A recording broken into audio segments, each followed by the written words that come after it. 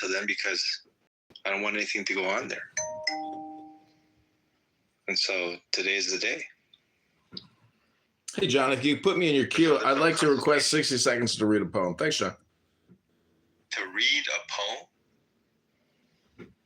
Yes, it's a sentence. I just said, can I read a poem for 60 seconds? Okay, great. Yeah, are we going to have like bells and all that stuff? Sure. Take the deepest breath of the day. I'll give you the 60 seconds. Go for it. Okay, the wise. If someone sees an intelligent person who is skillfully able to point out shortcomings and give suitable reproof, let him cherish such a revealer of hidden treasures. Only good can come from such an association. Let the wise one guide, correct, and deter others from what is base and vile. He will be treated by the good and spurned by the evil. Do not choose bad friends. Do not choose persons of low habits. Select good friends. Be discriminating. Choose the best. Whoever drinks deeply of Dhamma lives happily with a peaceful mind. The wise man rejoices in the Dhamma taught by the holy ones. Irrigators contain the flowing waters. Arrowsmiths fashion arrows. Carpenters shape wood to their design. Wise men mold their characters. As a solid rock stands firm in the wind, even so is a wise man unmoved by praise or blame. As a deep lake remains still and clear, so do wise men, listening to the teachings, attain a serene mind. The good certainly cling to nothing. They do not talk aimlessly, concerned with personal gains.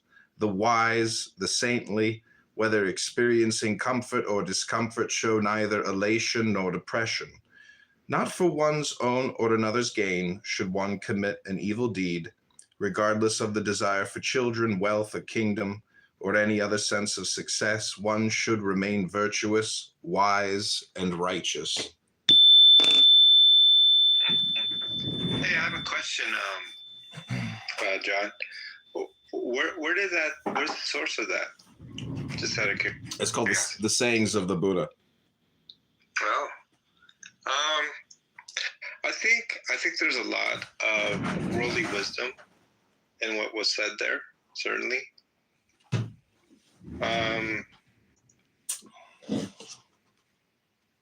But in terms of the spiritual aspect of the things that are eternal, I believe that the fear of the Lord is the beginning of wisdom, and I don't think Buddha had that.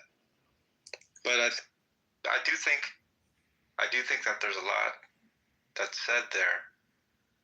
Well, when you say the fear of the Lord, doesn't that just mean when you start studying, you realize how stupid you are, and then you're fearful because you realize, oh my God, I don't know anything. Like, there's so much to know. You should be fearful of your ignorance. No, I think when I think of fearful, it's like when God's presence is there.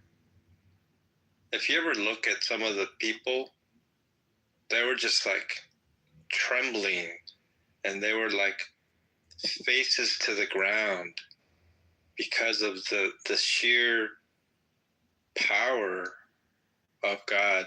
And I think that sort of reverence is understood as when one has that, when one understands who God is, the creator of the universe. This universe is not tiny. And all of the things that he does, and he puts, kingdoms to ruin. And when we understand what he's capable of doing, I think that we have the proper fear of the Lord. That's how I understand it. Well, Tom Rabbit's a genius. Maybe he could tell us what the fear of the Lord means.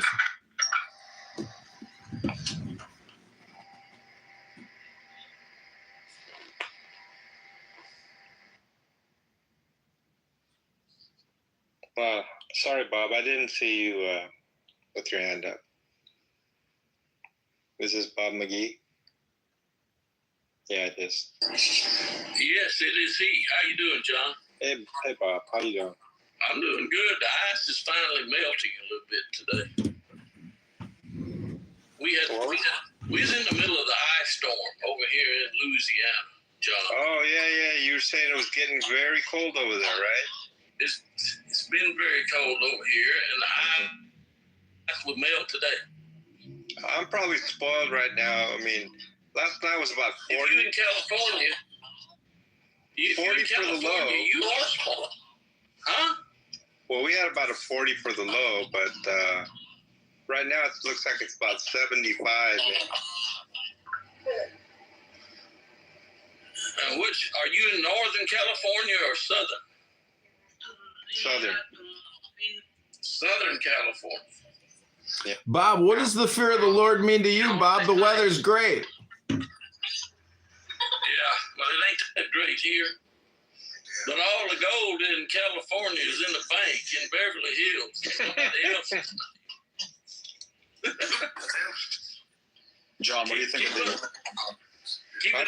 We're gonna get. You know what? I don't get financial advice, but I've been telling people about gold and silver for a little over a year now, and almost if I pushed it any further, I'd sound like one of those Bitcoin guys, right? But yeah, I mean, it's obvious what's going on to me.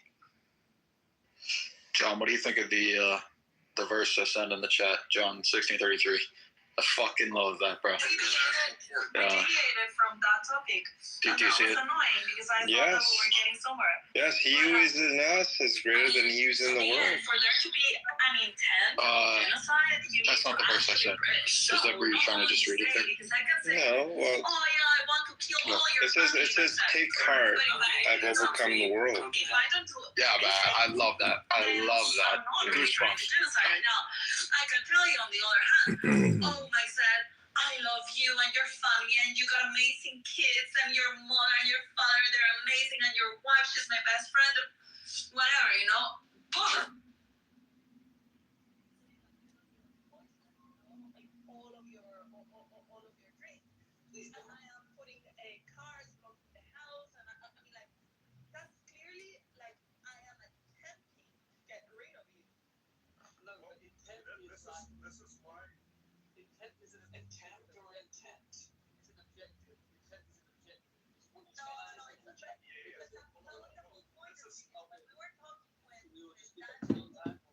Okay, this is John Kitover for mayor.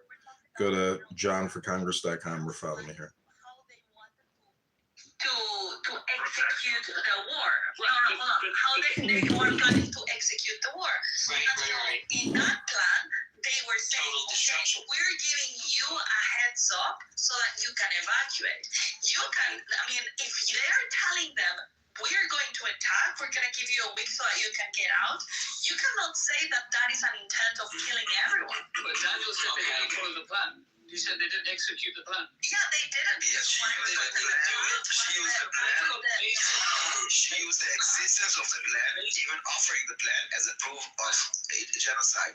And the plan itself is the opposite of a genocide. It's protecting the civilian population. Daniel, can I ask you, are you claiming that this is some kind of like a proposed plan that was rejected at the Knesset level or something? It wasn't the Knesset, it was basically it was adopted. I don't think the Knesset is the one. Okay, so the general had a bunch of plans in front of him. This fell ex-generals, not anti-generals. Been reported on it. No, it was the general's plan. It was a bunch of like senior, like very senior commanders that offered a plan and they presented it to the public. Right. So what would you say? Like, Okay, so they were inviting commentary and people felt that it was too extreme. And things went south. So what's intent? What would you consider intent? For example, when the Nazis built gas camps, and then they created like trains to transport people to gas camp and buying cyclopy and that's intent. Sure. No, hold on, everybody. Trades is not intent. Aziz, No. an intent The cattle cars, dude. The cattle cars. I am going to Loading people up like cattle. That's also not intent. I don't think you understand what it means to be loaded up like that. An intent is, for example, saying we are going to kill everyone that is a Jew, and we're gonna do it because they are Jews, not because they're corrupt, not because they are criminals, not because they are treasoners or whatever. We're gonna kill them because they are Jews, and we're gonna go after them. I'll tell you what That's that's an what intent. we're referring to is intent with a purpose. Like, the intent is I hate Jews. So what I'm asking for, what is simply intent? Don't tell me No. what happens to Numbers speak for themselves. Do we all speak at the same time? In this case, the numbers can help us. Intent means we are going to go in this direction, and then for it to be a genocide, it also has to have a connotation of an identification of a group, either Literally the death physically camps. or religion or language or They had badges of racial identification. or nationality, anything that Like license plates? Dude. License plates, Z? No, license plates based on racial makeup. That's a badge of identification. It has to be an inherent. It has to be Yeah, an but that is inherent based on race. identification of the group. It has to be a group. Ridiculous. No, this is the thing, right? Look, at the end of the day, you guys are conflating things. I'm not. I'm asking you, what does intent? You asked me what is intent.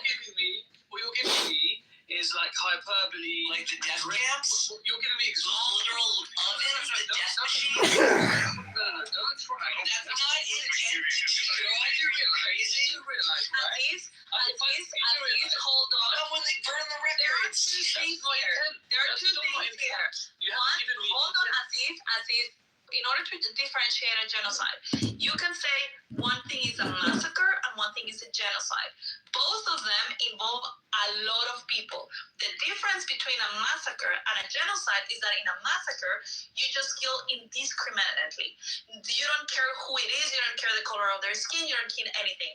Now, a genocide is a very specific murder of Issa practicing her English. Like I'm an I don't know, like hair color or a leg. Nobody has even heard of them in 3,000 years. Don't worry about them. Yeah, please, I mean, like, honestly, are you trying to bring your talking points, or are you really trying to engage in a conversation where you learn the difference between a massacre and a genocide? Just trying to do an English course. Oh no, Issa. Specific politician to claim that he speaks for everybody and his actions are implemented immediately. Once again, it's false equivocation, false analogies. So it's just rhetoric again. We're going back to rhetoric. I'm asking you, what Yes, everybody can say whatever they want. But I'm asking a simple question, right? Right. What would I need to do? 1 second. Well, we can all speak at the same time, and it becomes a shit show, right? I'm asking you a very simple question. I'm asking what is intent, and you're giving me examples of infrastructure. Okay. Do you want to get like a good definition of what the The intent can also be proven. The intent can also be proven in reverse. As is. I'm answering your question. Are you that afraid of what I have to say? Like, I don't get it. She's telling you the answer to your question. You're afraid of hearing it. The intent can You guys are afraid of me. The intent can also be proved in the You're reverse. afraid of You me. can tell people, hey, get out of there because we're gonna bomb there and we don't want you to get hurt. If I do that, I am showing you that I don't intend to kill you. And then what if you actually killed him anyway? No, if you didn't get out, In the place you told them to go. exactly, and if you stayed, it's your responsibility, idiot. But you killed them in the place you told them to go. No, you didn't. Yeah, you did. They went to the south. You bombed Okay, this is That's the case. This is That's Ambrose not the argument. She said, okay, in this place In that that case, we're it's not the supposed, case. in these places that we're supposed to be a I'll tell safe you what place, ChatGPT these places that were supposed to be a safe place, they were also attacked. And this is where Jeff said they were not safe spaces anymore because then Hamas infiltrated them and they started launching attacks from those places. So IDF needed to go there and attack. So they were launching them. This is the problem. Like, I don't know. Listen, guys, I genuinely. Listen, guys. What, your brain just cracked? try to understand this from your perspective. Yeah, we know you don't understand. I try to understand it from your perspective. No, you don't. No, you didn't. No, you just say you did, but you didn't. If you were, you would actually be quiet. Allowing yourself to just be completely honest about what's going on. I'm not like being paid by You fucking. or like my life what to say. I'm not, I'm not. No, it's just your brain. Your brain is not working. My brain. Are your parents related? My brain is. Issa, you're from Guatemala. No offense. It doesn't matter. My parents are not related. So you can't say the other one is from Guatemala. But are your parents related? In the world, Issa. Are your parents related? No, this is a fact. The lowest average IQ in the world. So let's not talk about. It doesn't matter. Yeah, whatever. Imagine it's a fact. It's a fact. not a reflection of mine. Like, are your parents related? Right. Because you're a reflection of Your country has the lowest IQ in the world. I don't want to be disrespectful. I'm trying to be understanding. And this is what I ask. Are your parents related? I'm asking Issa, I'm asking, what is intent? And don't tell me, don't say the Nazi. Oh my god, I give up on him. Like Zed, Andre is all yours. Shy, Daniel, Someone with a brain cell, Because I'm asking, what will establish intent? So I can find you an example that matches your criteria. Because you're the one with the tough I criteria. already gave you an example. No, don't give me examples. You know that we're gonna move, so you can get the fuck out of here. I'm not asking you for examples. I'm asking you what would be sufficient. You asked for an example 30 seconds ago. Not an example. I said how. Oh God, help us. Determine intent and I'll provide that. What is it that you need? Then I will provide it. That's what I'm asking. Don't tell me the Nazis had train tracks. Like, bro, London has train tracks. Like, that's not intent. If I gave that as an example, you would say that's not intent. So I want you to tell me very specifically and concisely what would be considered intent, and I'm willing to provide that. As I explained, Aziz, I did put in your request in ChatGPT to have a clear, thorough explanation of the legal definition we would have for intent, when we should consider intent has been satisfied, when we should feel it has not been satisfied. It's cooking. I'll give you the results when we have it. That's it. I appreciate that. You know what I mean? Transparency is the main word here. You know what I mean? Unless because I'm looking for the truth. I don't just want to be right. You know what I mean? If you say something that proves me wrong, I'm willing to concede. It's one of my superpowers. You know what I mean? But I just want to hear someone that's not just arguing for the sake of arguing. You know what I mean? We're all gonna, we're all gonna die one day. Like this is not the hill to die on. You know what I mean? Like let's just be a bit honest about things. You know what I mean? I'm not being paid by Qatar to defend women. I'm not a leftist. I don't give a shit about any of that stuff. I'm not even a nationalist. Of course, nobody would pay you because you would be doing a very lousy job defending it. Well, especially in this room. You don't get a chance to speak. It's like a circle jerk. You've been monologuing for the last 5 minutes. What are you talking about? I don't know. Now it's Daniel's on mute. But I think Emrose made some good arguments. But she wasn't allowed to speak. She made great arguments that they were just false.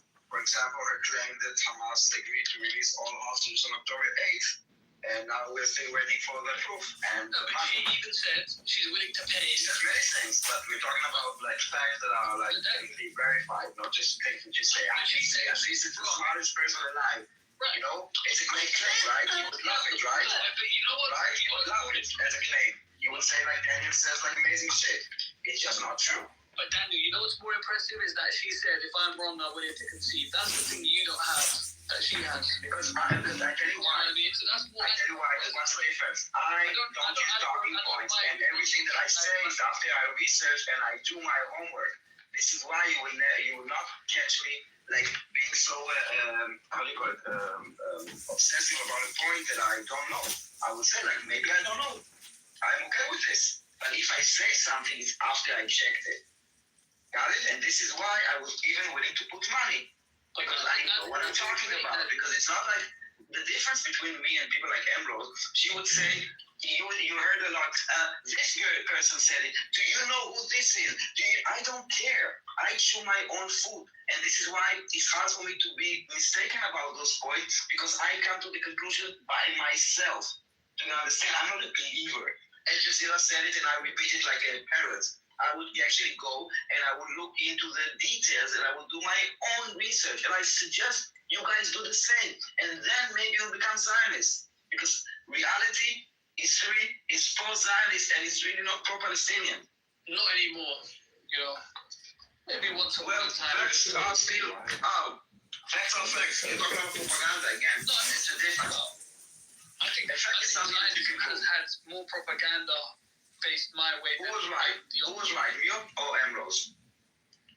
No, in that instance, right, Ambrose was willing to concede, but this is the problem, Daniel. Are you willing to concede that I'm right? Ambrose is looking for the truth, and you're trying to be right. That's the difference. What? Same thing. Understand what that means. Understand what that means. I mean, like, I'm He's looking for the truth, and you're trying to be right. They're very different things. Did you guys ever played when you were little kids in school the upside down world or something like that, or the upside down universe, when you say, "Oh, I like you so much," to say to someone that you hated them, and you're like, "Oh, look, you, I don't know, like that went down." You would say, "Oh, that went up."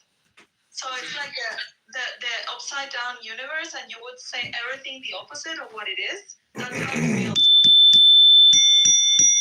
Somebody could definitively like say to me that, oh, if you tell a bunch of people to leave their houses to go to like this not safe zone, call it what you want, place where we're not gonna bomb, and then you bomb it. If you can prove that It never happened. appropriate, It never happened. We never said anything like appropriate, this is exactly the fact. But Aziz, that never happened. And show us when it happened, Aziz. Yeah, show us. I'm Daniel just using this as an education said tool, that. okay? And if I'm wrong, prove to me that I'm right, because this is what I will You just do. said it happened. When you are wrong, I can prove to you what I'm saying is right. Daniel, You can just said repeat it yourself and try to call me names. I don't need this. I have facts on my side. Aziz, you're making a claim right now. Aziz, you're making a claim. So, do you have any news or anything where it says, "Oh, Israel bombed the safe space they created for the Gazans. They betrayed So them"? I'm not Is using there the word anything safe zone. saying like that? I'm not using the word safe zone because But that's not my claim. You said he's safe and then we bombed it. No, I'm not using that word. I mean, I'm not using that word. Okay, whatever you want to We call also it. have to be very careful, right? Do you guys have wanna be right. any news that are top? Because I'm sure that if Israel did that, for sure it's in the news. 100%. Daniel just said it. He just said that, when they told them to leave the north of Gaza and they went to the south, and when they got to the No, south, it didn't. It wasn't implemented. It was a plan that was rejected and wasn't implemented. Do you understand? But did they leave to the south? Did they leave the north? No, they did not. So Otherwise, we could have said that the plan was implemented. However, the plan Basically, was not implemented. So then why are we using that? what why are we happened is using that the- Israel wanted to do an organized evacuation so that they could filter the people that were going through that line to make sure that they were not Hamas or whatever. It didn't happen like that. But what did happen is that Israel warned the population, saying, "Hey, we're gonna bomb the shit out of this place in X amount of days. You need to evacuate." What did not happen was an organized evacuation, but people were told to evacuate, and they evacuated to the places where they could. So they didn't say the south is like the humanitarian corridor. They No. They tried to do that, but it didn't happen in an organized way. We didn't say humanitarian area. How they? You don't know. I don't look at my picture. Look at my picture, okay? Okay. The idea was to do it in different parts. Okay. We start with the top part of Gaza Street. We will say to the engineer who need to evacuate. Okay. Anyone that stays there is we will basically do a blockade of this area. And So then they say after this? the entire Or they cancel listen, this? learn. But I'm asking you, Learn did they with it. actually say this? No, it wasn't implemented. Why? Why are you I saying if it wasn't done? Because it's important, because that was the general's plan. It was But the it's not. It's official. like I have loads of It was plans. the I have plans to official skydive. Aziz. Because this is Ambrose used this plan as a proposal that was rejected for whatever reason afterwards. And Ambrose used this proposal to prove genocide. Okay? And the reason So that's why we talked about it. You asked why we talked about it. This is the reason we talked about it. exactly. The reason why we were focusing on it, what was it's not, actually said? hold on, Aziz. The reason why we were talking about it is because we're talking about demonstrating whether it was a genocide or not. And Ambrose brought up these documents, these general plans, as proof that there was intent of genocide. And Daniel was making the claim, you're crazy, because what the plan was is completely the opposite of what you're claiming. That's the reason why we're talking about She the plan. presented the plan. When she presented the plan, she said the general plan was to put a siege on the entire Gaza Strip and starve the population. And then I corrected her that it wasn't the plan, and there were different phases, and you can find the plan and you can read it yourself. Again, I talk facts. And the plan wasn't implemented. Had it been implemented, we could have talked about whether we bombed or didn't bomb, or we did this or that. But it didn't happen. So the entire Gaza Strip remained a war zone. Because the plan, again, was not implemented. Do you understand? Yeah. And the only reason why the plan is relevant in this conversation is because Ambrose wanted to present it as evidence that there was intent of genocide. And then I asked Ambrose, and I can ask you, how would you conduct the war?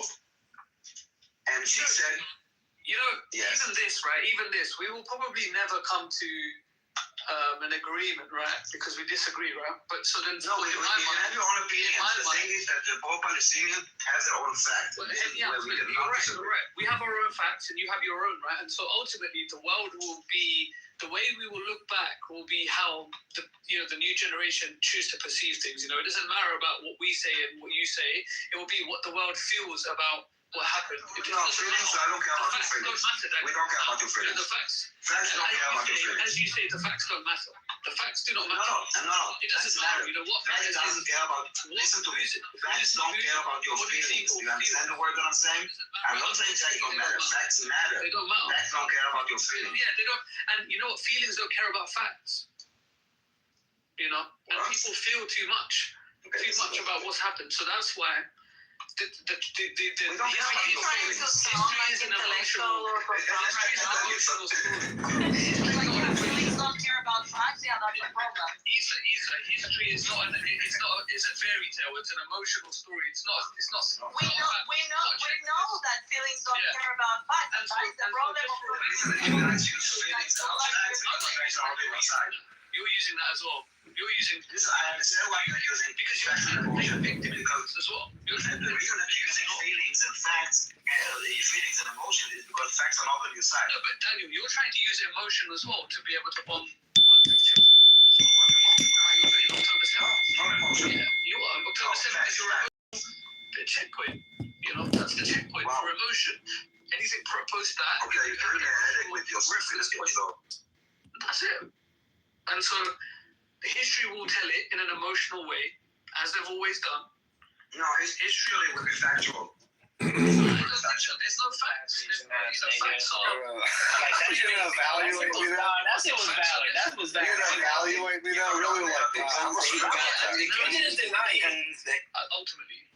Yeah, for you guys, because facts are not on your side. Not for me. I understand why you say This is from the source. I would say, too, if my facts were not on the side, so I would say, hey, listen to my story and listen to the emotions. Forget about the facts. No, Listen to but my emotions and the children. problem with the facts. Children. 20,000 children. You use them too much to kill children, and people have. I don't want. How many children did we kill? How many children did we kill? I don't know. Let's round it. Let's get the smallest number possible. Let's say 4,000.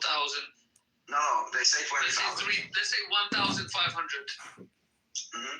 Why did they die? 1,500 children. And how many would have been killed in Gaza if Hamas didn't launch their attack? It's too many. How many would die if Hamas didn't launch their attack? Or if they surrendered on October 8th? How many It will would be die? the same eventually. They died before, so they'll die after. Ah, they died before. Ah, Yeah, okay. they died before. So, You saw on here?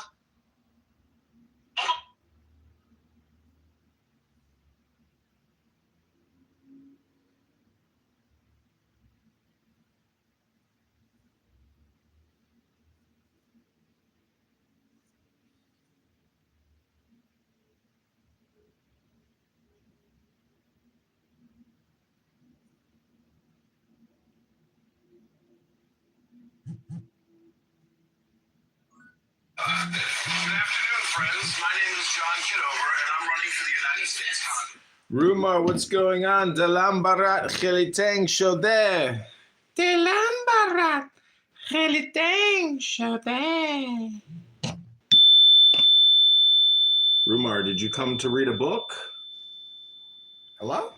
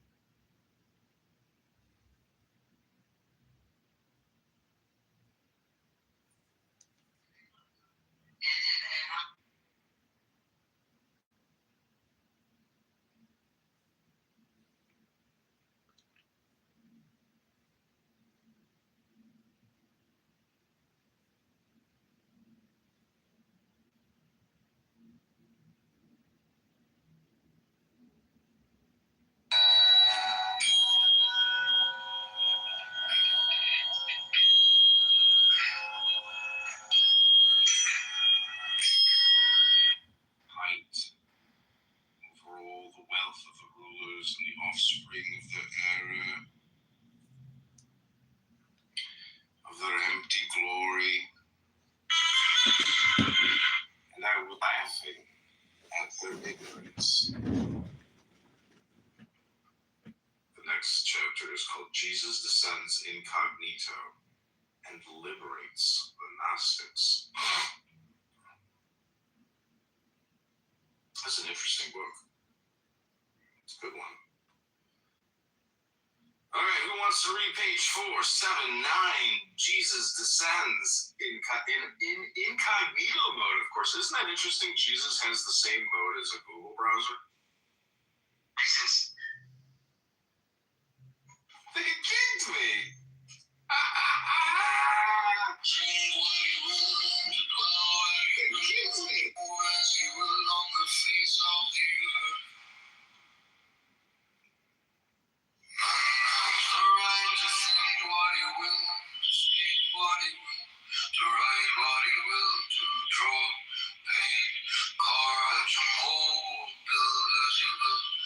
Dress as he will.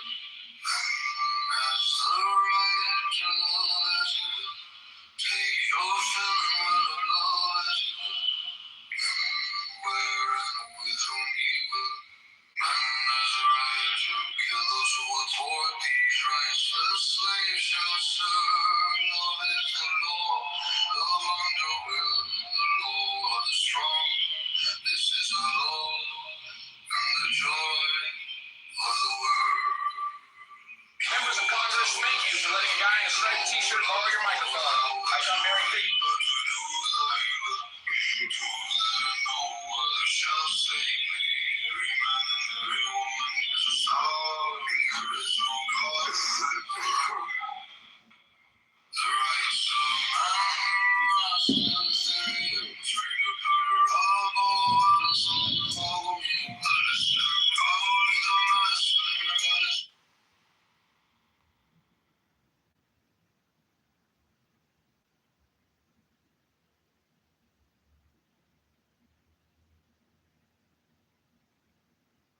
The mug is the full expression of my creative potential fulfills me, makes me happy and satisfied.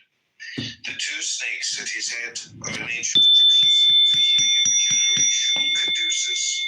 In this context, they refer to the regeneration of thought. Above them is the eye of Horus, god of perception, with the symbol of a dove, bearer of the spirit. The Magus receives inspiration from the soul of the universe, whose message he spreads on earth. This is more strongly expressed by the blue-yellow energy beam which enters his head, penetrates through his body, and emerges again at his feet. He cannot fulfill his tasks without constantly remaining in touch with the spiritual forces of the universe. He is always in the service of a superior law. When he recognizes and accepts this as his true function, he bears clarifying light into the darkness of ignorance and misunderstanding. Visualize your ideal area of activity. The Magus. The objects Mercury juggles represents different realms of communication. For example, 1, coins. Body, matter, finance. 2, fire.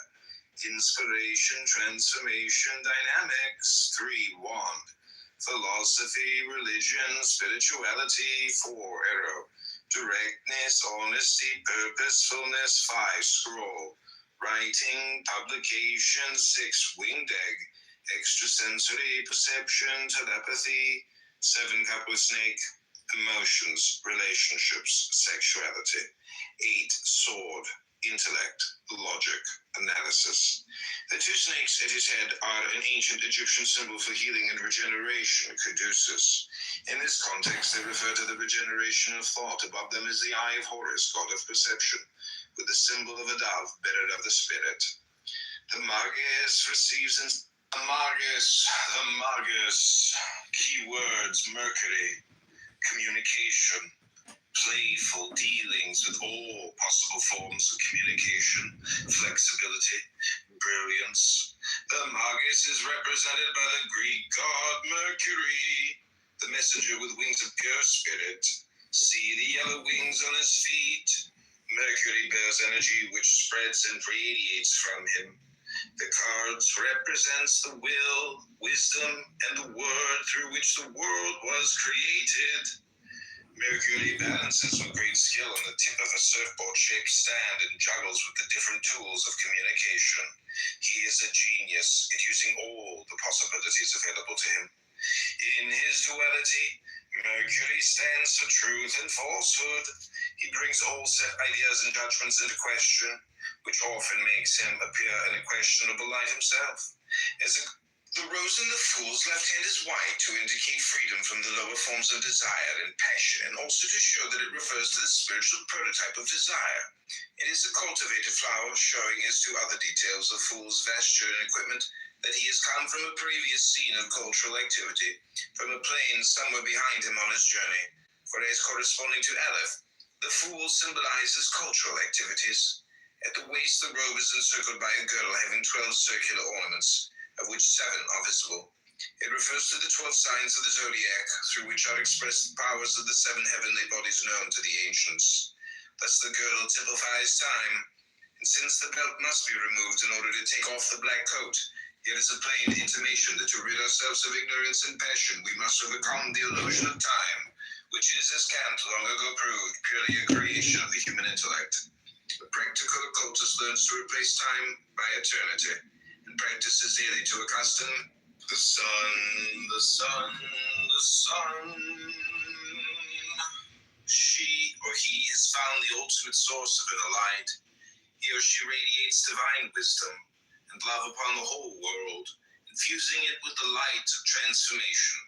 Something new and transformational is being ripened in all of humankind, just as fruit is ripened through a chemical process caused by the sun's warm rays.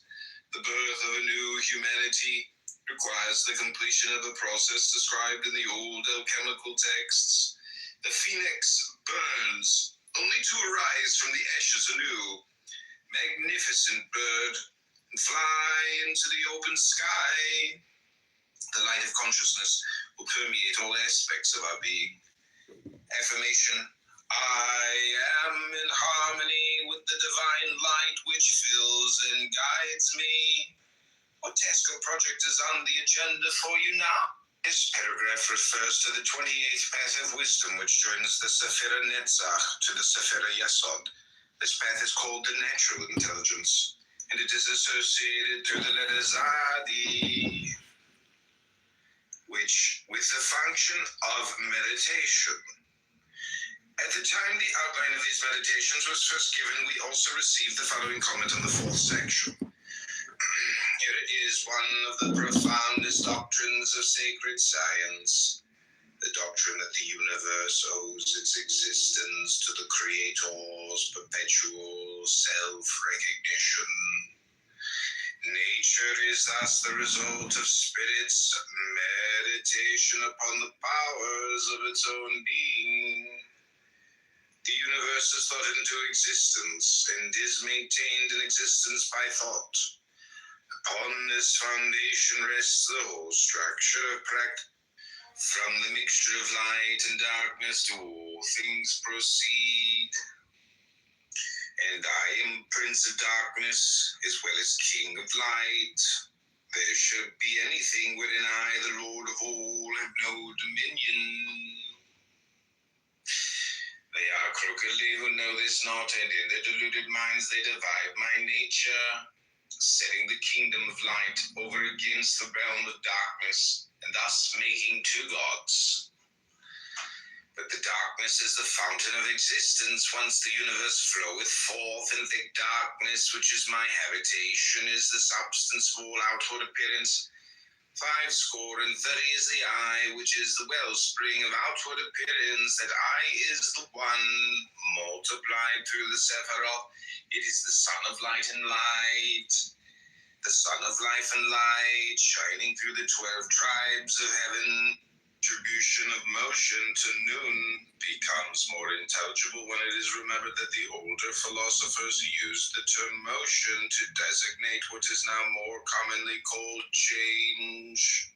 Thus Aristotle enumerates 4 kinds of motion: first, change of position; second, generation and dissolution; third, alteration; and fourth, increase and decrease.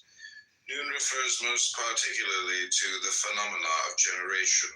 As you will see by our remarks on the significance of Scorpio, outwardly generation presents the appearance of dissolution, a fact noted by many philosophers, and pithily expressed by St. Paul's remark, that which thou sowest is not quickened except it die. The remarks on Scorpio were in part as follows.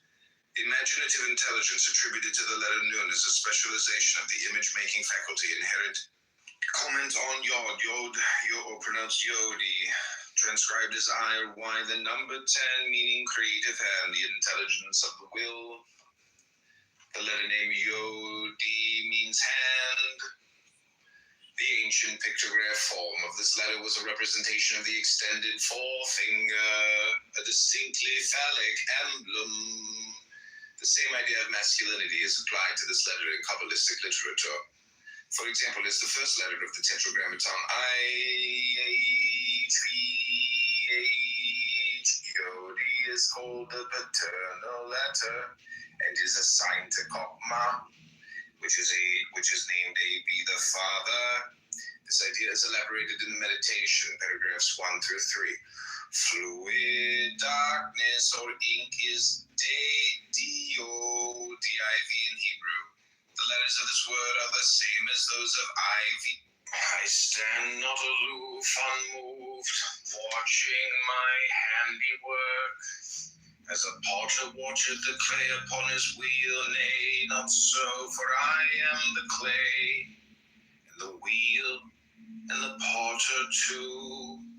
I am the work, and the worker, and the means of working. Take heed lest ye mistake these words, be not deluded by false reasonings. They err who say, the Lord is the doer of all. Therefore may we do what pleaseth us, for we can do naught of ourselves. Know that the error of the thought is the folly, that any man do what pleaseth him. This false reasoning is rooted in the delusion. Forever art thou bound to me, and in a day, or a month, or a year, or a lifetime, or 100 lifetimes, thou shalt know this, even as I know it. And when thou hast reached this goal, which shall be a day, or a month, or a year, or a lifetime, or 100 lifetimes, time ceaseth for those who come to me. The quest will be forgotten when thou hast reached the goal. Comment on Vav, V-A-V pronounced Vav. Transcribed as V or U, the number 6, meaning nail, the triumphant and eternal intelligence.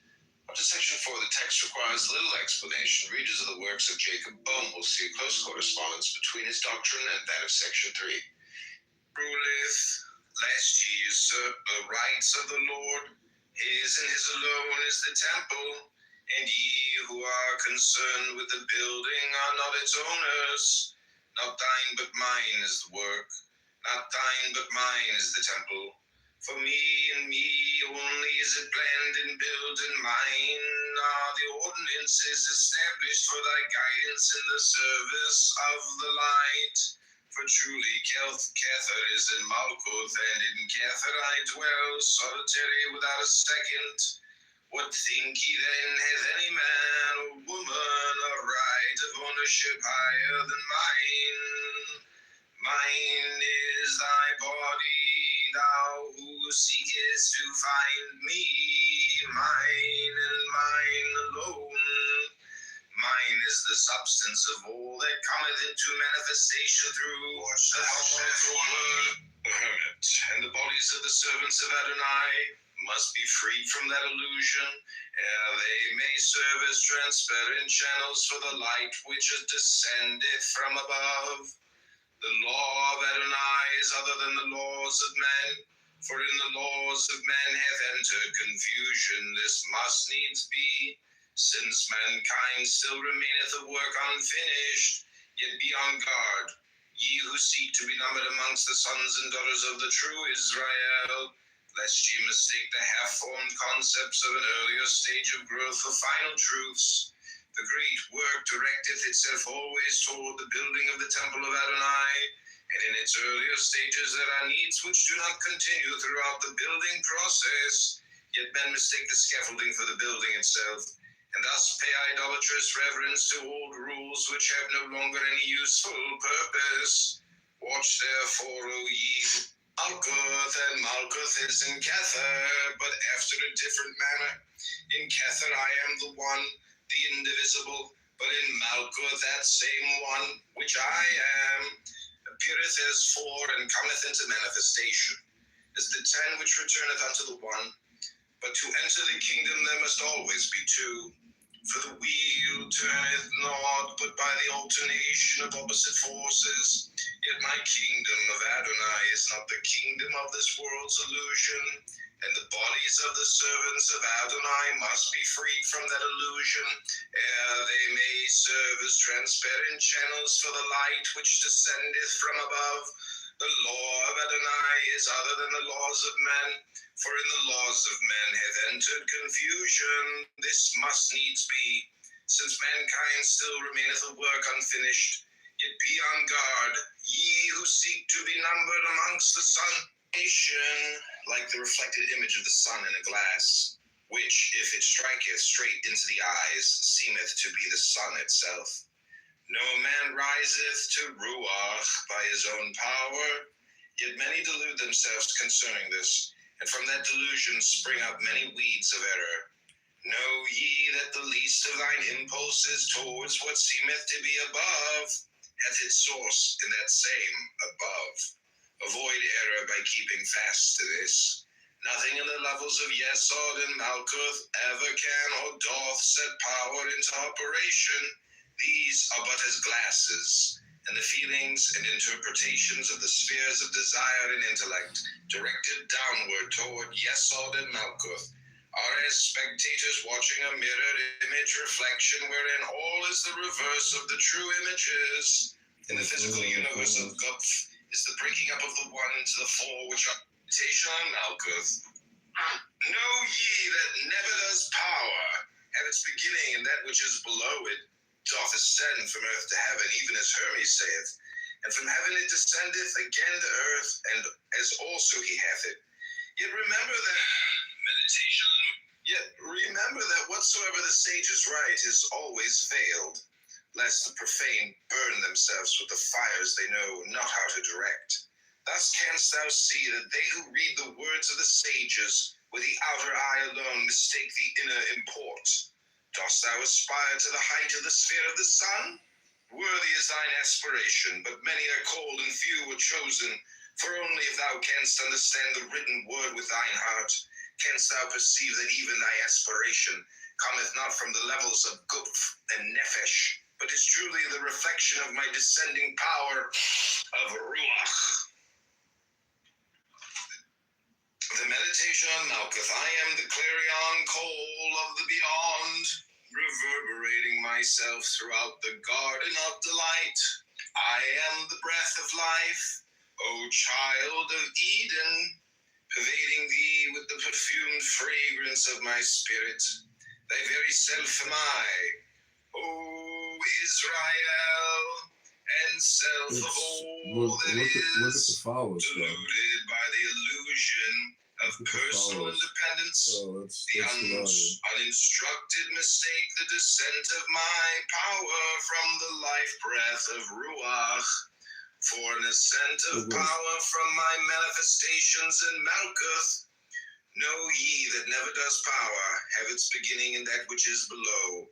It doth ascend from earth to heaven, even as Hermes saith, and from heaven it descendeth again to earth, as also he hath it. Yet remember it, the hermit.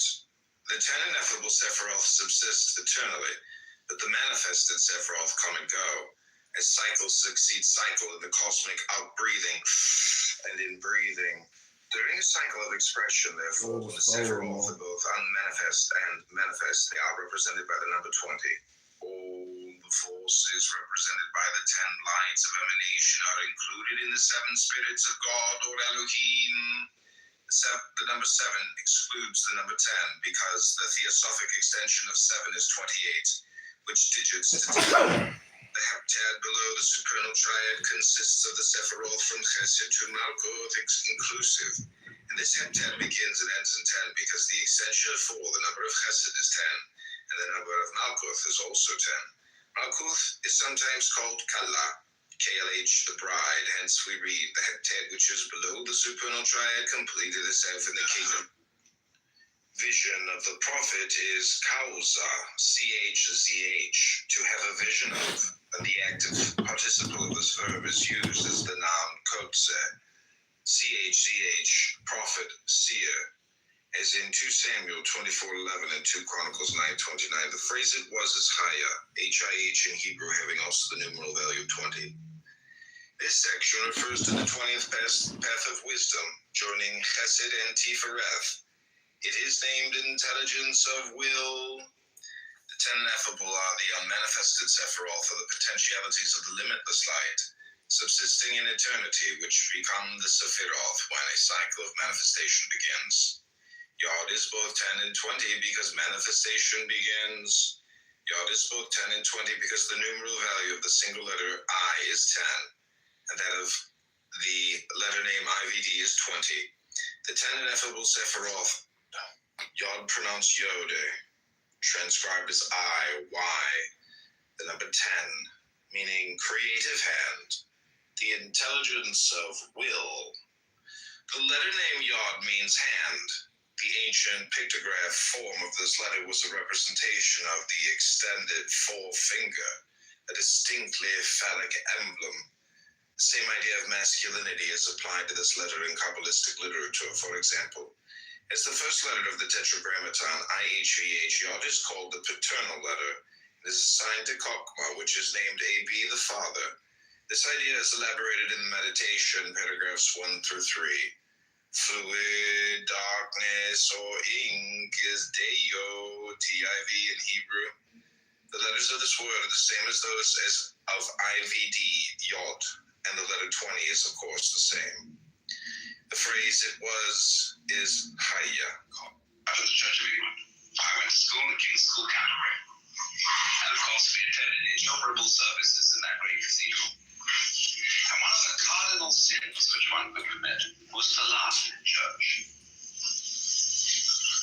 And that is, of course, because the same reason that judges don't like laughter in court. That laughter is threatening to tyrants. And if you conceive God in the image of a tyrant, a monarch who rules by violence, whatever kind of violence it may be, military violence, moral violence, any kind of violence, all tyrants are afraid, and they sit in courtrooms with their backs to the wall, surrounded on either side by their guards. And everybody who comes in, of course, has to fall flat on their faces, because in that position, of course, they would have said nonsense. The goal. The aim of Buddhism is, of course, enlightenment. But enlightenment is not a state, it is an activity. The other shore is actually never reached. If reached, we drop dead. The omnipotence and omniscience of God would be his undoing. The great illusion is that we are enlightened. That is the reason Christ is greater than Buddha. His life ended with, my God, why? The Buddha said that these whys were unprofitable, which is another way of saying he had given up the problems. If all this seems depressing to an ambitious mind, ambitious in the sense of desiring the progress of mankind, we may think of time backwards. How can all the madness and sadism and vulgarity be undone? How can past torture and heartbreak be annulled? We are not human beings of the dead, but of the living dead. For unto us all live, for the present and for the future that we shall never see, no less than the past that is almost unknown to us. We must have not mercy and compassion, but the great mercy and compassion. At the end of our journey, there be no final resting place. How can there be a way to lose ourselves in? There lies concealed in this verse the paradox that when we realize that our sins are not real, we cease to do those very things which appear to be sins. In Zen, sinning is to think that we have committed sin.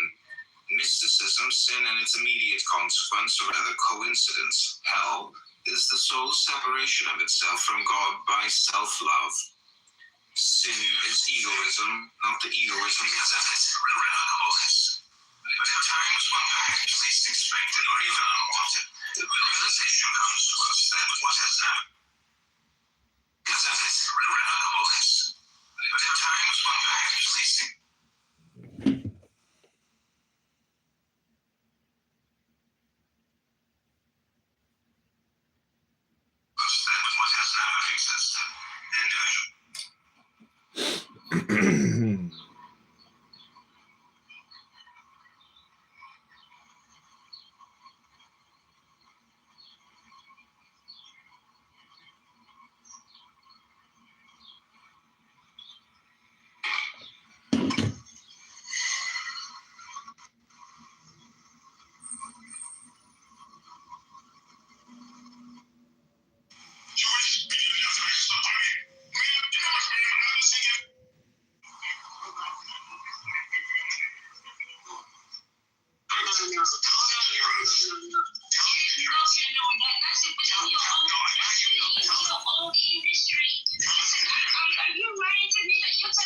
So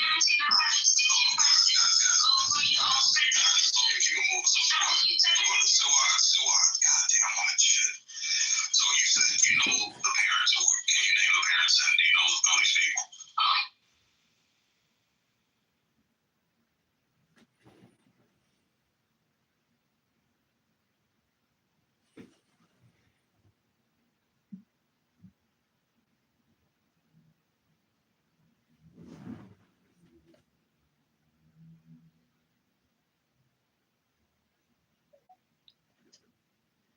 Hello, Lisa.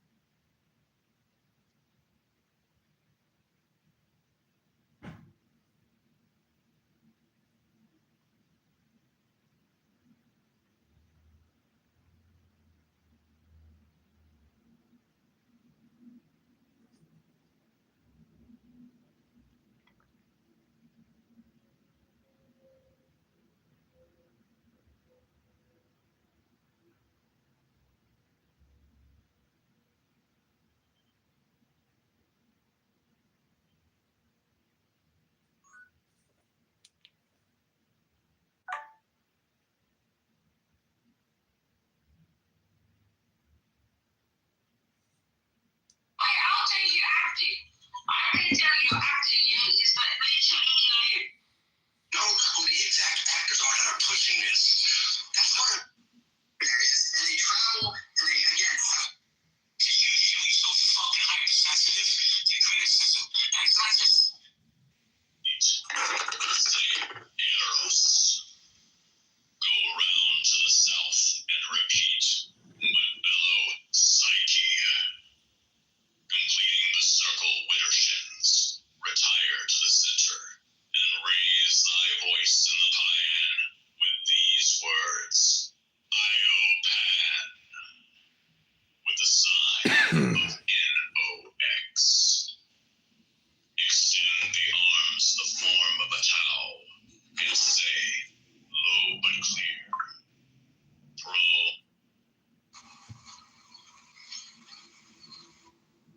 What about the black people did?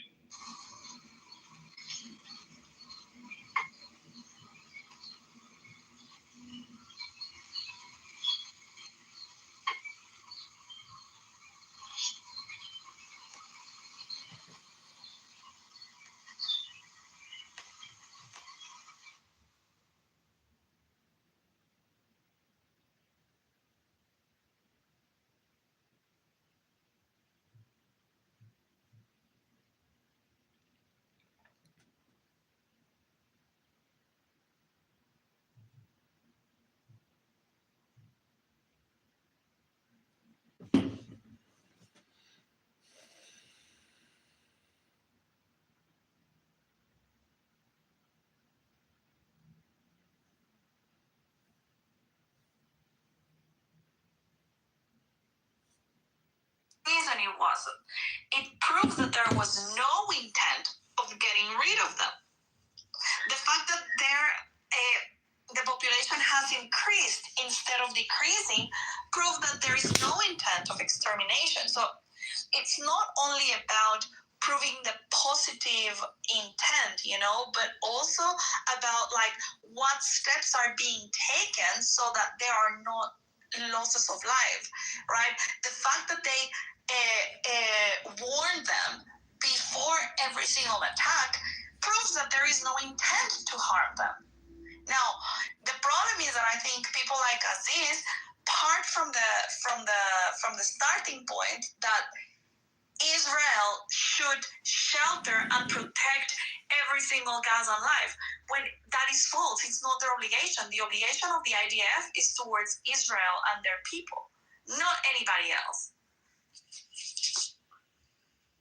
Look, this is. I have a legal question from exam. How can I help? Can you like explain the principle of, because I see a couple things happening here in the conversation. One is explicit statements of intent, and I see. Okay, it's not that. Hold on. I see that's one way to do it, and then I also see what actually happened on the ground, and can we say backwards based on what happened, whether that like proves intent. So what I want to ask about is this like intent follows the bullet principle. Okay, you want to see if we can see like a pattern of destruction and infer intent by results. That's what I want to question. Yeah, that's what I want to question. Yeah. Okay, so that's not enough in terms of like a genocidal claim, specifically because in the legal analysis, generally wanting to apply the label, we want to allow for the possibility that there are intentions, even criminal, bad intentions, that are still not genocidal intent. Right. Yes. Also, you cannot forget the fact that we're talking about a war here.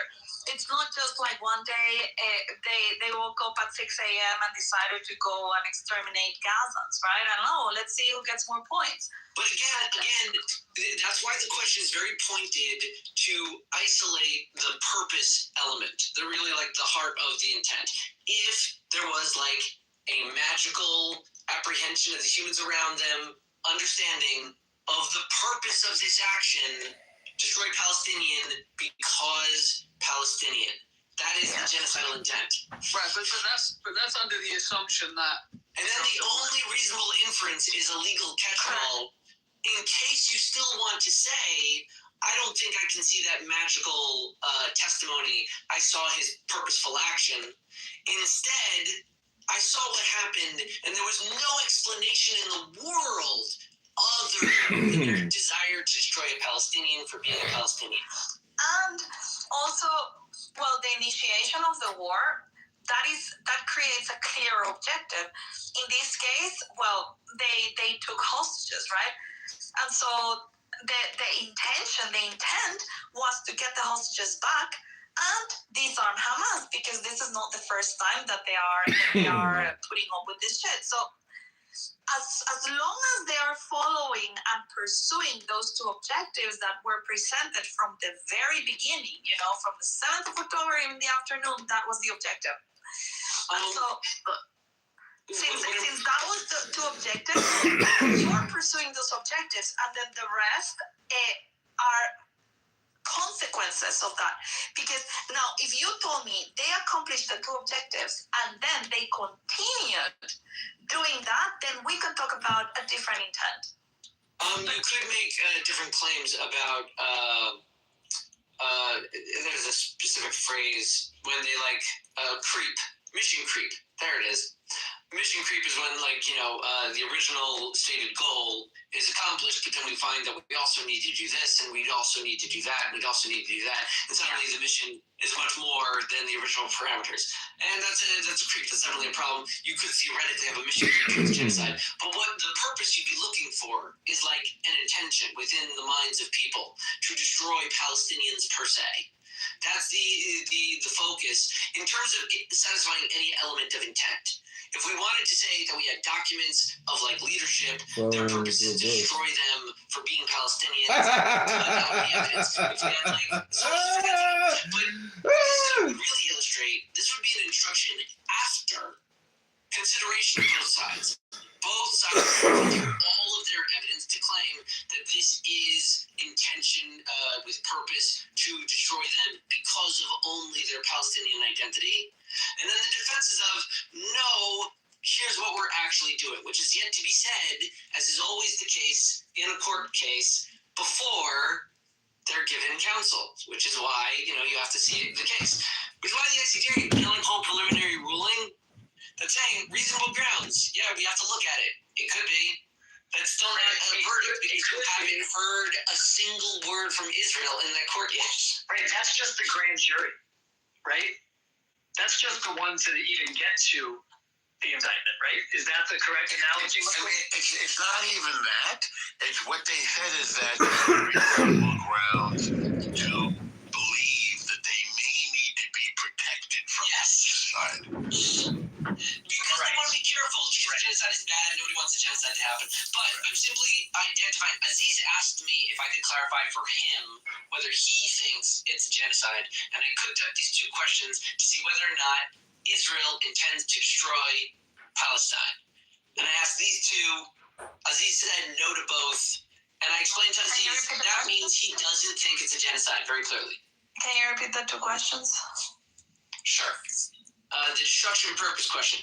Are you convinced beyond a reasonable doubt that Israel's purpose was to bring about the physical or biological destruction of Palestinians in Gaza, in whole or in part, because they are Palestinians? That's important. That part is important. Because they are Palestinians. Yeah. And the only reasonable inference question, after fully crediting the strongest defense case, imagining it's just been presented to you, is that genocidal purpose the only reasonable explanation of the overall pattern of conduct, rather than a purpose, such as defeating Hamas, coercing surrender, deterrence, collective punishment, forcing displacement? Protecting his citizens, getting his hostages back. Yeah. Bring it home. Is genocidal purpose the only reasonable explanation of the overall pattern of conduct? It's not even in the top 20 reasonable explanations. Doesn't you say no? But the thing is, genocide doesn't happen. There isn't a day that you say today is genocide day. That's why the ICJ has said there's reasonable grounds to look into protective orders. But if genocide happened on a day, we would get like a ballistics expert in, and he would follow the bullet and say, look, there's the intent on the direction of the bullet. You think the Americans didn't have a trial for the Boston Massacre, son? But what I'm saying is, but we can establish that he took. We don't need to know his intention. We know that he fired the bullet, and therefore he's not allowed to fire the bullet. Therefore, he's committed. Intention is We're essential talking about to all ideas No, I think because Future President John Adams himself defended the British soldiers from the rioters. You can fire a bullet because you're defending yourself. You can fire a bullet because you just want to kill a random people, or you can fire a bullet because you want to kill a specific black person. What I'm saying is that in this instance, you have men who are legally allowed to carry guns and defend the land they're on based on the legal parameters of the land that they serve, right? And so it becomes more complex. It's not complex.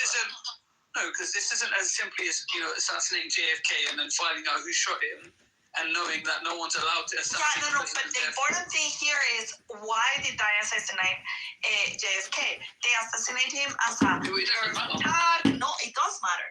Or did they assassinate? Yes, it does. Or did they assassinate him because he was?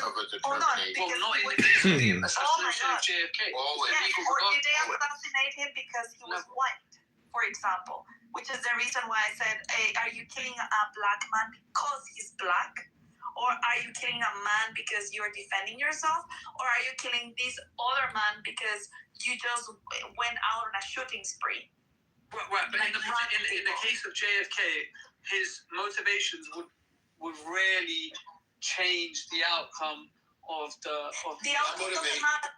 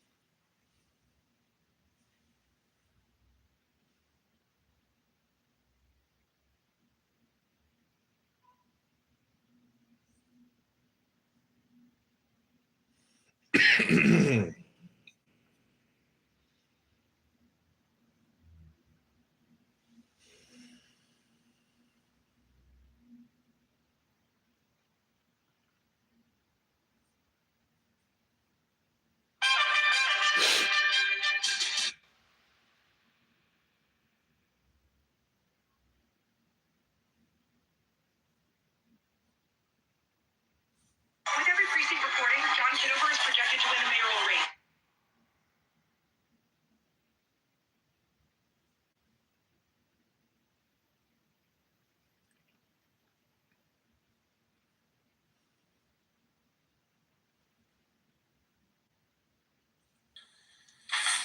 Faith is illuminative, not operative. It does not force obedience, though it These are increases aphorisms. responsibility. It heightens guilt. It does not prevent sin. Crows maintain that a single crow could destroy the heavens. Doubtless that is so, but it proves nothing against the heavens, for the heavens signify simply the impossibility of crows. Faith is never identical with piety. Nothing fortifies skepticism more than there are some who are not skeptics. If all were so, they would be wrong. We are, I know not how, double in ourselves, so that when we believe we disbelieve, cannot rid ourselves of what we condemn. There is a great deal of skepticism in believers, a good deal of belief in non-believers. The only question is where we decide to give our better energy or to believe. Consciousness reigns, but doesn't govern. There is a great difference between still believing something and believing it again. To study the abnormal is the best way of understanding the normal. Egoism puts the feelings in Indian file. The man who cannot believe his senses, and the man who cannot believe anything else, are both in the same. With God, thoughts are colors. With us, they are pigments. Even the most abstract one may be accompanied by physical pain. Our most important thoughts are those which contradict our emotions. Those who are accustomed to judge their feeling do not understand the process of reasoning, because they want to comprehend at a glance and are not used to seeking for first principles. Those, on the other hand, who are accustomed to reason for first principles do not understand matters of feeling at all, because they look for first principles and are unable to comprehend at a glance. Madness is to think of too many things. The artist is like Sunday's child. He alone sees spirits, but after he is told of their appearing to him, everybody sees them. True perfection is achieved only by those who are prepared to destroy it. It is a byproduct of greatness. The artists must be sacrificed to their art, like the bees. They must put their lives into the sting they give. I would have praised you more if you had praised me less. Louis XIV to Beaulieu on being praised in verse. To justify our likes and dislikes, we generally say that the work we dislike is not serious. Connoisseurs think the art is already done.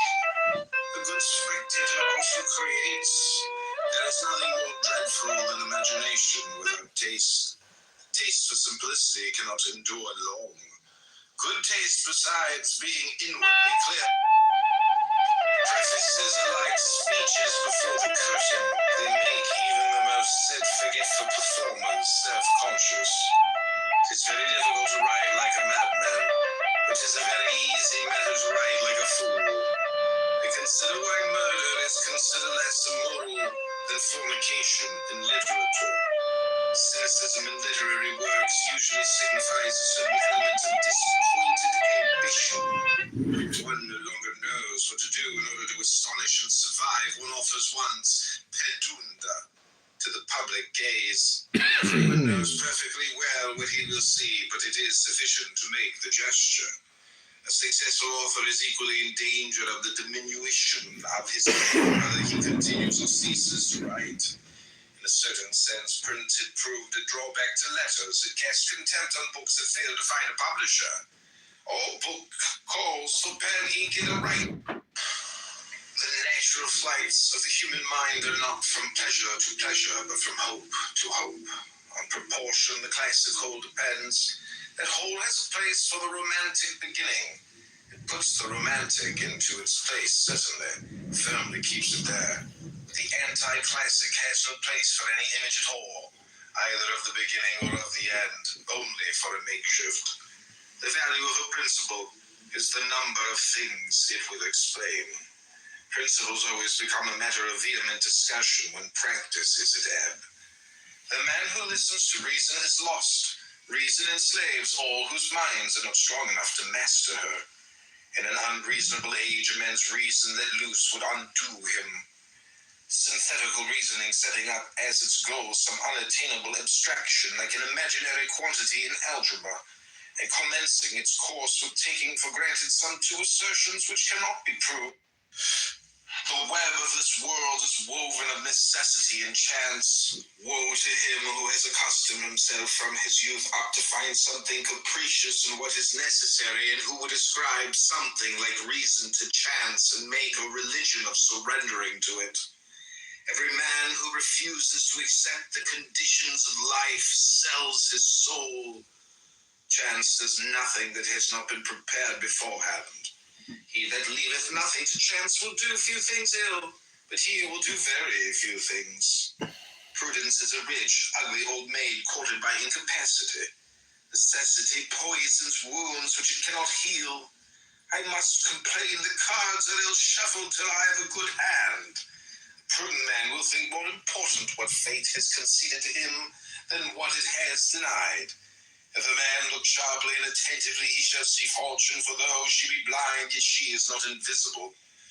The oldest books are still only just out to those who have not read them. All good things are powerful stimulants to life, even every good book which is written against life. Imaginary evil is romantic and varied. Real evil is gloomy, monotonous, barren, boring. Imaginary good is boring.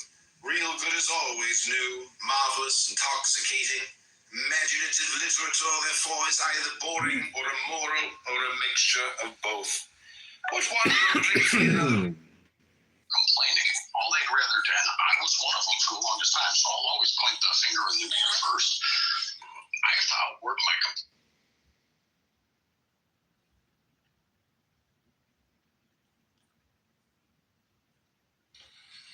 Prefaces are like speeches before the curtain. They make even the most self-forgetful performers self-conscious. 'Tis very difficult to write like a madman, but 'tis a very easy matter to write like a fool. I consider why murder is considered less immoral than fornication in literature. Cynicism in literary works usually signifies a certain element of disappointed ambition. One no longer knows what to do in order to astonish and survive, one offers one's pedunda to the public gaze. Everyone knows perfectly well what he will see, but it is sufficient to make the gesture. A successful author is equally in danger of the diminution of his fame, whether he continues or ceases to write. In a certain sense, print had proved a drawback to letters. It cast contempt on books that failed to find a publisher. All book calls for pen, ink, and a right.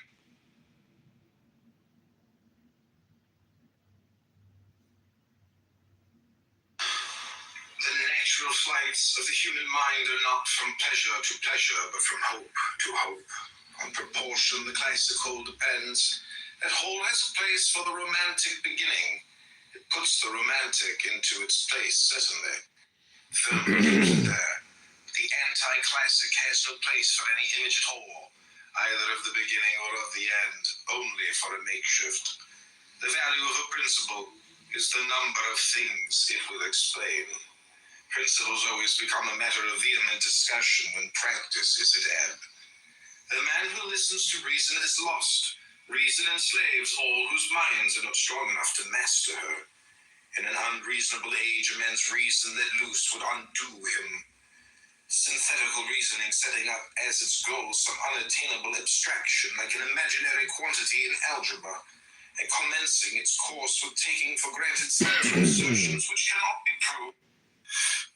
The web of this world is woven of necessity and chance. Woe to him who has accustomed himself from his youth up to find something capricious in what is necessary, and who would ascribe something like reason to chance and make a religion of surrendering to it. Every man who refuses to accept the conditions of life sells his soul. Chance does nothing that has not been prepared beforehand. He that leaveth nothing to chance will do few things ill, but he will do very few things. Prudence is a rich, ugly old maid courted by incapacity. Necessity poisons wounds which it cannot heal. I must complain the cards are ill shuffled till I have a good hand. Prudent man will think more important what fate has conceded to him than what it has denied. If a man man look sharply and attentively, he shall see fortune, for though she be blind, yet she is not invisible. The oldest books are still only just out to those who have not read them. All good things are powerful stimulants to life, even every good book which is written against life. Imaginary evil is romantic and varied.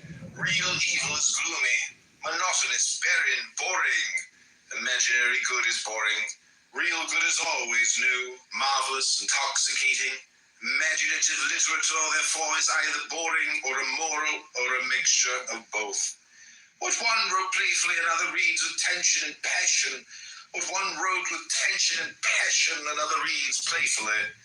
Speroni explains very well why a writer's form of expression may seem quite clear to him, yet obscure to the reader. The reader is advancing from language to thought, the writer from thought to language. The only end of writing is to enable the readers better to enjoy life or better to endure it. The book full blockhead. As a rule, insurrections, I mean even those which succeed, begin without a leader, but they always end by securing one. To reform means to shatter one form and to create another, but the two sides of this act are not always equally intended nor equally successful. The purity of a revolution can last a fortnight. The men who lose their heads most easily, and who generally show themselves weakest on days of revolution, are the military, accustomed as they are to have an organized force facing them, an obedient force in their hands. They readily become confused before the tumultuous uproar of a crowd and in the presence of the hesitation and occasional convenience of their own men. In times of revolution, people boast almost as much about the imaginary crimes they propose to commit as in normal times they do of the good intentions they pretend to entertain. In revolution, there is no... People who feel themselves to be exiles in this world are mightily inclined to believe themselves. As a rule, insurrections, I mean even those which succeed,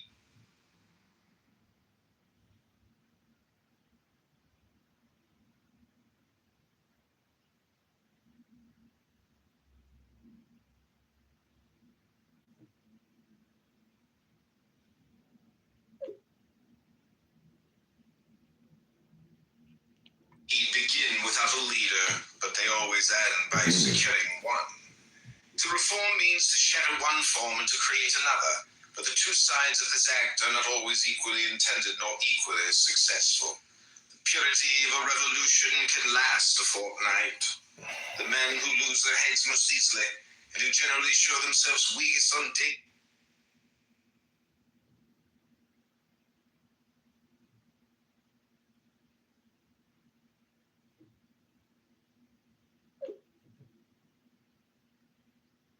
weakest on days of revolution are the military, accustomed as they are to have an organized force facing them, an obedient force in their hands. They readily become confused before the tumultuous uproar of a crowd and in the presence of the hesitation and occasional convenience of their own men. In times of revolution, people boast almost as much about the imaginary crimes they propose to commit as in normal times they do of the good intentions they pretend to entertain. In revolution, there is no... People who feel themselves to be exiles in this world are mightily inclined to believe themselves citizens of another. Religion is a disease, but it is a noble disease. The first ideas of religion arose not from a contemplation of the works of nature, but from a concern with regard to the events of life. Religion consists in believing that everything which happens is extraordinarily important. It can never disappear from the world precisely for this reason. Religion is the masterpiece of the art of animal training, for it trains people as to how they shall think.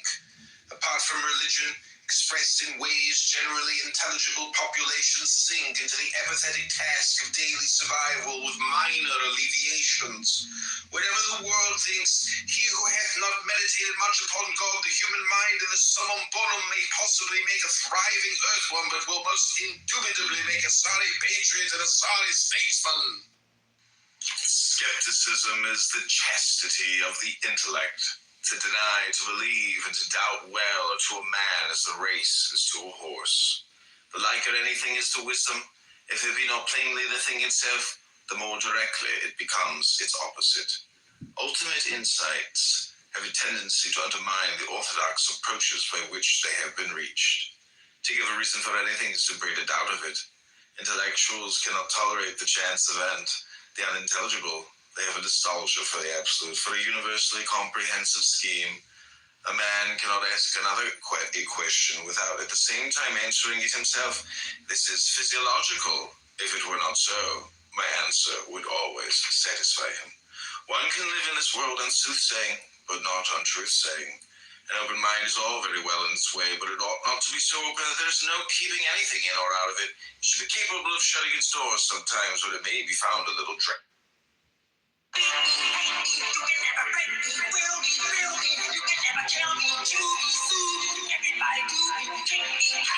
Myself, I'm 44, but I want it's gonna be better than that, man. Like, oh, Daddy, my favorite. Take it easy on us, boys. This was a movement like nobody's ever seen before. And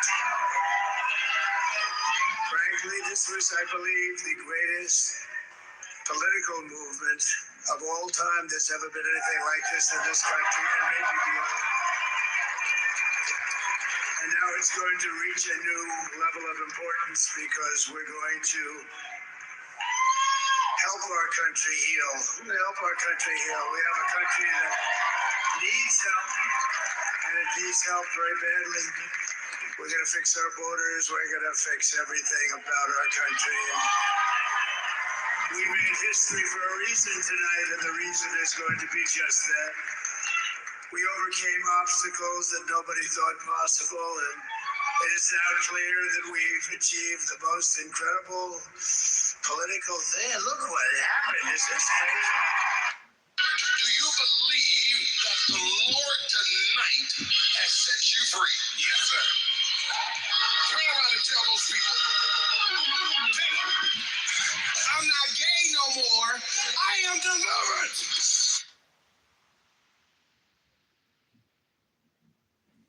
Okay, everybody, this is the John Kitover podcast. This is John for Congress, John for Mayor. Thanks for being here. This is going to be about an hour-long podcast. It's 1:29:26, 1:06 p.m. CST. This is John Kitover. I'm about to text a friend of mine.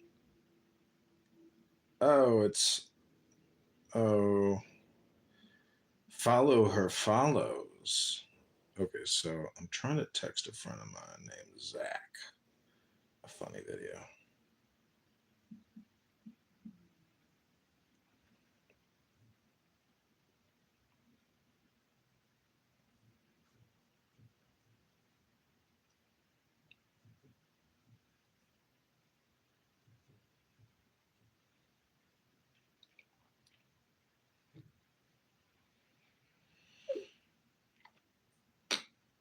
I'm not gay no more. I am delivered. I don't like men no more. I don't like women. Women. I said women. I'm not gay. I would not date a man. I would not carry a purse. I would not put on makeup. I will love a woman. Now, listen, y'all praise God with him. Hold on, wait a minute. Somebody believe God with him. Hey!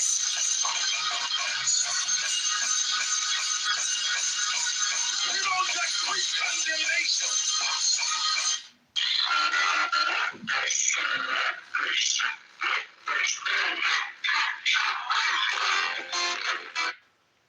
I really hate the trip, but I gotta low. I see myself in the pistol smoke. I'm the kind of. If one thing I know, I fall but I grow. I'm walking down this road of mine, this road that I go home, so am I wrong? Thinking that we could be something for real. The light is mine, its rays consume me. I have made a secret door into the house of Ra and tomb of Kefra and Rahathor. I am thy thieving omen to the prophet Onkafan Kansu. By Vishnu mouth my breast I beat, by wise tonic I weave my spell. Show thy star splendor, oh, know it. Bid me within thine house to dwell. O winged snake of light, hide it. Abide with me, Ra-Hor Kuit. If one thing I know, I'll fall but I'll grow. I'm walking down this road of mine, this road that I call home, so am I wrong? So together we could be something for real. If one thing I know, I'll fall but I'll grow. I'm walking down this road of mine, this road that I call home, so am I wrong? So together we could be something for real. And ain't no competition, cause I'm bigger, better. I'm a bad mama, tell me why. Oh, this song is called The World on Fire. Being gay and being black is not the same thing. I'm born this. I don't behave this, I be this.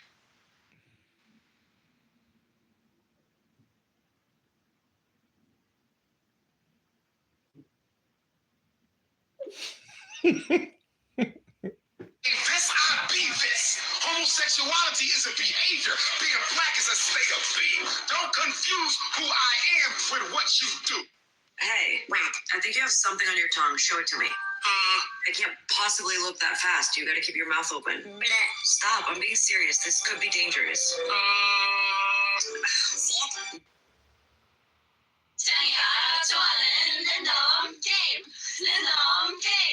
Game start.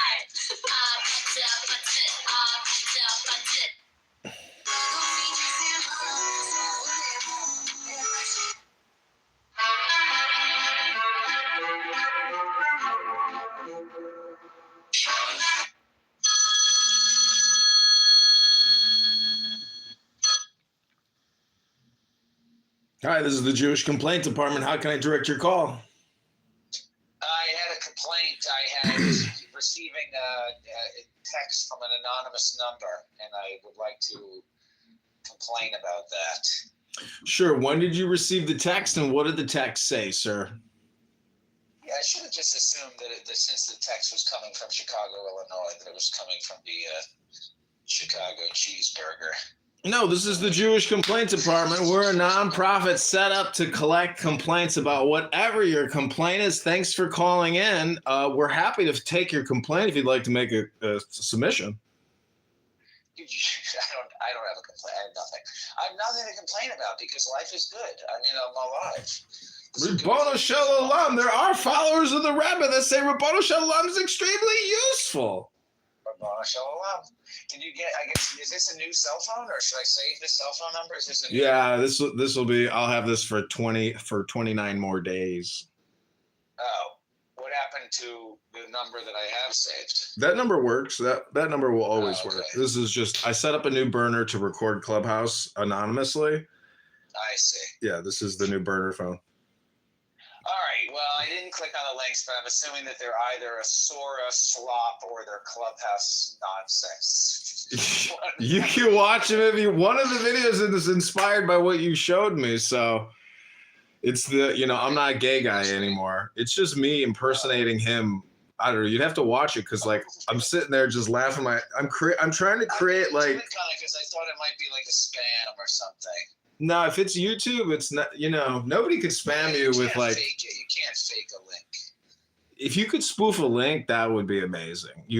And if you could inbox people's messages, I mean, when you file for Congress, your telephone number goes public on the FEC website, and there's tons of companies and tons of nonprofits that have been spamming me for like 8 months now. But I take their spam, I photograph it, and I put it on my Instagram and other places.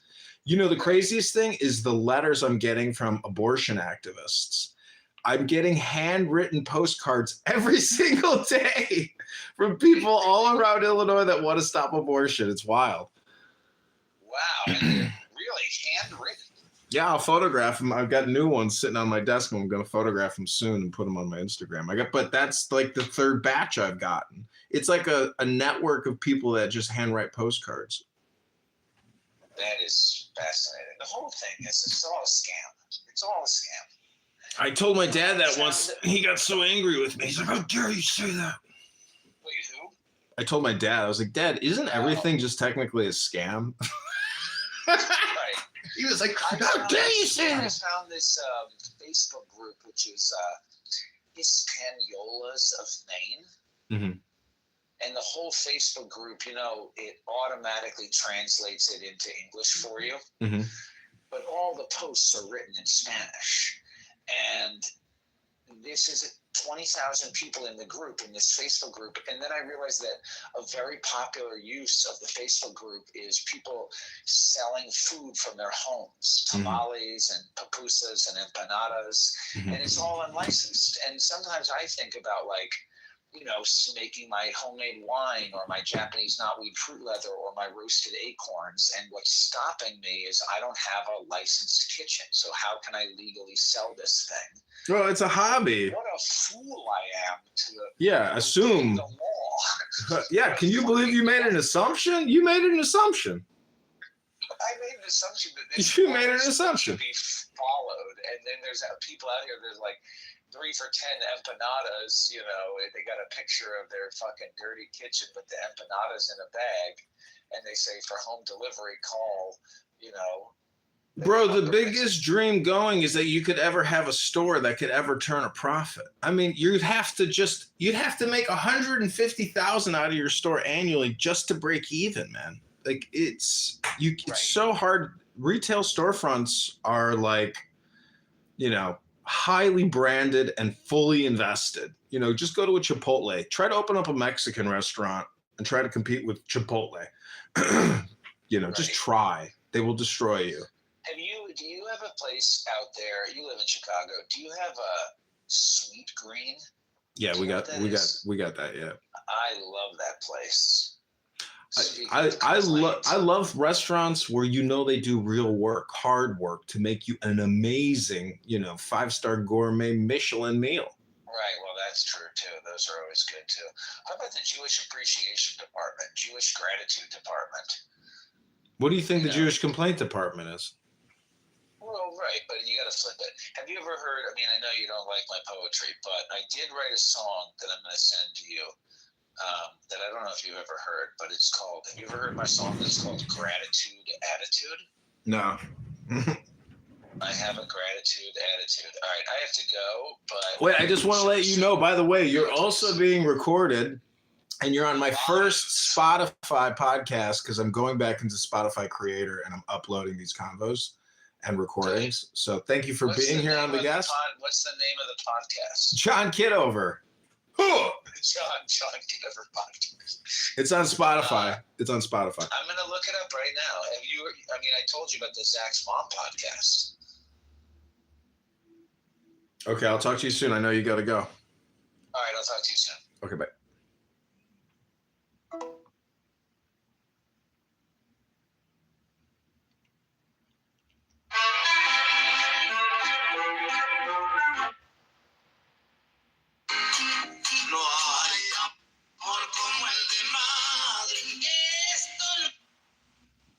This is my kingdom come.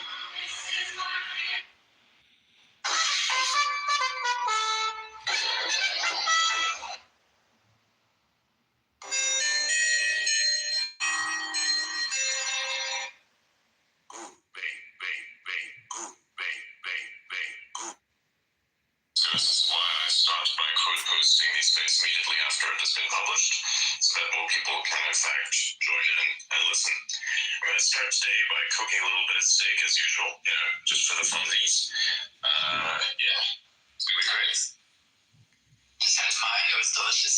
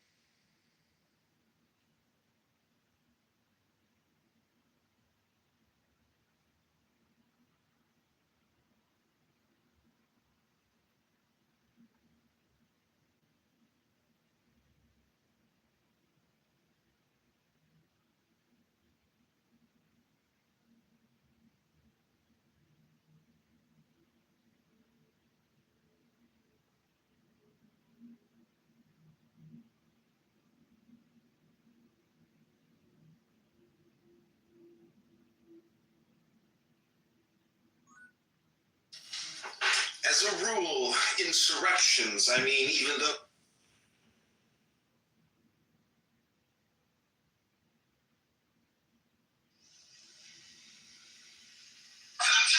Believe that the Germans hated niggas. They hated Terrence because he was black, especially because his lips are so good. They gotta stop that, man. They hate no niggas. Don't try to put us in that Jewish hate. Don't try to put us in that. They blamed Jews for all of the social and societal ills. For black people, because they just was seen as racially impure, they tried to sterilize them. So they wouldn't. No, they didn't. No, they didn't. Google it. Just Google it. No, they didn't. Google it. So why you keep asking? Stop repeating. Why do you want to, bro? Are you fucking insane? You want to believe, you want to romanticize fucking Nazis? No, I don't. I just don't want to act like they feel the same way about blacks as they do about Jews. Because it's a BHI thing. It's a BHI thing. It is. BHI. Yes. It's BHI. She's capital B. I'm Queen BHI. That's what Andrew called it. Andrew called. This was the biggest compliment I've ever had on the app. This was the biggest compliment I ever had on the app. Andrew called me Queen of the BHIs. I was trying to be your man, and now it's like, so.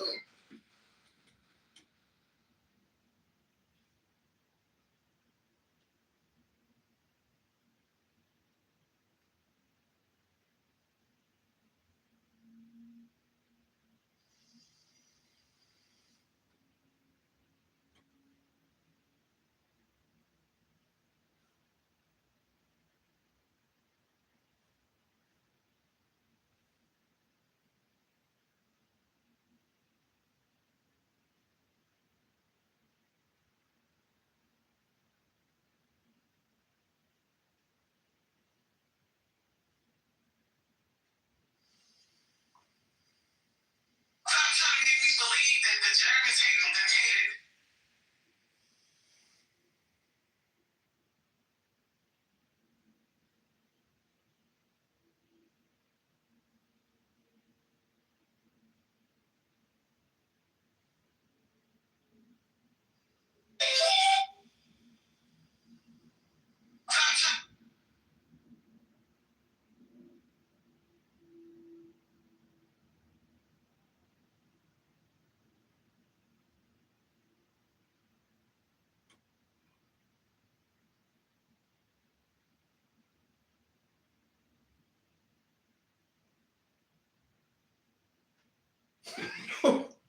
Stop trying to tell me Queen BHI.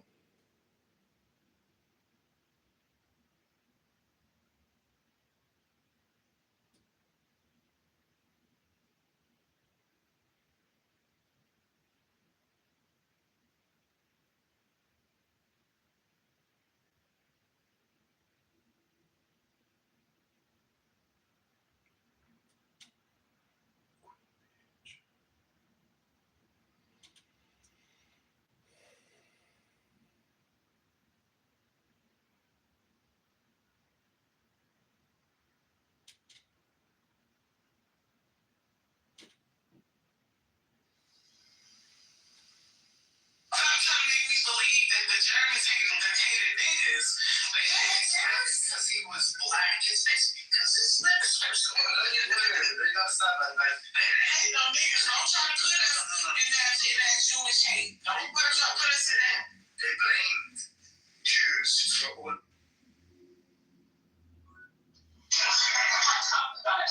Do you know what the solar logos is? On to perfect peace. On Clubhouse, only very few can see. Many are like birds trapped in a net. Only few escape and achieve liberation from Clown House. Swans fly in the sky. Those possessed of psychic powers glide through the air. The wise, conquering self proceed to nirvana. Is this a line back to A man who violates even one spiritual law, who is dishonest in telling lies, unconcerned with life hereafter, there is no evil such a one dares not do. Those closed off from generosity do not enter the realm. To be or not to be, that is the question. Shakespeare. No. On Clubhouse, only very few can see. Music, come on. Many are like birds trapped in a net. Only few escape and achieve liberation from Clownhouse. Swans fly in the sky. Those possessed of psychic powers glide through the air. The wise, conquering self proceed to nirvana. Is this a line back to God? A man who violates even one spiritual law, who is dishonest and telling lies, unconcerned with life hereafter, there is no evil such a one dares not do. Those closed off from generosity do not enter the realm. To be or not to be, that is the question. Shakespeare. No. On Clubhouse, only very few can see. Music, come on. Many are like birds trapped in a net. Only few escape and achieve liberation from Clownhouse. Swans fly. I said, fuck it. I'm gonna sign motherfucking whatever. Here you go, John. Have a good life, motherfucker. And that's the way life works, motherfuckers. I'm black, and I'm running, and I'm white, and I'm black, white, and I'm running for the 16th district. In the state of Illinois, camp for my constituents. Do you know what the sola logos is? Again, I think if there's debate, it's because we haven't yet all gone and had a soiree at the top of the Tower of the Babel and had a nice cocktail to the sunset together, and then we would say, you're right, an evildoer can hide, safe from the consequences of his action. There is no place in Clownhouse, neither in the sky, the sea, nor in the mountain crevices where one can escape the inevitability of death.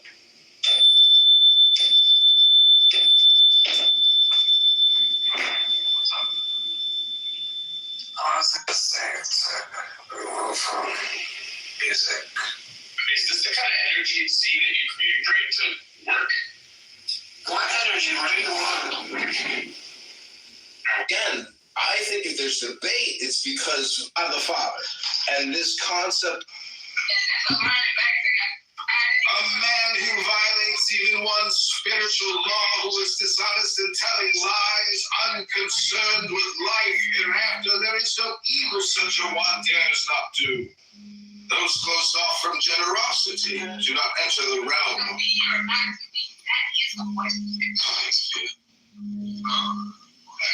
No floors open yet.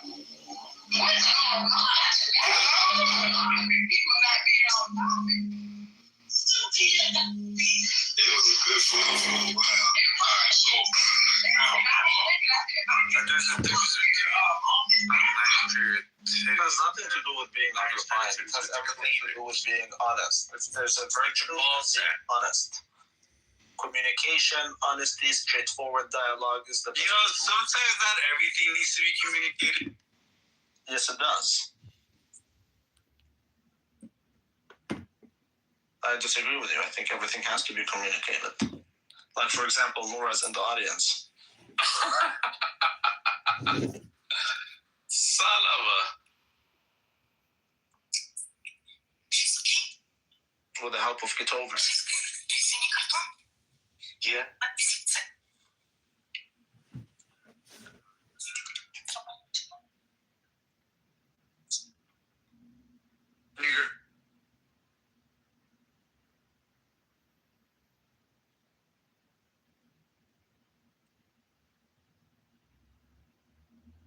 So what? We have 2 more years of Donald Trump in office, and then who's next?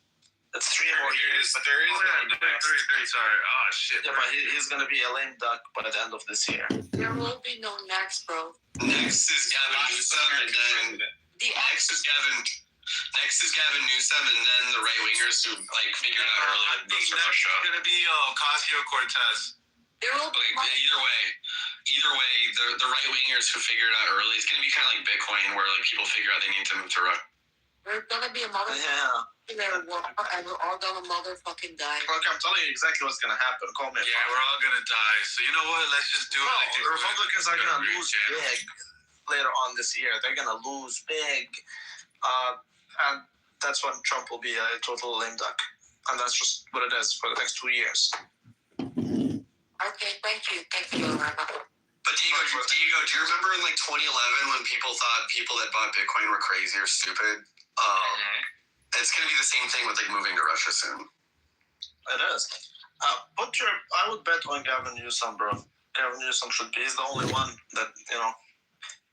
But once you think about it, JD Vance is retarded. Trump is total scam. Marco Rubio is based in terms of, but like he's a neocon. So I think Gavin Newsom is the right one. Trump is an idiot, bro. Like, this man is not like equipped to be president. Like, no, I don't think he is. I think he's actually very good. It's just that after he got his assassination attempt, he got a phone call. This person is a business person. That's no, not, who cares? that's not a motherfucking president. That's not president material. The opposite. I think part of the FBI raid was the J saying, hey, we need to charge him and get leverage on him. And then, like, part of his plea deal that he becomes president. I clearly got a phone call. And then He didn't have a plea deal. Well, whatever happens, like, basically part of the deal, exactly. So convicted, whatever. Part of the deal was like, you're gonna be president and be our bitch, and we're not gonna like really punish you. Nah.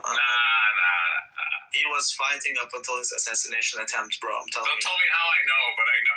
You know, watch the guy, man. You see how he flipped after the assassination attempt. Not before that. He flipped right after it. He became just like Andrew Tate. No, not just like Andrew Tate. What happened is literally he got a phone call telling him plainly, next time we're not gonna miss, and next time it could be one of your family members, not you. So how about you sit the fuck down and do A, B, and C? And I think, bro, in Romania, they just told Andrew Tate like, yo, you played that fucking song, you do some shit like that again, we'll murder your family. It's Romania, bitch. You motherfucking America should be embarrassed. You got scammed for billions by motherfucking Somalis with an average IQ of... I like the Somalis. America's getting... What do you mean? You think the Somalis did this scam? They're just the dumb niggers that sit at the fucking actual office. Yeah, that is true. I know it's embarrassing being scammed. I know it's embarrassing being scammed for billions by these fucking monkeys. But until you have no proof of who the fuck is behind it, the Somalis are. What are you talking about? This is classic Jewish scamming. And they get the credit for it, bro. If you have no proof, you're in fucking Belgium where your women are getting raped by a fucking 5'6" fucking Muslim nigger. Getting raped. You're literally getting ass clapped. Your women are getting raped by illegal Mexicans. What's the difference, motherfucker? Niggers are white girls. Well, all your immigrants are illegal because no one wealthy would actually go live in Europe. The fuck. True. White girls are being stabbed by motherfucking monkey niggers on public transport. Because you deserve nothing more than monkey niggers. And they're talking about Belgium is not fucking UK, bro. It's only Brussels, basically. Yeah, you're like 20% if you're a Muslim. Well, now you have that woman Ursula in Brussels. She decided to deal with India, so they're just gonna import infinite Indians. Yeah. Oh, did you see that? Oh boy. They're not so dumb. I know it's embarrassing. You got scammed by Somalis for billions. But you got scammed by communists. It's motherfucking humiliating. No, it's not. No, it's not. I'm sorry. And I also love the Somalis. They can do it. I love them all. Also, I love fucking monkeys, bro. What the fuck's wrong with you, bro? You're crazy. Yeah, you're importing Indians. We're not importing Indians. Like, you Canadians are literally importing Indians. Yeah, I know. You gotta hide the kids, hide the wife. They raping everyone. They robbing it. With Ursula, you literally just opened up the door to billions of fucking Indians to come to Europe. Oh my god, like there's not gonna be a fucking overload of Indians coming here. Like, what the fuck? Hey, they're gonna flood your city with Indians. Hey, if you're from Poland, shout out to you. You shoot on sight. If somebody crosses that border, hey, instant kick. Yeah, That's pretty base. Poland seems That's fucking base to me. Like, if somebody crosses a country without no documentation or permission, fuck, shoot them. They're fucking like shooting with high pressure water on these fucking monkeys, like as they shoot. Bang Poland, right, Diego? Yeah. Oh, look, there goes a little 13-year-old girl trying to cross the border. Yeah, shoot her if she's a fucking illegal bitch. Well, it's better to shoot her than to let her in and let the pedophiles fuck her. Because it's better to shoot her than to spend thousands and $20,000 or $100,000. Shoot her. The 13-year-old kid. It's cheaper to fucking shoot her, bro. Otherwise, the taxes will go to her motherfucking child. You guys are sick.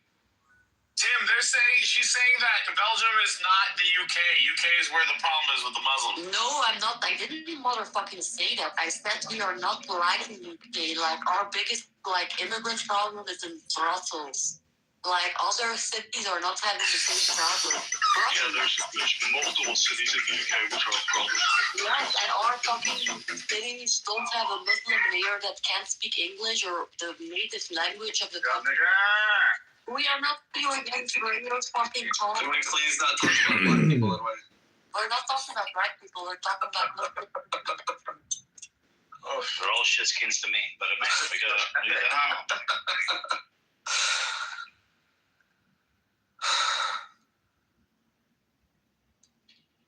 unbelievable. Oh shit, Diego, did you see this? Augustus was in showing us this. I think it was Augustus. Who the fuck was it? Showed us. Have you seen the? I gotta shut the fuck up. You guys actually make ass, bro. Leashed. You guys give me a lot of. Like you see that just Paul interrupt again. Diego, did you see? Nigga, shut the fuck up. Did you see? Why can't we? Listen to these fucking niggers. This nigger literally cries when everyone. He cries if anyone fucking interrupts him, but he just ends it. Nigger, please. Did you see the Charlie? You're ready, shut the fuck up. Fucking shitskins are all the fucking scene. Diego, did you see the AI Charlie Kirk fucking Reservoir Dogs cut? Yeah, I did. Yeah. You mean Pulp Fiction? Yes, sorry, Pulp Fiction. Yeah, you saw it. Did you see that Erica Kirk's pregnant, apparently? Oh my god.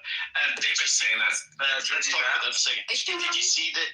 Were you in the room when it got shared? Were you in the same room? Did you see that AI Alex Jones? Nigger, shut the fuck up. Yes, I did. Nigger. You saw the Alex Jones one? Yeah. We were listening. Can you let the motherfucking white man speak, please? That's right. Yeah, right. No, you're fucking please, nigger. Ultra derecha. They love drama on 97.2.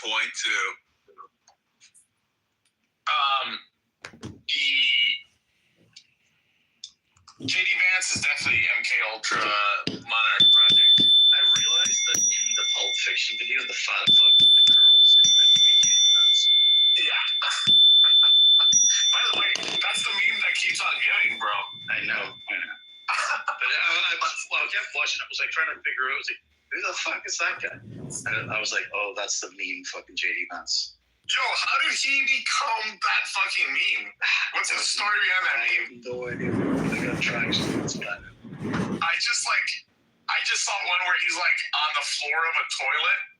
Have you seen that one of a bathroom? No, fortunately not. He's looking under the stall and he's looking right at the camera. Like it's hilarious, bro. Some creeping on the person next door in the cubicle.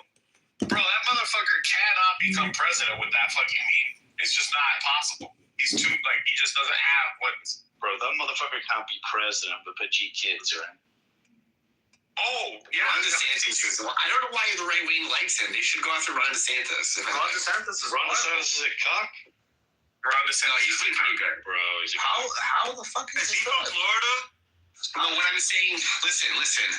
Among the ones that are like socially acceptable by the conservatives, that's what I'm saying. But he's like an hardcore Israel. We understand that here. We get that here in this room. But most people don't. Oh, bro, he's Keegan, bro. Fuck Keegan. He's a cock. I'm out. The conservatives. Here we go.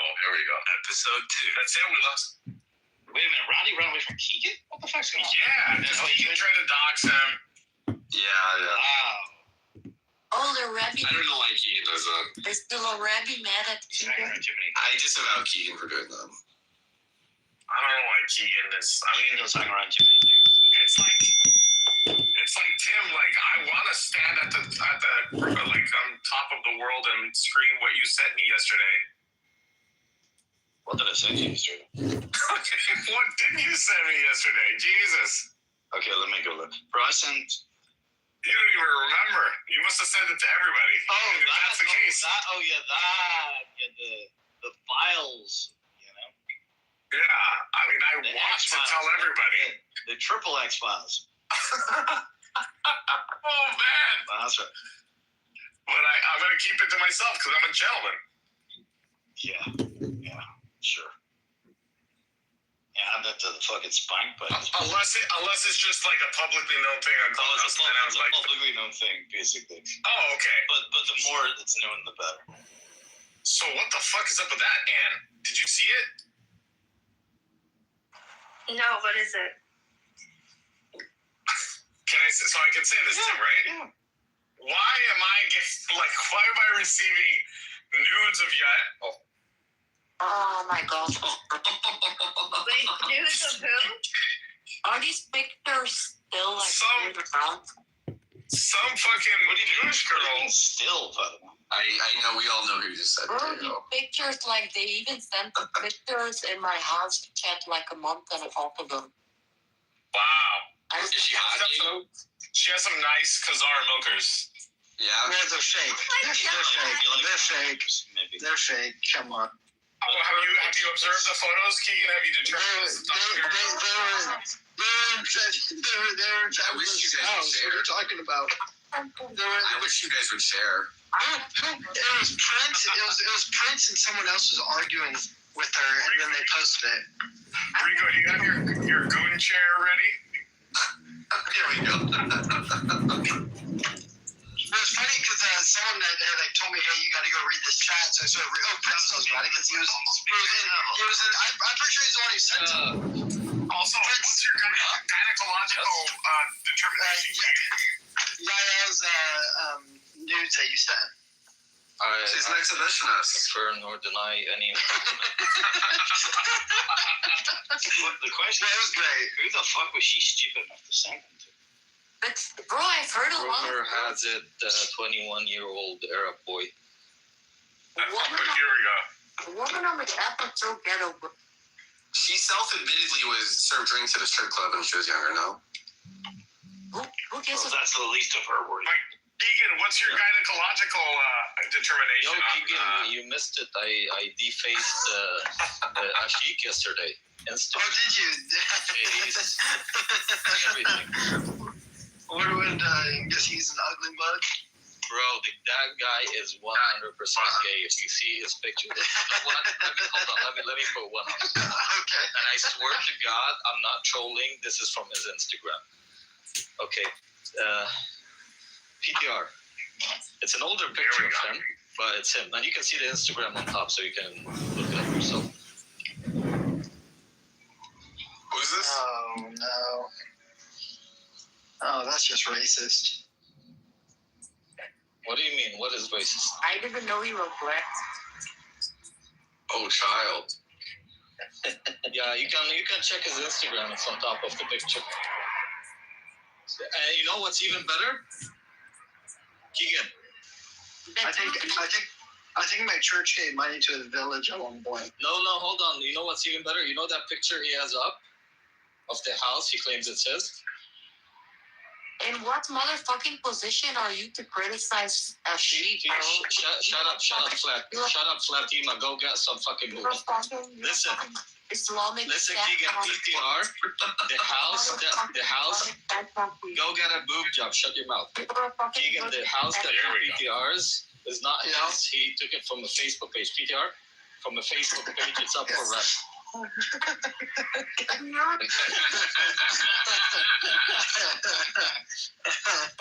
and get this. Read up. It has a shit fence. Read up on the description. What is that? I don't know. It says I rent shit fence, I think. Yeah, maybe I'm uncultured. I don't know what that is. Maybe a fence made of cow feces. A shit fence. A dog. What would be a dog fence? I reckon he moralized. He was Huh? There's some shit's posted in the photo. My new album, Laughing Down Crying. I don't know who it was, but I recognize the guy. Was it? You mean Ashik, the guy who sits with Beaver. You know that motherfucker? Sudanese guy. The Israel shell. I have no idea. I mocked the shit out of him. There's no way he lives in that fucking house and Africans can live in mud huts, nigga. No, it's not even his, bro. And that's what it's advertisement. Right? It's cow dung. They like to use cow dung on their walls. It's even worse. People send you a telegram.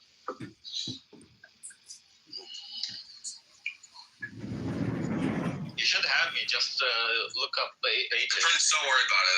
I've acquired them. Okay. But yeah, Rico, you seen them now? Yeah, they're fake. Do you think so? No, yeah, those look fake. What have you seen, Keegan? Because I have new content.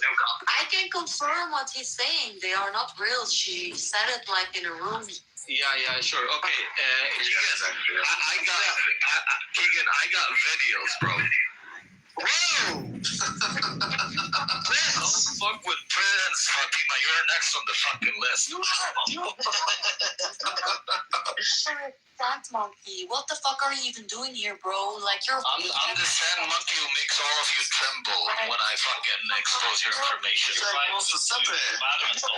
You're stopping people right. Then why are you involving yourself in this? That's right. Listen, as everyone says, you have nothing to worry if you've never lied.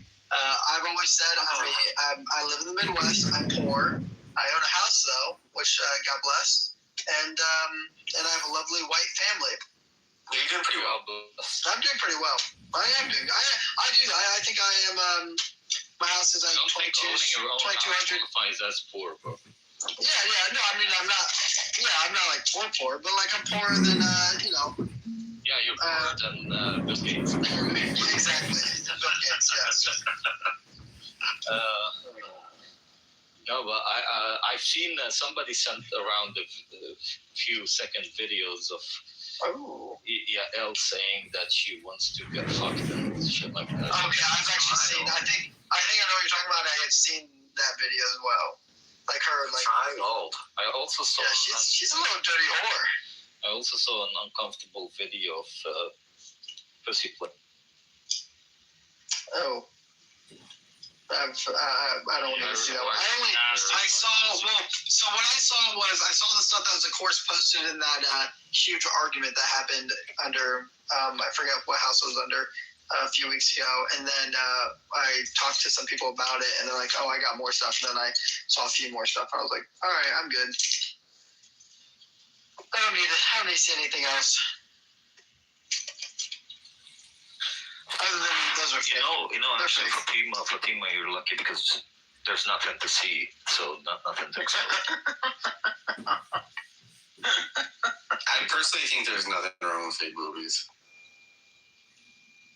There's nothing wrong with little boobies either. No, the new thing. All boobies are equal, Rico. If they're on a woman, of course. The new procedures are pretty good. They're not like hard rock, you know what I mean? So gummy bears. Yeah. They're putting like LED stripping. They're putting like LED stripping them and stuff. They're lighting up at night. To be frank, she didn't overdo it either, so it's a good.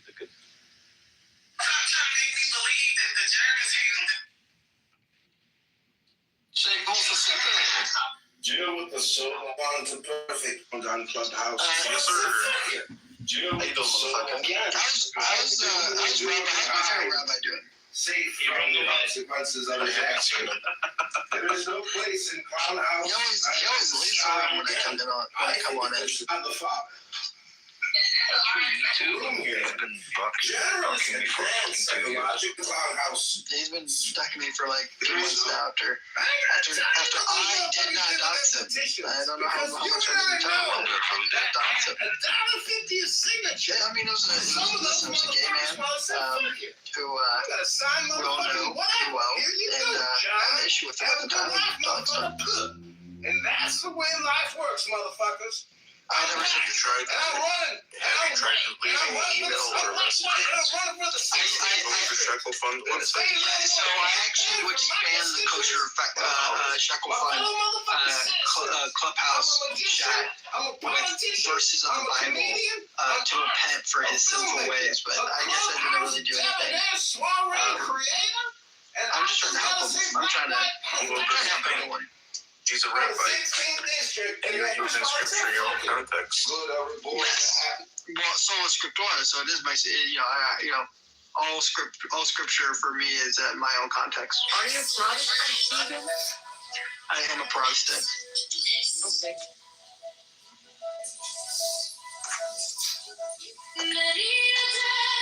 I believe in gay marriage, transgenderism, Black Lives Matter. I believe in the Jewish state of Israel. Israel will rule forever. You can't curse Israel. I only bless Israel. Every prayer I end with, bless Israel. Amen. You sound like El Normo. Wait, you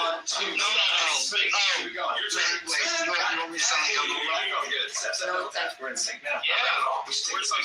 Ready to try this with music? Yeah. Let's go. Nice. Oy vey, Graham. Oy vey. Tommy, your mom and I are getting a divorce. Hi, Daddy. Your mom's put on a little... Oy vey, refresh your PTRs. Oy vey.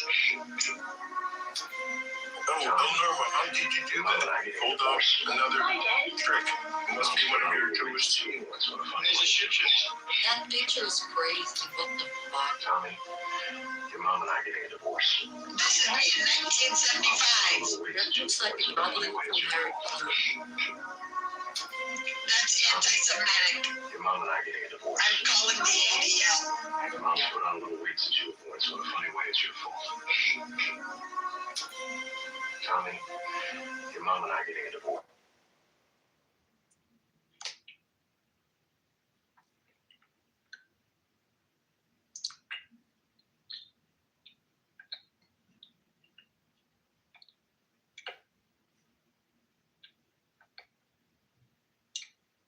And now I will recite a passage from the book of McDickerson.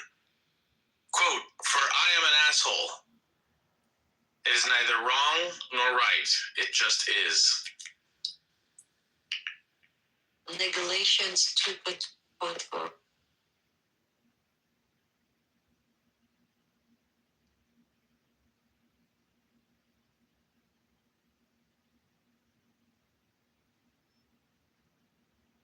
Ooh, child.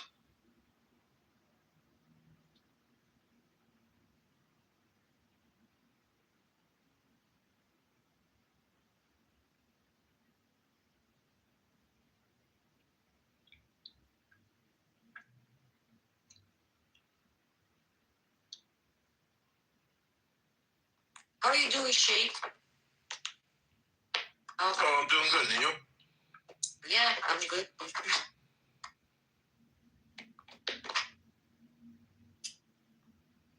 How is what's his name made it from you, motherfucker? And Damien.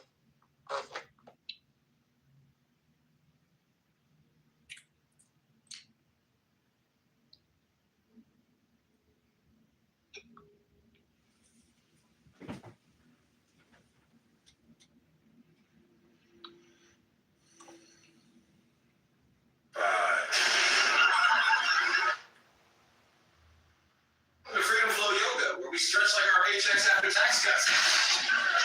This isn't a kid. I was in a room earlier with these niggers, and they were fucking trash talking Belgium, right?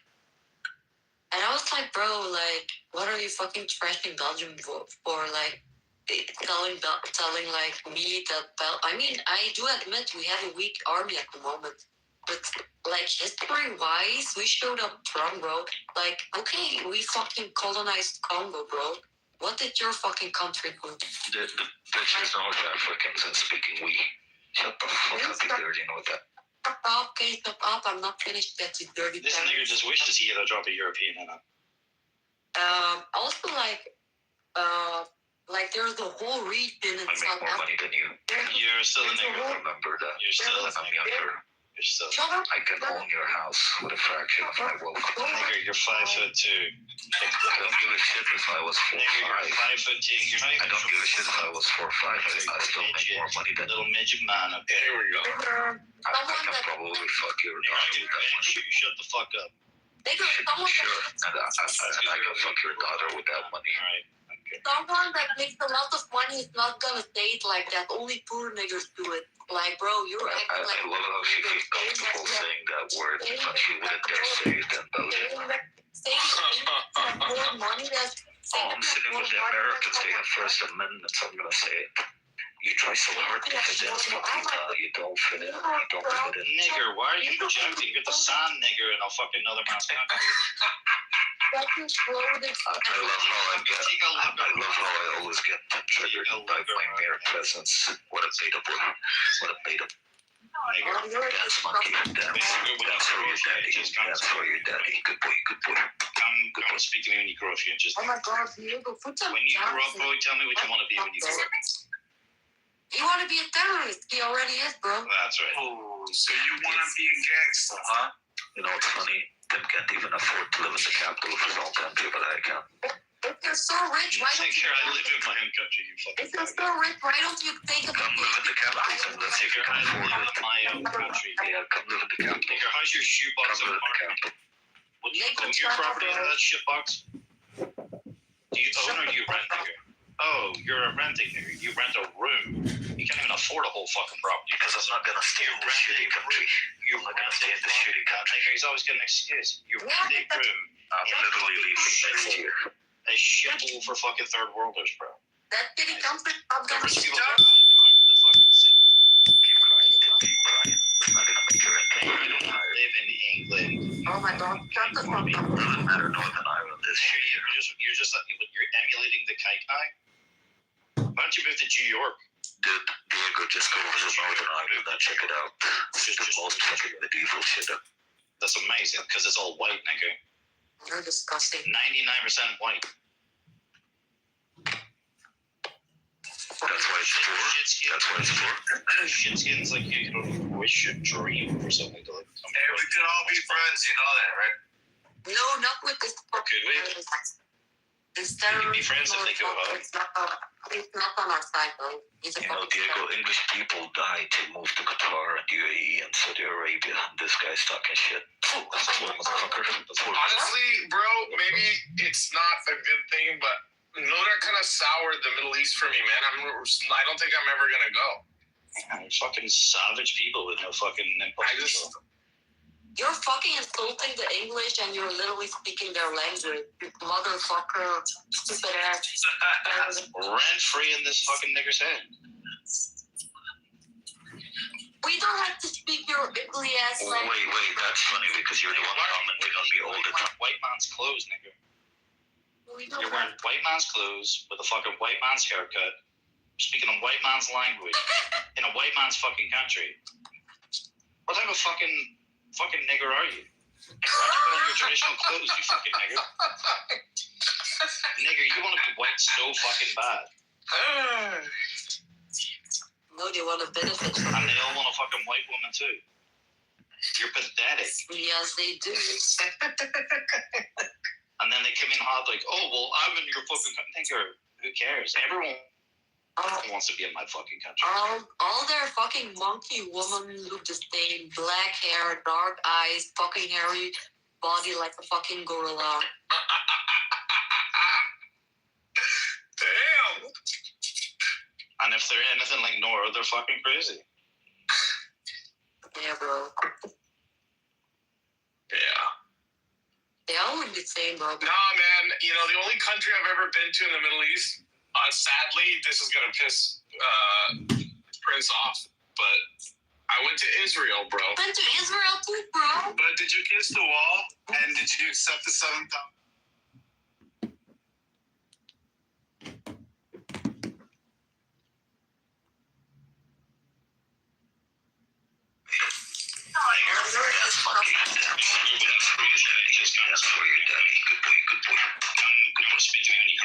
Oh my God, Diego, put some Tell me what you want to be when you grow up.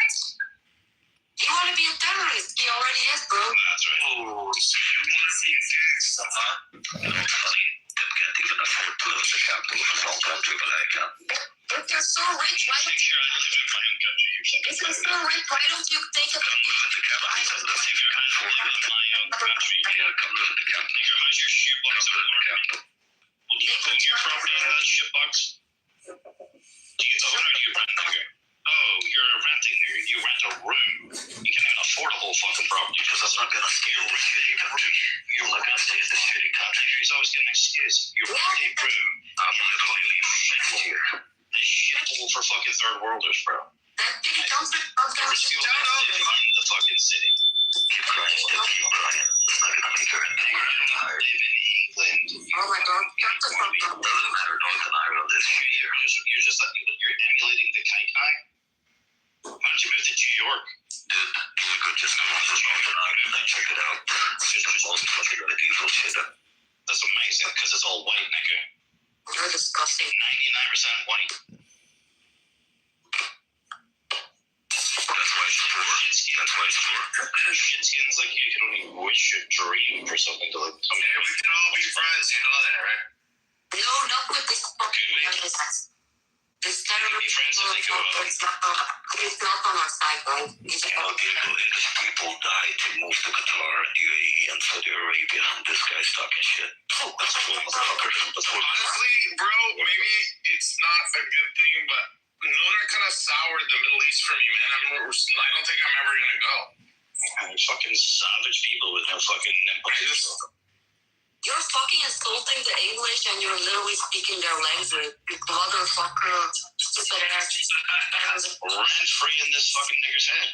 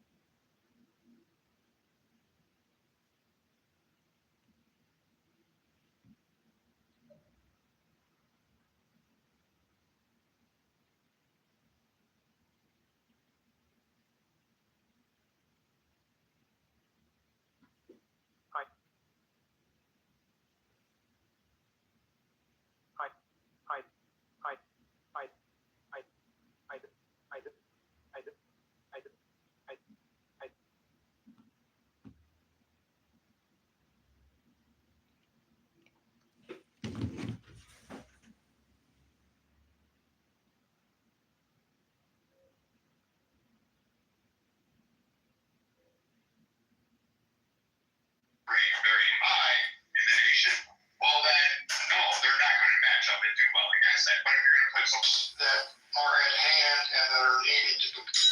Hey, just a quick side note in breaking news, and we don't have to discuss it, but I think it's funny nonetheless. Donald Trump threatened to revoke the citizenship.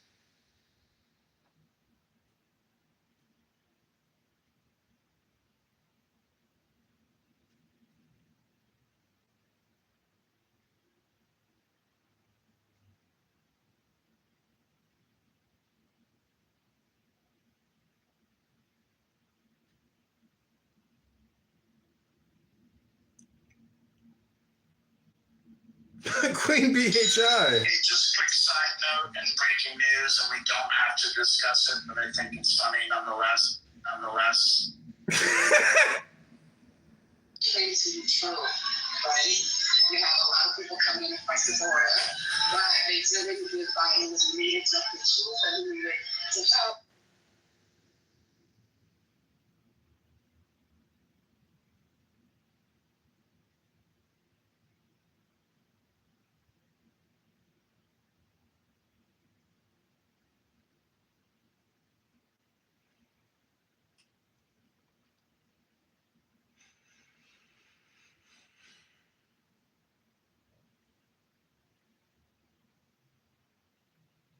Crazy true, right?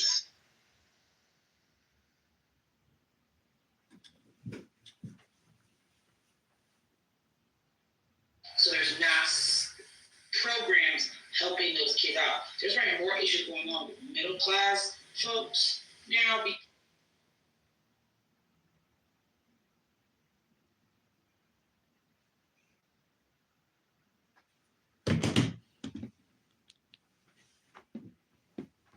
So we got the park. Don't be like dumb and like Jack Russell, you gotta park. Hold on. Why are all these things piling on me? Gravitas, if he makes Oh my calls god, and he don't goes, waste okay, your one back. motherfucking breath. It's just some bullshit tactic of a child. Oh my god, They're shut the fuck pathetic up. little runt of a fucking. Hey, shout out to all my niggas. You think you could say some shit like this to me to my face and I'm Yeah, you're still barking, bro. fucking throat in a Sure. I love how people love to talk tough on Clubhouse. Sure. This nigga have never even held a gun in his hand, never heard a bomb go off. Sam, you're just, oh, I'm ex-military. You're so cute. You're so cute. That's amazing. So cute. You literally have to prove Listen. this nigga. Hey, little nigger. Listen. Median gross weekly earnings is 700 pounds in Northern Ireland. 700 fucking pounds. The fucking poor fuckers. That's poor. You're poor. Beautiful. You are poor, sir. Beautiful. You think that Keep talking about me. Keep talking about me. multiple cars? Keep talking about me. I love how these peasants Years at a time. like to take me down because they're jealous. Keep talking about me. Yes. Continue. I'm listening. Apartment, you literally have nothing. You literally. Female Democrat American. Your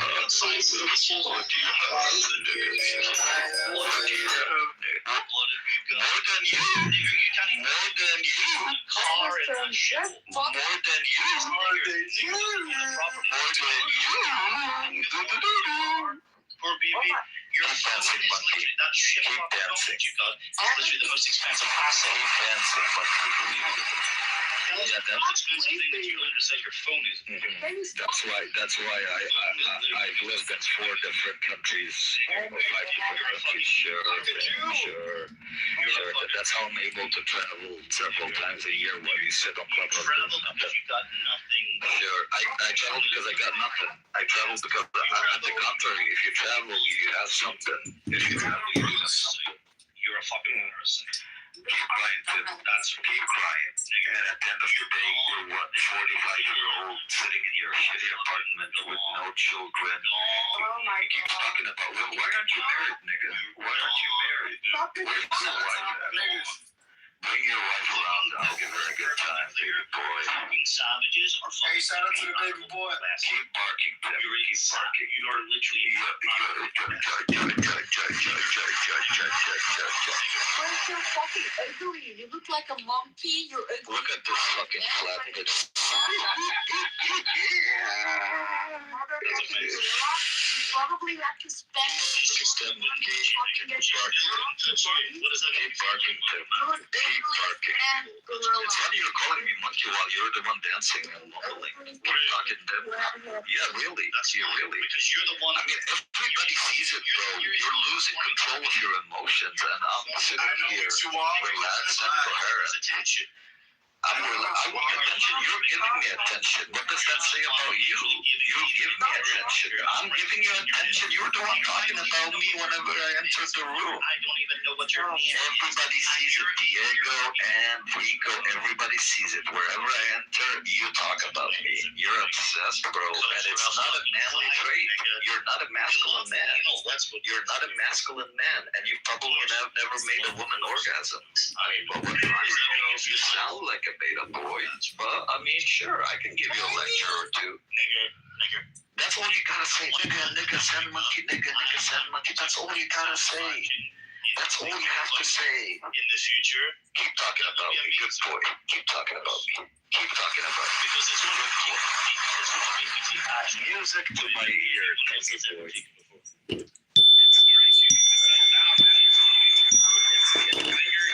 These fucking niggers, you see, they think it's about violence. Diego, I'm richer than him. I know more languages than him. I have more degrees than him from very reputable universities. Not a shitty Northern Ireland university, Diego. I went to UC Berkeley. I paid $60,000 a year for just tuition. That's right, boy. That's right, boy. What do you have to show? Got him a very nice teacher. you had. I don't have it until I feel myself and my own confidence. Like Anderson. Tim, you know what? Honestly, I have a suggestion for you. I have a suggestion for you. Okay, why are you rattled? Why are you easily rattled? A masculine man should control his emotion. Once again, You sound, you're losing control. It's close. It's pathetic. Why are you love bombing? Why can't you be succinct? Why you're redundant? Be succinct. Be a man.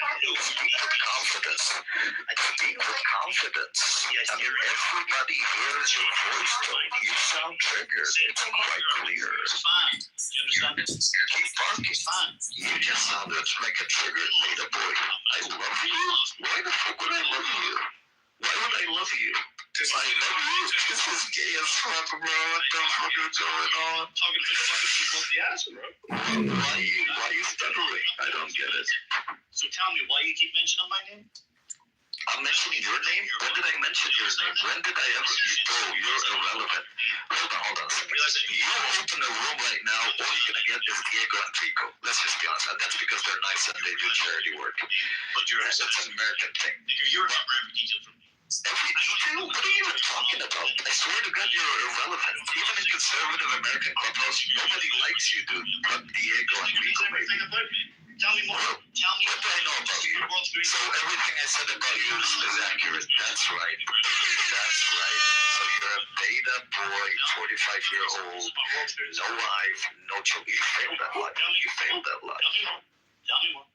No, that's enough for today. World is fine. You're my number one. No, you're great. You're always talking about me. What the fuck is this reverse psychology shit?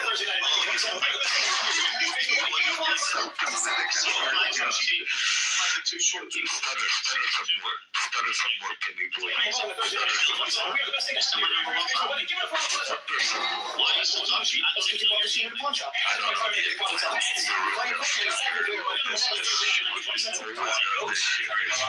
Hold the commandments.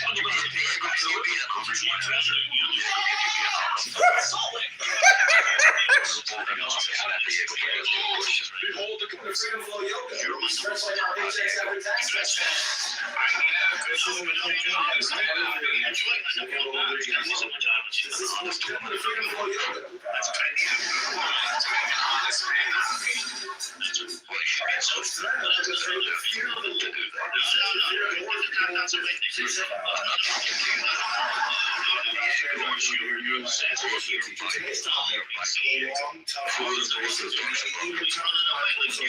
Don't worry. Everybody, join your trust. I'm John Kitover, Mayor of Chicago.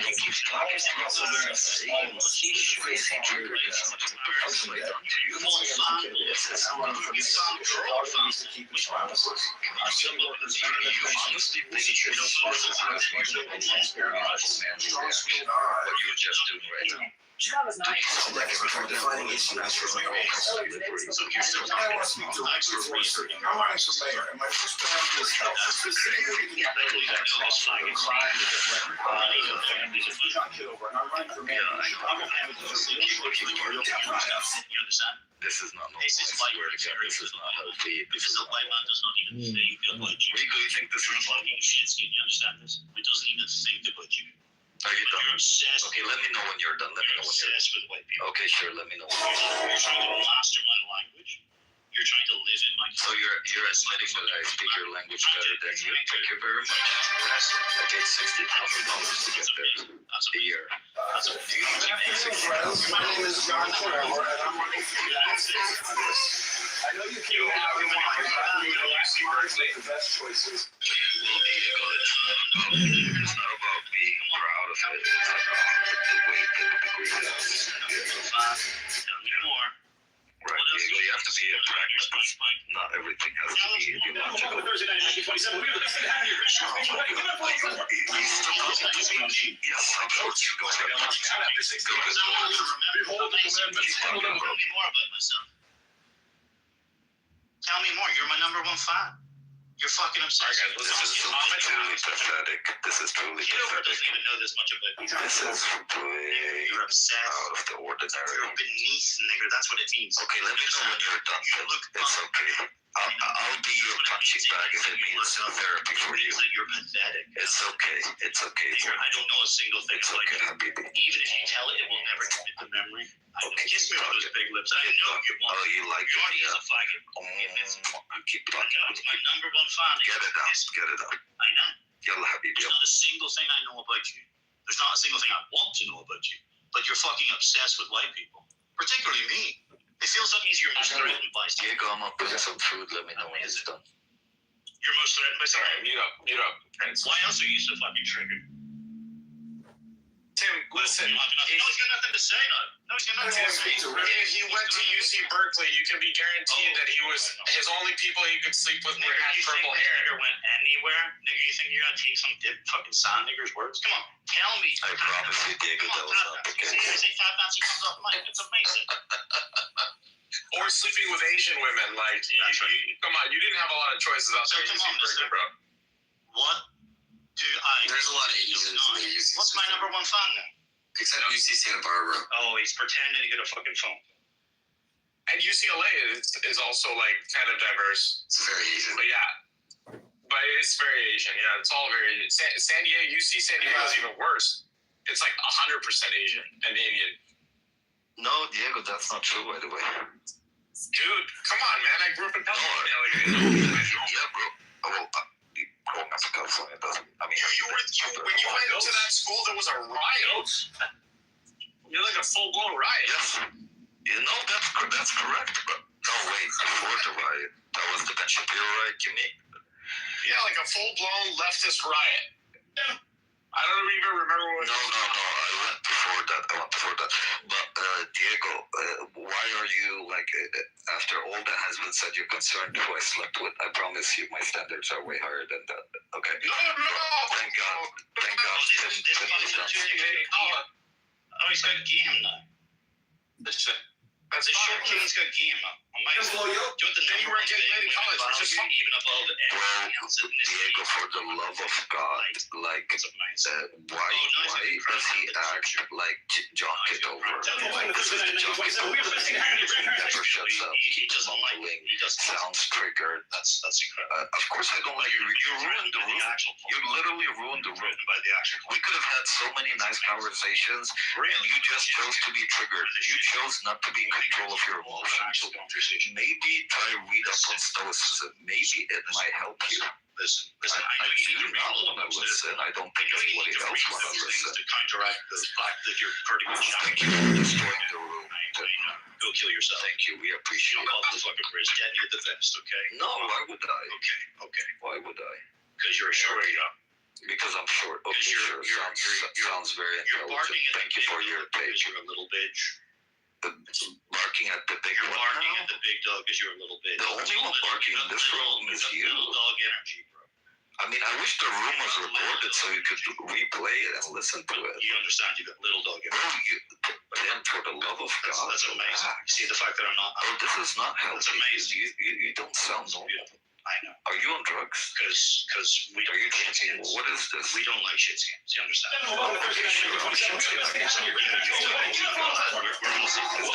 sure. That's because you bought the shit at the pawn shop. My friend just pawn shop. You're not attacking him. Like, you go over to Thursday night and you can't say shit. That's because you bought the shit at the pawn shop. My friend just pawn shop. Hey, it sucks. Are you trying to get off the Good afternoon. Dude, this guy been talking about me for the past 30 minutes. Behold the commandments. Handle them with care. Absolutely. Treat it like treasure.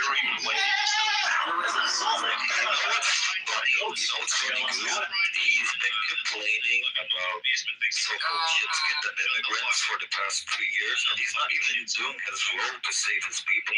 Like, this motherfucker is 45. He needs Viagra. He needs Viagra to get an erection, and he doesn't have any children. He doesn't even have any children. Somebody like me, I'm gonna get a beautiful wife and 5-6 children. That's the difference. And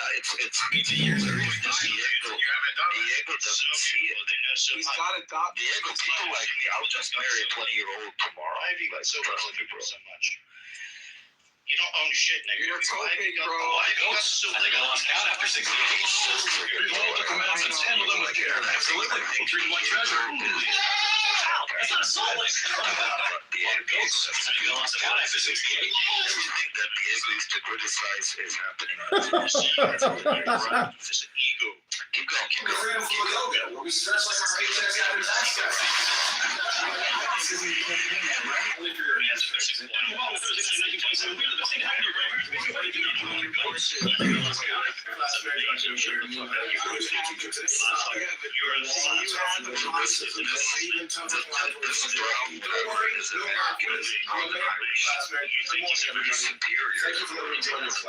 I'm trying to keep you from shocking. I want to talk about something that affects all of us, even if it feels far away right now. The U.S. tells you what to do. Good morning.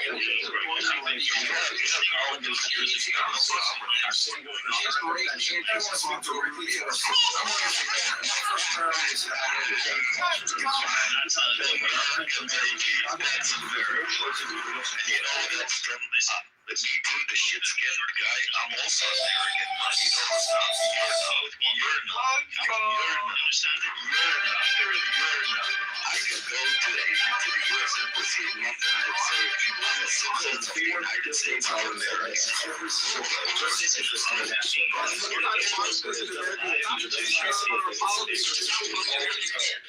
They said, you're going to go back to the desert.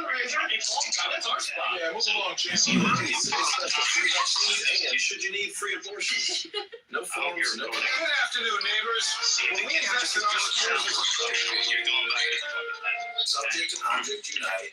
You're totally focused on what you're doing. You're a con. And you achieve a great state of productivity. A person working. There's a lot of people that have physical qualities,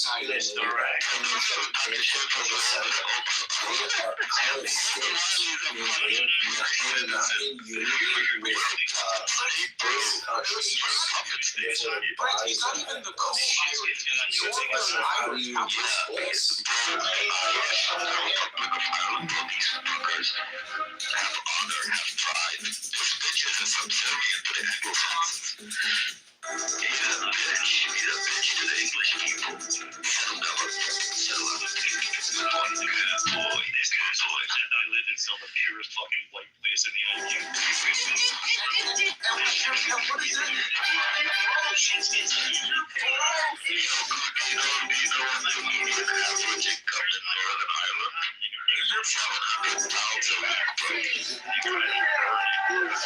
You don't have any humanity. You don't. My dog. Where's your phone? More than you have in yours. A lot of goats. I think I lost count after 68. behold the commandments, handle them with care. Absolutely. Treat them like treasure. Wow, that's not solid. Oh, that's amazing.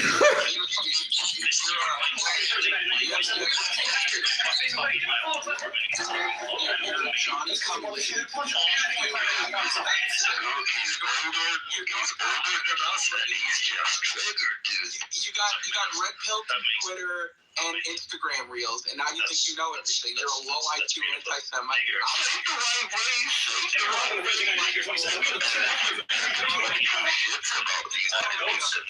And now you statistically speaking about Jews, and you're an idiot. You know what's funny? He tries to bond with white Americans about the white race. Americans don't give a shit about Europe, dude. They literally don't give a shit. White Americans hold Europe. Yeah, dude, stop trying to be us, bro. Stop trying to be us. You're a fucking shitskin. You think you're I'm a shitskin. I'm an American shitskin. You know what?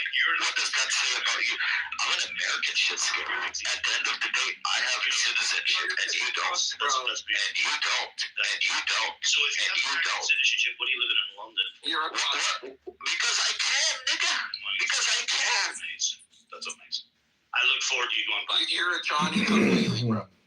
That's right. Didn't I tell you I'm moving out? He just learned about the JQ yesterday, and now he thinks. Are you fucking serious? Yeah, literally, just like the other day. Bro. He's like Issa. She learned about Milton Friedman 2 years ago and started this. And now he's autistically screeching. Oh, did you know that there are Jews in Japan? Did you hear him earlier? Like, is this guy retarded? So let's tell us.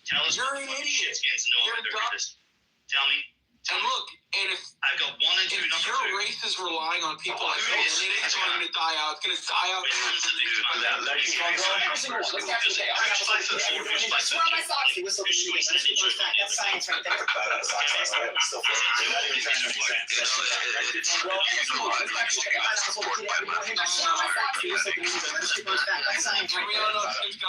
Probably weighs a little bit too much, okay?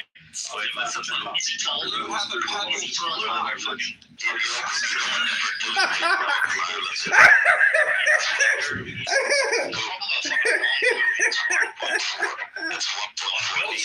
Oh my god. Dinosaurs. 1.4. Fucking hell, motherfucker.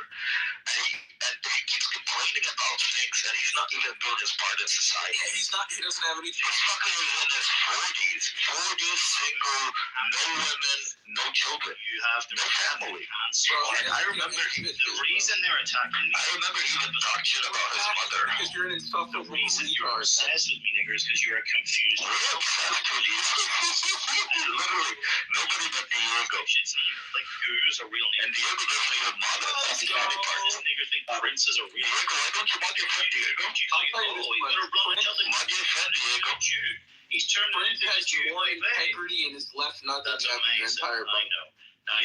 Suck Diego's dick. Come on. Suck it. How are we doing that?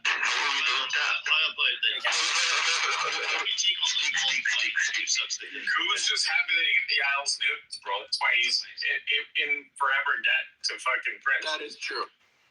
Don't tell the secret part out loud.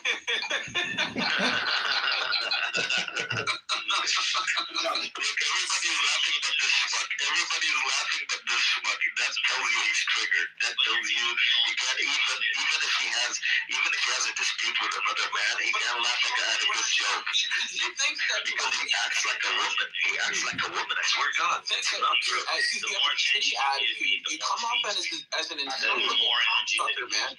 You're horrible. You understand this? This makes my whole night. It's amazing. I love it when the shitskins are obsessive. It just Bro, this is pathetic. Can we go into the room? Diego, you can run away. Run away? Bro, I'm loving it. I come in here to talk with Diego and Rico, discuss some interesting topics, and you made us spend the last 40 minutes talking about okay, sure. Blood right out of you, bro. Okay, sure, bro. You'd like to enjoy it. Yeah, take Come on, blow me a kiss. Yeah, sure. Blow me a kiss. Bye-bye. Okay. Amazing. The fucking shitskins ran away. Off and 5, we'll check comps. This is what they want to do. They want to beat you into submission so that you yield. And that's it. You just don't yield. They are confused fans, though. Let's face it. How else could you I be? think elevated ego. Huh? Sorry, am I in the matrix? No, you're back. I'm saying that they have a pretty elevated ego for what we know about them. Both. What do you mean that we know about them? I mean, we know that Prince is a short skin, and we know that Goo is like a fucking beaner. He's a fucking bottom dweller. Like he literally lives in a fucking. But they're cocky. I think he literally lives in a basement. Like no joke. I think it's a basement. But they have like Top Gun cockiness. No, but they've got it's little dog Jack Russell energy, bro. Right? It's like Chihuahua energy. Okay, just yappy. Like it's all hot air. Do you know what's one of the most quiet dogs that doesn't flex its ego? It's like a Great Dane. Because it knows, like, it can't be fucked with because it's a big breed. There's big breed confidence that just, it's always the yappy little runs. Looks pretty low. Just keep an eye on that ridge. Hug the rock, suns at our back. The fucking movement to the clock. Probably goes, stay low. Roger. Alpha base removing evil. Bella is a great example. Off and 5, we'll check comps. Get him ready up. Real good walking around like these apartments. There's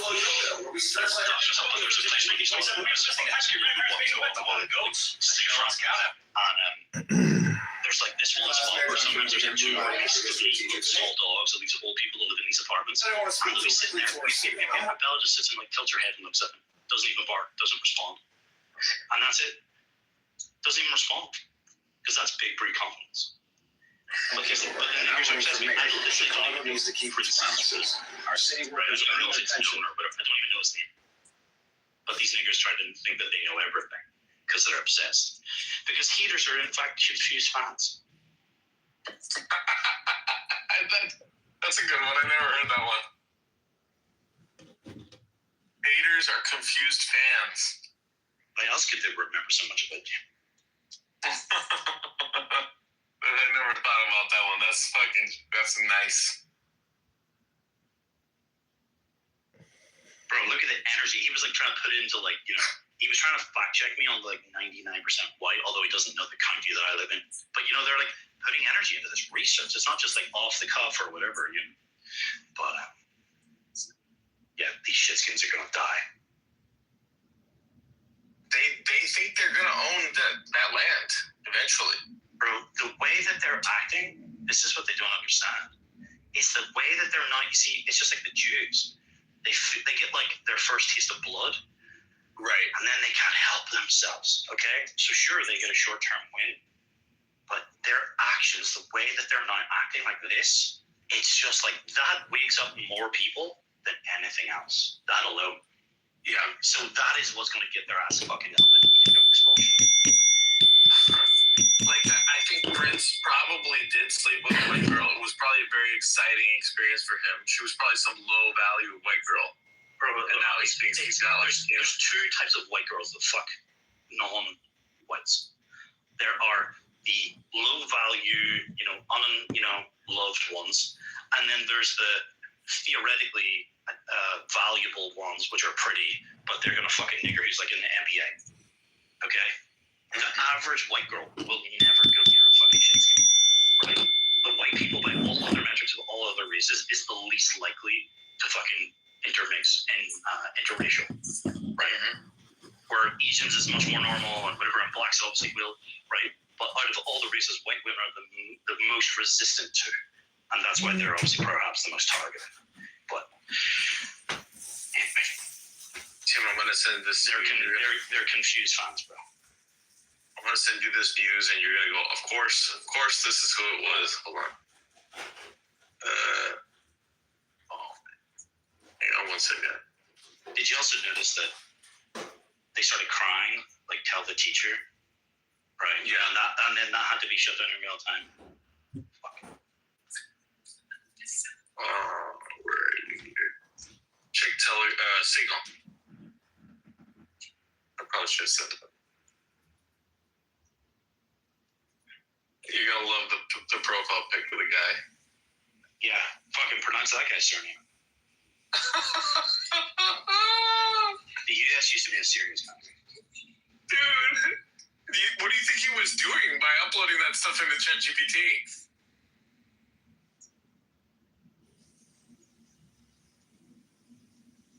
Sorry, you know what he's trying to be a tricky little Indian and actually not do the real work that he's been paid to do. Right, that's right. What he's trying to do. You know what? Like there's I heard this thing. I'll try to remember if I send it to you, right? But I'll send it around here. But of course, they don't give a fuck because they're shitskins.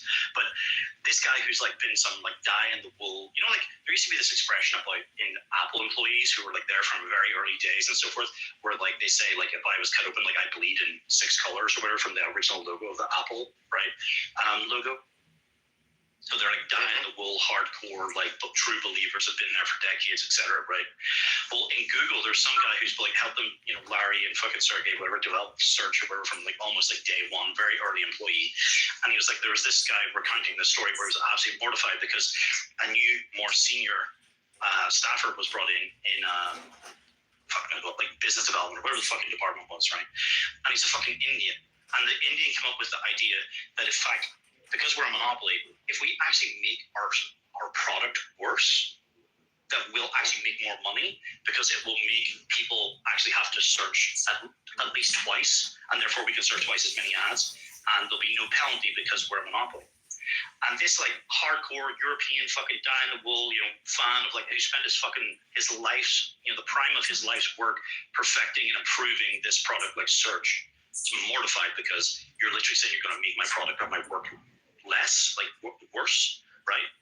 Of course, fucking Indian comes up the way to fucking scam and make more money by actually making a service worse than it was before, worse when it was created by white people. Okay, so that's the default order, right? Where they just want to, they're low-level Jews. They just want to scam and take over, but they're not really capable, but like Jews are.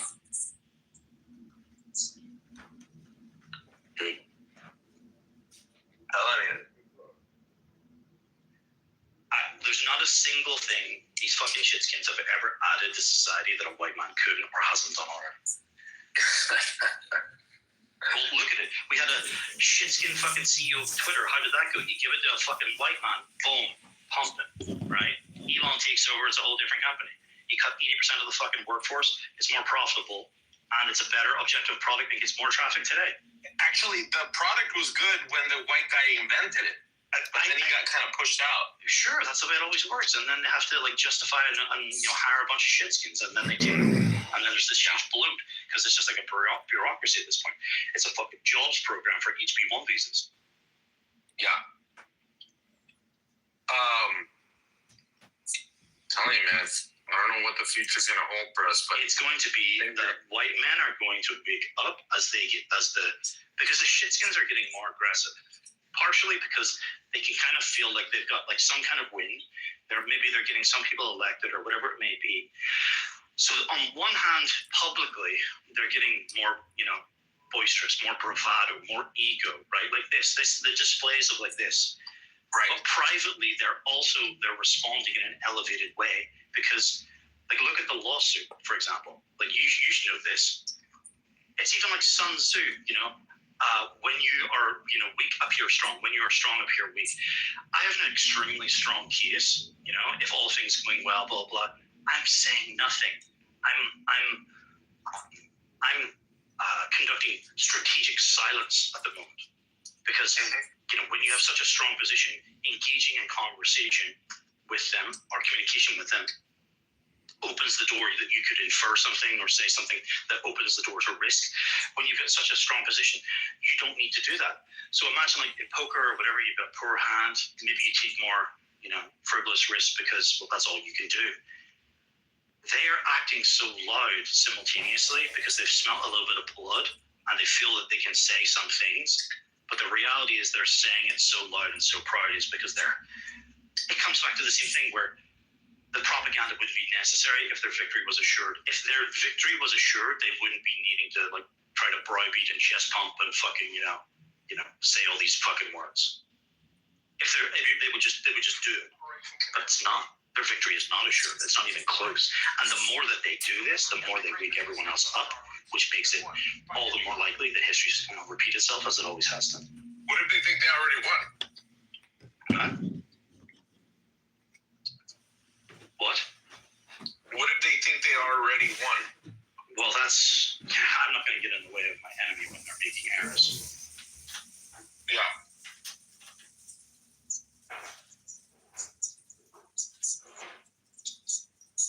They're getting overconfident. I think you're right. This is what happens with the Sand Nigger and the Jew are one and the same, right? The Jew's probably much more capable because he's got the Ashkenazi's got a drop of European in him, right? Mm-hmm. But these Sand Niggers they're gonna come to the same fate. They're getting out in front of their skis, and they're gonna realize that maybe they should need to learn to ski before they start getting this bold.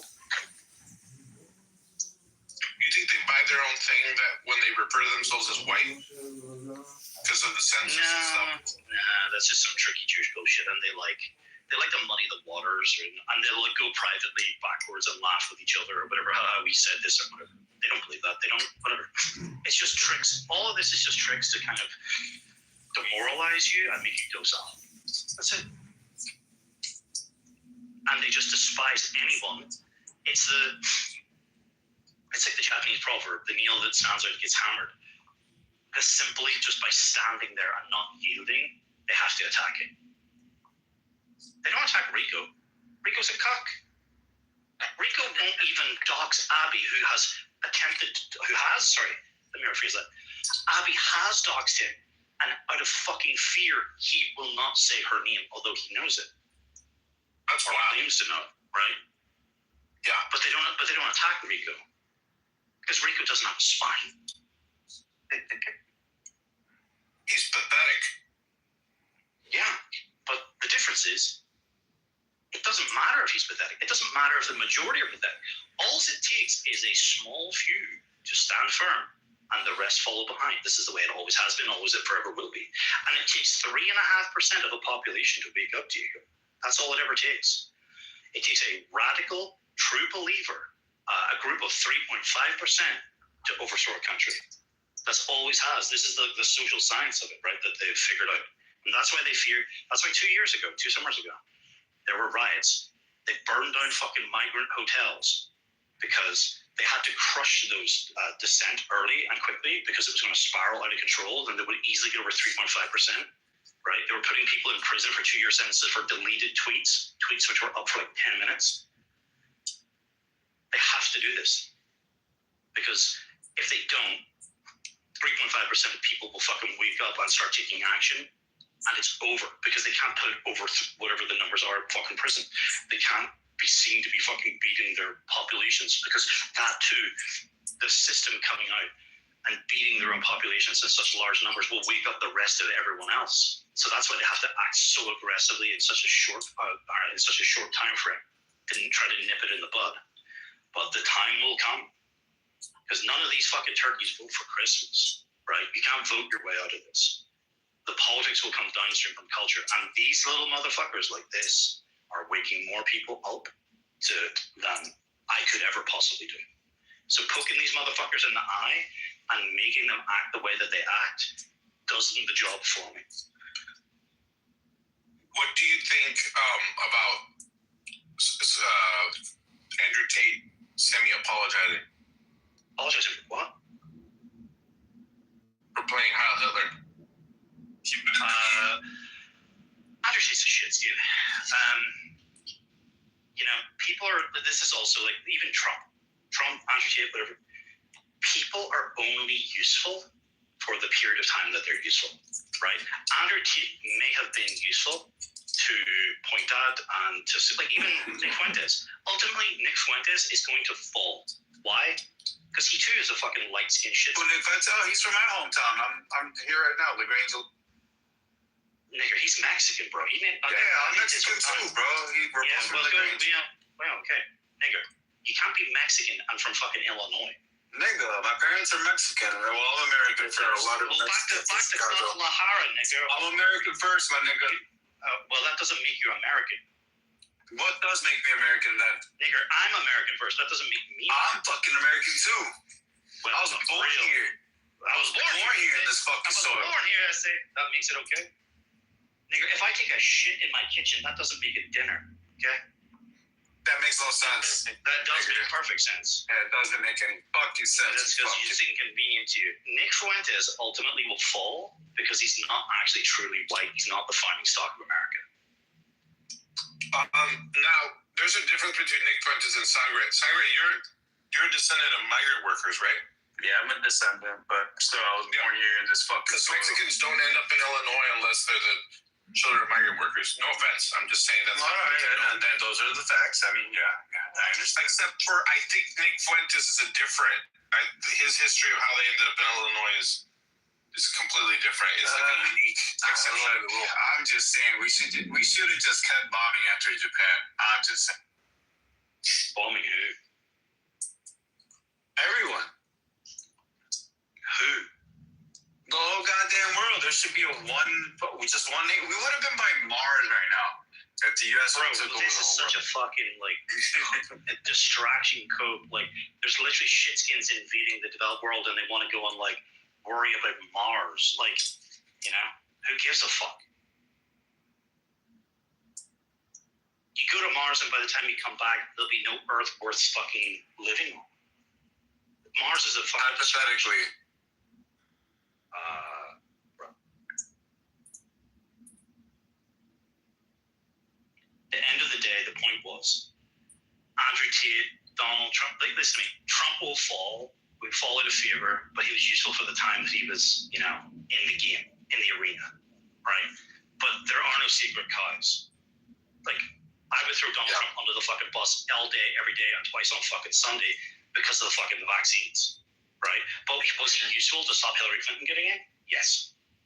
Because, Hillary Clinton, we would have been truly at war because of Israel in the Middle East. Because she was talking about, before she even got into office, she was talking about no-fly zones over Syria, which is a declaration of war. That means like we're going to put jets up in the air, and if you enter that airspace, we're going to shoot you up. That's war. She wanted a war in Syria, but God knows where the fuck we'd be right now if Hillary Clinton's got elected. So Donald Trump, absolutely. How dare you? She's a queen. I know. I'm with her. Hashtag I'm with her. 92% New York Times says she's going to win. Amazing. How'd that go? You're a misogynist. Don't. I know. And I'm proud of it. Thank you very much. But the thing is, all these people are only useful for the moments that they're useful. And they come and go. Andrew Tate has probably peaked. He was very useful at one point in time to break through the glass ceiling. Oh my God, I'm with her. Yeah, the glass ceiling. Each one of these people are useful as they break through glass ceilings. Okay, and beyond that, someone else will follow in. J.D. Vance may have been useful as vice president at the point, but guess what? He's got fucking shit-skinned kids, and they're not the fucking stuff we Did you ever see an interaction with the just we really like you. Just say themselves. So the only way is if they just millions of shit skins is they basically have this thing. That's how you can assure their victory, whatever, which is of course what they're trying to do. Because if you look at every voting pattern, if only white men vote in every single state goes Republican. But if you only fucking minorities voted, every single state would be Democratic, right? It would go blue.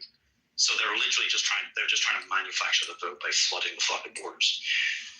Because they want permanent 150 rule of the left, And then God knows, maybe there'll be more fucking, they'll ruin the Constitution, and there will be no more freedoms in America, Yeah. They'd do it if they could, bro. They'd make DC a fucking state in a heartbeat. They'd make Puerto Rico everything to get, electoral college votes and just tip the scales and then flood fucking Texas with fucking brown people until, it goes purple. And if you look at the presidential elections, I don't know about Trump's last one, but all the way back from before Clinton, each time the margin just gets slimmer and slimmer. Because this is what happens when you turn the country brown. The only way is white, bro.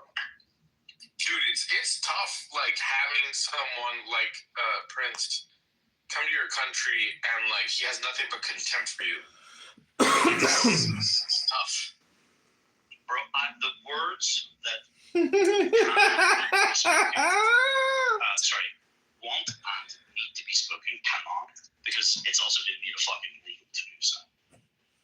I would bask in the glory of actually somehow meeting some fucking shitskin like that in person with an attitude. Because we have made it with the Online Safety Act, right, or the Communications Act of 2015. Basically, if you offend one of these motherfuckers, it's illegal. Look at what Keegan was talking about earlier. 2 guys tried to do a Change My Mind video in England, and they got arrested. Yeah, the British police and the British state will literally victim blame you, right?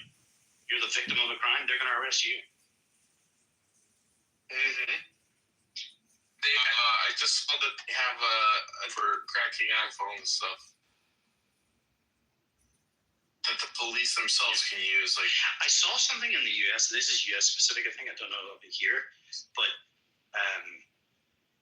there's basically a distinction in the difference between Face ID, Touch ID, and passcodes, and that basically if you ever actually want, you can be compelled to unlock your phone with your face and your fingerprint, but you can't be compelled to reveal a password. So if you believe in security, you need to use passcode only and not Face ID. Oh, dude, I trained myself for that 15 years ago. It's 16-digit alphanumeric. I'm just saying, so everyone's always well, why does it take so long for you to unlock your phone? And I'm like, shut the hell up, Diego. It's the cost of doing business, bro. But here, I've just realized, actually, Keegan is the antidote. Whatever Keegan did, Keegan shows up and sand niggers disappear. It's amazing. The more white men need to start acting this way. That's right. He's the best of us. Keegan, have you ever thought about running for office?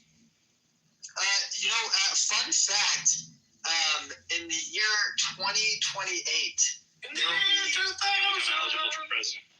no, there will be an open seat in our city council that they believe, I've been told, will most likely be vacant. I mean, I have a very small town, and the man now, the man owns here now. And so, I thought, you know what, a vacancy, I'll probably take it. I'll probably take The it. mayor of a small town in South Bend, Indiana, a fucking faggot, made it all the way to the administration. That's right. You know? So you're not. That's you're right. not. Hey, You ever been a journey of 1,000 miles begins with a single step. Yeah, if you've ever been to South Bend, it's a terrible city. Of course, I'm looking at they promoted it. it's a city full of drug addicts. Tim, I'm looking at my Instagram right now, and it literally, this is the second ad I get where it goes, Spain will pay you to move to an empty village in 2026. Like, for Spain, I've seen this for I'll Italy and stuff. I'll send you a video. If you're from Syria. No, but hold on. The white man knows that that's just a tax incentive. Like, they're basically tricking you into moving in there so they can gain your taxes, right? It's a trick. Jewish. But the Syrian will move in there and he'll live for free. Yes. No, I think it's probably not white flight per se, but it's a way to get the native population out of the cities where it's white flight, where then it allows more space. Like Spain just naturalized 500,000 niggers yesterday or today, so that they could manufacture a voting bloc, just like Americans do. But they 500,000 of them, either yesterday or today. I think I read that. So they're trying to make space because niggers don't live in the countryside, bro. They all live. That's why they're gloating about, oh, you don't even live in your capital city. Nigger, I've been to my capital city a handful of times, and I would never want to go back. In fact, I haven't been there. Well, I have.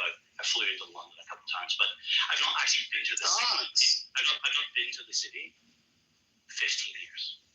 It's a fucking dirty shithole. It's a dirty, overpriced shithole, and that was 15 years ago. Now imagine what it's like. And the same with Paris. I'll never go back to Paris. Paris is a lost cause. It's like 28 days later, bro. It's just you don't go there. Wow. I lived in Paris shortly. It's just zombie. I lived in an Arab neighborhood and it fucking sucked ass. Okay, well, go try to take a photo of the Eiffel. Go try to take a photo of the Eiffel Tower and not get a nigger on the photo. That's right.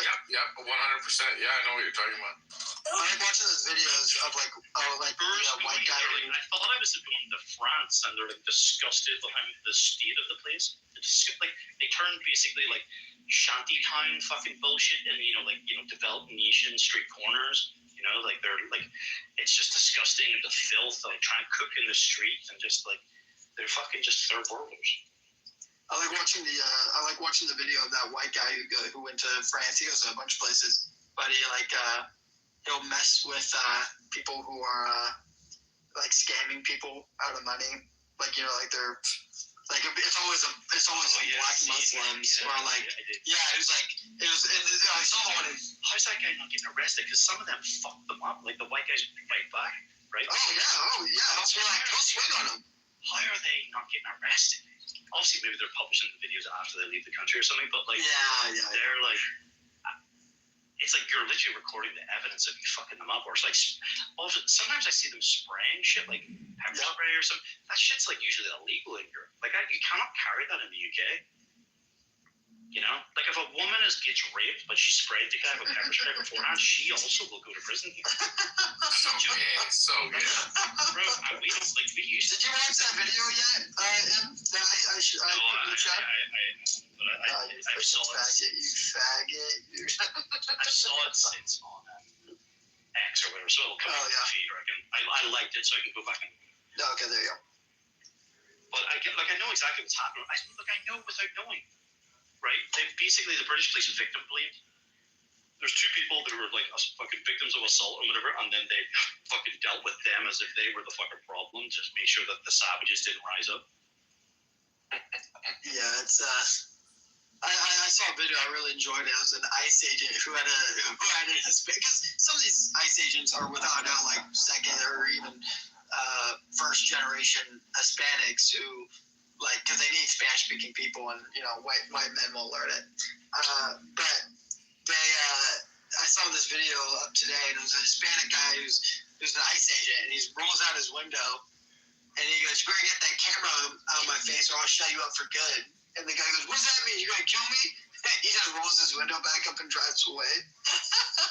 And I was like, I think that some of these ICE agents are just like, bro, I'm like so done with like dealing with you guys and just like trolling them. Tim, you saw the absolute Chad guy in Australia that got arrested for blaming the Jews? I saw that, dude. So like, you look like I got a very no. I'll send you a picture of it. I got a very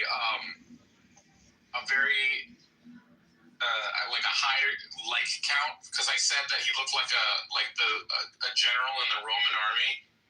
Because the guy's like he's just like Joel Davis, the guy who's currently in prison. He's a new guy. I don't think he's famous. You didn't hear about this guy? Bro, I have been so balls deep in this lawsuit stuff. I have not paid attention to that. Okay, I'm gonna send you the video of this guy getting arrested. But you know what the irony is? The irony is that he's a white man getting arrested by a short Indian man. Of course. For offending the Jews. Like that's the state of our fucking country, bro, of our world right now. It's criminal. It's so bad. We used to be a serious country. When you said that you didn't that living in the same like community as Arabs, did you mean like because I live in the same community as the Chaldean Catholics from Iraq, and they're like, I love it. Oh, you live with Chaldeans? Yeah, well, Chaldeans are Christians, but yeah. Yeah. Are you talking about the Muslims? I'm talking about. I lived in the Turkish neighborhood of Paris. Okay. In Paris. Hold on, I'm gonna send this to Tim. This is important. But I just thought it was very ironic. The Turkish were pretty chill. I'm not gonna lie. Like, I didn't see a lot of crime or pickpocketing. Women didn't look like they were in trouble. Yeah, but Ange, but you know what you would love more? Living next to white people with white picket fences. Of course. Yeah, because it was like very ethnic. It was very fucking Middle Eastern. You know, they were like, every time you wanted to go get food, all you had as an option was meat with yogurt. Even if, and I don't mind, theoretically anyway, I don't mind Japanese people. That doesn't mean I want to live in a Japanese neighborhood. Right, okay? Right. Like, theoretically, there could be some black Christians who are okay. That doesn't mean I want to live among blacks. Right. Exactly. Okay? If I had a preference, which currently I'm very fortunate for where I live, I want to live next to white people. Right. Okay. So whether these ones are okay and blah, blah, blah. Here's the thing, right? Fundamentally, what I believe,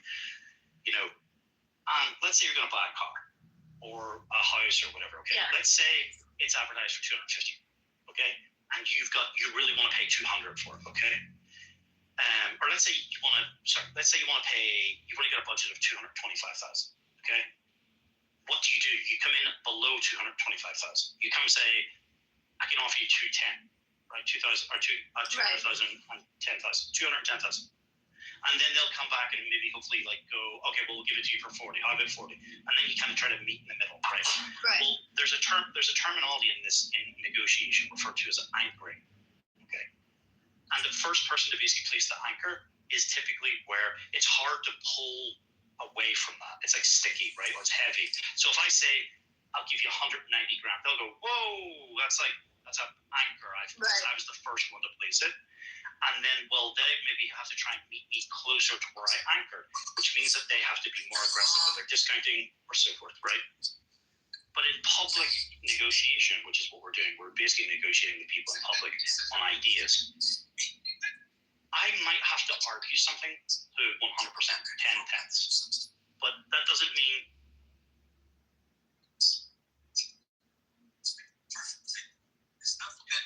just because something is being argued 10 tenths, right, to the maximum, 100% foot to the floor, right? It's like, all niggers must go, or fucking whatever. Right. That doesn't mean what you actually believe. But argue, if I say, well, we just need to do 70%, well, then they'll go, no, we need to do 40%.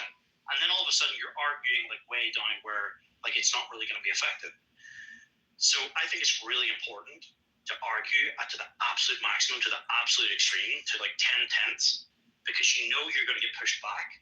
And then maybe if you're lucky, you get 80% of what you want, right? So I said that because I do believe that there are some immigrants which are fine.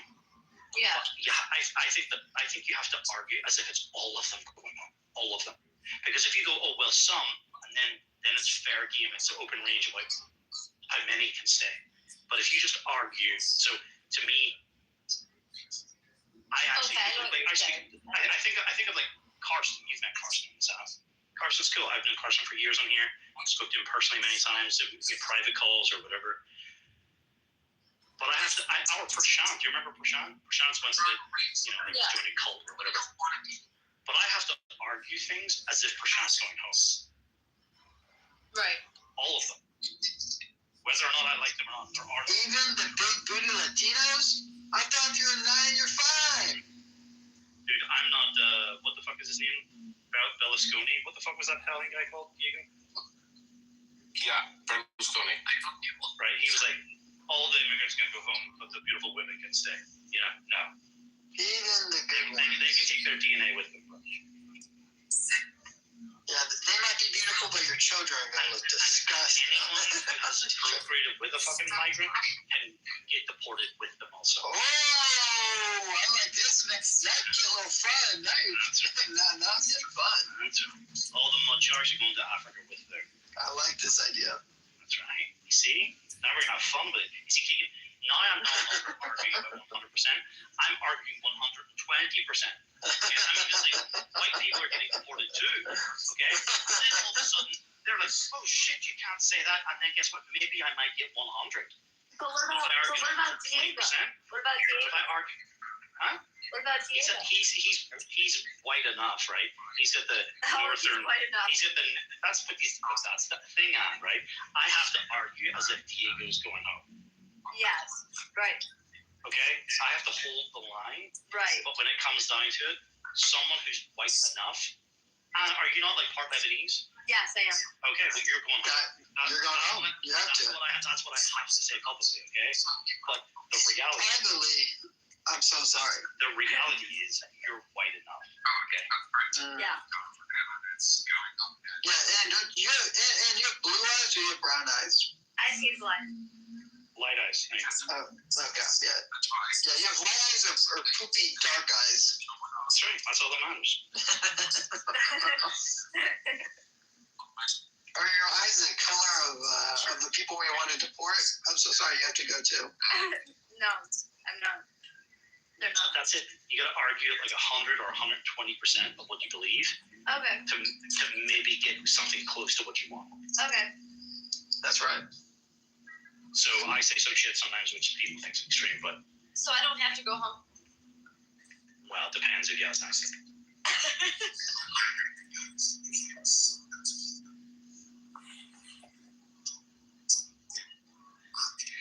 But the fucking goal on these guys, like these fucking shitskins earlier, is just. My daughter never made this. I have never. Who cares about that? Wait, and your daughter's white, correct? You had sex with a white guy. Yeah, she's a ginger. Okay, yeah, she's not a good thing. Oof. It's okay. I was gonna be shocked if all of a sudden Anne said she had a mixed kid. Hello? That would be rough. That would be really rough. I'm not a mud shark. Well, listen, Anne. I mean, everyone has to be questioned. Normalizing this as like literal, talking points on language. You get women self-declaring, I'm not a mud shark. Like, just putting that out there into the fucking. That's what needs to happen. Like, people need to be like, in disgust. No, I'm not a mud shark. You know, like that's literally that's the energy. Sarah Fox is a mud shark. Yeah. Like we could do less. We could do more with less Sarah Foxes. I agree. She's getting deported. Yep. She has to. It's for the preservation of the white race. Exactly. Would you support a cleans the genes movement, though? Meaning under 25% can stay, but they can appropriate your one. Clubhouse King, what do you think about it? This is Clubhouse King undefeated. Yo, get his name right. He's gonna drop a rap for us. He's gonna do a. Based on this picture, he should be the Based on This picture, he just got blocked.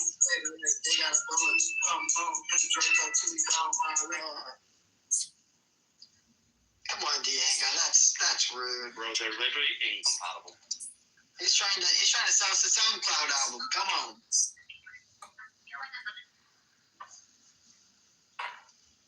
Did you see the video the other day of this fucking African nigger standing in Canary Wharf train station? That's right, and he just walks past everyone, patiently waiting and queuing in an orderly fashion for the train. He just walks past everyone. Yes, I saw this. And he's like, yeah, bro, whatever. Like, they're just. He's like, why y'all waiting in line, man? Wait, these white people. They're just incompatible.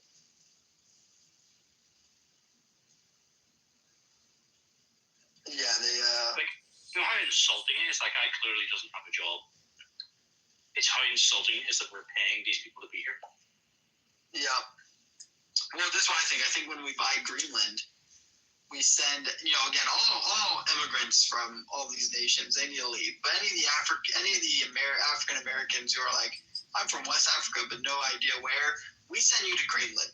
And then we build all of our manufacturing in Greenland, supply them with jobs, cheap labor, and then we essentially have our own form of a workforce for America, of manufacturing jobs that China doesn't need to do anymore. That's what we should do.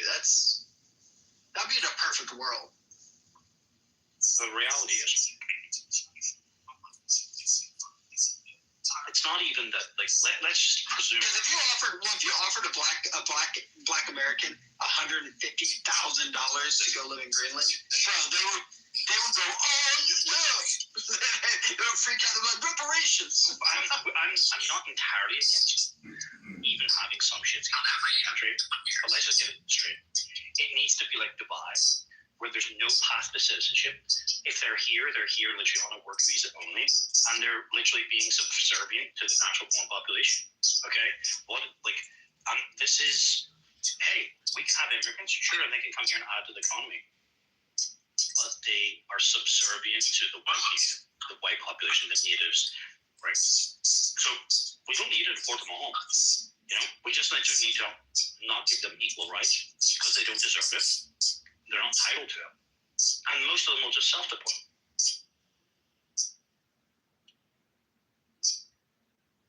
Imagine how crestfallen fucking that Sandnigger earlier would be if he literally was unable to exist here long term and so forth. Right?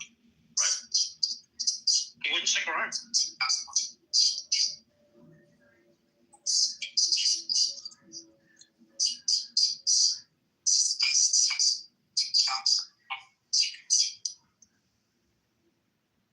What is the point of having shitskins in your country if they're not going to wash your car, clean your house, do the gardening?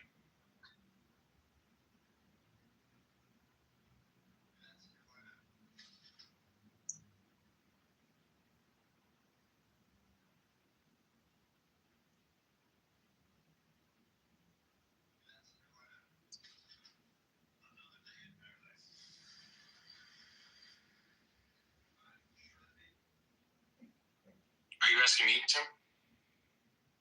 Sorry, I'm eating. Yeah. Oh, I want to send you this. It's an open question for anyone. We need to spend a little bit of agentic time on solving these solutions. Oh man, that's pretty cool how this guy figured out where Epstein was. Did you know?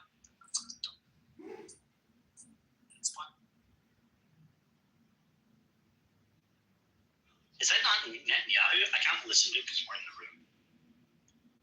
Who's in the photo with Epstein? Oh, no, that's Lex Wexner, the owner of Victoria's Secret. Oh, yeah, Victoria's Secret. Yeah. The guy that gave him the free mansion. Interesting. Yeah, the most expensive townhouse in fucking New York. Oh, Little Rabbi came back. So which one of you faggots is my nigga? Which one of you faggots is my nigga? No, you're Dude, you missed this whole nigger Prince episode. What? Prince came in here acting like a nigger. Oh, bro. See, that's the thing. That's why I don't like hanging out here, bro. There's all the losers and all the shit. Like, I block all these idiots. Damn, Diego, you don't police it. And Goo came in. Yeah, exactly. You tell him. No, I'm fine with Ghoul, bro, but like the Prince is a total lowlife. Like, I don't want to hang out with that guy. Yeah, but if we didn't have Prince, how the hell would we have the Yael files? Bro, I don't care about that. Yeah, but Randy, did you see that sweet ass?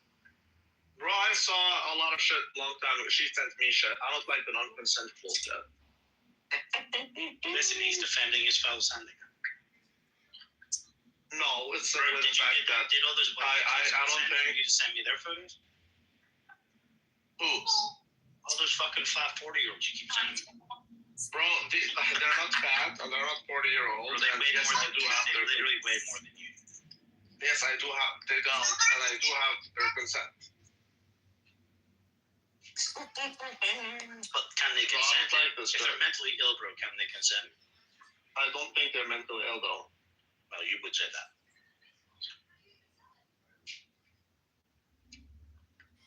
Look, it is what it is.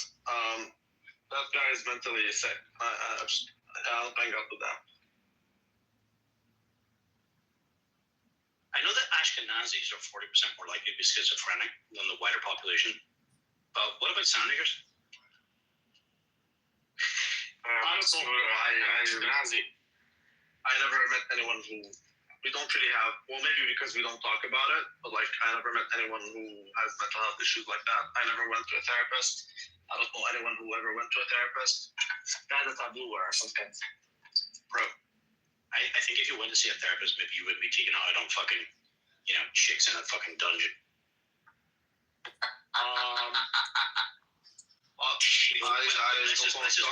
Some of us like, pulling hair or, making her wear some stockings or maybe some, decorative handcuffs or something. But like, bro, people into that shit like have unresolved issues. Let's face it. Okay. I mean, that's your perspective. You're entitled to have. Dude, I'm anti-therapy, by the way. Fuck therapists. I'm the juice. But, you're but you need therapy more than anyone. That's right. What does your mother say? You're a fucking Irish potato stick. Does your mother know about your degeneracy? No, of course not. That's right. Yes, she. No, you don't talk about these things with your parents. I'm not. But you're so proud. It's so natural. It's so wholesome. Yeah, to some people. I'm not white, bro. I'm not white. Only white people do that shit. That's right. He's so proud of what he does. He won't tell his mom. I don't do that. I don't talk about sex with my mom. But you don't have to tell her. You don't have to tell her the details, bro. But she doesn't know that you're in a king show. No, she doesn't. Of course not. But I don't talk about these things with my mom or my dad or any of that. I don't do that. No, but if your dad knew you were with a white girl, he'd be proud. My parents don't care. Well, it's funny. I dated a woman whose name is Rachel. Okay, so every father wants to see his son with a hot chick. It brings pride. My mom didn't like it. She knew this girl was Jewish. She's like, oh my God, you were dating a Jewish girl? There we go. I did. Bro, I had a lot of Jewish girls in my life. Yeah, but you brought her to your mom? That's like blasphemy, bro. No, I didn't bring her to my mom. But my mom knew that I have her in my life. And she's like, just because my uncle is Israeli and my mom is too afraid of saying Jews online. Is that one of the people from your uncle's whatever? So like basically just asking me if she's a Jew. Why would you get in a live-in relationship with a Jewish woman, man? I wasn't in a relationship. It's just someone that I knew, and I'm so friends with her. He's literally got an uncle who's Jewish. How does that work? I don't have an uncle who's Jewish. I have an uncle who's Israeli. It's Israeli. It is not Jewish. It's Israeli. Arab. Rasmussen is one of the dumbest niggas. That's amazing. So how is it that your mother equates like someone like your uncle to being Jewish then? So my mom is from Jerusalem. Nigga, what you're about to say to me is true of your mother too. So what's your mind? My mother is from Jerusalem. Yeah, and you're a nigga. So yeah, but she's not living there. My uncle is living there. That's amazing. Why is it that your mother asked a question about someone in reference to your uncle? Because my uncle is in Israel. He's Israeli. My mother is not Israeli by passport. That's amazing. That's why. So she just doesn't want to say Jew online. She's afraid of saying Jew online. How much she fears because my mom is smart. Oh, she's smart. She knows who controls shit. That's right. Yeah, she knows what's up. Well, by definition, then you're not in any club. I'm not a Jew, bro. How many times I have to tell you? This guy's retarded. When you say we, next time I'll remind you of that. But I'm not a Jew, and I never said we as a Jew. You say we all the time, bro. Yeah, but not Jew. We as in globalist. We are the globalists, bro. Anyway, I am a globalist. Okay, we're not getting bogged down on it. I am a globalist. I'm not a Jew. Why is it so difficult with you, man? There's no difference. Globalists are Jews. Jews are globalists. Globalists are not Jews. Globalism is a Jewish idea. Therefore, everyone's a Jew who believes in globalism. Okay, well, Diego, you're also a Jew because Moses is a Jew. Well, you know what? Guess what? All Christians are Jews because every single author of the Bible is a Jew. That's amazing. Now you're making it sound like a Jew. Except for now you're sounding like a real Jew. No, I'm not saying it's so dumb. It's a very dumb argument to say, hey, if you're influenced in any way, shape, or form by any thought that any Jew ever supported, it must therefore follow that you are a Jew. Like, what? You're retarded. Transgenderism, feminists, they're all Jews, bro. Yeah, you're retarded. I'm not only are you retarded, but you're also a gay nigga. Okay. That was your story. What story? What are you talking about? Your story of your mother and your uncle. There's no story. There was. You were listening to your mother asked you. You were telling us. Oh no! She just asked. Well, all I'm saying is that she was surprised that she's a Jew. She's like, whoa. She didn't want me to date a Jew in any way, shape, or form. She didn't like it. That's all I'm saying. Yeah, old wisdom. I remember my grandmother making a comment about an interracial couple on the television before. She was disgusted by it. Guess what I'm cooking? Shawarma. No, steak. That's right. They all want to eat white man's meat. Steak. I love steak, and I always think about you when I do steak. She's my number 3 top fan. Steak. I ate steak. You people are crazy. Why? I love you. But I love you. Why are we on the Rambleton is clearly not there, but like why am I crazy? Brenda, you know what Prince said? He said, I have an American citizenship and I went to school in UC Berkeley. He was proud of it. He was proud of paying $60,000 a semester at UC Berkeley. Yeah, the only difference is he doesn't have an American citizenship and he's never been to UC Berkeley. Yeah, it's like he lies. What is this nigger study at Berkeley? Excuse me. Well, why would he say Berkeley anyway? That's a shithole school anyway. Because he doesn't know.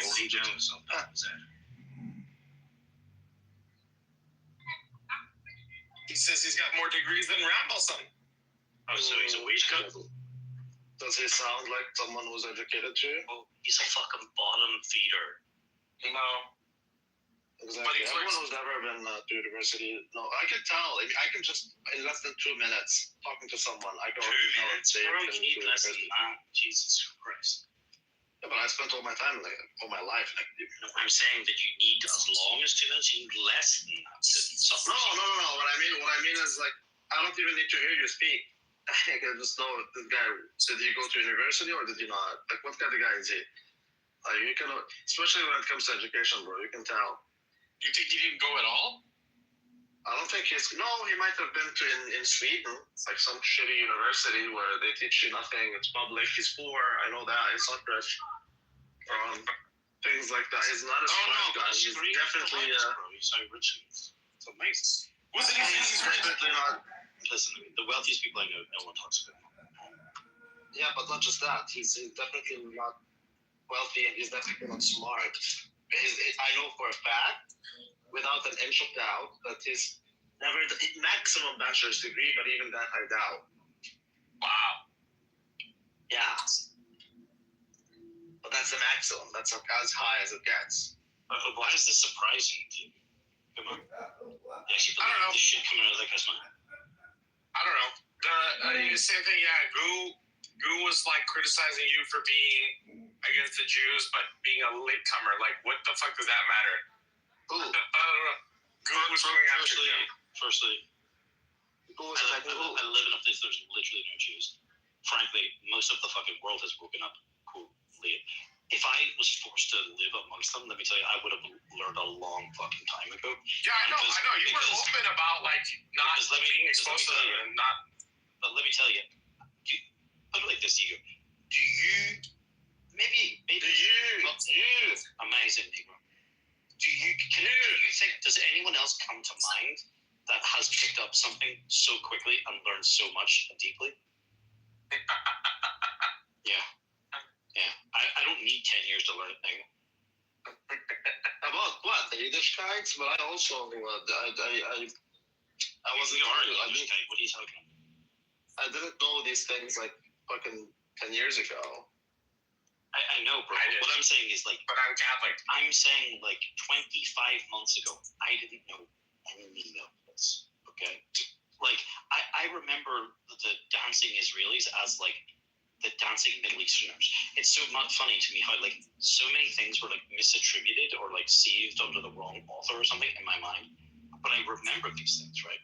And then all of a sudden it's like, oh, firmware update, and oh shit, those were all like I remember hearing things about like the Rothschild. Then you found out that they're all Yiddish guys. Yes. So it's like I don't need like I've been paying attention, but it was just like misattributed. And also, or maybe it was said, but I didn't know what it meant, right? But I remember it. Like I remember, like, what is the story about? Like one of the Rothschilds sending a message back to like London Stock Exchange, were basically saying that they lost the war, but in fact they actually won. So the fucking price crashed, so they could buy up everything and essentially like take control of the Bank of England. I don't know what, but like I didn't fucking know, but I didn't like attribute like, oh, he's a Jew. It's like I didn't know, but like I knew about, you know, I knew about ridges and coins and coin clipping. I remember watching something on that years ago. I didn't know it was. But coin clipping is not just. I knew like this whole plethora or this like fucking whole array of different information, but there's no attribution. There was no collective fucking. There's no common denominator. And then it's like, oh, it's so clear. You know, bro, I bought Mein Kampf in 2013. Never read it. Like it's just the shit's been sitting in front of me this whole time. I remember a long time ago when you were so afraid of saying the word nigger, and now you can't stop dropping it. And I'm so proud of you. It's Randy loves the takes this credit. He thinks I've never said nigger word. You see, no, you're always afraid. You're always so afraid to say it. Here we go. I'll explain it for the third time to you. When someone's goading you to do something and you don't understand their motives, like, are you recording me? What are you trying to do? Like, no, I'm not so afraid of it. I'm not gonna bite neighbor. You were so afraid, bro. You were so scared. I know. And now he says it loudly. I'm proud. I'm so proud of you, man. It's amazing. Hey, I'm glad that I'm glad that you take the credit. It means that you're also too obsessed. No, I'm not taking any credit. I'm just saying I'm proud. Take the credit. Take the win, bro. Bro, I'm just saying I'm You'll proud. remember me for everything. Like I'm saying I'm proud. I know. Take the credit. Hey, I wouldn't say it. It's not a word that I've ever grown up saying. But it's taken on a certain connotation that I understand in our culture, and I'm not afraid to say it. What are you talking about? Because It's not even about the culture. I don't give a shit. No, I know. I don't say it as much as you guys, You have to speak to these people in the language they understand. Like, because in the real world, that's physical dominance and, intimidation, right? It's like standing over the little fucking short king and, like, letting him know that his fucking shit skin jeans are inferior without speaking. You can't do non-verbal communication over a fucking audio app. So you have to communicate them. You have to meet them where they are, bro. They're never going to come up to our level. So you have to go down to their level and beat them, unfortunately. This is not the way I conduct myself in my normal life, okay? Although I do feel sometimes like it has, unfortunately, it's like I've stared into the abyss and therefore the abyss has stared back into me. I have in my normal life been like wanting to be like, you're a fucking noob. Like, it definitely affects, like, it affects you, but both times that I've ever been. But this isn't how I conduct myself in my normal life. You're like a gypsy dictator, but in real life. In real life, I've been policed on language or symbols 2 times, and they were both by Germans. One time I was dating this German girl, and somehow the conversation about like Nazi Germany came up, and I showed her Wikipedia, and I showed her the Nazi symbol, and she I don't know how dude, this is in the German 2000s. There was some German that I spoke to. Actually, I can't remember. I'd love to know who else was in the room because I can remember that they witnessed it.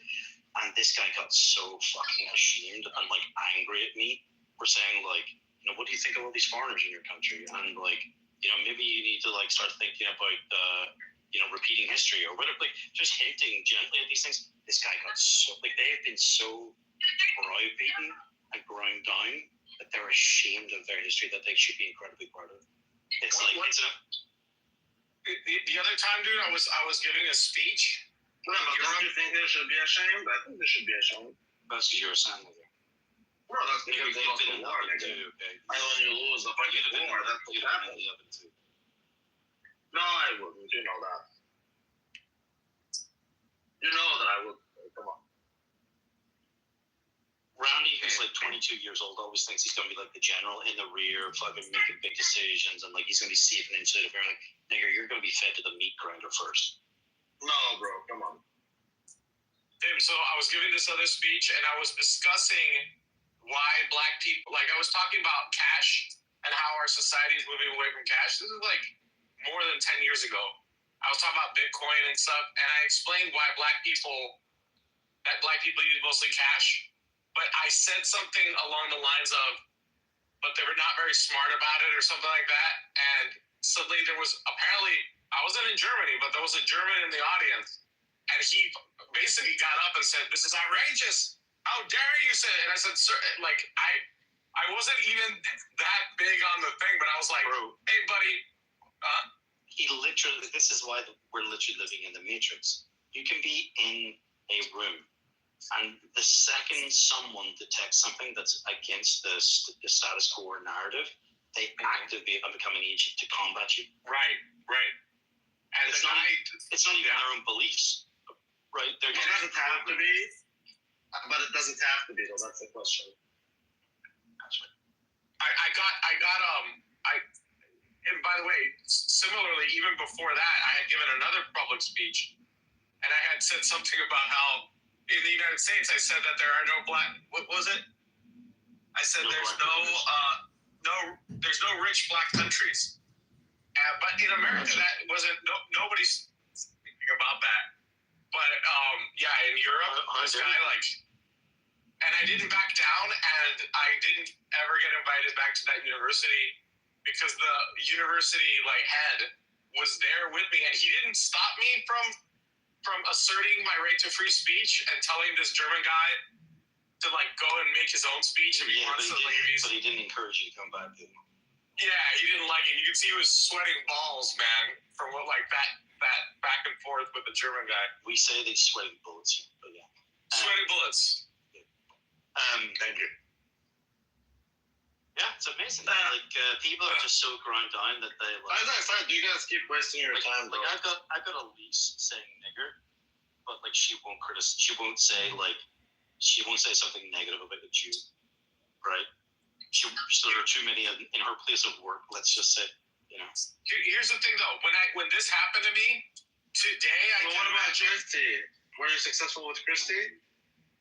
Bro, she, no comment. Yeah, exactly. I'm just saying, you did the same thing today. Listen, Christy is the fucking sweetest girl on this app that I have fucking met. All right. I have zero issue in saying that whatsoever. She was always nice to me. That woman literally went out of her way to not help me, help my mother after recovering of a surgery, because during COVID, she got like really bad aftercare, and she went to her father, who's a surgeon, to go and get speak to one of his colleagues to get rehabilitation fucking documentation, whatever, stuff that our NHS should have been the lengths that someone would go to help someone that they've never met and a relative of someone that they, it's just like I don't have a single bad word to say about Christy. Especially when you're an Irish potato smash. I don't have a single bad word to say about Christy. Yeah, but she has a lot of bad. Most people are unaware of these things. Yeah, but she has a lot of bad stuff to say about you, though. That's amazing. I love it. I look forward to hearing it. Please share. Well, aside from the fact that they're an Irish potato snake who hates the Jew. What is a potato snake? Please keep me up to date when you know such things. I look forward to it. Well, she did say that you ran her off the app. That's right. And that she is not in a relationship with you, although you don't seem to understand it. That's right. Bro, you realize I have her full phone number and home address and blah blah blah. But yeah, but you realize that we all do. Yeah, right? Yeah, and I literally even though I could. Yeah, but you realize we all do, right? I totally respect her. It's clearly her decision that she just wanted to depart from this corner of the fucking world or her life and separate it. Yeah, I wonder why. Yeah, I do wonder why. I wonder what all this. Wow, I don't wonder why. I think it was her husband. No, it's because you think you're her. Actually, if it turned out to be her husband making the fucking account following her around, that would be funny. Oh my god. Anyway, Well, she probably doesn't want to listen to you complain about Jews all the time. No, she wants to hear Rico cry about all this fucking dating advice, She'd rather listen to that. Yeah, that's why she would cry to me about fucking whatever he's fucking crying about. She was too nice to actually say no to him. Well, do you still talk to her? Negro. Keep your story straight. What is it? Is she still talking to me or is she not? Is she talking to me or is she not? I know you don't have a fucking clue. Anyway, next story. Come on. Hit me with something actually, good. I don't think she's talking to you. That's right. It takes courage to take truth and truth. That's right. Randallson. Randy, please. Randy's just getting up in his feelings because I normalized the term shit skin on Clubhouse. We got two shits. I did think I can. Bro, that bitch Yael started calling other fucking shitskins. It's a bit funny, actually. She didn't start what? She was calling other. I planted the seed in the room. Bro, I was the one that started. I coined the fucking term on Clubhouse lately, shitskins, and now it's taking off. It's amazing. But literally, I've heard it before, listen, I know. I said lately though, and other people had said it in the room, and then fucking that Yasmin bitch, whatever, joined, and then she started repeating it to the fucking Muslim. It's just like little did she know she's literally repeating my own words. So I'm not sure how true these things are because the word cuck. I've been spreading cuck everywhere, but cuck.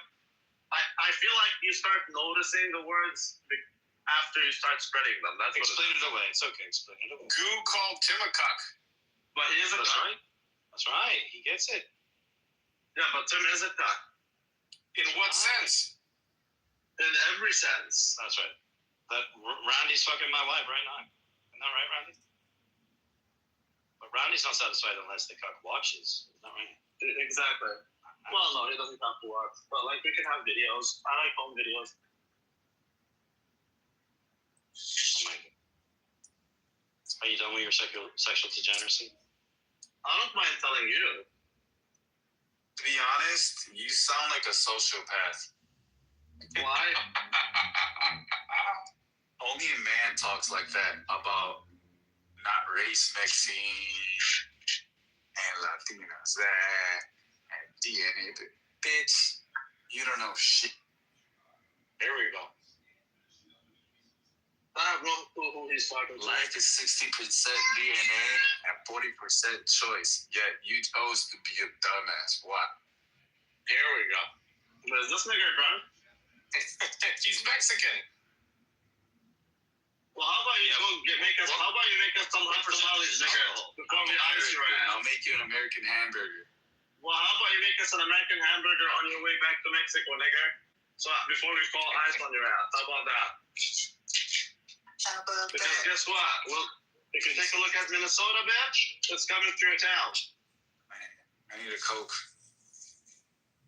No, what you need is to go back to fucking Colombia and they'll give you your Coke. What you need is a Snickers and get laid, you fucking virgin. I'm a virgin when you're literally gonna get raped by the ice people. How about that? Well, their name Christine. How about that? Good luck. Nigga, they're not Jews, bro. This isn't Israel. They don't rape prisoners. Well, how do you know Cyber has had no American abortions? This nigger is 100% this nigger is Mexican. He was already told you he's Mexican. I had to explain to him that he's not the same type of Mexican as Nick Fuentes, even though they both live in Chicago. Ooh, Chicago. Barracuda. Well, is he Mexican or was the word Chicano? Yeah, Cyber would be Chicano, yeah. Yeah, shout out to Svengoolie, shout out to Ozzy Osbourne. Ozzy Osbourne married a Jew, bro. Not because he married a Jew. Did you see Kelly Osbourne, what she looks like now? Oh my God. Because he's famous for like fucking eating a bat's head? Yeah.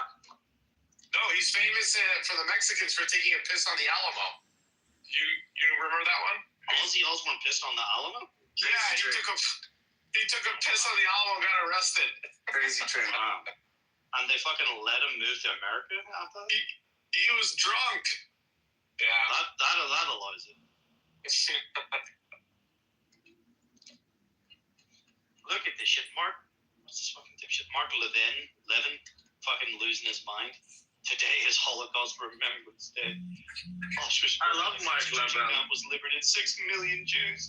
I love Mark Levin. Were murdered during the Holocaust, and the ugly, insane hate for the Jewish people is spreading like a metastasizing cancer throughout the world today, including our country. The Islamist, Marxists, and neo-fascists are openly, aggressively preaching death to the Jewish people and violently attacking Jewish people. I love Mark Egged on by it, among other podcasters, entertainers, foreign governments, billionaire dark money, and others. Our public schools and colleges are populated with the faculty who preach hate against the Jewish people. Many in the media are echo chambers for blood libels, and of course, an increasing number of mosques in our country are propagandized mills for this hatred, which are effectively segregated Muslim communities. God bless those who are speaking out against this injustice, including pastors and righteous Gentiles, writers and broadcasters, and certainly public officials and politicians. Unfortunately, the voices of Jew hatred are loud and numerous and growing. It will take many more of us to counter what is taking place and push back against this awful hatred. President Trump has denounced this bigotry privately and publicly, including to me. His administration is fighting this poison on several fronts, but the cancer continues to spread in the culture, and we must fight it, and we must promote it now more than ever. Never again means never again. Never again means whatever the fuck I want to do. Nigga, who gives a fuck? They're panicking. Like, imagine how panicked they must be in the Israeli wire when they're looking at their numbers just continuously going down every single month. Like, how long is it till the Israeli war? You saw what happened at TikTok? I don't think. Look, bro, you have to make up your mind. You can't believe that the Jews run everything and have all the money, and at the same time say that they're gonna lose their jobs. This is a claim, nigger. That's a claim. How about you take it from the horse's mouth? If their victory was assured, the propaganda wouldn't be necessary, my nigga. So they have outweighted undue influence. Okay, that's all I've ever stated. That's it.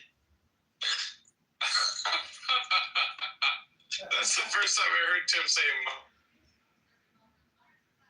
Tim is as close as it gets to a bunch of bodies. What did you say to you? You went in the matrix for me.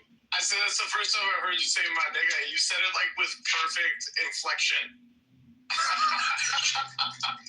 You were like my nigga. Well, this is it. You gotta speak to the Negroes like they're niggas. Yo, you saw what happened on TikTok? Yeah. TikTok is like horrible.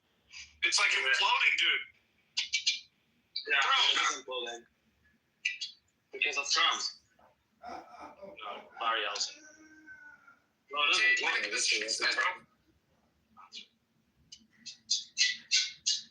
Because they're transferring the ownership, so it's American.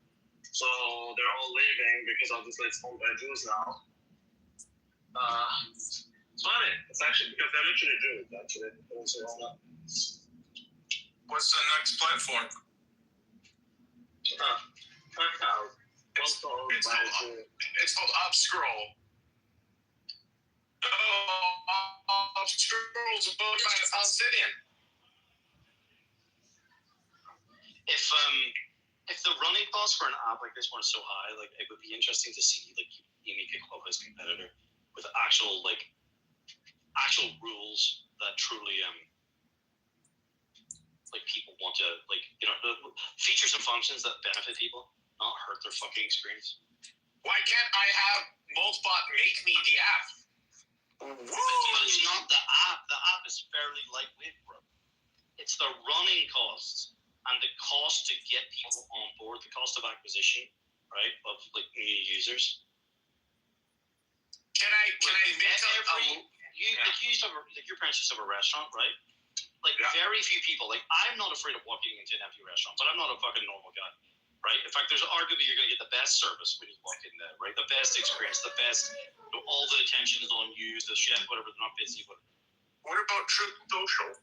No, fuck that fucking. Oh my god, they're killing me here.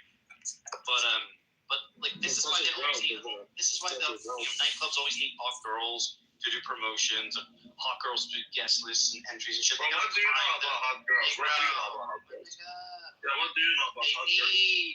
They need to inject momentum into a system, right? They need to come out to the Marriott. Woo! So this guy is like, you guys know this nigga? Ain't nobody know this nigga. Woo! That's right. Anyway, you need to prime the system. So you could have the best app in the world. You could have a better app today, right now, live in the App Store, better than Clubhouse. But how do you inject momentum into it to get people to use it? Because, Diego, you're like, oh, well, if I don't start rooms, then nothing happens. Well, how do you get people to show up and use an app that no one else is using? It's very expensive. It's very expensive. So you're not going to do that. Why do you think anyone's going to do that? Why does everyone on Clubhouse think they're going to solve some political issue? Why is every nigger who doesn't pay attention or read the room come up with some hot take and try to make themselves relevant? That is a hot take, though, right? That's amazing. That's a hot take, though. Nobody gives a shit. But you do, though. Why are you black? This guy's so gay. It's a pretty hot take. Why are you black? It's a gay take. It's a retarded take. No, it's not. You guys always think like you're gonna solve some issue, but really you're not. No, it's the first time I see you, bro. The first time I fucking see you, I don't know who the fuck you are. I know. I'm just somebody that just likes to have fun, you know. That's amazing. Listen, taking Zach the retard, you're much more fun. Are you Jewish, Rick? No, I'm the 16-time world heavyweight champion. That's right. He's black. He black. But yeah, I don't know. You guys always fight with each other on Clubhouse. Like, just get over it. Lend us a friend, nigga. Everyone just needs to get over Lend it. us a friend. Learned us a friend? Lend us a friend. You got so many friends. You should make us some friends. That's right. Lend us a friend. But isn't that a hot take, though? Is that not a hot take? How many times are you going to repeat this statement, man? I thought you said you wanted to make some hot takes, right? So I know, I just think that you need to I literally said, read the room, nigga. That's what I'm saying. I did read the room. You're retarded, bro, because I would have kicked this nigga a long time ago, man. That's right. But Diego's a cuck. I'm driving. Okay, then mod someone. If you can't mod, he's a fucking sadomasochist. Diego loves humiliating. Wait, so what's wrong with what I said, though? It's not that what you said. It's that you're on friends, bro. Amongst real friends. Are you on drugs right now? Am I on what? He black. Drugs? Always. At the Marriott? What is this, bro? He's fine. Diego just loves the chaos. He's friends with Andrew Meyer. So he's exclusively not fine. No, but he's fine. No one cares. You can eat my ass. You and that faggot fucking drink. Many have. But Em, what's wrong with that question, though? With being a Jew? No, with like. Nobody gives a shit. But you do, though. But nobody cares. No, but you do, though. Nobody cares. Dude, I'm literally, if Diego's not gonna maul it, I'm gonna literally like verbal diarrhea and fucking like take over this fucking room until the. I think you're doing the verbal diarrhea. That's amazing. Okay, here we go. All right, you ready for it? All right. Nice. Everybody calm down. No, you should put it, actually. You should put it. Let's put that.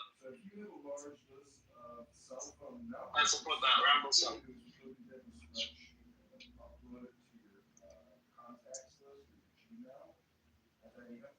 Guys, they're out of control today.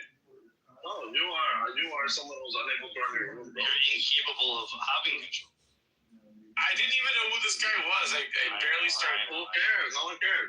This is like an excuse my mother gives. Oh, well, I didn't know he was a bad guy. Blah, blah, blah. Like, I didn't know that would break the dishwasher. You know, I just did the thing. You know? No one cares who he has. He has zero ability to read not just the room. Like, there's no social cues, and the nigger is on drugs. What the fuck?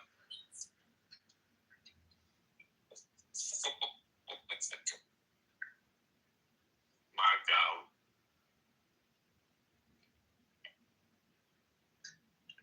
Dang. So you're basically saying I can make the app, it can be better, but it won't gain traction. All right, fair enough. Because everyone did that. Don't you remember Club? No. That's not what I'm saying. I'm saying you have to have a plan to inject the momentum. It's not gonna happen. There were apps that are much better than Clubhouse, bro. There's apps much better than All you gotta do, listen, you just gotta, like, you've got someone famous at your grasp. You got a devotee. You got a zealot. Okay? She's had tens of millions of views on fucking Twitter, bro. You literally just need to make Nora a fucking room where she battles the Jews, and it will literally compel the world to show up. Right? All right, now I'm gonna have to unlock her. There we go. No, you just don't have to be present. There you go. Well done, Randallson. Well done. That's right, nigga. You gotta prime that system, like I told you. So what she's gonna do is unblock her because you gave him the idea. Yeah, it's like because he needed my fucking permission. That's right. Not your permission, but like. That's right. He doesn't need your permission for shit.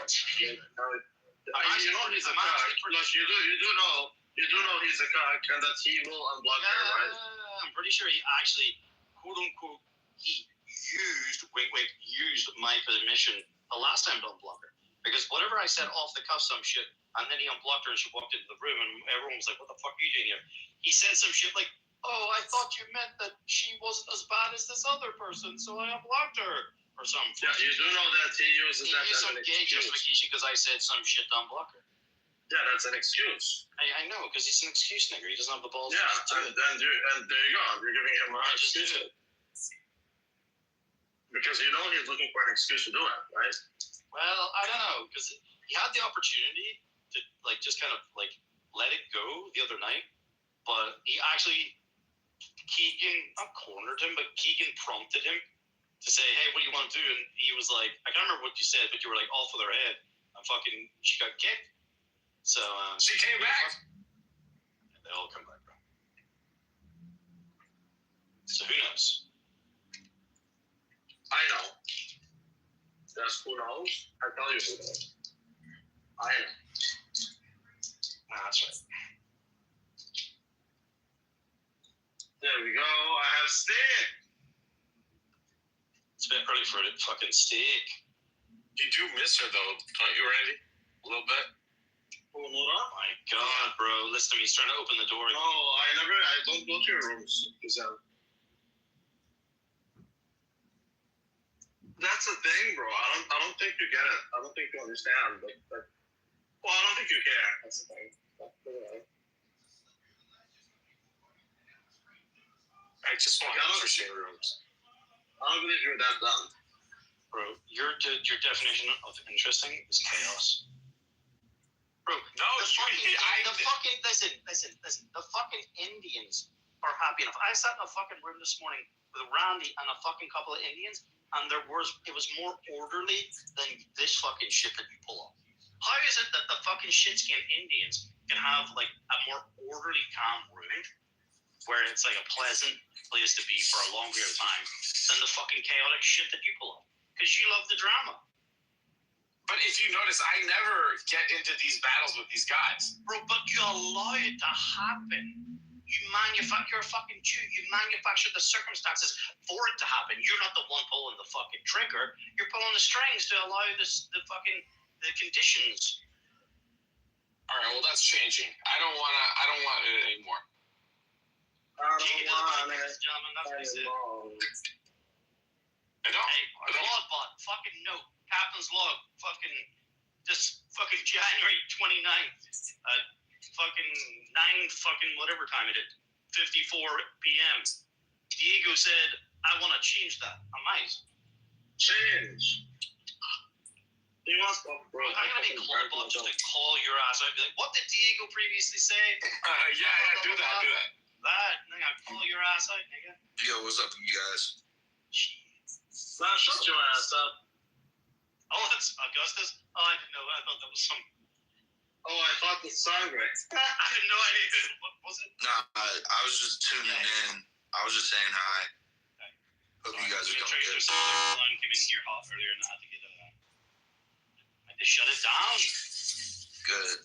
Yeah, keep shutting shit down. Every time I've tuned in, you guys have been bringing the heat, so keep it up. What am I?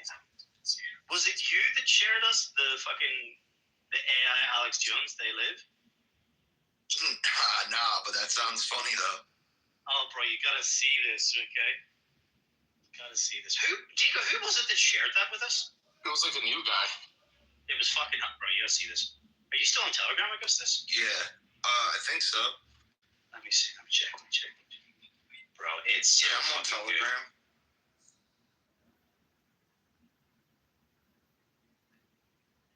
Oh, yeah. There we go. Oh, fuck, bro. Okay, I can afford it now. Bro, these are so good. This is like, these are just the best. It's the best AI shit I've seen yet. No, that means, it's better than anything, because, you haven't seen that song. In fact, Randy's not seen this. I gotta send this to Randy as well. Yeah, you're not really known for experience. That's right. Yeah, who the fuck was it that shared these with us? Diego. I don't remember. He was a new guy.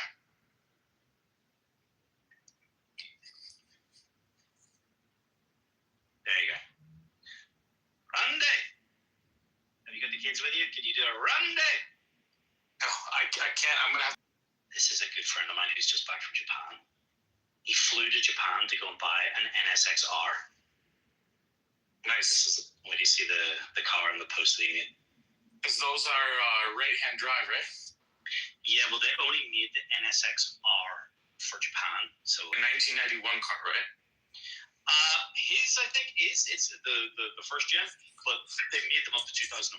But the 2000, the very last of them are uber rare. There's like, this even has the numbers. Basically, this guy that sells them, the reason I'm gonna show this to you, is like, he's like the world #1 fucking whatever NSX seller in Japan. And it's like 6 hours away from the fucking airport. Like, it's no joke to get to type thing. Right, come on, let's go. Let's go. Sounds like an adventure. Yeah, I showed you. It does, doesn't it? That's right. That's right. You see, we can denote property, high trust society with the Japanese, not a problem. Is that not a problem just because you say it ain't? That's right. Shit.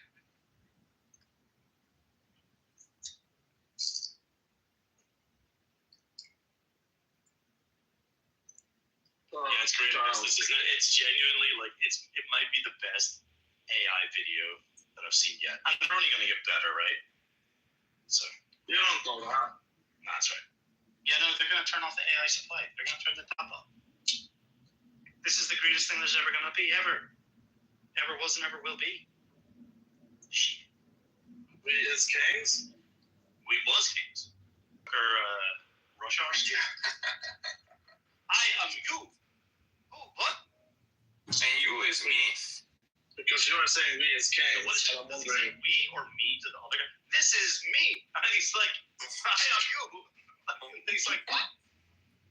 Bro, like, I don't know. Like, you, to me, to the degree that I could possibly act, right? I could maybe do that scene once, like, and they're gonna fuck it up, right? How many times they did that scene, and to make it funny, like, there must be some crazy outtakes. Right, go pee. That's right. Shit, nigga, you don't think I know? Oh, say hello to Joe B. And I love Joe B. Listen, Rabbi, this is how you know whether someone's actually worthy of living in America. See if he knows. Ask him. Yeah, I would like to do this test. I would like this test. No shit. Yes, I would like this test. Who is worthy to live in America? Done by the Irish Potato Snatch. Let's go. That's right.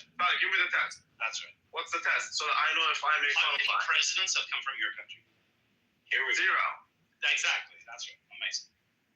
But no, actually 1. Oh yeah. Barack Obama. Yeah. Donald J. Trump is the first Jewish president, according to Mark Levin. Yeah, did you see this where he's meant to have converted in 2017? Well, you know Trump is Jewish. His daughter's Jewish. She's Jewish. No, they're meant to, like, when he went to Israel and kissed the wall, he's meant to have, like, yeah, but they all did that. They all did that. No. And it states that he actually converted, and which is then leads into part of the theory why this way, hey. Which leads into the theory why he didn't actually put his hand on the Bible on his second term when he swore in. Bro, we don't care about the Bible. We don't do Bible. Negro. Reports. So, yeah, but I'm telling you that it doesn't matter. America is a Jewish country. We don't care about Jesus. We don't care about your Bible. This is a Jewish country. You listen to the we. You see what I told you earlier when you say we? Listen to this nigga. You're a we, nigga. Okay, I'm telling you that no one cares. You don't care. Not, yeah. I don't think you understand that. This is a Jewish country. Just listen. There is no we in you. Yes, there is a we. Dude, you're we all over yourself, right? We is kings. I don't think you know shit about. Who are they? They are we. That's right. Now you get some.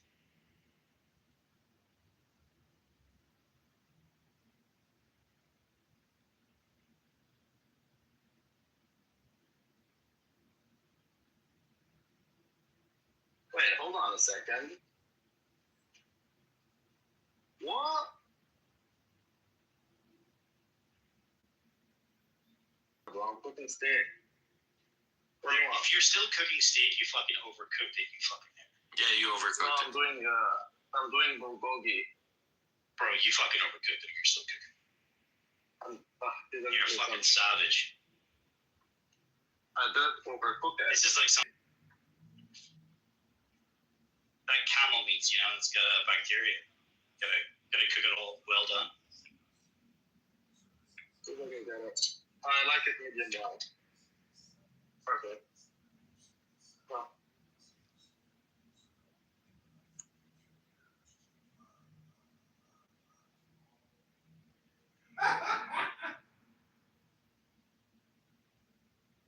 If it's not medium well, it's not my thing.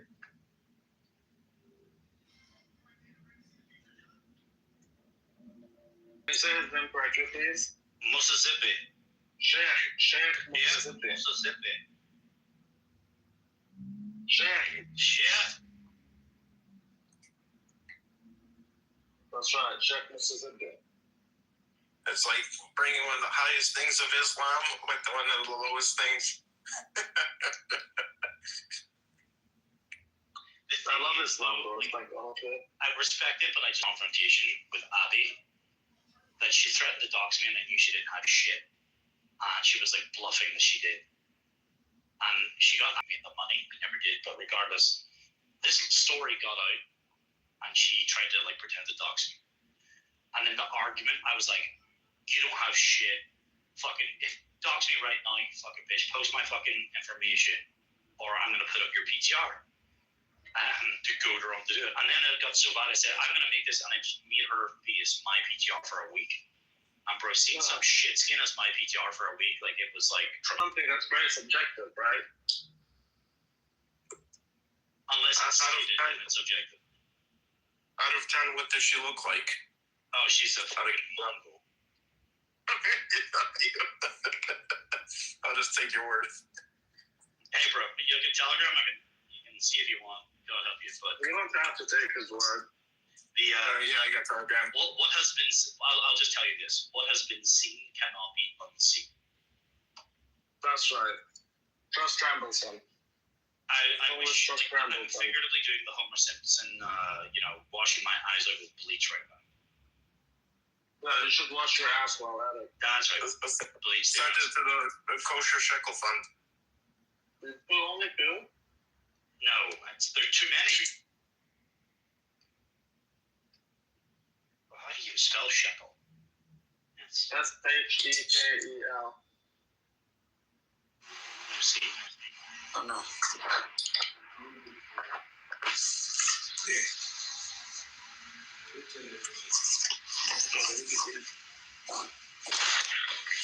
Oh, koshershekelfund.github.io. Amazing.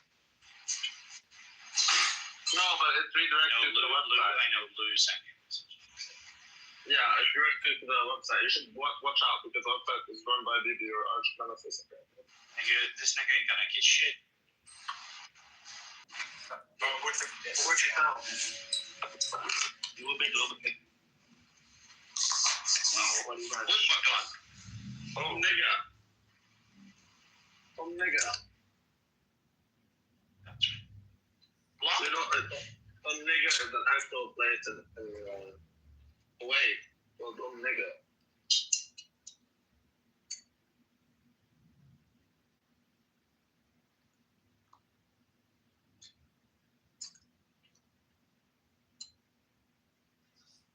Yeah, bro, just back out again. You fucked it. Like, just sorry to tell you.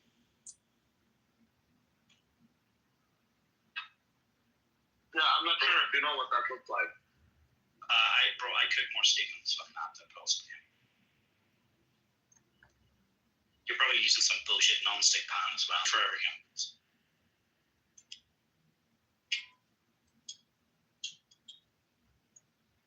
Control your what? I know that you don't know what you don't know. The chemicals which are in Teflon basically can never be broken down. And they're basically been absorbed in the bloodstream of everyone, but they're particularly released from Teflon products like non-stick coatings on pans or other Teflon products. It decreases your nutsack power, Rabbi. It's what? It will decrease the power of your nutsack. Whoa. So, yeah, but honestly, I need that. I need that. Because he's too randy. It's too hairy. You gotta get a cast iron for this steak, unless you're gonna be grilling it. I actually just prefer. I have a great steamless steel pan. But yeah, what do you have to do? You have to like season it, or you have to like keep it. Because if you clean it, you like fuck it up. Yeah, let's act like this nigga knows what he's saying. Nigga, shut the fuck up.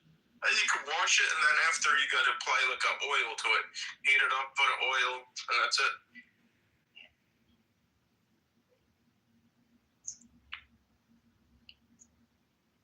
Now, if I like grilled stuff more, like on a like do a barbecue, I'd probably use cat.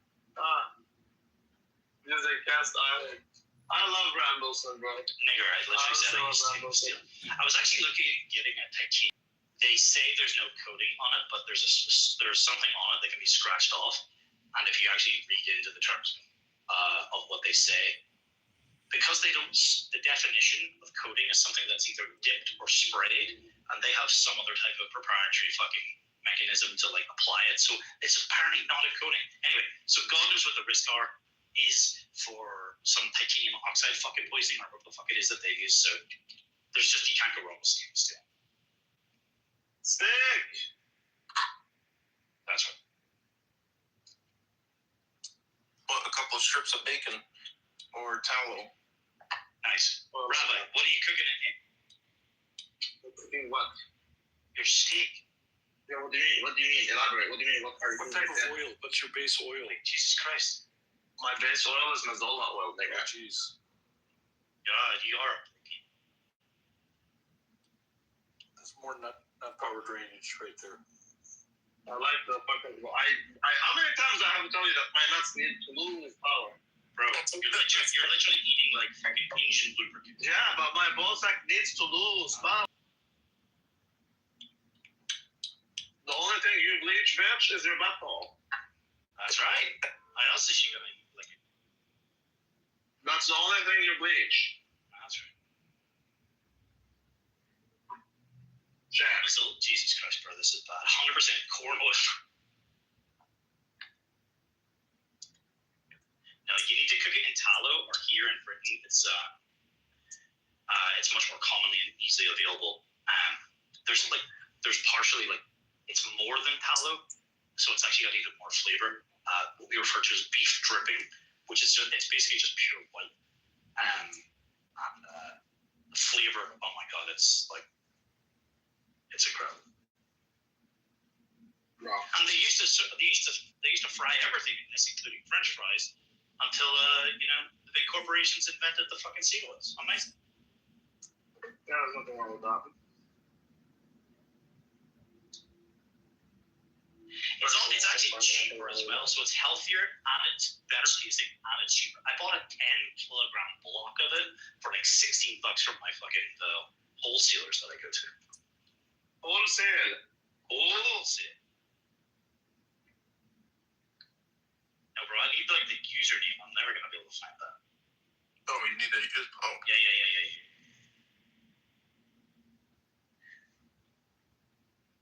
Not the username. All right, perfect. Hello? Good. Did you even know she was in the ICU? Yeah, I was told. That doesn't. And that's right, sir. I'm not sure I ever actually heard a coherent word out of her fucking mouth. Yeah, but she's a good person. She can't speak though. That sounds like a fucking, you problem, not a me problem. Look, bro, even Johnny the Best to real. Oh yeah, shut up. I may remember. Actually. Oh yeah, shut up. I may remember. I actually remember what I was going to say.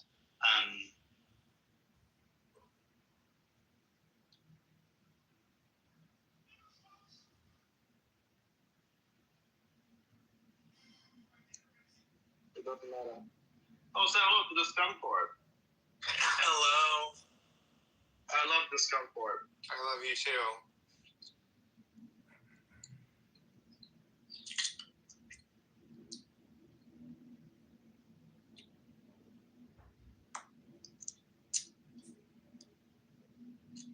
The number one thing I like about the Scunport is that to make Rambles and go wild.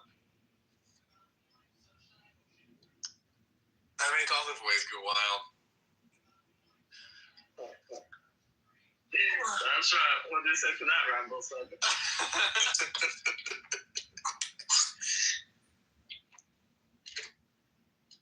This is the definition of liberal. This is the definition of liberal. A Muslim liberal. No, not that person, but something else. I can't remember what his name was. His name is Sal from Impractical Jokers. Thank you. I'm like, what is the name of that fucking show? Thanks. Nice.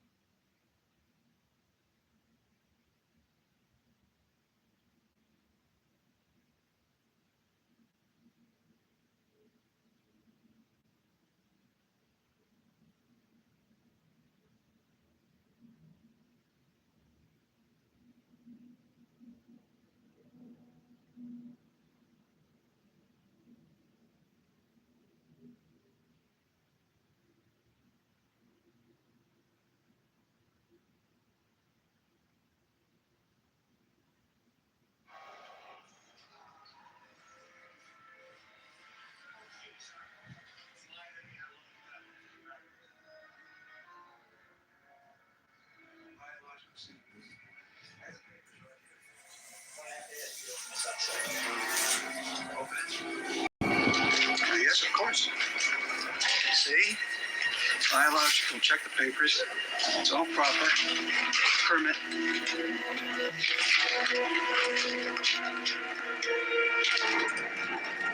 It's empty. Well, yes, to be sure. It looks empty. I assure you it's not. It doesn't even have an odor. That's not necessary, sir. There you go. Thank you for your cooperation. Have a good flight.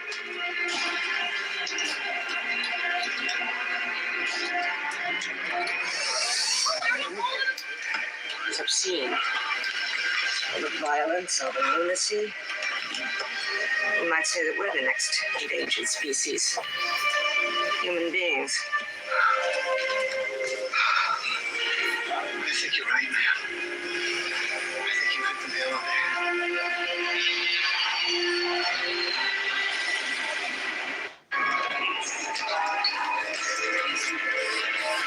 Excuse me, sir. Would you mind letting me have a look at the contents of your bag, please?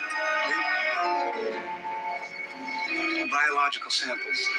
I have the papers right here. Well, I have to ask you to open this up, sir. Open it? Yes, of course. See? Biological. Check the papers. It's all proper. Permit.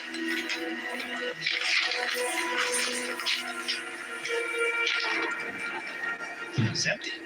Well, yes, to be sure. It looks empty. I assure you it's not.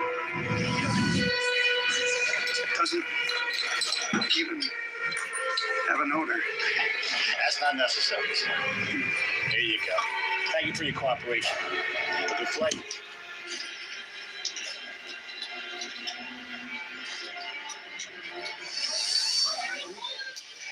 It's obscene. All the violence, all the lunacy.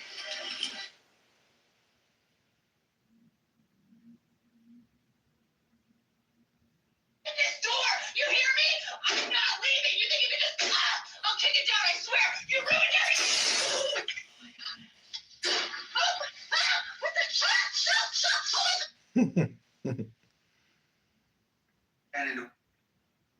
Ran into one of the men I've snatched in the past at the grocery store with his wife. When he saw me, he dropped the jar of pickles he was holding in shock. But I didn't blow. That's all that's left? 3 random flavors and a lot of disappointments. Man, I wish I had a billion of these. John, what in the... Shower to the boardroom in 5 minutes. That's how you run a jelly bean empire. You're 9:37. Shower to the boardroom in 5 minutes. That's how you run a jelly bean empire. You're 9:37. Investors love spectacle. Ready when you are. Behold, if you shower to the boardroom in 5, that's all that's left. 3 random flavors and a lot of disappointments. Man, I wish I had a billion of these. John, what in the world? Hey, don't panic.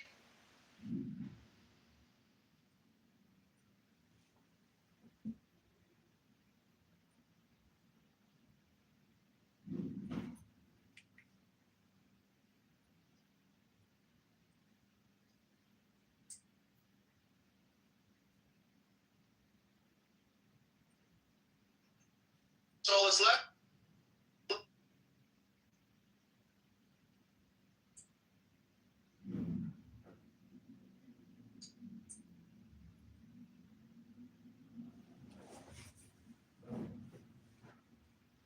Shower to the...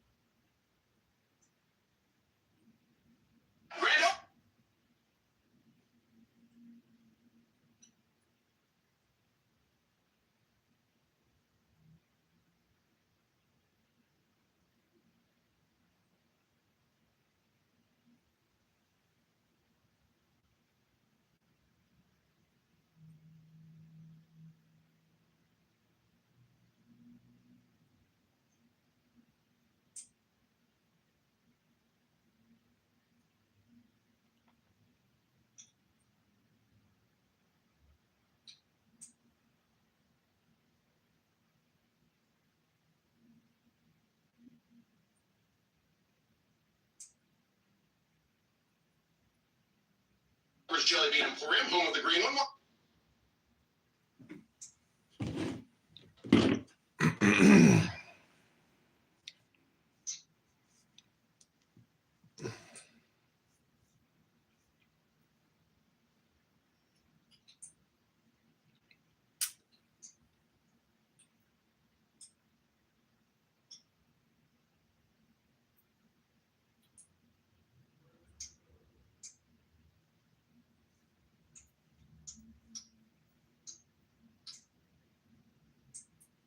Judgment, like in America. Okay.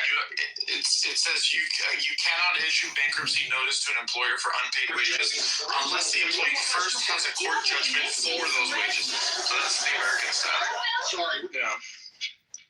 UK is like lethal. And Joe's what does that mean? I mean, I'm pretty sure they can. So it's lethal if they don't say no to it, but I'm pretty sure they can appeal it. No. Well, it doesn't. No, it's not. It's not a claim. It's not a complaint. So there's no appeal process for that. But you don't get to come, bro. You don't get to come here and tell me I have 10, 20, 30 days to give you money. Otherwise, you shut down my shit. Like that's not how it works. Yeah, but. That's how it works in the UK, dude. That's how it works in the UK. I read all about it. We went through it. No. They can appeal it. They can say, nope, we disagree with this, and we would like to actually aside. Within 21 days. Within 21 days. I get it. No, I get it. You know what's hilarious? One of the directors was on fucking, he just got married, and I thought to myself, I was having a wet dream. I was like, holy shit, see if, because they decided these dipshits, they registered the name of the registered office address they put as his fucking home address, a residential address. If that motherfucker went on vacation for 2 weeks, bro, and they got home and there basically wasn't time to file a set aside, and like literally just matured by sheer accident, like, bro, that would have been just like chef's kiss. Like, you know, but I now know I got personal service, blah blah blah, so they know. But bro, like, this is it's serious. That's the whole point of it. Did you send it to the lawyer too? No, you didn't just mail him or email him? No, it doesn't matter. ChatGPT was like avoided, basically. Okay. It's funny because it actually gave me a different answer when I first asked it, but now I really kind of nailed down because you don't want to be seen as. Plus, here's the thing. Okay, here was why. Look at this nigga trying to sue people. Shut the fuck up. I'm not only one who's actually done it between you and I, so shut your fucking mind. The new information, why it's kind of one of the reasons to choose mine, is because they ended up sending me a frivolous letter on January 15th, right? Mm-hmm. But they erroneously fucking named the wrong LLC, dead LLC, right? So if I respond, it actually kind of hurts me if I try to claim that I got, if I engage with that letter at all, right. Basically, that's like a form of acceptance, and it weakens my position. So basically, I just like do not fucking contact them. Wait for them to contact me, and they will then come back to me and say, "We are representing LLC, blah blah blah blah," and then I can engage with them. If I was to engage in them before, because imagine some random lawyer says we represent Google, blah blah blah, you're like, go fuck yourself. You just ignore it. So I just have to treat that as if it's like it never happened almost, right? And I also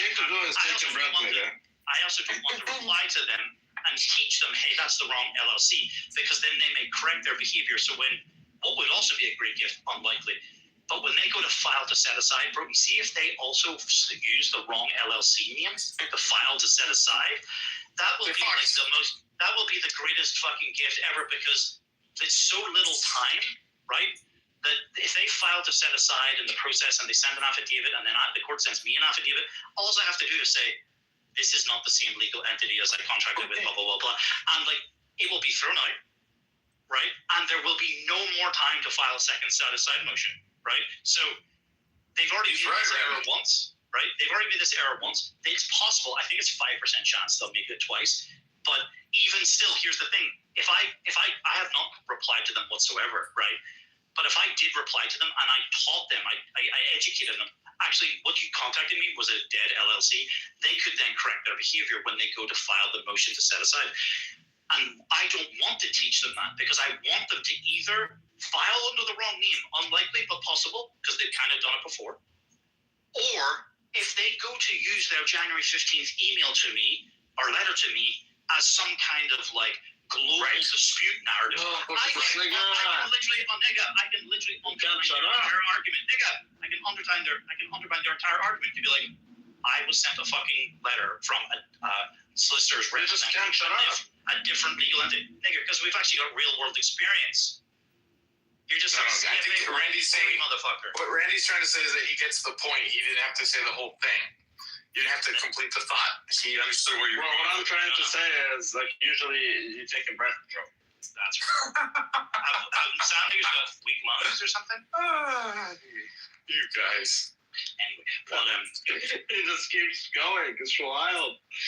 I've never seen anything like it. This nigga, like, this nigga has the lowest self-awareness I've ever seen in my entire life.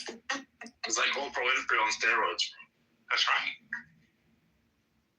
But I love Ryan Wilson, I do. He's like my child. Are you gonna be jealous that I sued someone before you? I'm still in Cabanas. I'm still waiting. Bullshit, nigga. Where's the filing? Here we go. I can give you the filing. You ain't done shit. No, I have it on my Instagram, actually. Oh yeah, that's okay. That's considered service. Diego, you post it on Instagram, and that's considered service. No, the whole thing and the number and like all that. That's right. How much did it cost you to file? Nothing. It's for free in Canada. That's right, of course. Really? Filing is free? God damn. Oh, Yeah. You can sue anyone for free in Canada. No, this is so full of shit. Jews sue people all the time. They're gonna make it free. Oh, speaking of the Jew, one up here is amazing. Which one of yours? Come up and dox me, baby boy. No, but in the United States, it's like $500 to file it. Yeah, no, but that's the thing. If you want to go to court, before you get in Canada, you don't just go to court. That's not how it works in Canada. In Canada, there's an appeal process. Not an appeal process. There's a what do you call it? The negotiation and like what do you call it? Mediation, exactly. There's a mediation process that you cannot skip. That's optional. Actually, you can. Yeah, exactly. So you can skip it, but you're done if you skip it because courts don't like you if you don't do your best to get it done. So at least you need to give the impression that, hey, I'm trying to fix shit and it's not working out. Well, you can do that by being a reasonable creditor and giving reasonable time and acting in professional conduct. You know, you just maybe giving them due time and so forth and whatever. Like not demanding, like you don't escalate to this legal level on day 2 that it's overdue, right? I escalate the court would, although it's technically legal, they would look at that as unreasonable, as an undue, pressure. Look, I escalate whatever the fuck I want. That's right. That's right. Is this like what you tell the girls when you get a hard on? Yes. I get hard on whenever I want, baby girl. Is this the little nigger club? Here we go. Yes. Lightning, and I literally told No, this is the big nigger club. And the little kike in the audience. You're a fucking piece of shit. better than someone Here we go. You're a fucking dumbass. I think like You a lot of the time you waste your motherfucking time. Diego is a piece of shit. And Diego is a piece of shit. You're Diego is a piece of shit. wasting your time. Hey, why are you in here wasting your time, baby girl? Diego, you're a motherfucking traitor. A traitor? Oh, wow, Diego. Wow. Diego. Well, I mean, is she wrong though? Can you look at this woman and tell her she's wrong? Can you do that? Who you asking? I mean, Diego betrayed his own soul for Nora, and then he betrayed Nora. And then he betrayed the betrayed his own wife? Oh my god, is this the famous Diego that's in a relationship with crazy Nora? Is that you, motherfucker? Oh my god. Yeah. I've heard a lot about you. I didn't know it was. And you were already talking shit. That's right. What do you mean talking shit? You're talking shit. Yeah, you are shit, bro. You're a motherfucker. Maybe first you can just get to know me. No, you're a motherfucking traitor, bro. I don't need to know you, and like I can be friends with you, but you're a motherfucking traitor. You showed me. That's right. He is a race traitor also. And he would betray his own mama for a slip of pussy. I bet he is. Like, it's true, Diego. I detect no lies. He was listening to his own mama for his nipple pussy. Even if it's like low tier pussy, like this nigga. That's right. Bro, what else do you call 40-year-old wash that pussy? Here we go. Sure. I don't know. Ask Tomas. What do you call it? Tomas! I love Tomas. Like a child? Yeah, you know, he is. Tomas is 100% one of my Dude, favorites. he's old enough to be your daddy. What are you talking about? Tomas? Yeah. Oh, he's like my child. Bro, he's not as young as you think. He's not. He's 38, and he's my child. Bro, he had hair on his balls before you were born. He had what? He had hair on his balls before you were born. Yeah, he can't even grow a beard. That's right. Are you saying because he was a late developer? Is that what you're trying to say? He's a white boy. Oh, well, actually, you have seen him in real life, so he can't grow a beard. No, he can't grow a beard. That's right. Were you measuring him up? Oh, you were measuring up, because that's what the whole thing with Johnny the Best. You two niggers were like, I could grow a better beard than you, nigga. And then no one can grow his feelings and then showed his face, he PTR'd his beard. Look, I'm just saying, not many people can grow a better beard than Rabbi. You're so sorry, nigga, that's fine. Yeah, that's not a compliment. That's like, bro, you like have hair like, you know, fucking weeds. No, I'm not that Jerry, believe it or not, but I have a beard. That's a full beard. That's right. Congratulations. You're officially a Sats mom. White nigger can't grow. Tim Robinson, you're a bitch. That's right. He loves me. My greatest fan. This nigger thinks I he's love literally Cleveland. complimenting me. It's amazing. I love Cleveland. Cleveland is like my son. That's right. Unfortunately, I am older than you, Daddy. You are older than me, but that doesn't mean you're not like my son. Again, you keep assuming. You keep assuming things. You see correlations where they don't exist. You see things where they don't exist. And your theory is because he doesn't stop talking? That's the theory? My theory is that he cannot download information because he's busy uploading. Really? I legit became a lawyer for like 6 weeks, man. Oh yeah, who hasn't? Yeah, what have you done? I just think that the guy cannot download info, bro. Because, like, for example, it's very difficult for me to listen to what you're saying when I keep speaking. But that's a problem. Like, I can't shut my mouth. That sounds like so I end up in a situation where I can't comprehend what other people are saying. To me, bro. Keep up with the bag. No wonder you're struggling with your CFA. Yeah, that's what it is. That's exactly what it is. That's a white man qualification. Yeah, that's what it is. There we go. Allahu Akbar. Allahu Akbar. No, it's funny, I'm confident in my case, but I'm actually concerned about fucking up something procedurally because it's kind of my keeps going. Listen, nigger. Please. It's like a James Bond movie that doesn't stop. No one can interrupt Randy. This is it. Once you get Can't we have 1 minute of peace? Just 1 minute of no speaking. The sand nigger wants peace? Yeah. Is this a call to prayer? Yeah, it's that bad. Yeah, a call to prayer. The fucking nigger. Okay, so let's pray. All right, you pray, Lord. Our Lord, God in heaven, hallowed be thy name. Thy kingdom come. Thy will be done on earth. Can anyone put him like prayer? The point, the silent prayer. Silent prayer. Nigger, it's the Lord's prayer. I want to silent prayer. Wake it up.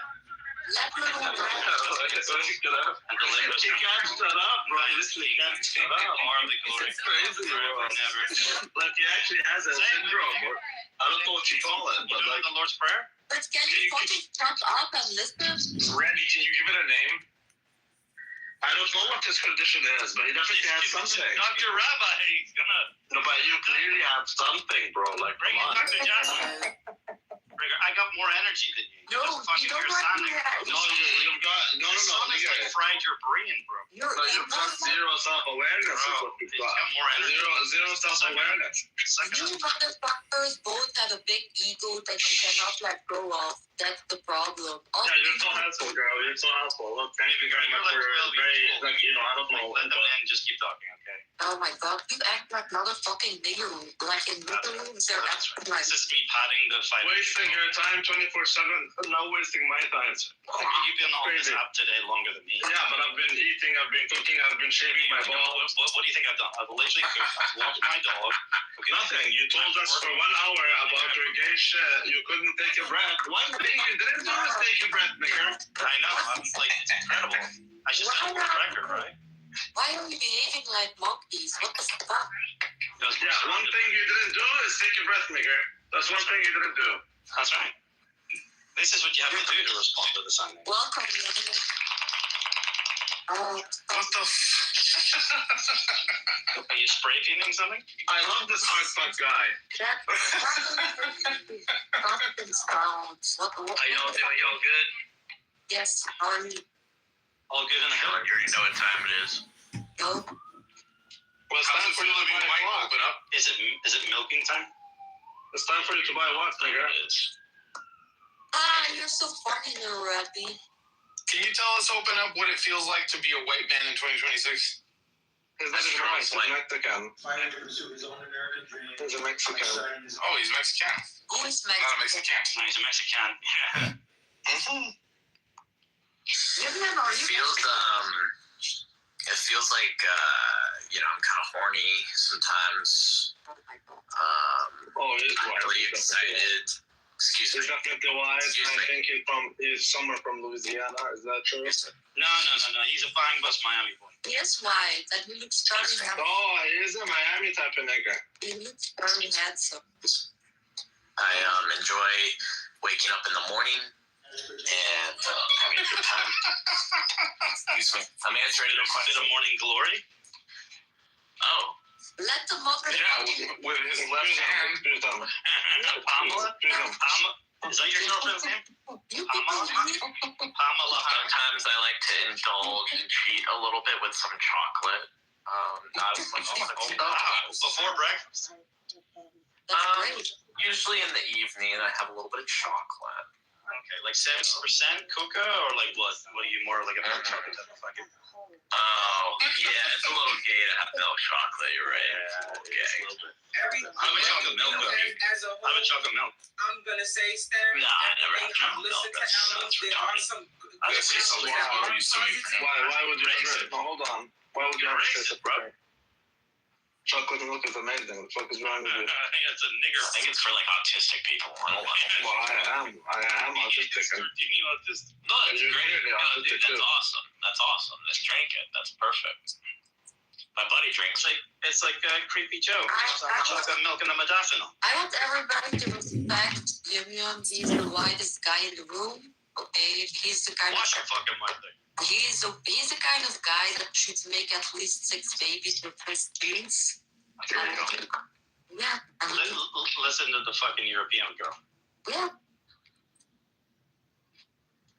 Oh wow, what are you living in? Hardcore. I have 6 kids. You should make fucking 6 kids, yes. Yeah, I'm trying to get my dick wet for sure. Like, I'm down.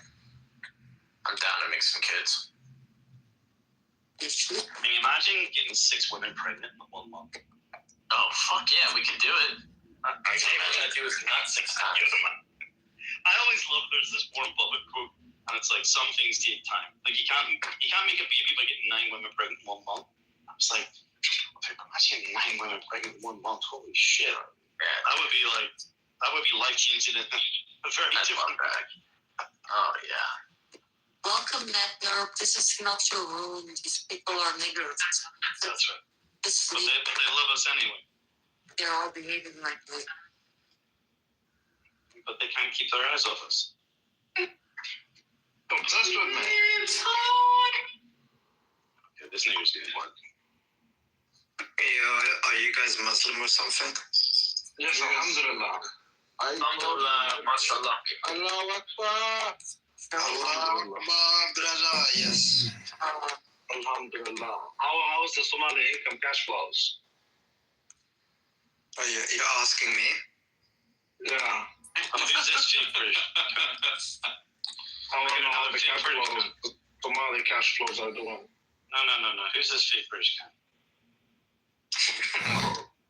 That's For every dollar I spend, nigga, I get $3 in Somali cash flows. That's right. It's an infinite fucking money machine. It's perpetual. That's right. Puts out more than it puts in. Yeah, that's not true.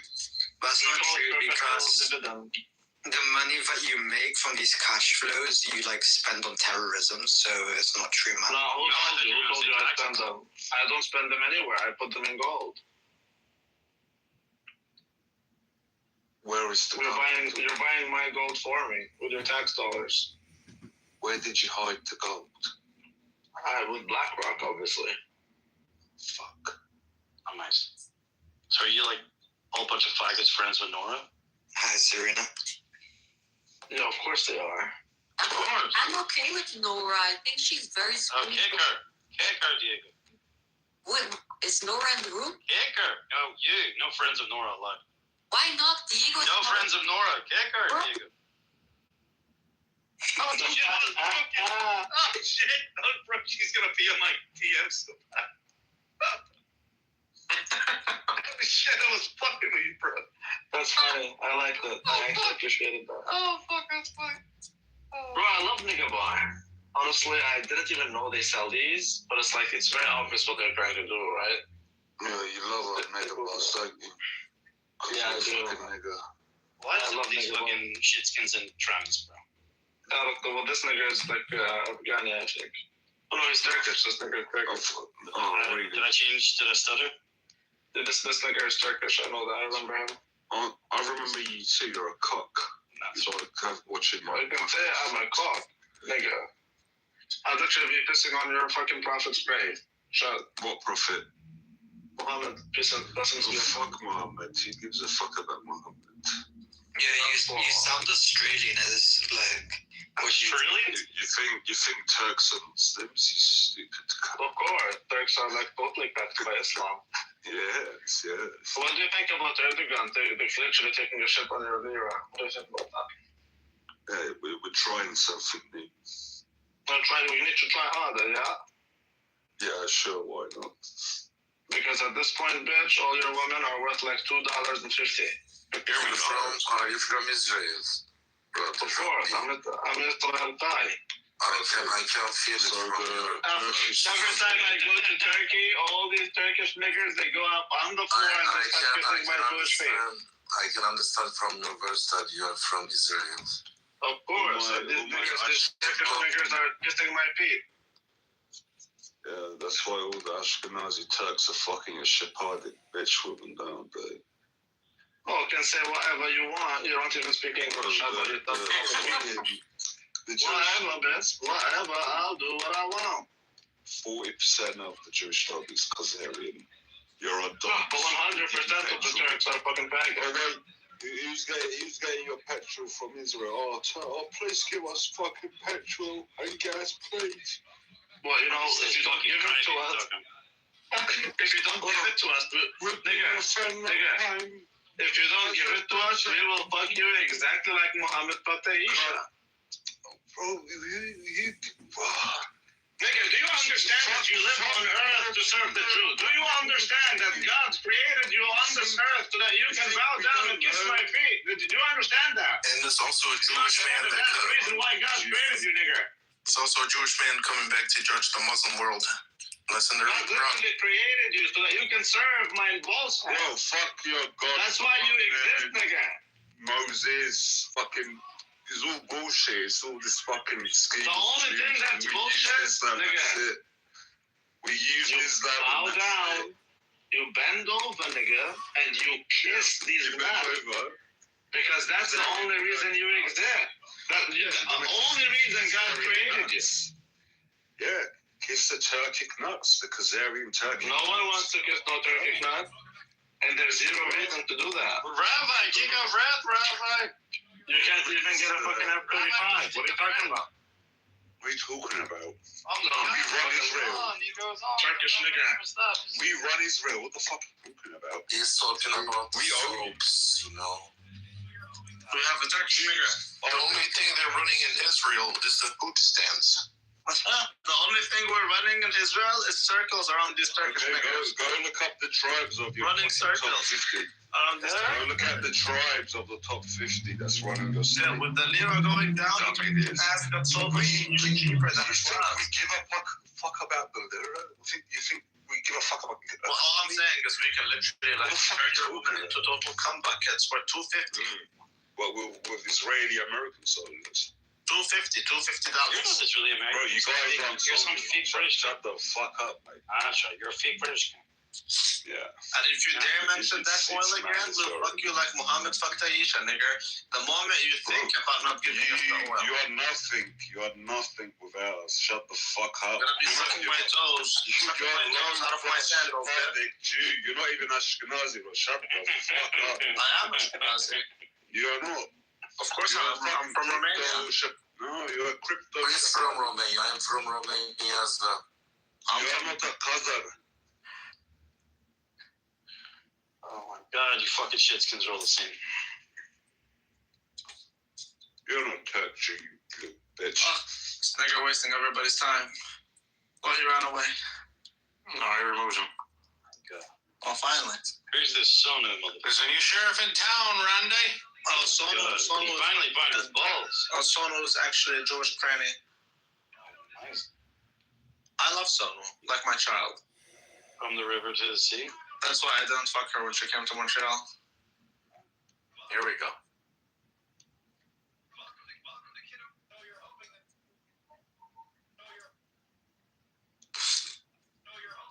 Although she did want me to piss in her asshole. Oh.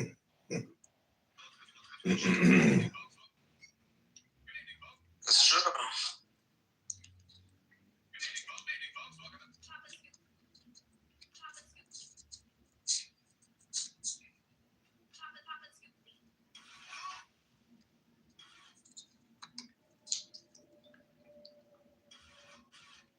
Mic drop, eh?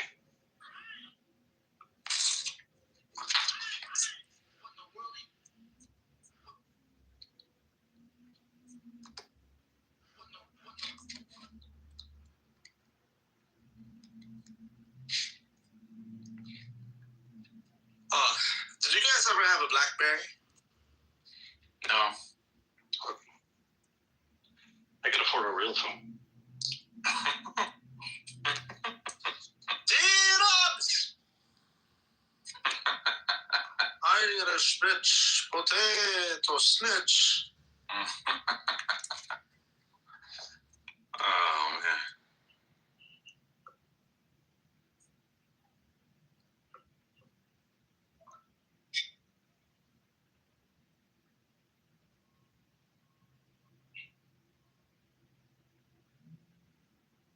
I love Charlie Kirk.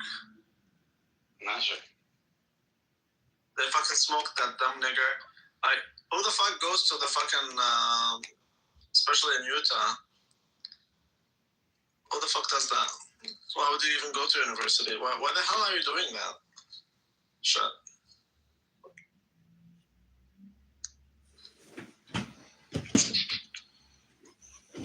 I'm looking at the video you're sending me.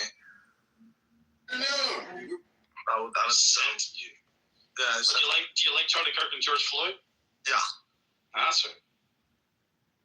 I love George Droid. George.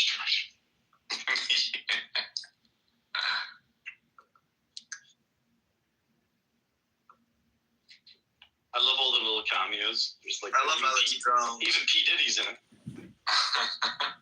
I think P. Diddy must be Mr. Wolf. He knocks the door. Is he? Is that like, he must be. Like, who the fuck is he playing, right? We know why you've put off your best. You should have got him in an NSX. Time, Amazing. the cost, the anxiety. He pulls up in an NSX. That's why Aspen. I think he does, right? He pulls up in a silver NSX. Can you give me a TLDR? I don't want to watch the whole thing. Right, nigger. It's just, I can watch it in silent. It's still funny.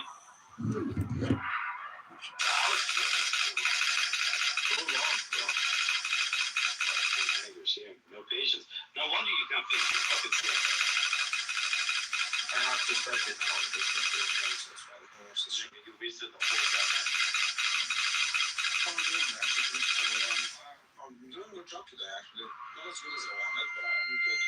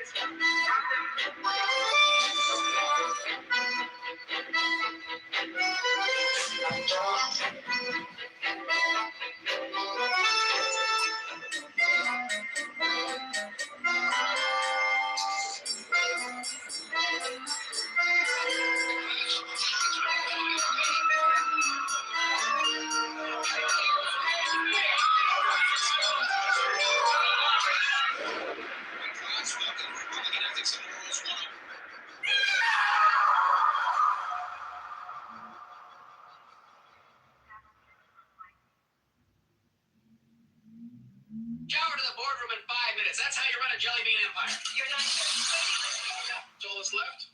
3 random flavors and a lot of disinfectant in Malibu morning, sunshine, ocean, and free breakfast.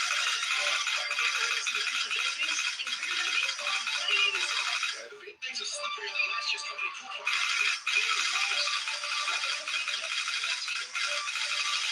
The Kitover's jelly bean emporium.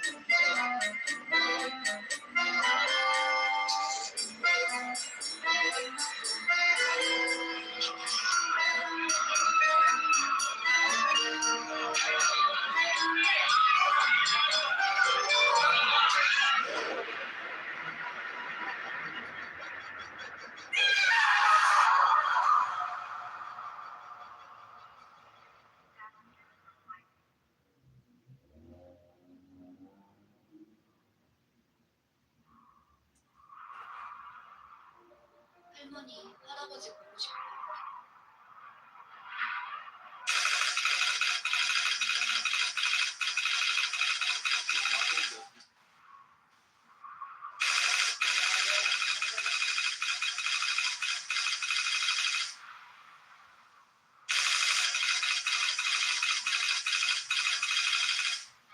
Welcome to Republican Ethics and Morals 1.0 before I start, everybody. Remember,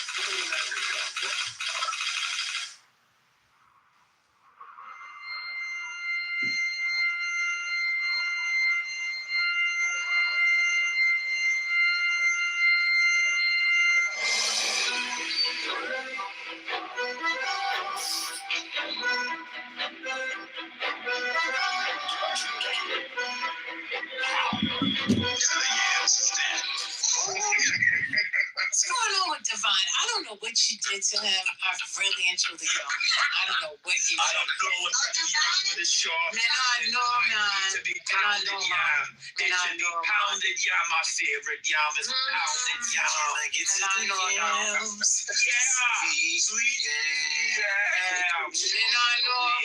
Because I've got bills to pay. Red bills, Bomba Clot, Roscott, bills to pay. Bring your ass here. Bring your ass here. That was so embarrassing. These accents are so terrible. It's so offensive. They would be, if we weren't in the Trump era, this would be offensive, but nobody can be offended by this in 2020. So wait, go back to the restaurant conversation real quick. So a lot of the places that I have seen, something happened inside of their restaurant that then caused people to start coming to support. Did something happen to this particular restaurant? No. Or they just advertising themselves? Here's what happened. People were tear gassed indiscriminately by ICE. And so when they went in to just get out of the tear gas, the restaurants welcomed them. Said, yes, come on in. You don't have to buy anything. Feel free to come on in. And because of that, they were seen as welcoming to the community. So the community showed back up and has been quite patronizing them. It's happened both for bookstores and a couple of restaurants. They'll be out of business in a month. They did the IRS. Don't speak on them people like that. Nah, man, the IRS, this man comes on TV and is showing his face. Yeah, it's a setup. It's a setup. I don't know why CNN would do this. Like, they think it's a good feel-good story. So when the cameras go off, IRS gonna be all up in his ass. I'm telling you how it's gonna be. It's insane. Just at the door, all that. Omari, what is Josh Farrell gonna be the nominee for the Republicans or the Democrats? It's gonna be for the Democrats, but I love the way this guy answers questions. We do. You think the Jew who fought in the IDF, the Democrats are gonna nominate? No, I mean, I think they should. Just like they look at Talarico, they should really take a look at Shapiro. Okay. Well, they will.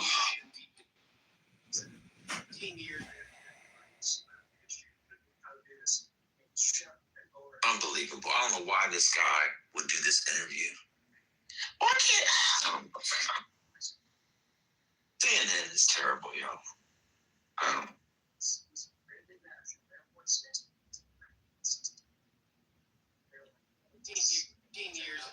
Yeah, it's one of them things where you do too much talking, you actually bring all kind of attention. Visibility is not always liberatory. I've heard feminists taught that. Sometimes you gotta move in silence like lasagna. I feel like I'm at a Waffle House. Oh shit! Here we go. 1 second. You want it spattered? You want it smattered? How do you want your hash browns, brother? Fuck you, nigga. How you want your kids? Wait, what happened to him? Y'all I didn't touch him. I didn't touch him. He ran away. I was just going to ask him how you want his cakes. I wanted to have the back and forth. Get back up. Where'd he go? Oh, he ran. He dropped that N-bar. Yeah, right. He ain't racist anymore. That up his fight.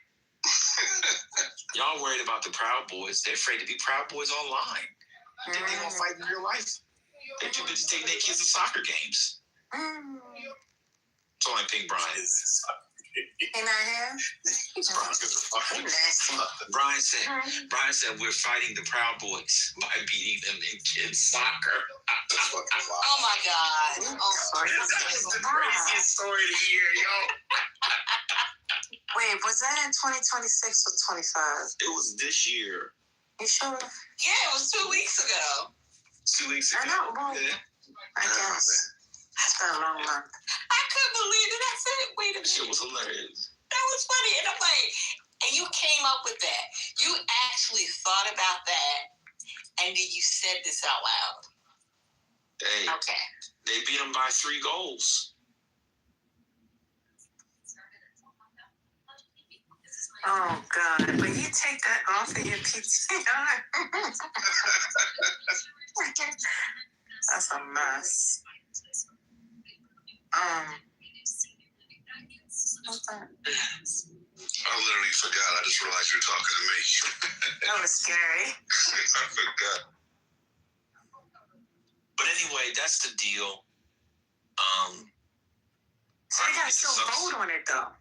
Yeah, but when Schumer says, what they say at the deal, that means they'll vote for it. All right. So to fund the rest of the government through September. That's true. The online leftists were correct. Me and you were wrong. They did not get the subsidies. And remember, every great business. We were wrong on that.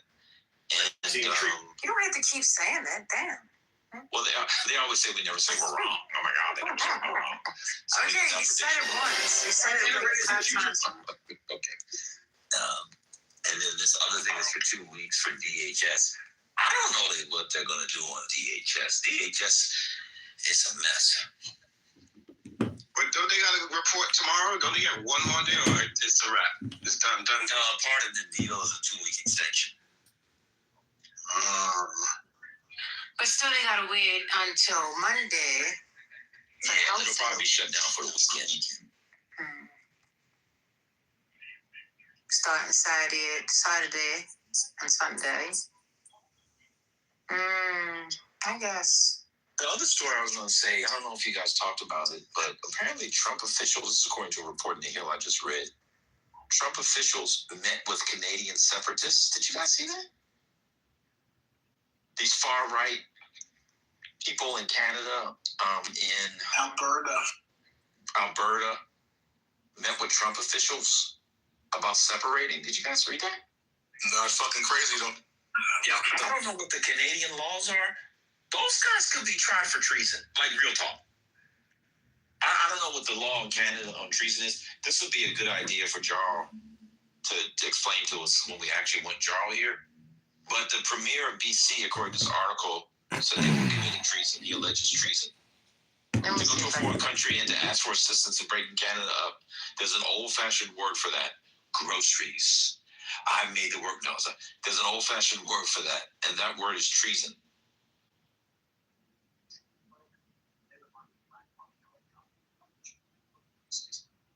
Pretty bad, yo. He's been out there for 3 hours. So, wait a minute. What you're reading is saying that it could be treason?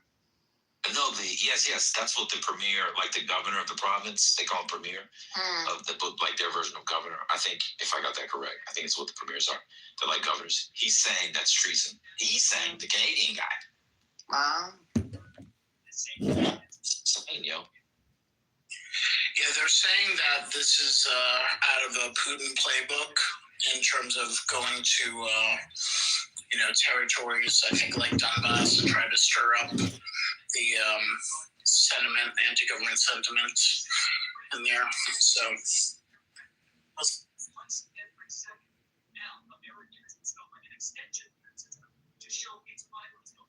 I don't know. They just put the best in quote. I don't know what's going on. But a mess. Canada will hang them. Just to note, this is also a very touchy subject in Canada because we've had fringe separatist movements before that were essentially a terrorist organization that bombed public buildings. It's not going to go over well. And I don't know if this helps, but that area of Canada is essentially redneck land. Oil. Oil heavy. Called correctly. Very, very much so. That's where the oil sands are located. A Canada punishment for oh shit, auto. Oh my God, Canada, y'all pussy. Treason crime is a mandatory life sentence. Off with their heads. We do not have the death penalty. No, I know. The death penalty is stupid and dumb. But yeah, it's life imprisonment. Yeah, put him in prison.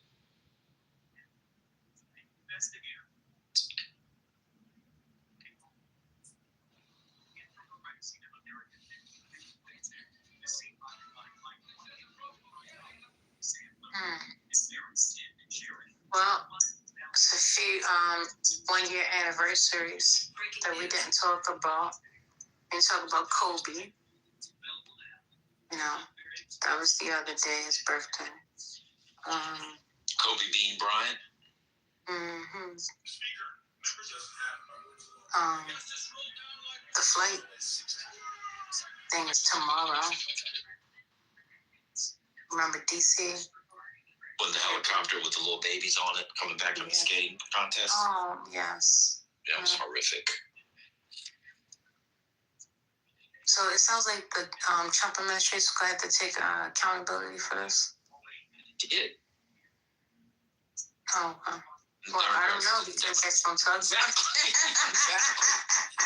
Actually, didn't they have the responsibility? The Democrats didn't say anything. I guess Chuck Schumer has to talk about that too. I ain't talk about it, so I don't know. People got more expectation for Chuck Schumer than they did Joe Biden. That's the crazy shit. Well, you know what? I will say this. I think it comes a lot of it comes from people not paying attention to politics as much as they are now. I believe Obama was the eye-opener that, like, people need it. I'm just saying, a lot of people wasn't paying attention to politics before then. Come on now, what's the numbers? You love numbers. Obama's whole attitude, I don't want to trigger concrete. Him not here. Okay. Obama's whole thing was... Wait a minute. I got to check on Ari. Ari, are you here? She Obama stan? No, somebody said that, she said that she's blocked. And I don't want to move the person down. So I wanted to know if she was here. Wait. Princess of the Goo, Ari? She said somebody got her blocked. Mm-hmm. But go ahead. I'll continue to figure it out. Okay. If y'all got a block, you got 3 minutes. Who blocked? It would have to be a mod. Ari. No, they changed it. Does that ARI. No, I'm blocked. I can't get in sometimes. No, I'm saying they changed it. Now, if anybody's blocked on stage, you can't get in. They changed it back to the old way. Well, it depends, because typically if somebody who's not modded has you blocked, you can get in provided you have the link to the room, or if you have the hallway where someone you follow is in the room, you can click the headphones and follow them into a room. But if a mod has you blocked, then you're blocked out the room. That's correct. Jesse said the Rambler had him blocked, but he unblocked him. That's good. Oh, the Rambler has a whole bunch of people blocked. The person is gone. I was about to say, I don't got nobody blocked. Wait, the Rambler got a bunch of people blocked? Oh, the Rambler blocked me and Glenn, and I'm okay with that. Wait, what? I didn't block it. Y'all gotta stop saying that man's name. I'm not gonna stand for that. Well, technically it was because I started calling him Ramble, and that's why I got blocked. But that's not my fault that he rambled on Martin Luther King Day. I couldn't handle it. When did that? I wasn't in this. What did he say? I just remember I was at Barnes & Noble. I was picking up a book from Sabrina Strings. I was over at the fashion area where they have all the fashion books. I was looking for the Style Thesaurus.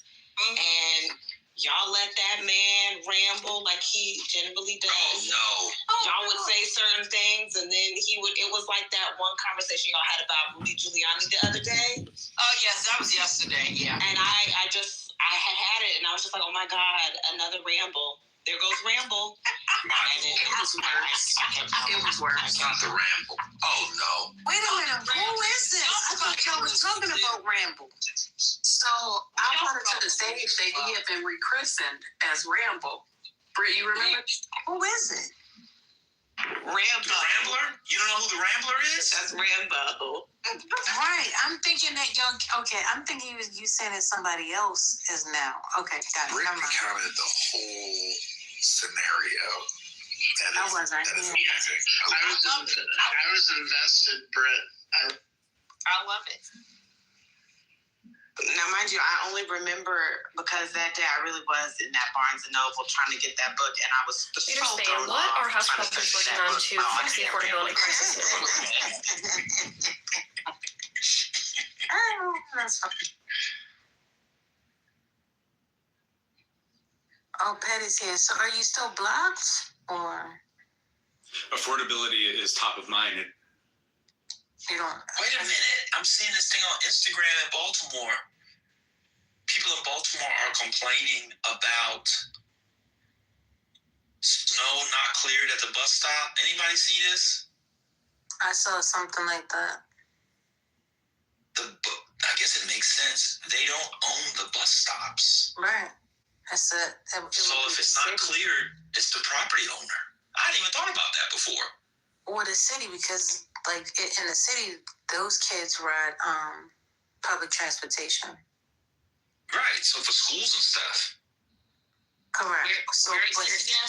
It's Baltimore. Oh, I guess it's everywhere. I mean, a bus stop can be anywhere, right? So the city doesn't own every bus stop property. Right. No, I get it. But I'm just saying, the picture that I saw looked like they were, or the video, it looked like they were on the side of a street. Like, you know what I'm talking about? Yeah. Wait, so the street's clear. Doesn't the bus stop in front? So you gotta maybe climb over the snowbank or whatever. So old people, wheelchair people, they can't get on the bus. So people were like, the MTA, the Maryland Transit Authority, and they tweeted back, we don't own the bus stops. They own the thing, and maybe they pay the people for the covering and the signage or whatever. Maybe, they get to by law, but they're not responsible for the clearing the snow. I had never thought about that until just now. That's crazy. I mean, but is that how it always used to be? Like, I don't think that. I think people used to clear their sidewalks back. I think people used to go out and shovel snow.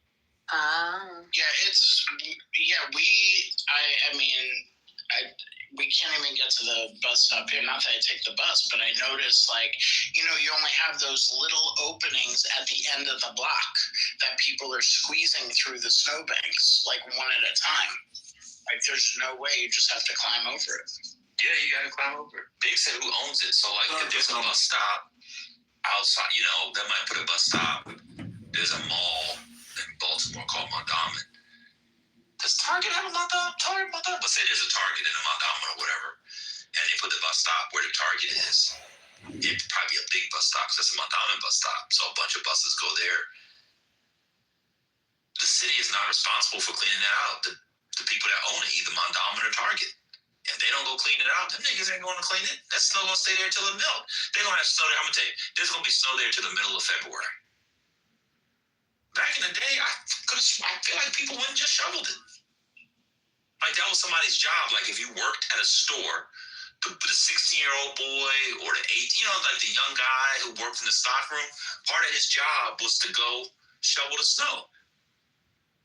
Talking about I used to do that when I did retail, huh?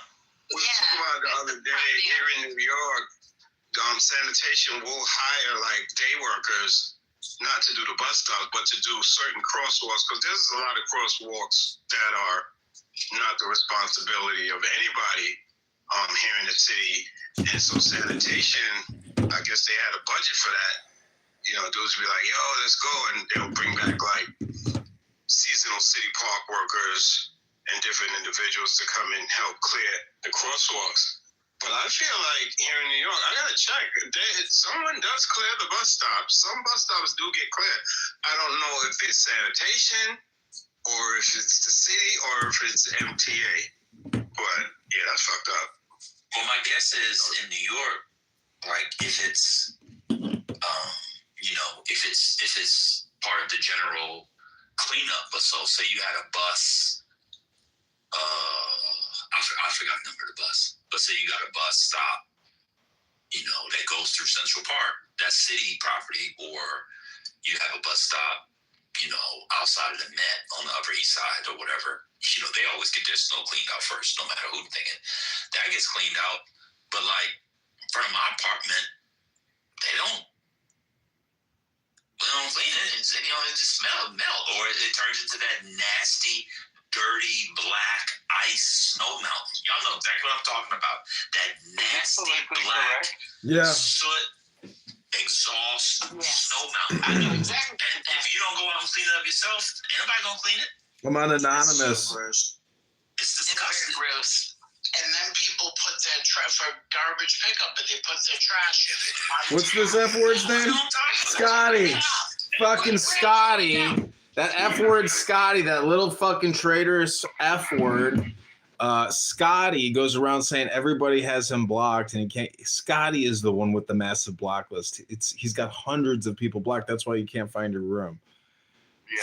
So, anyways. I can't find that room when he's around unless I get in first. Yeah. That's why I say get an anonymous account. And then what? And a cheap phone? This is really what I want to spend my money on? You're spending your time here, Norm. You know, don't let these people fuck with you. I mean, fuck with them. How am I fucking with them if I get a new phone?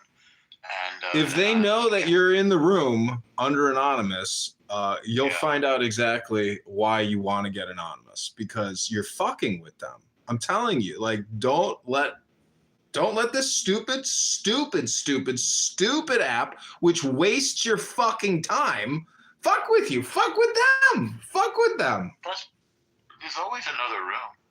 I get it, but sometimes, you know, do you know what the difference is between revenge type A and revenge type B? No. Revenge type A is the person you're committing revenge to does not know it's you. Revenge type B is they know it's you. You know, I like revenge type B sometimes, and I like revenge type A some other times, but I'm just saying, you know. Go to johnkitover.com. You can see how much people love me. They like to say that, you know, they're our biggest fans, but anyways, it is what it is. Matt, welcome. Matt has put on some banger shows, really banger shows, Matt. I don't know who you are. You sound to me like a burned out hippie in Redondo Beach, and that's cool, Matt. You know, you have put together some of the greatest cacophonies of sounds ever created by humankind. So, you know, you got that going for you, Matt. And I'm here just to record it like a sponge. Some people call me Conceptual Johnny. Other people call me Sponge Johnny. I'm not a contraceptive. But if you call the plumber's gonna come. What does that mean? I don't know. I heard a black guy say that once. Property. They're not gonna do shit. West Baller. That's super baller. Please tell me. So I'm also putting these guys on Spotify now. They have their own Spotify podcast, which is exciting. Politically correct.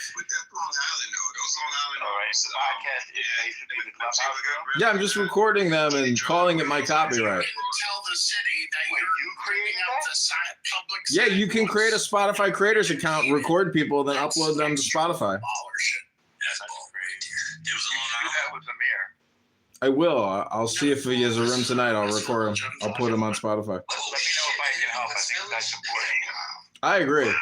I agree. Is that the house that has the Halloween attraction? Yes, exactly. They big Ghostbusters ghosts on the Marshmallow Man on the top during Halloween. Like, that's about 3 stories tall. It's pretty. Hedge fund pharmaceutical people. You know, people have their own opinions about home associations, but one of my friends' home association, they not only take care of their grass and landscaping, but they also take care of the snow. And so literally, she was saying that every couple of hours, this is somewhere in Jersey, every couple of hours, they were out there catching that snow and blowing it. And their subdivision probably has over 300 homes. And so they do that all night to make sure that nobody hurts themselves because their home association pays for it. I was like, well, that's money well spent in New Jersey. It is. Hi, Danny. My boys, we grab shovels, we go around. Amir told me he's the FBI. He told you that?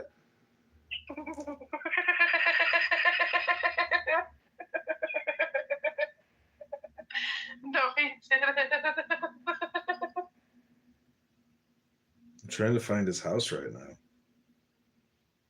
Oh, it's under some other thing because I said he was the government and then they changed things around.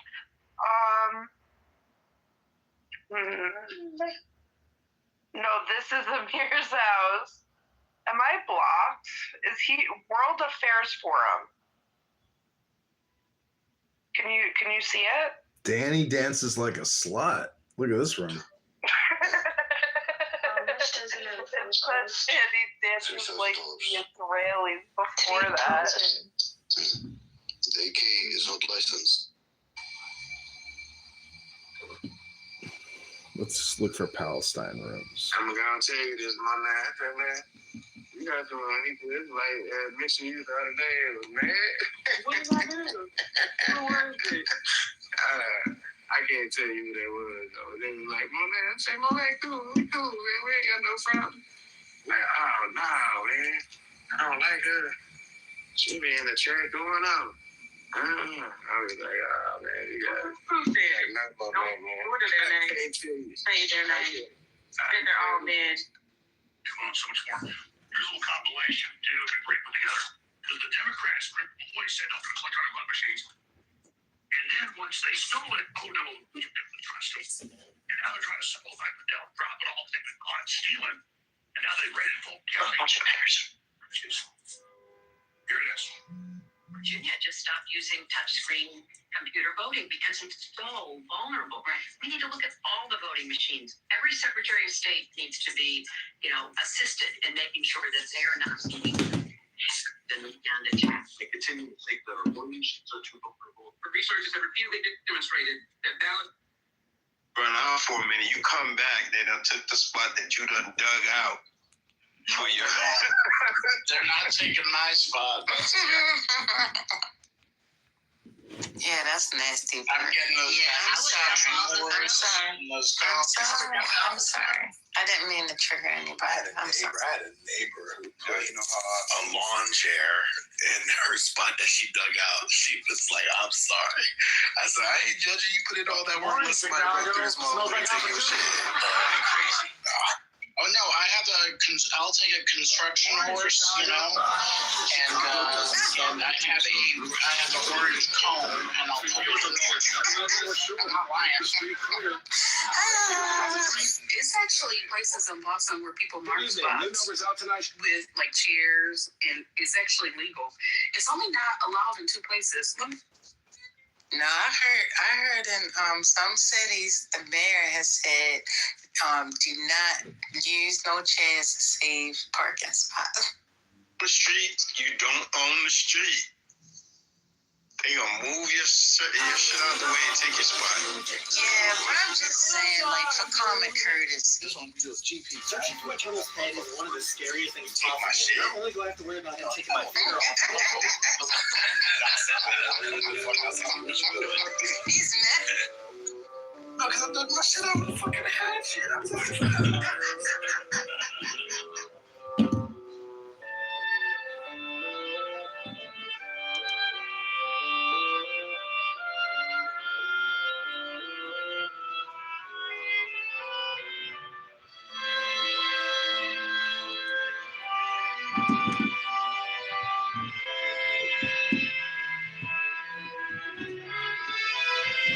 $100,000.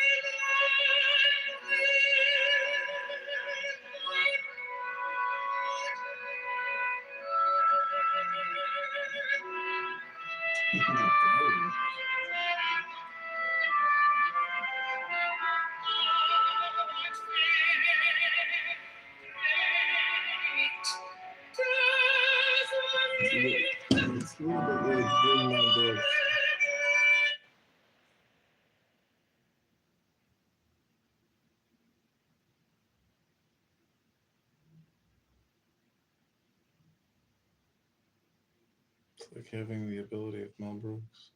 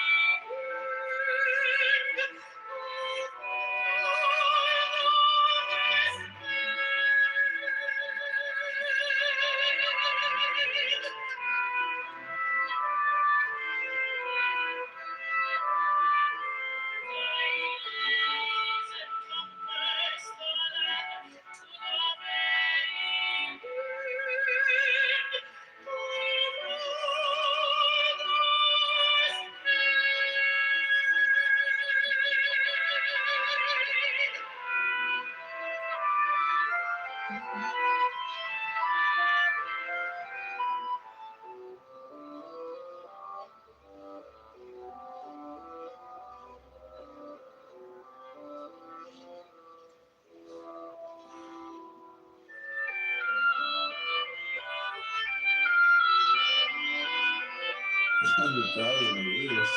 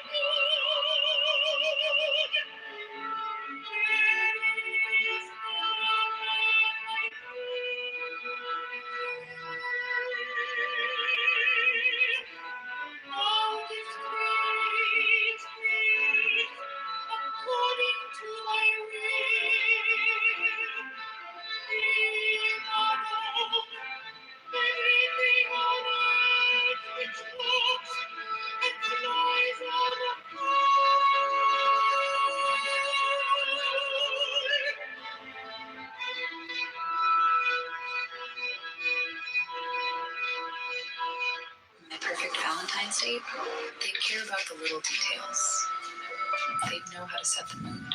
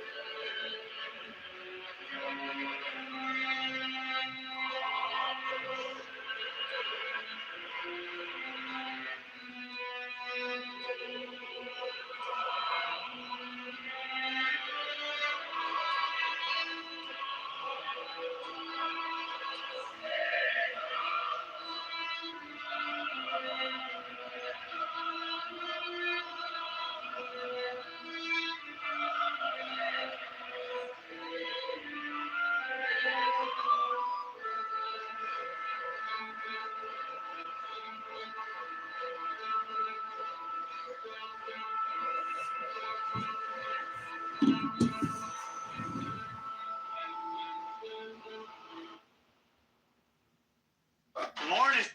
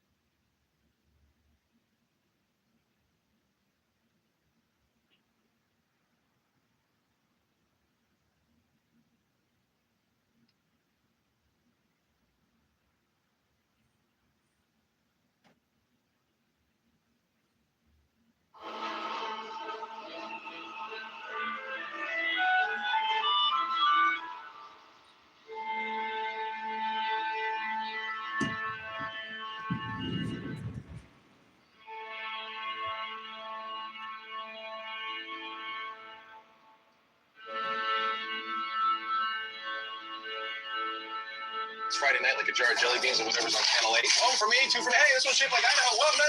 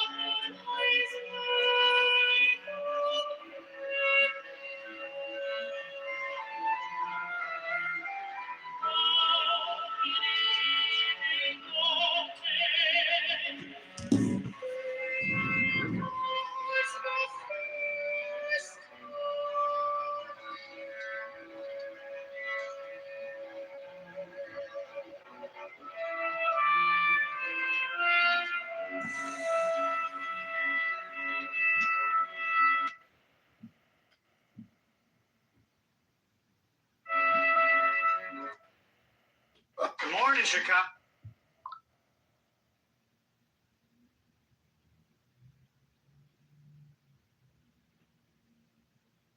Captain Kitover at the helm of the Jelly Bean Queen. No rocks, no reefs, just pure sugar. Wait, is that a drop? That's a drop. That is a giant candy drop. Oh, what? My dignity, still looking for it. Captain Kitover at the helm of the Jelly Bean. All aboard the sweetest ride in town. Nothing like a little snack while you steer 100 tons of candy over a waterfall. Whoa, incoming. I'm pretty sure that's not the safety manual. Good thing I bought the jumbo bag. All aboard the sweetest ride in town. Jelly bean train, got a little bag of fresh ones right here. Check this out. Juicy. Look at this place. It's all candy. Wait, that's a drop. Oh, man.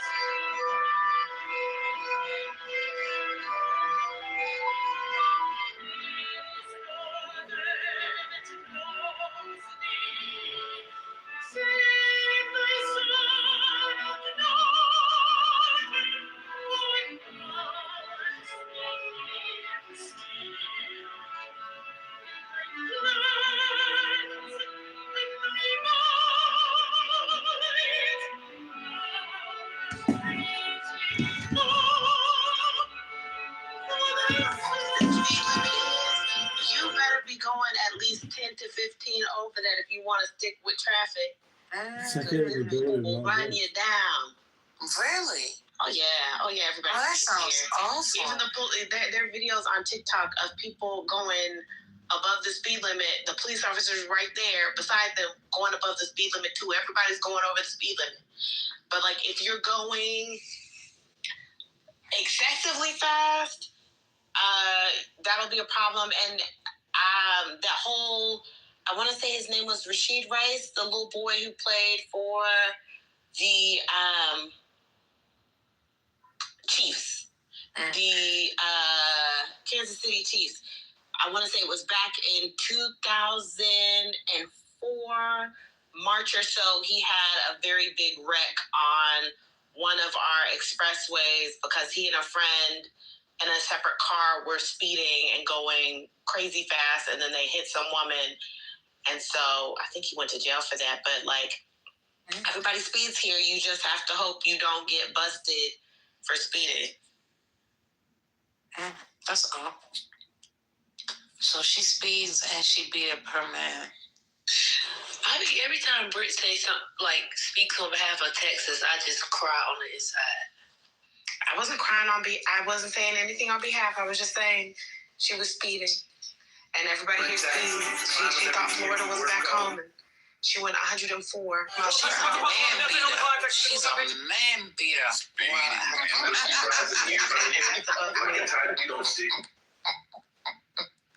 She's a man beater. What's wrong with beating men? Don't she go both ways? What's wrong with beating men? Yes, your mama. Both ways. I never heard that. Men don't deserve to be beat. So, she needs to stop beating. That's not true. You don't think so? I want a big man. Oh, okay. John Connor, who are you? I think it's Kramos. I've been looking for you. Well, who should beat him up? Women or other men? It can be a good mix. If you got some hands, equal left for equal rights. What? Wait, I took a video of you and said, and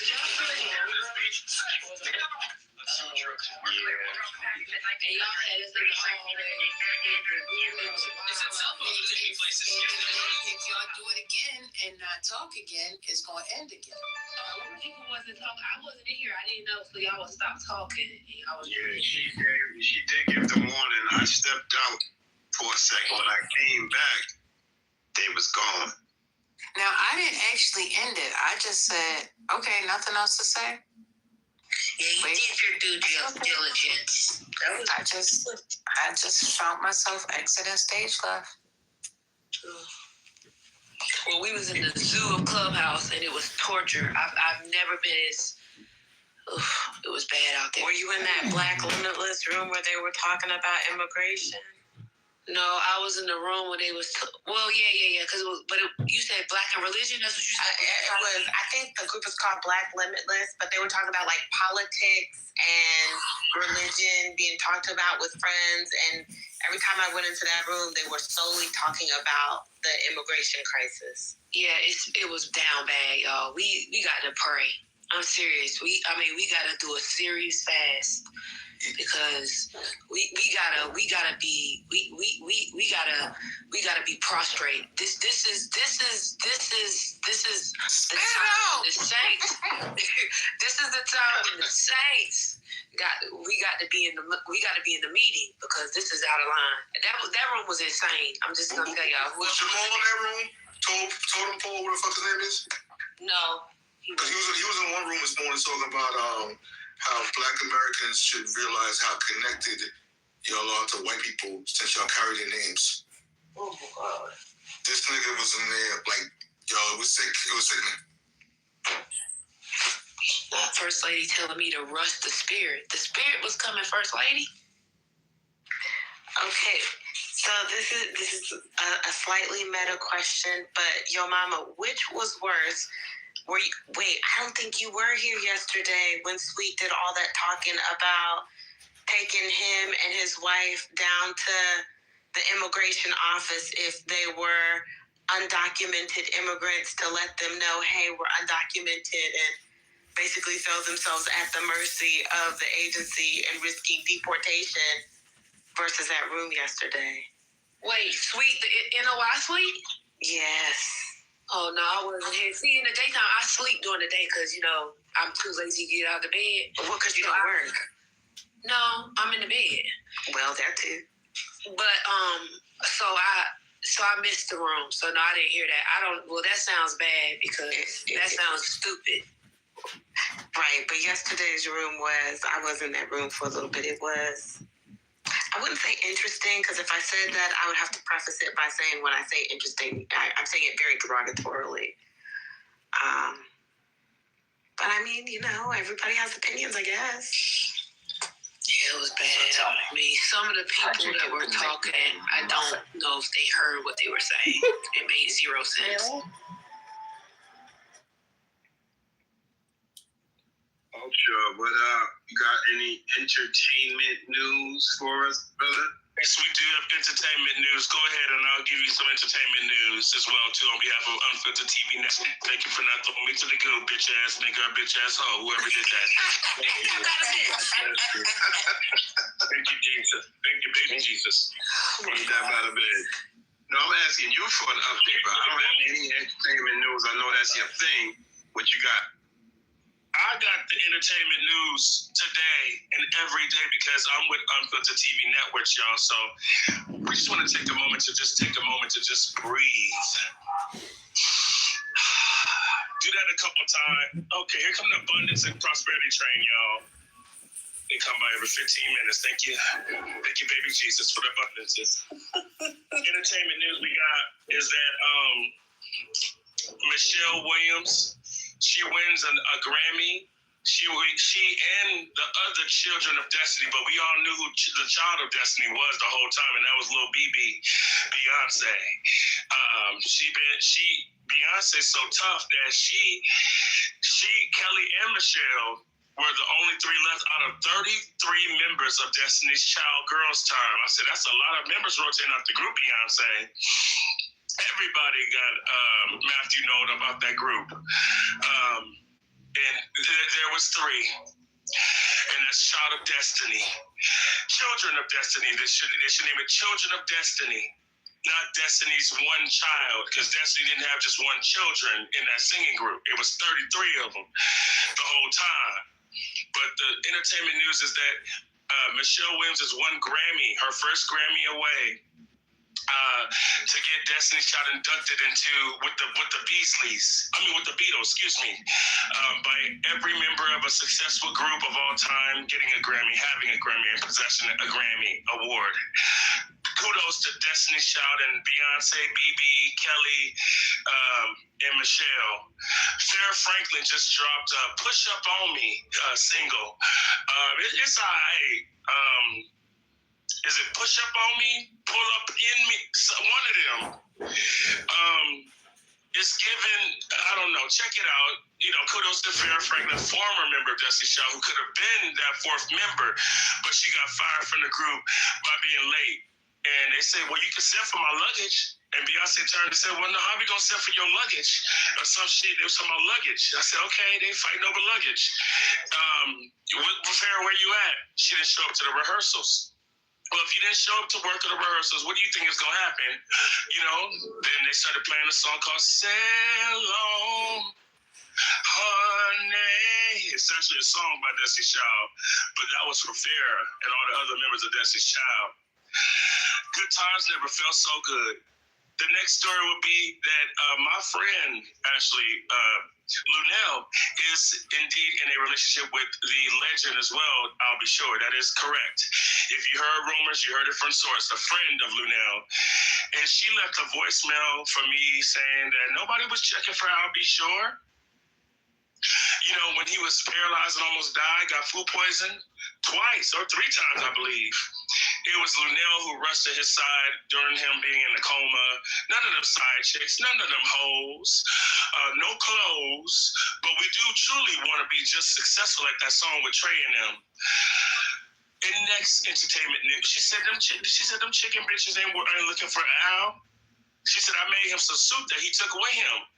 And she said, they really would be clucking up a storm if they knew that I made him some soup and he took it home.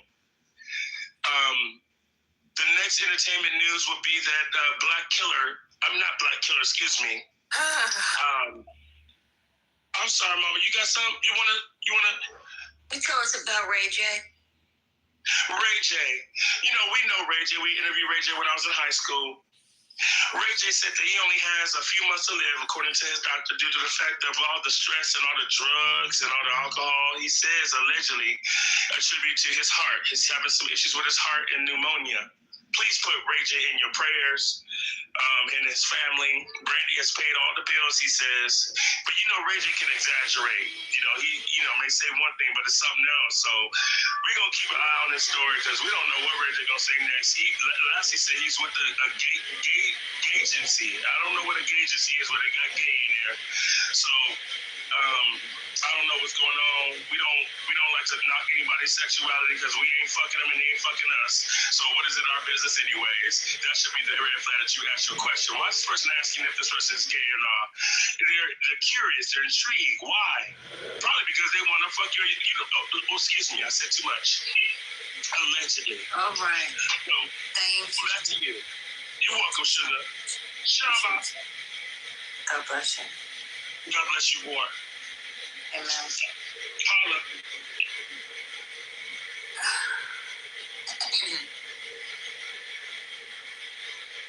Javon? Y'all serious today? What's going on? I'm pretty serious, Mom. I'm lighting the blunt in your honor, baby. And the whole planet. That was Devon's fault. I just want to say. I knew you was going to say that.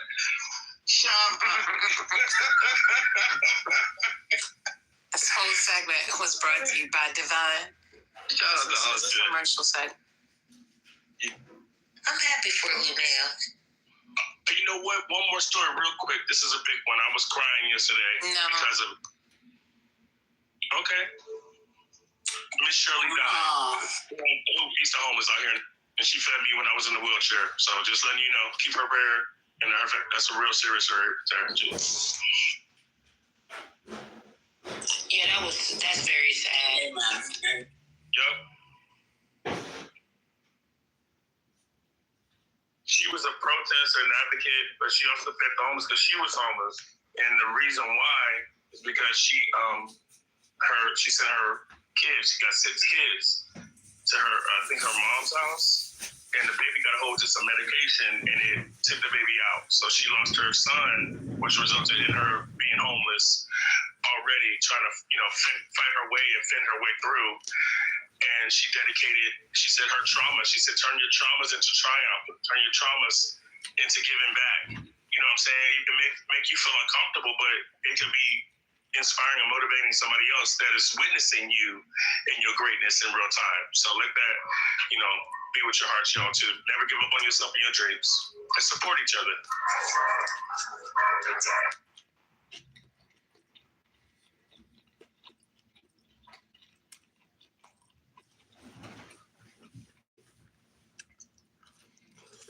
All praise to the Most.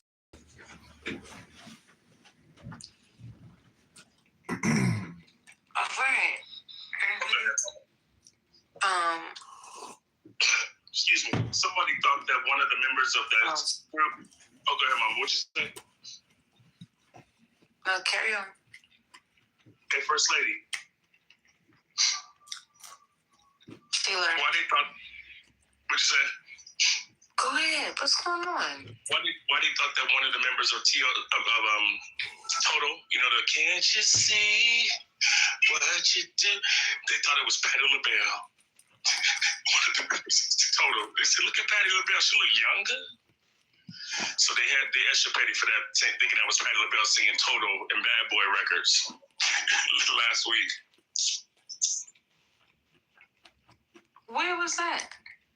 It was for something. I'm gonna pull up the video so you can see. She did look like Patti LaBelle. I said, Patti LaBelle, you look young. I know you ain't doing that in German crime shit. I know she ain't doing that, but she looked good. Looked just like Patti LaBelle, but it was Keisha of Total, not Patti LaBelle. All right. Y'all gonna say something before he starts again? Substack, I saw a post about, y'all was talking about Kai Cenat. Maybe I heard it, but it did pop up. I guess he was mocked recently because he was reading a book and looked up a word. That is correct. Yeah, that's internet. Why would you? I mean, I look up words every day. I don't even understand. You look up word every day? I don't get it. That's just the toxicity of the internet. I mean, was the word like praise or happiness, or like was it like a basic word? Like what word did it? What do you mean? I was about to say, let me relook at the clip again, because to me the word was basic, but hold on. Oh, maybe that's it. Okay, because I'm just like, I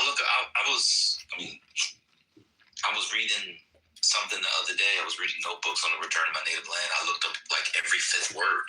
It's like, I don't even understand.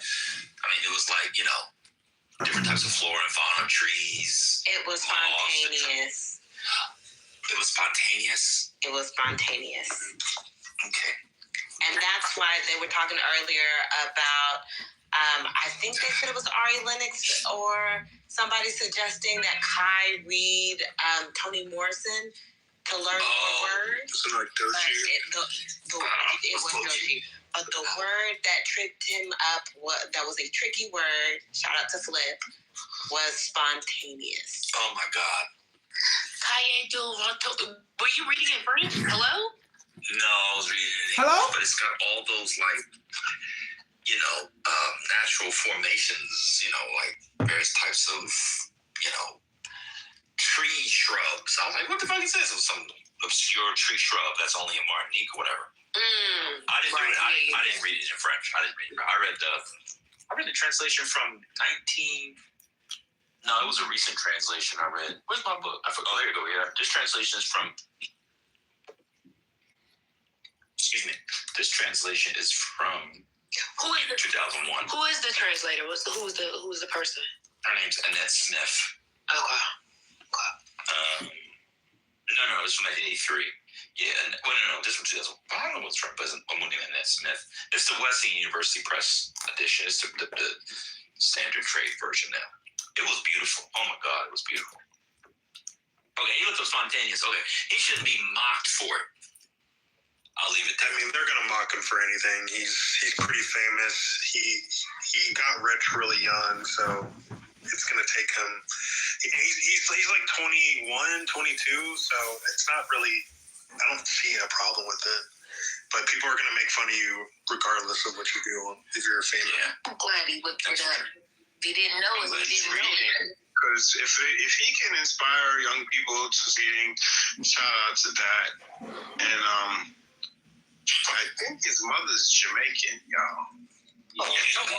Yes, but mind you, like I said earlier, he's doing all of this because he had that little breakup with that young lady. And so he's just doing all kinds of Who's the young lady? Is she some IG baddie or something? I don't know if she's an IG girly. But she's, you know, she's age appropriate. Oh, she a buffet. Got you. Oh, wait, not too much. Not too much. She's just like she's just a regular girl. I mean, not anymore after dating him, but she's a cute young lady. The internet is trying to tie her to NBA Youngboy, but I choose to believe that she would not do that to herself. That she has standards and would not do that to herself. I want to make it break up. Not too much. Like I said, there was a rumor that she allegedly cheated. With NBA Youngboy. Who's to know what happened? But they broke up, and she's off living her life, and he's off doing all types of things. Because at one point in time, he said he was quitting streaming. He was a designer. Cut them dreads off. Now he's reading books, doing stuff. How much money did he make? Tens of millions of dollars, right? Yeah. Yeah, he's worth like $12 million, I think. No, he should get into film. He should make independent films. A small film that takes place in the countryside of Lyon. and nobody talks. I think they made a film with him and his little crew. They did a movie. No, it shouldn't have black people in it. It should have this one white woman who only goes outside when it rains, and her lover is from Spain, and all he says is the cafe.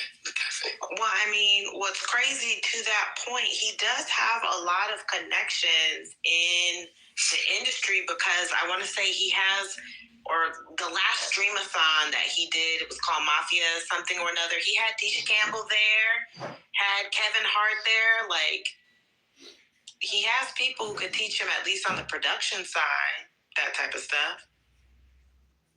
He's had everybody on there. He had Nikki on there.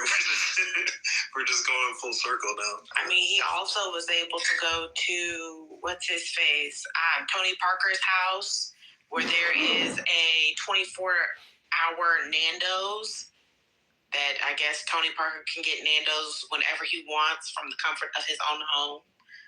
So, I mean, you know, he got connections to make some stuff shake. They say he's worth $35 million. The red carpet at one of these events as well, and they say he did a really good job. He's like genuinely excited to meet people, and I'm happy for the young man. Well, except for he did not know who Wale was, and Wale was very upset about that. Nobody knows who Wale is. Hey, not too much on that DC man right there, okay? Not too much on Nigerians. Not too much on Nigerians. Nigerian rappers, man. Don't always say not too much. Is that another word we can change? No. Let's leave that one. You know, I can't let that one go. I'm gonna tell y'all something. Can't find a different word though for it? Like, First thing, I'll crowdsource with the No. Y'all need to help me find a new word for insane, because it has seeped too far into everything. I can't talk to nobody without saying insane. Like, nobody insane. Exactly. I'm saying it, y'all. I'm trying to do. You know what? I'm not gonna say whose fault that is, because let me tell y'all what I found out about myself on Clubhouse these years. Y'all say things and I repeat it. It's becoming a bit of echolalia, and I can't do this no more. Find a new word for insane so I can adopt it. Thank you. you can't handle the girth of this experience. Oh my God. I'm gonna work in girth every time I feel like it. I'll just deal with it. What is 100,000? That's why I'm like, sometimes you can work girth. If I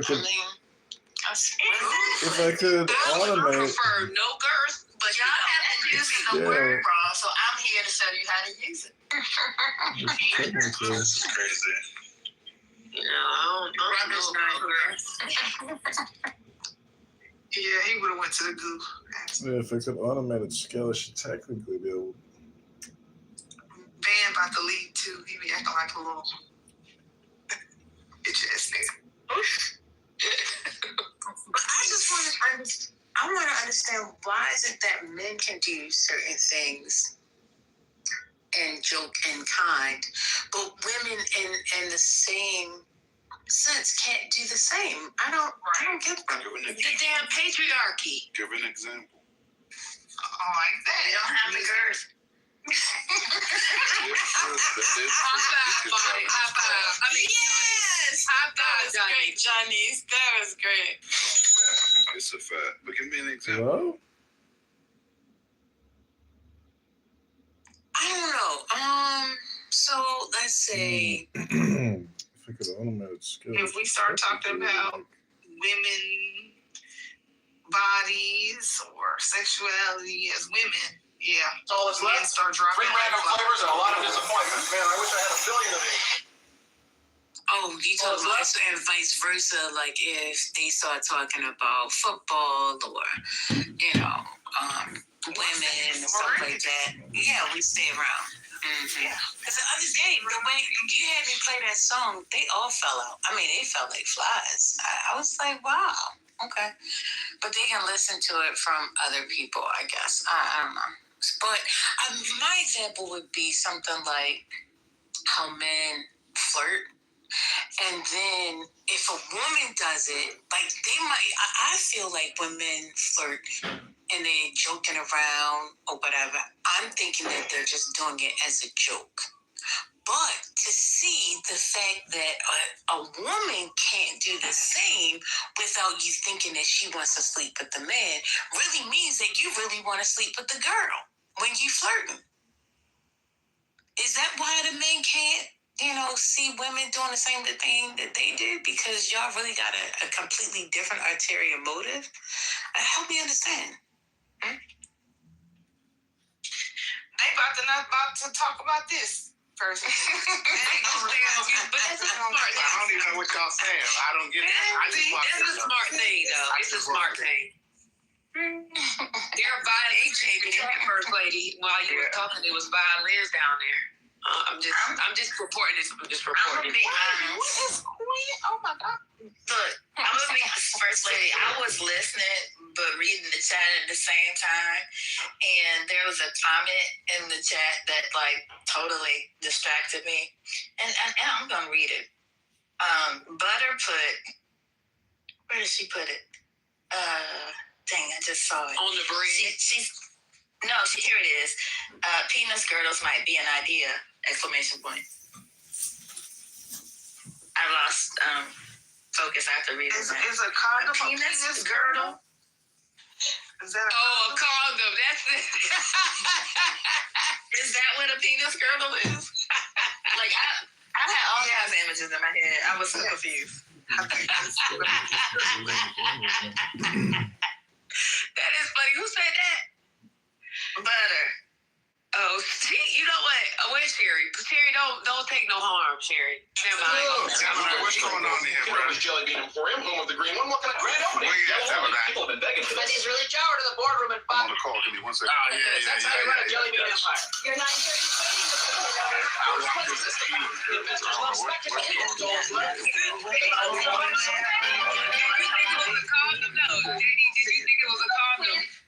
Did you think it was a condom? Nah, that don't sound like. I don't even know what I'm. Let's let Butter explain. It sounds like she's contemplating this as an entrepreneurial idea. Butter, can you explain your concept of a penis girdle? No. Oh, damn.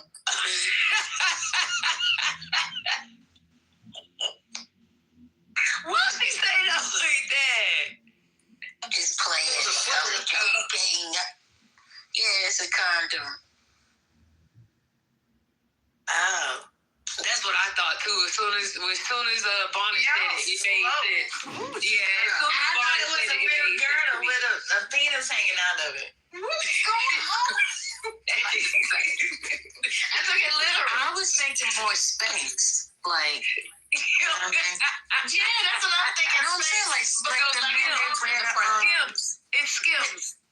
I was thinking more like, how men wear the workout gear and they wear those tight pants underneath. Yeah. But they'll wear shorts over top. But yeah, that's what I thought she was talking about. But okay, a condom, got it. It could be. Yeah. Let's brainstorm it.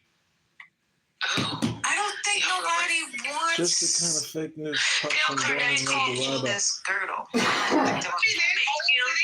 holds the penis in where it doesn't get. The label of it does not sound marketable. It might. We could call it a myrtle, a man girdle. You like it when you jab it up and put man girdle works. See, that brainstorming is great. You gotta macho-fy it a little more. You gotta put something like izer on the end of it, like girdleizer or manizer or something. Y'all are insane.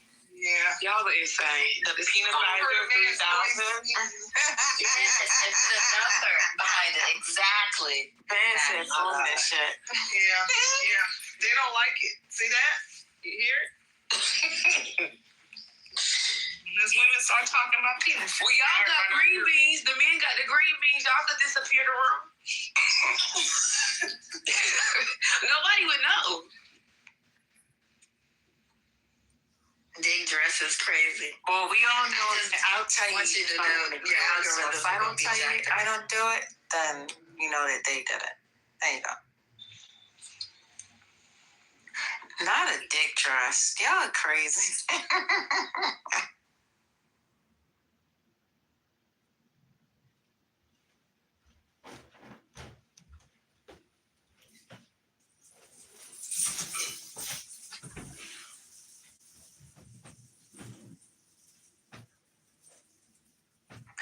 Any breaking news?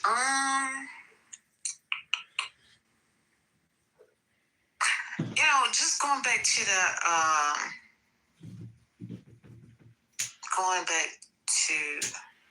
I'm going to get those vote boxes from 2020. The mayor was saying, I don't know what's going to happen to those files. They can add stuff in there, but you will never know. They can take stuff out. Like, there's no overseeing of it, no oversight. How do you get an IOU? He's trying to get an IOU presidency? Is that, like, see, I told you I won, so now I'm staying for 4 more years. Like, that sounds like Trump all day. I don't know. I just know I'm crazy. Oh, It's not actually right there. There's all kinds of tracking that you can't just fake, and a lot of this stuff is public. So if they change a bunch of stuff, it's very unlikely that you won't be able to tell. If you say so. Yeah, I mean, I used to work in that space, and there's a lot going on behind the scenes that people don't see. And when they do, especially Georgia, and I believe there was a recount that cycle, I'd have to double check it. But that means that there's even more evidence than there was before. So, like, if things don't reconcile, if they, like, show up and they're like, oh, actually, it was this. Yeah, this is one of the reasons why Scientologists don't really consider life on this earth to be precious, because they consider themselves to be eternal beings who have lived for trillions of years beforehand and will continue to do so. So famously on people's deathbeds, a Scientology official will see them and say, you now have permission to drop your body. Goodbye. And we'll see you in 21 years if you're a Sea Org member, because for whatever reason they come back in 21 years and they have to re-sign up, even though no person in history ever has, of course. It's also the concept that you may be thinking of, Francie, is the concept in Scientology that they call pulling it in. And it's essentially you're an all-powerful, eternal being, so powerful, in fact, that either you or someone like you has in fact created this entire universe that you're imagining right now. They call it Thetan games. The whole world is just a game of someone who created it just by willing it. So anything that happens to you, no matter how horrific, is your fault. It was something that you did to make that happen because you're this all-powerful being.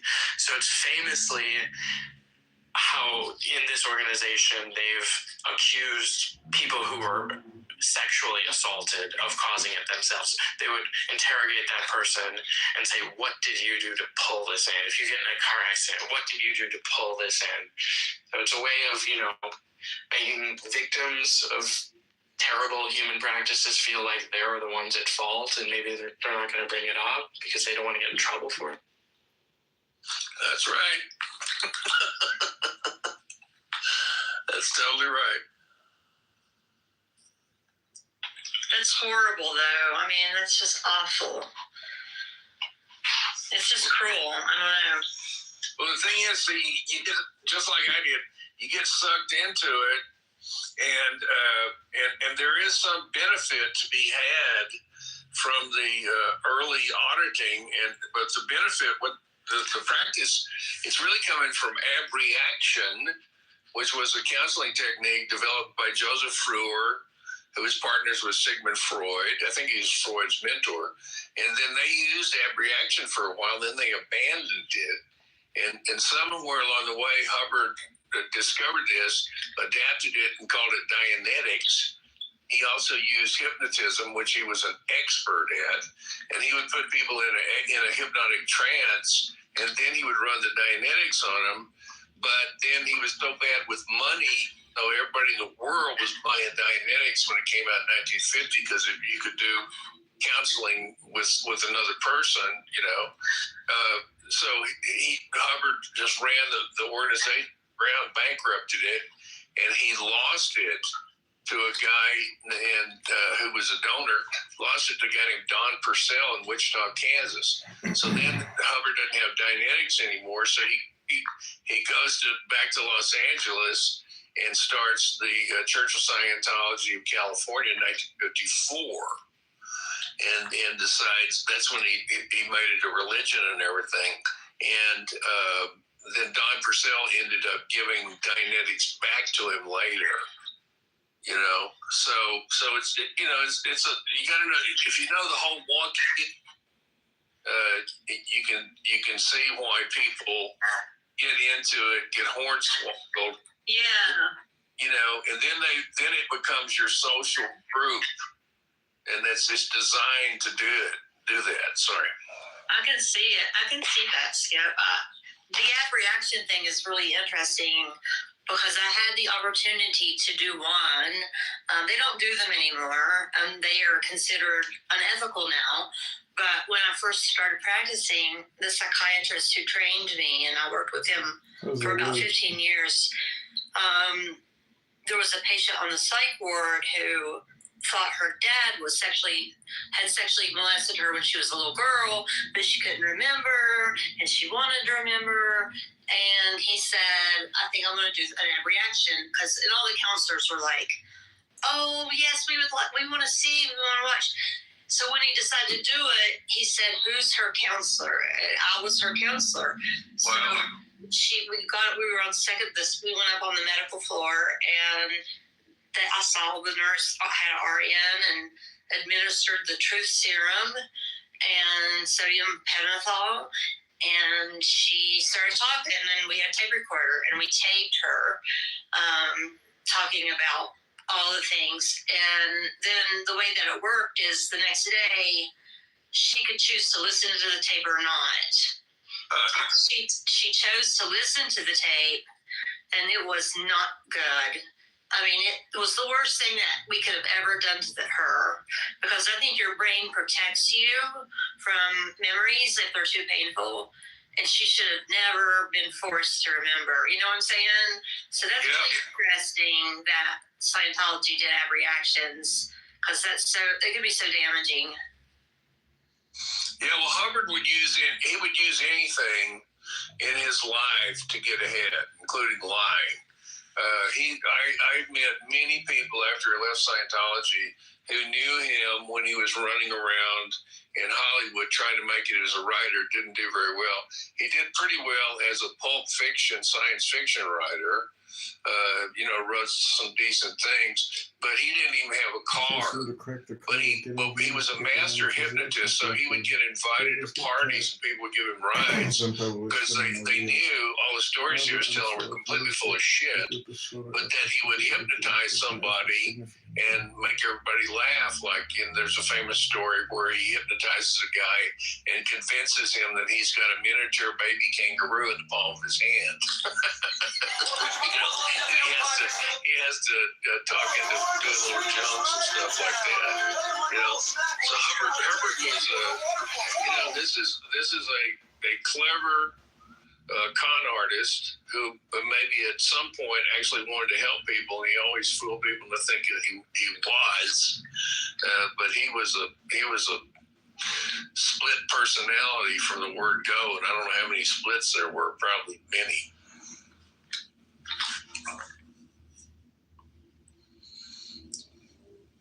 Why do you think the Scientologists are closer to Republicans than Democrats generally? It's because of regimentation. Scientology has these methods of getting ahead in life called ethics conditions, and they're in a book called Introduction to Scientology Ethics.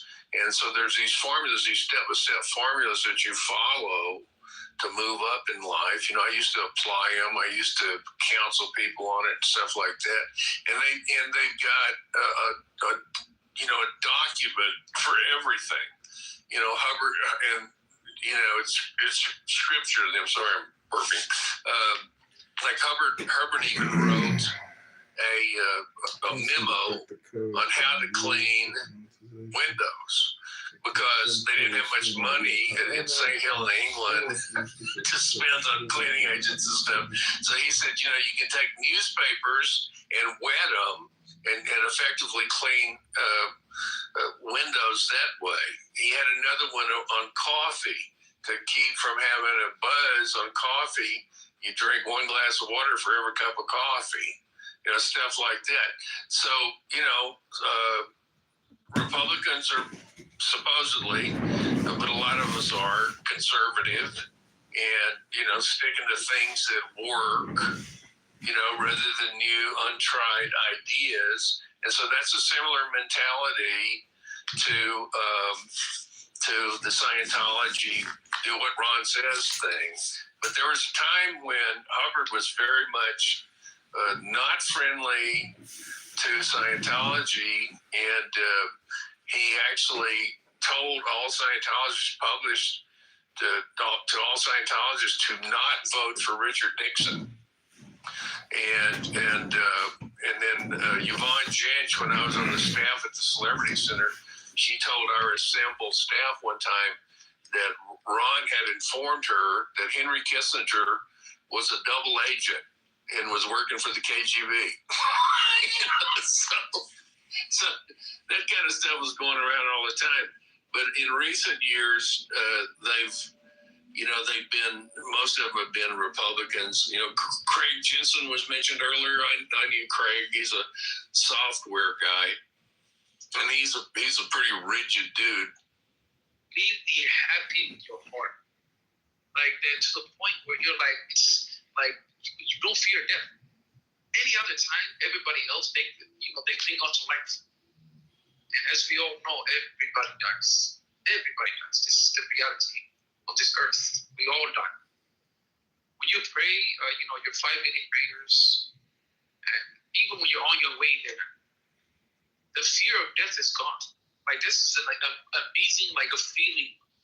Like, I'm not saying, you're gonna put yourself in like harm's way. That's ridiculous, But you know how.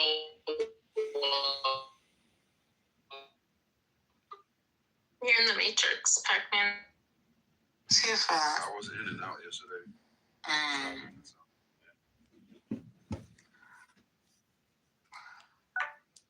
Yes. We talked a little bit about it. Actually, I think that's how the conversation ended. We were right there talking about that. And then the conversation came to me. The memes of her with the president, though, I've been like cracking up. The AI videos that they don't put together is hilarious too. Yeah. All of that stuff is like really, I don't think she realizes, I don't know. I think she might be overextending herself here. I mean, she wanted to stay. Only can make. Oh, I didn't think about that, First Lady. That's a good point. I still don't understand how she didn't just apply through her papers when she married Mr. Petty. She couldn't receive it through him because he was a convicted felon. That stops you from being able to apply. I thought that's what we reviewed. I thought we reviewed that. Yeah. I'm asking in earnest. I don't know. You mean like a green card? You mean that's what you mean? Yeah, that would prevent her from getting her a green card through marriage or whatever it is. It's the green card, right? Yeah. I think it's a green card. Yeah. Technically a warrant for them. So if they do certain things, like you might have to pay restitution or all kinds of things. Like you're taking responsibility for them technically. Yeah. Katrina was trying to tell y'all, remember that day they was talking about her and what was that lady's name? I don't know. She was trying to tell you that's why she didn't like them Russians. That's what she No, that's what she said about the.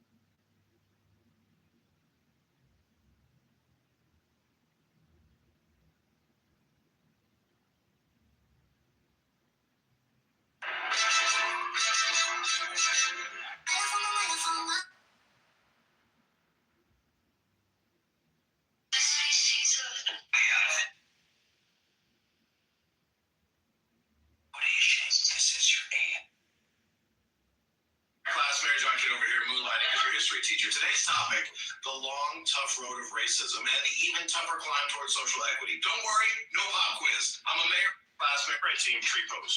And remember, every great business stands on strong roots. Step one, find your niche. All right, Dana, ready to see the future of jelly beans? As long as it doesn't involve another fire drill. Relax, I had a little something I call spools, folks. Nothing but things are slipperier than last year's company pool. It's bigger than a baseball. How do you even sell it? By the bean. Makes life simple. All right, Dana, ready to see the Kitover's Jelly Bean Emporium? Home grand opening. Yellow only. People have been...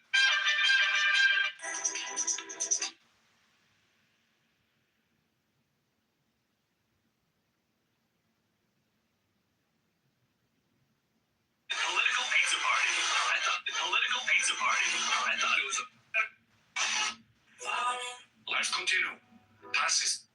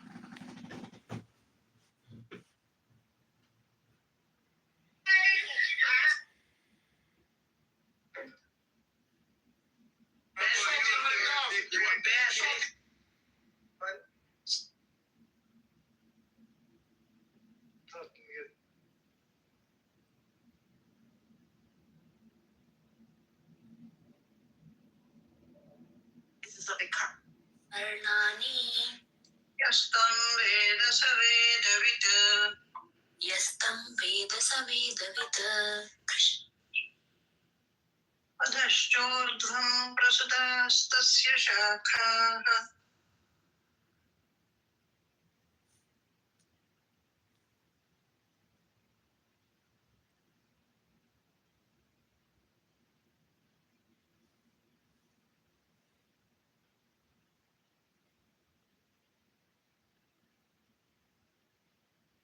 We gonna get in the mix. Hold on.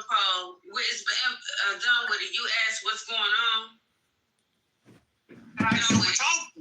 I'm wondering why Totem Pole is over John Kitover here. about how you making your point and he just came in and just John Kitover here. just rammed you out the way.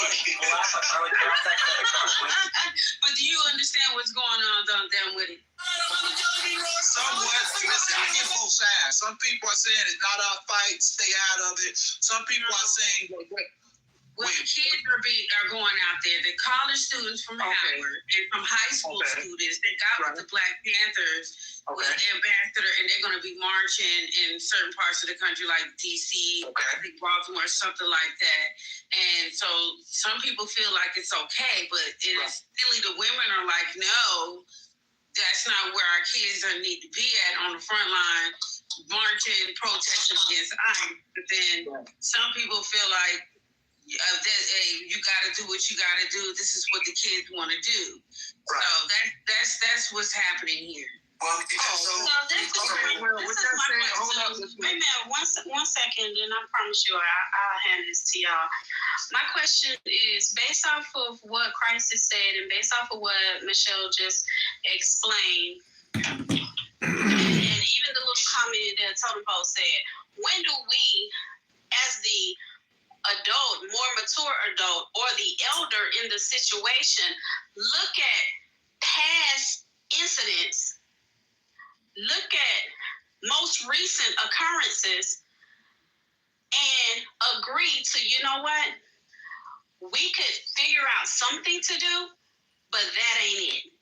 Ambassador's a grown man. Now, what you gonna do? No. What do you mean, little feather beautiful? I'm not talking about Ambassador being a grown man. Like, I'm not talking about him being a grown. What are you talking about? Because where are we at with that? No, hold on, little feather. What do you mean? No, because they're about to just take it and run with it. What do you mean, Jess? Just what I said. So you went here. I don't even know if you were here earlier. Hey, Jess. So hi, sweetheart. So just explaining it again in a please. Ambassador can represent himself. Hold on, wait a minute. Ambassador absolutely can represent. Absolutely represent. Come on, Ambassador, get off the phone and tell us. Hold on, wait a minute. Little feather, I really would like to know what little feather was saying. Sweet Totem Pole, shut up. Hold on, sweet. Please, little feather. Sweet, please. Shut up, because Ambassador came in telling us this, and I am the one who probably stirred up all of this with everybody. I don't know, it may have been somebody else thinking about it, but I'm the one who jumped off on this part. So what I'm saying is, you have young adults, teenagers, and young adults, college students and high school students, I am assuming. Because he just said school walkout and college students. Yeah. So I'm assuming it's demographics of people. He said that they came to them. He didn't go to them. He said that they came to them as a Black Panther. If you come to me as a Black Panther and nobody is seeing, like, because everybody's watching the news right now. Right. And in the last 2 incidents that have happened, that have popped off, they've ended up in death. Trying to talk about Alex and Renee and all, them 2 people, they dead. Yeah, okay. They gone on to glory. So to me, to glory too. He went to glory to it. I don't know who you're talking about right now. Kitover, the Black man that was killed by ICE. Hear what I'm saying right now. Because you asked me what am I talking about? Yes, I'm sorry. Go ahead. So what I'm saying is, this is not our fight. You're right. You are leading young adults and children out to fucking slaughter.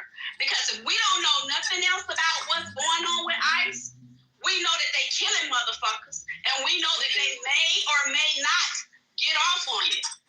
We don't know that part. We sat here, like I said, on Clubhouse for the last couple of weeks, trying to goddamn decipher whether or not it was legit. Well, he might have been right, or he might have been wrong. He should have been out there. He should have had a gun. Did he have a gun?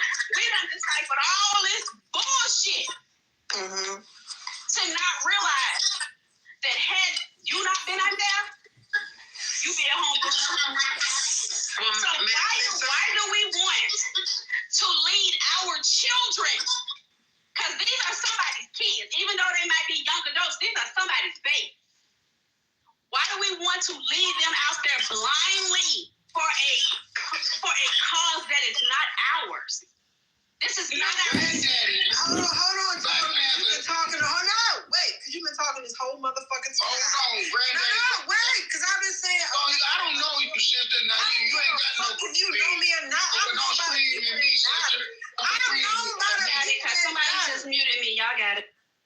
Okay, thank you, little fella, beautiful. I'm known by the people that matter, and that's all that fucking matters. But I understand. No. We're not doing that. No. Okay, so thank you, little feather, and you're 100% right. And you know what?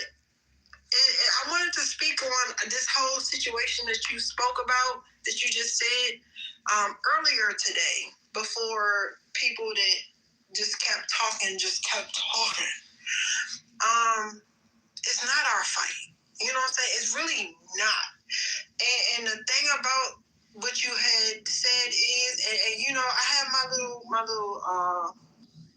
I do my little political commentary. I've been doing it for about 20 years.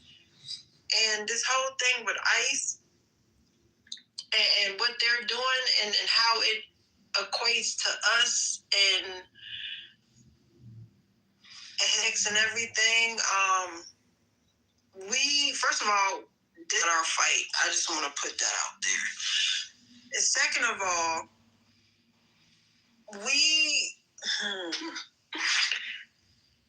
there has been a lot of hubbub, and I'm using that term loosely. It's been a lot of hubbub out there to try to get us to come out there and try to get our children, our peoples, and us to come out there and to fight a fight that is not our own.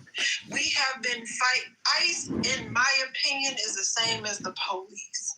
And I have said that. I said that on my Twitter. I said that on my YouTube. I said that on everything.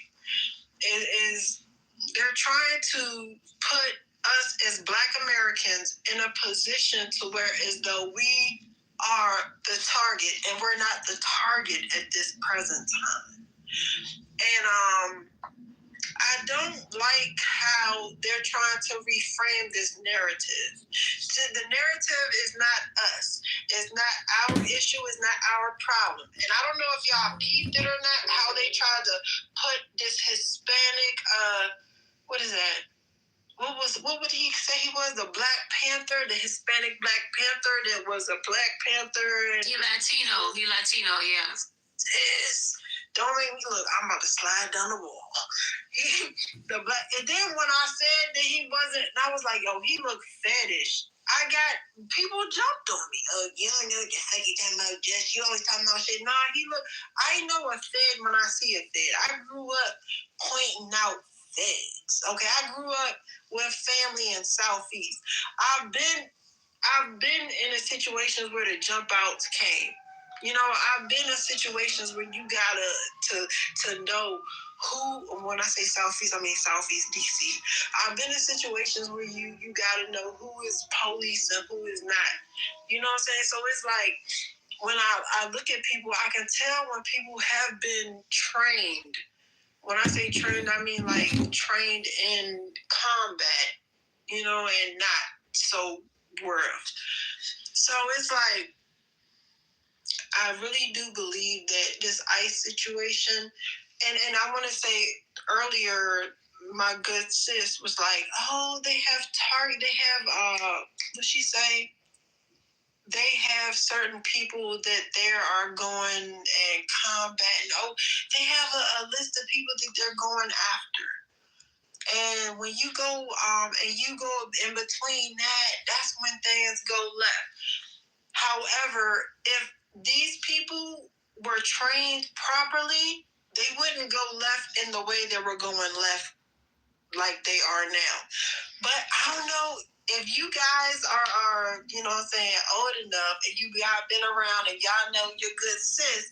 I told y'all way back that we all were going to be niggers. They were going to start taking away the white privilege. Not only that, but I've been telling y'all that I have been working spiritually on, you know, taking away a lot of these privileges that they have on us as Blacks. So it's like it's down. They're getting taken away, and we as Black people, we gotta stop getting in the middle of that. When white people and their white privilege when they start taking away that white privilege, we gotta stop getting in the middle of that. We gotta stop being Captain Save a Privilege. We don't Captain Save a Privilege. There's a lot of us that think, oh my God, they're taking away the white privilege. That's going to affect me. You ain't. What the fuck?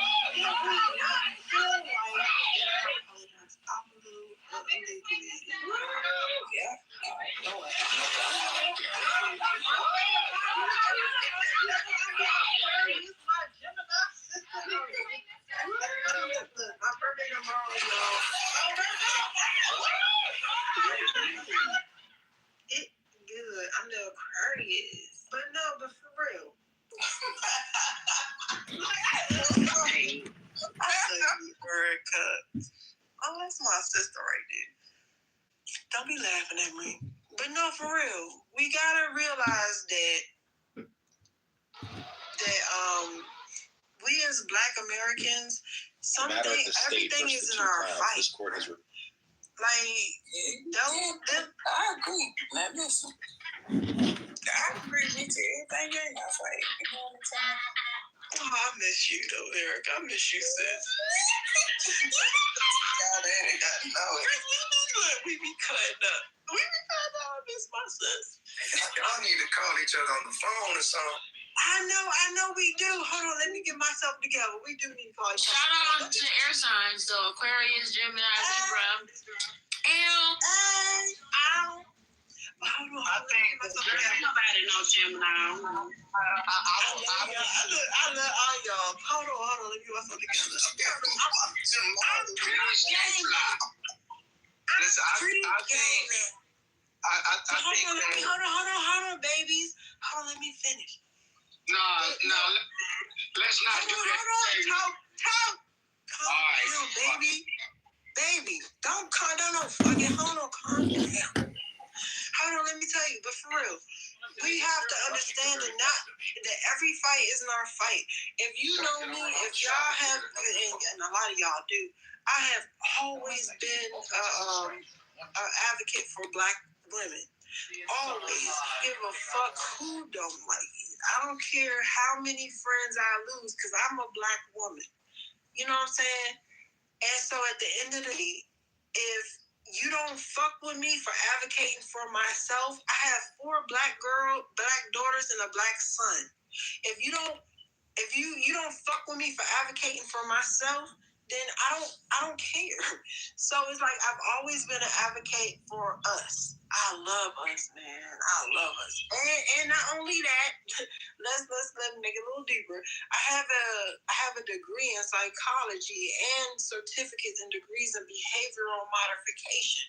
You know what I'm saying? So it's like I've always known, and I've always tried to make things better for us, by us, and I am us. So it's psychological work from this system. I don't be playing I'm just playing, baby. When you say advocate for us, you mean us as Black people? Black, Black, I don't be playing. Don't be. I think she's saying Black Americans. Black Americans, yeah, Black Americans. Black Americans. You know what I'm saying? So it's like when it comes to this whole ICE situation, number one, we're not the target for the first time. And then, look, I've been arguing. For the first time in a long time, we're not the target. However, we also have to understand that these raggedy ass, no lip, stank breath. I can't get 2-3 sentences out. All this, I can't even get a motherfucker. You can't get 3 words out, Toe. Calm down. Love you, cause you my Black brother, and I love you, boo boo. But you can't get three words out, my love. But no, I'm telling you. But you know what I'm saying? We have to understand that at the end of the day, you gotta let that mic go, baby.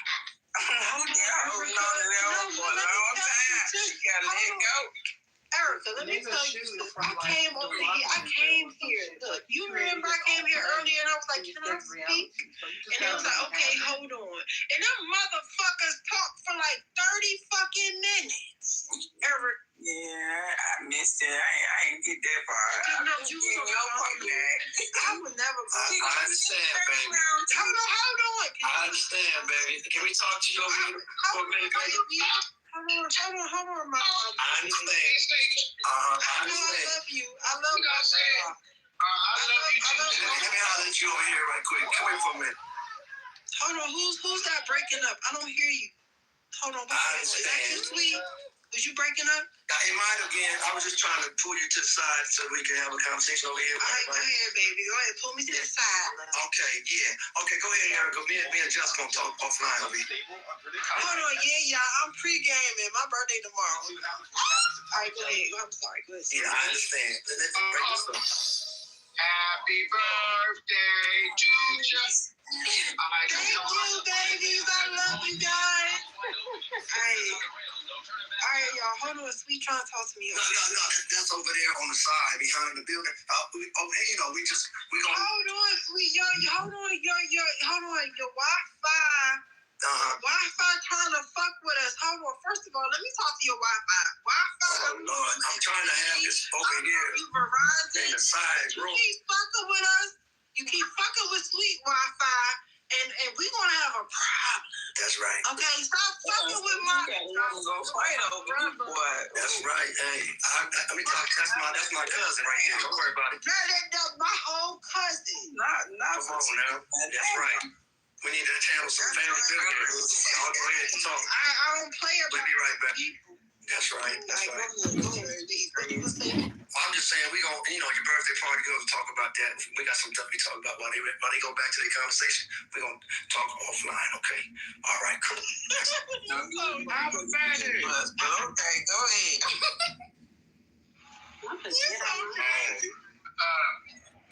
We need to pray for these young people out there who are out there. And they were out there with 80-year-old grandfather as security. And that's crazy. They just don't make no damn sense. Hold on, wait. What happened?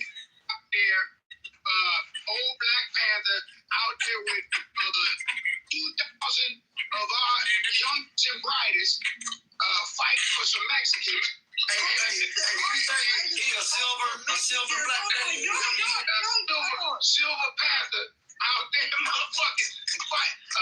You fucking lying. Out there fighting with our we can talk about he fighting the AI silver he got silver beret on his head talking about we out here, the students know what they want to do. What do you mean the students know what they want to do? Like this is 1960.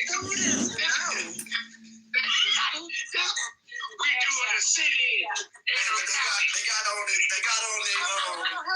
fatigue on. Don't worry about it. They got on their fatigue.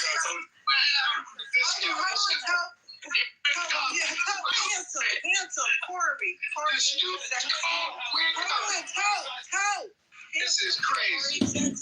Hold on, because the little fella said something, and I couldn't hear it because y'all little handsome selves was talking. I'm gonna need y'all sexy selves. I just piggybacked off what he said. The students, they still getting cash apps from their parents. Like they still getting taken care of. But they want to go out there and fight. Okay. Can I tell you something real quick? If my mommy was still alive, I would get cash out for my mama too. Can we stop talking like we wouldn't get? Look, I got a 28-year-old daughter. That was not the point I was making. Oh, I'm sorry. Let me shut up. Look,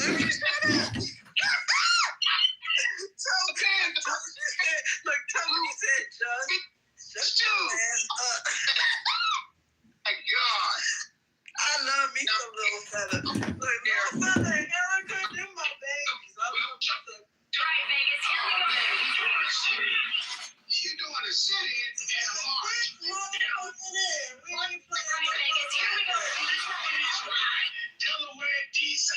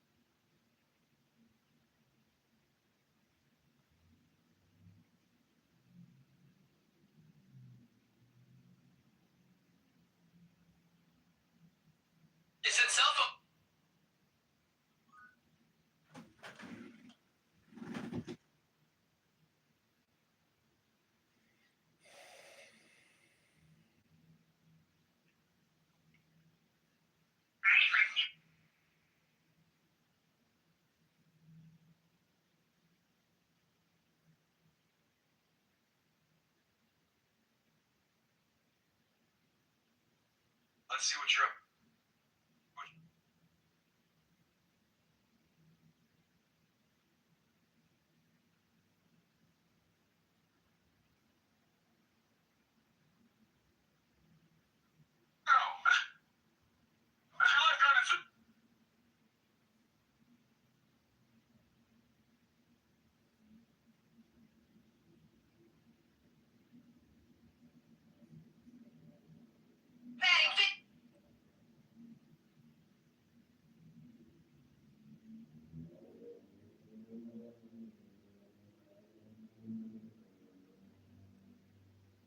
Kitover.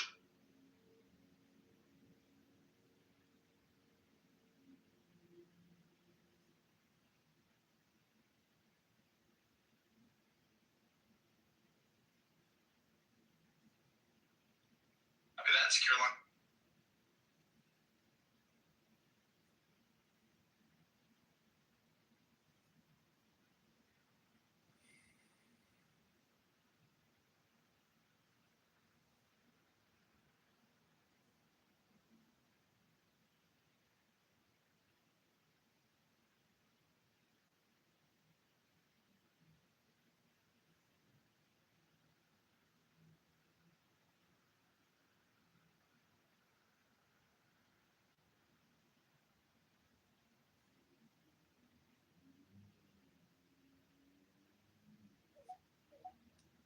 One.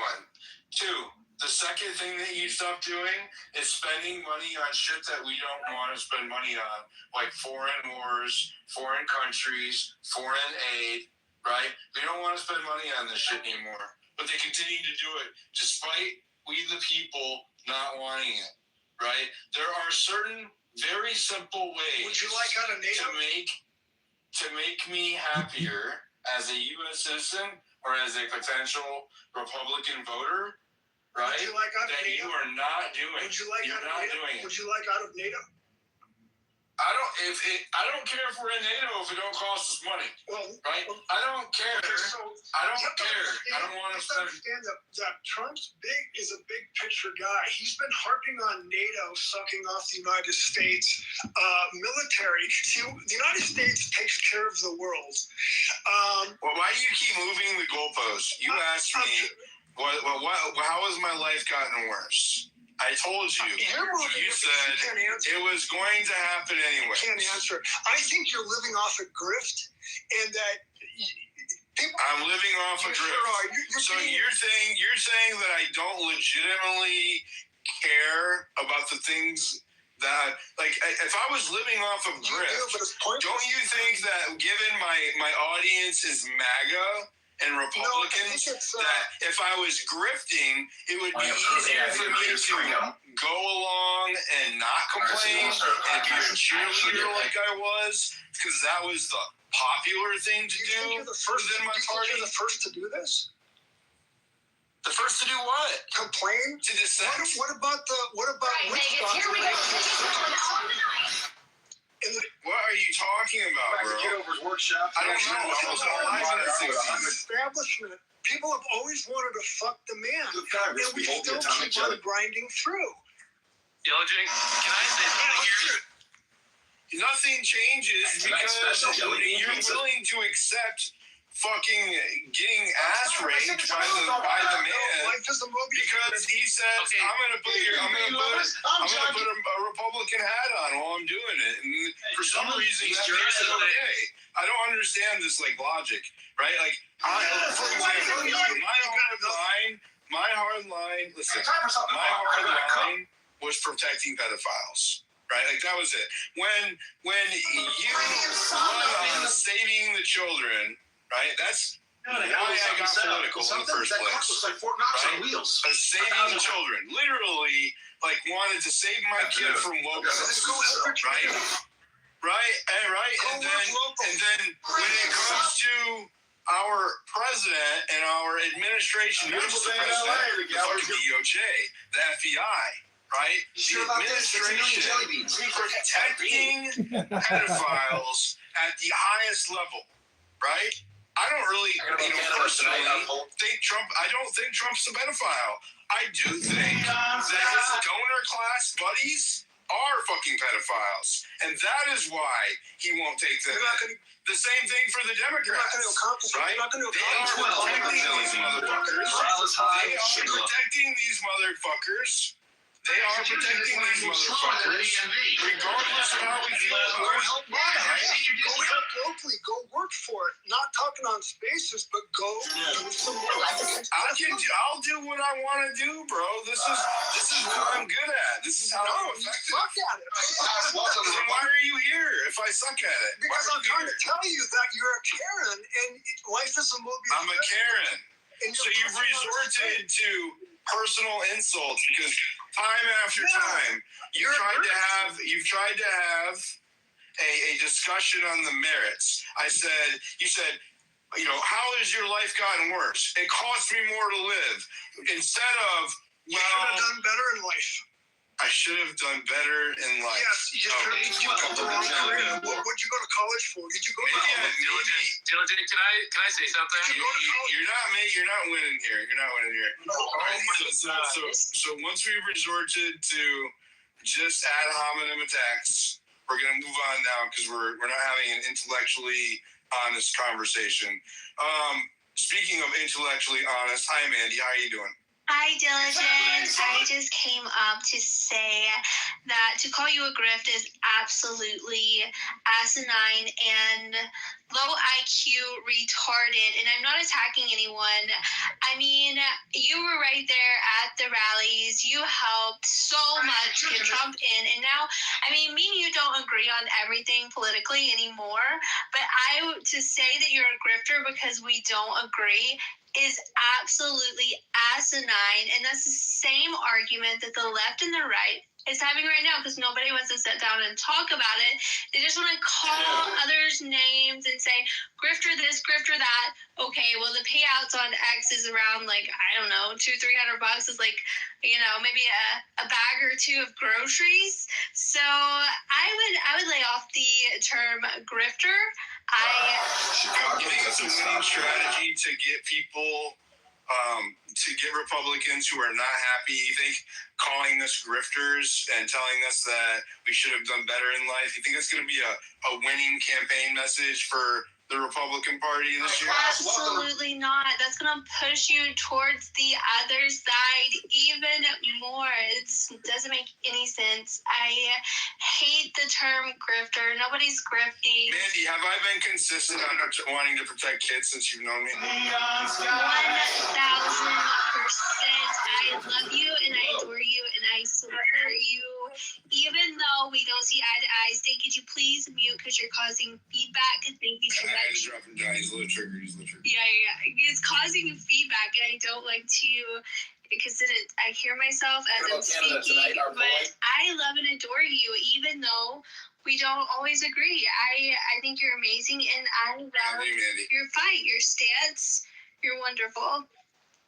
So everyone, go down to the bottom right-hand corner, repost this space, quote post this space, and while you're at it, head on over to Diligent's page. Make sure you hit that subscribe button. It's only $5 a month, and it is the best way to show Diligent love and support, and to keep... really helping me get past that grifter accusation. Thank you so much. No, it's the best way to show love and support to your favorite content creators. And go ahead and turn on all notifications for Diligent because he does a lot of spaces and you don't want to miss them. You can come in and here, and then you'll know for yourself that he is not a grifter. Or don't subscribe. He doesn't need you. Mandy, do you believe that Trump is running the country? Or do you? I think that the establishment, like the wealthy, and like the deep state, is kind of running the country right now. Do you disagree or agree? I absolutely 1000% disagree. I do think there's a lot of deep state in office, and I think it's very hard. It's like whenever you go, if you work in healthcare, when you go in, especially like nursing homes, you have these old, bitter, hateful nurses, and they have things that they like to do it like a certain way.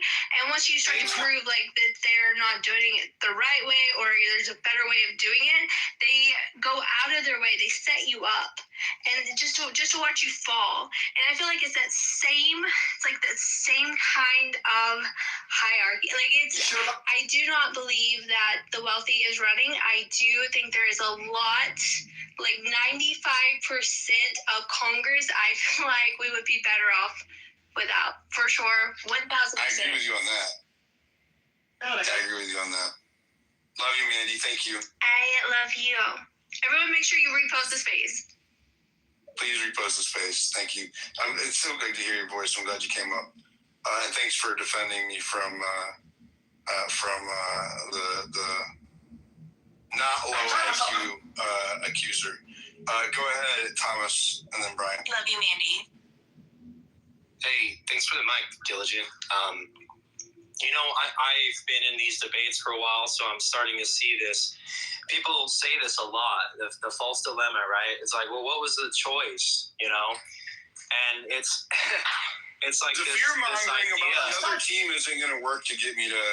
It's not going to convince me anymore. It used to work. Here's my rebuttal to that argument. Is that we didn't vote for 2.1 million adults to be receiving gender-affirming care in the Big Beautiful Bill. We didn't vote for the democratization of 401k for 401k investors, which is going to open up essentially a bailout for private equity firms to the sum of trillions of dollars from our 401ks. We didn't vote for 50-year mortgages or more aid to Ukraine, or any of that. That's all. Those are all things that the Democrats were pushing for. So what my thing is, my problem with this, and again, it's the false dilemma. It's like, oh, well, where would we be with Kamala? We'd be getting all of that. We'd be getting all of that. And you made a lot of great points about the immigration result. We are spending way more money for less results, less deportations than what we saw. Tom Homan has the largest budget it's ever had. Exactly. Tom Homan was the reason why Barack Obama had such a successful deportation agenda. He has put some of the people that you would need to see, but we're not seeing the results. We're spending so much money on this department, on this infrastructure. And again, where's the operational awareness? These have to be conducted in daytime, in the middle of these supposed raids, in the middle of these protests. We can kidnap the president of a country, but going after low-level felons results in deaths of Americans and huge national scandal. It's so incompetent, and that's my big argument with it. We're not seeing the results. I don't think it's incompetent. It's extremely incompetent. I lean towards intentional. And that could be it. That could be it too. And that's even more nefarious. And I want to believe that we're not purposefully lighting these fires, but that seems to be the agenda, right? The strategy of tension. This is they never let a good crisis go to waste, whether it is fostered or facilitated or allowed. It's the result is the same, right? And that's why we need to call out these bad policies and say, what the fuck? Nobody voted for this. And sorry if we're still in daytime TV, but this is I don't know how much has to happen where you just continue to cheerlead the things that we all were in these spaces and in our communities voting against. We didn't want gender-affirming care. We didn't want more wars. We didn't want more. The federal outlays have gone up 4%. We're spending more money. They're throwing all these things like the Doge cuts and the fraud and abuse. Has your life improved right now as a result of any of the policies that have occurred, or has it gotten better in any way? Well, a huge thing that executive orders, a lot of them haven't even gone through. The only things that have gone through is for the Big Beautiful Bill, which is increasing the spending, and it is contributing. Again, the things they're dangling at us are carrots. The no tax on tips, Social Security, all of this. It's sunsetting and it's capped. It relies on future Congress and future administration to continue on it. So anything we do get out of this administration is temporary. It relies on a broken system to continue on every little carrot that they dangle at us. And so it's just, it's insulting. No, my life has not changed. My house value has gone down. And a lot of the things that the assets that I have, invested into, no, I haven't seen an improvement.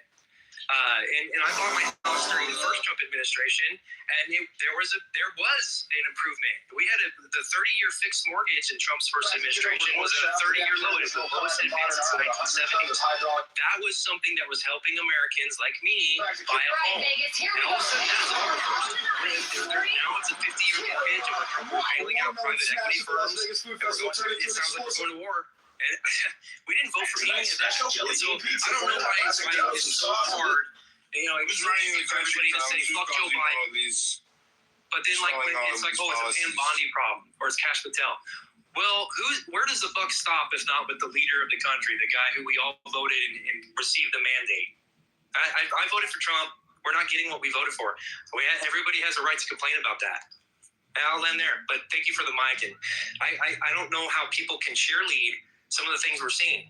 I mean, so yeah, there have been benefits like they banned the surgeries on children, the gender. That's the biggest. I forgot to. I mentioned it in the last space, but I forgot to. Thank you for reminding me. That's one thing that has occurred that I am happy with, which is the pushback on the minors, the laws and strikes, right? Strikes. But it's like, but we have 2.1 million adults receiving gender-affirming care. We didn't vote for that. So, I mean, I don't know where, again, all the provisions to block or ban gender-affirming care were removed from HR 1, the big beautiful bill, to allow for its passage through the rules and reconciliation committees and all this other stuff. So it's just, again, the omnibus and the pork is why we're still funding a lot of these NGOs through the State Department now. And all of this bullshit and all fraud and all of the nonsense is still there. It's just now, and we need to call it out, even though it wears a red hat now. Because this power, this speak of plenary authority, this use of the Insurrection Act and martial law, how is that going to feel when the shoe's on the other foot and the Democrat administration goes at you for not taking a vaccine or for, protesting gender-affirming care or abortion or gay marriage or whatever you want to protest as your right as an American to do. But thank you, Diligent. I really want to hear from some other people. I know I tend to rant, so I'll land there. No, I appreciate a good rant. It was a good one. Go ahead, Brian. Hey, man, it's been a while. I just wanted to respond to a few things I heard, maybe throw in a few other points after if I'm not driven out by then. But look, that guy that was attacking you earlier, I mean, I think you're partly nuts, but you're very sincere. You mean what you're doing. You're operating as honestly as I can. I think you make very bad arguments sometimes, but I always think you're trying to be honest. Maybe a little cute or funny, but I don't think you're dishonest. So I just think, the idea that you're grifting, the people that are accusing you that are most often the grifters, like they're the MAGA, I won't question the dear leader at all. Like, that's the grift. The grift is telling everybody they have to conform with stuff when it's clearly, you guys think for yourselves. I agree with that. I agree. And the cheerleading is the grift. Yeah, the cheerleading is the grift. And, both sides.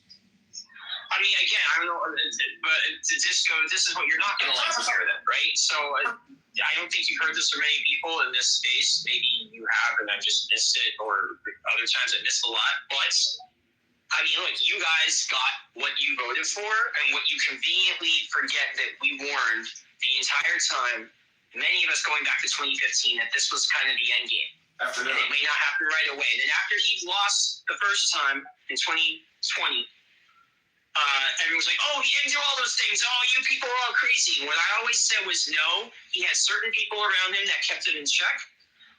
But the country's also changing. The parties are changing. Like this time around, it's going to be.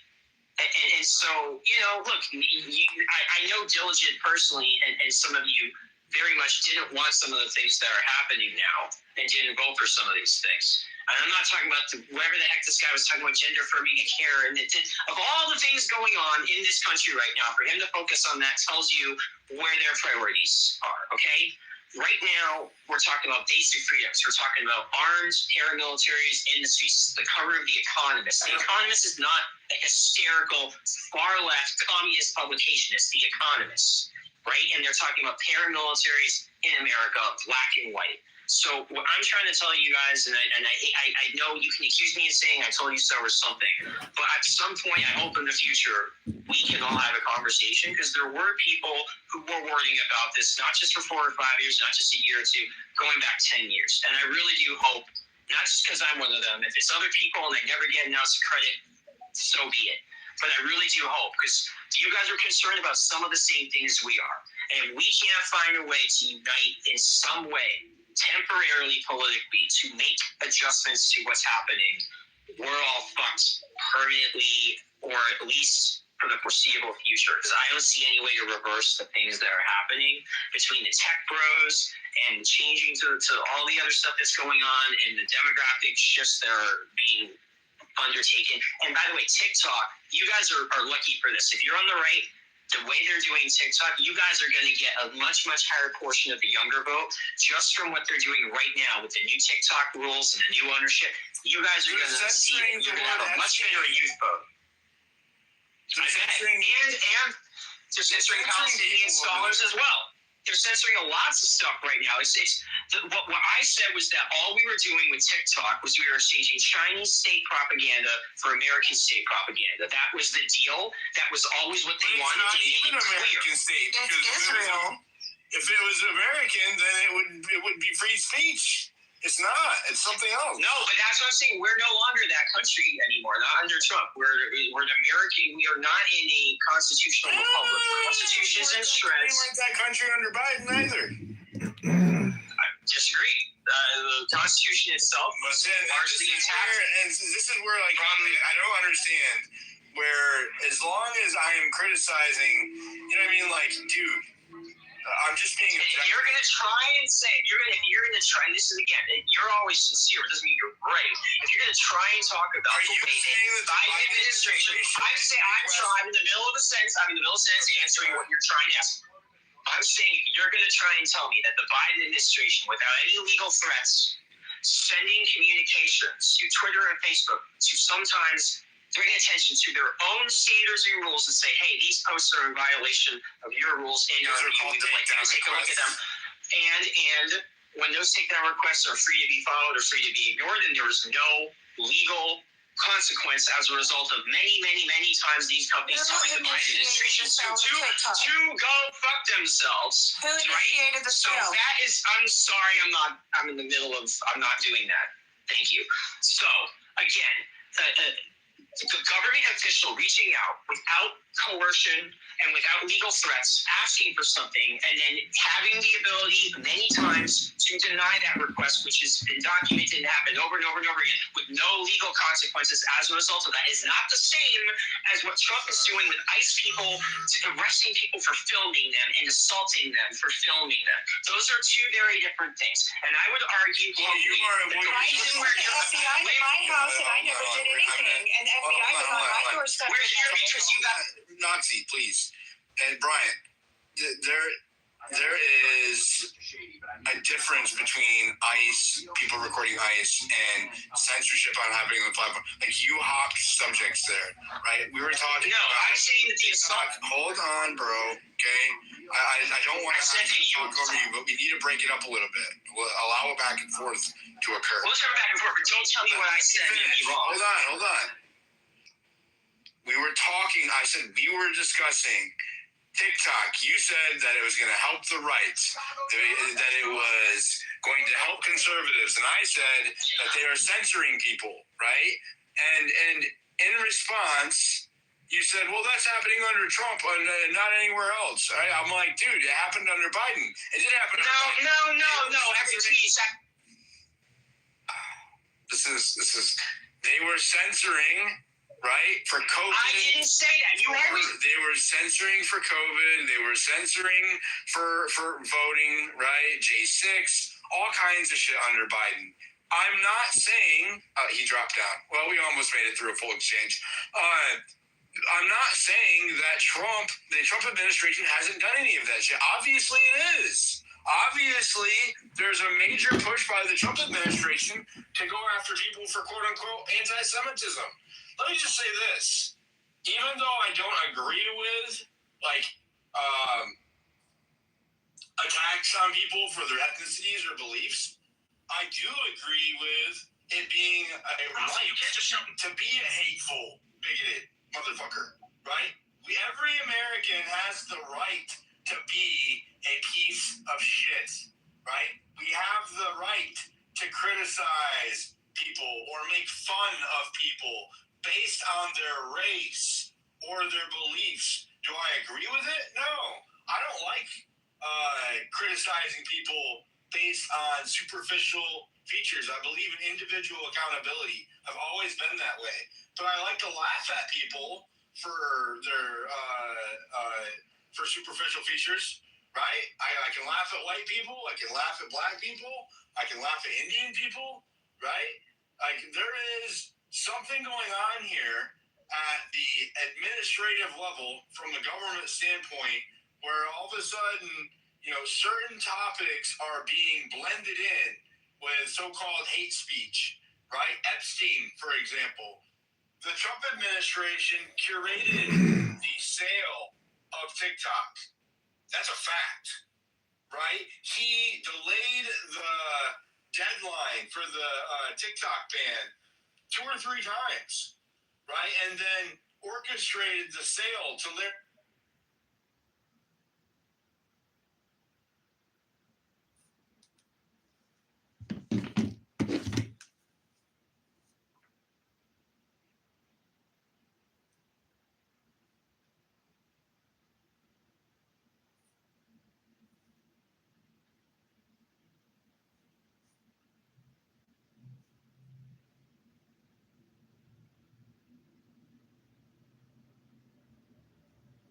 eliminated those in a lot of the stores in California because too many people would just. Off the receipts, do something.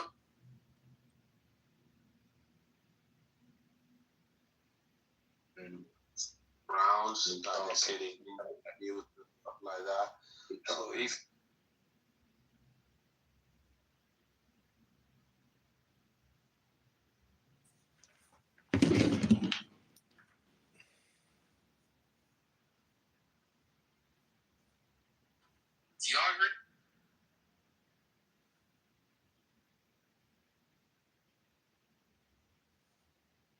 multiple occasions, and Shaw allegedly built $943.97 in partially paid merchandise between November and December.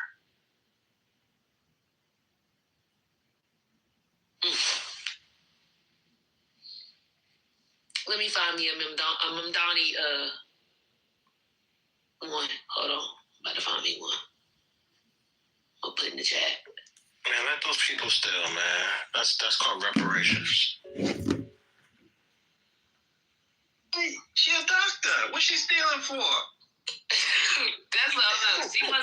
She must have like what you call it thing? She must be bipolar. Like when they have the manic episodes or whatever. Here go one, Divine. Wait, First Lady, can I say it? What? Can I read the headline for Divine? Oh, hey, Reverend. No, I'm gonna just put it in the chat because I don't want to glom up y'all. I'm put it. Hey, Reverend, let me help you, you fucking piece of trash. You are the biggest piece of trash on this fucking app, you piece of shit. Yeah,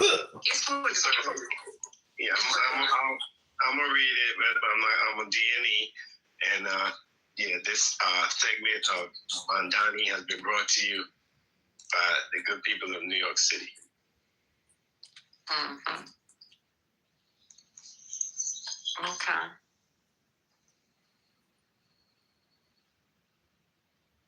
There you go, Divine. I'm gonna check it out.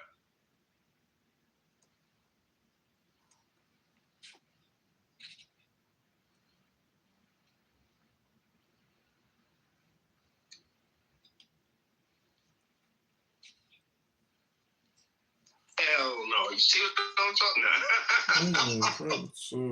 May I touch?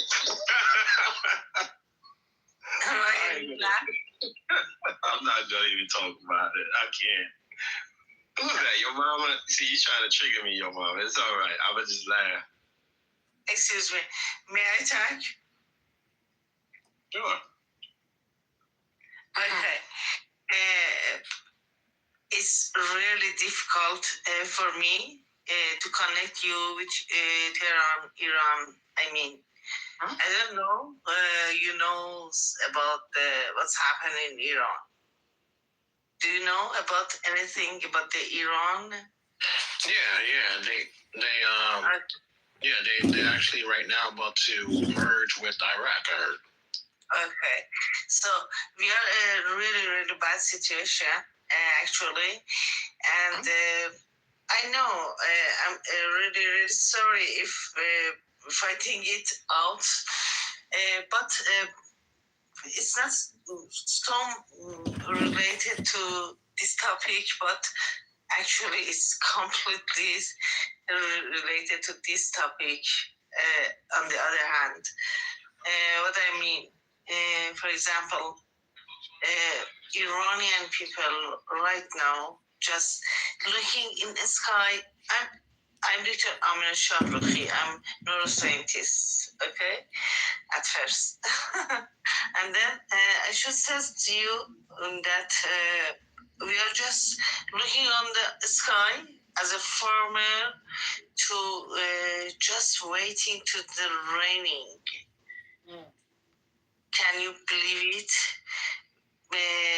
That's we are waiting to the Trump comes and we are just hostage. And it's really, really sadness situation. I don't know. Can you imagine that?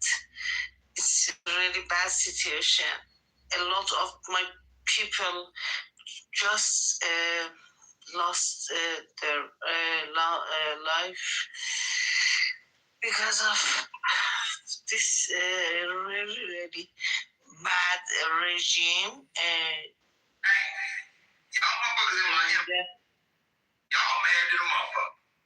Excuse me, I can't hear you.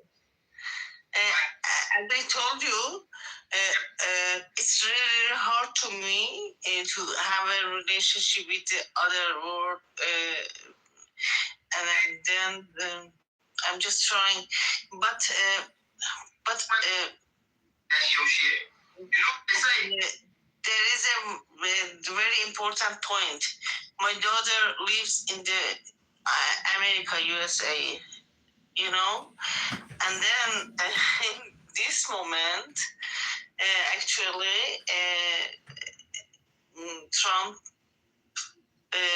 has a decision to attack to my country. It's really, really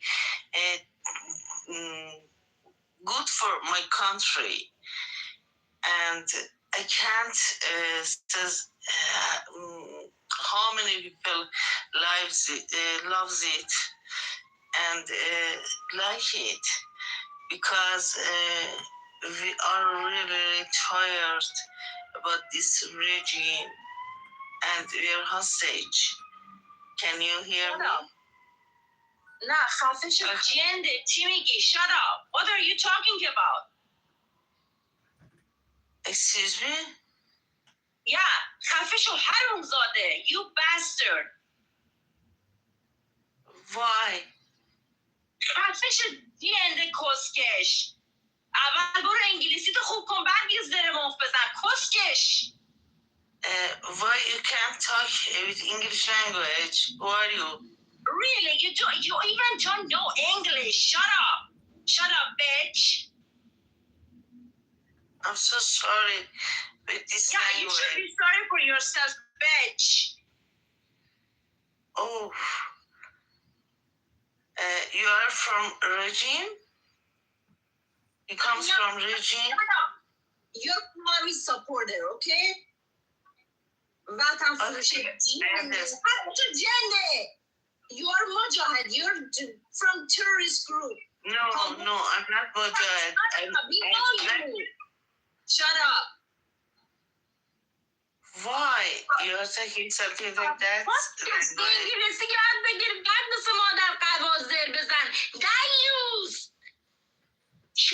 you are why you are just talking with bad language? I don't know. Who are you? I'm so sorry.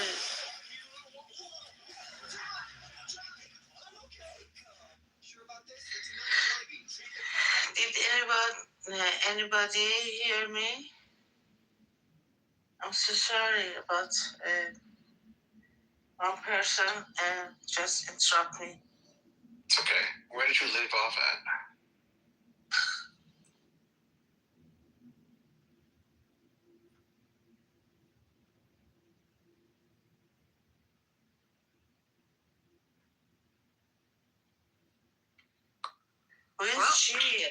This entertainment was brought to you by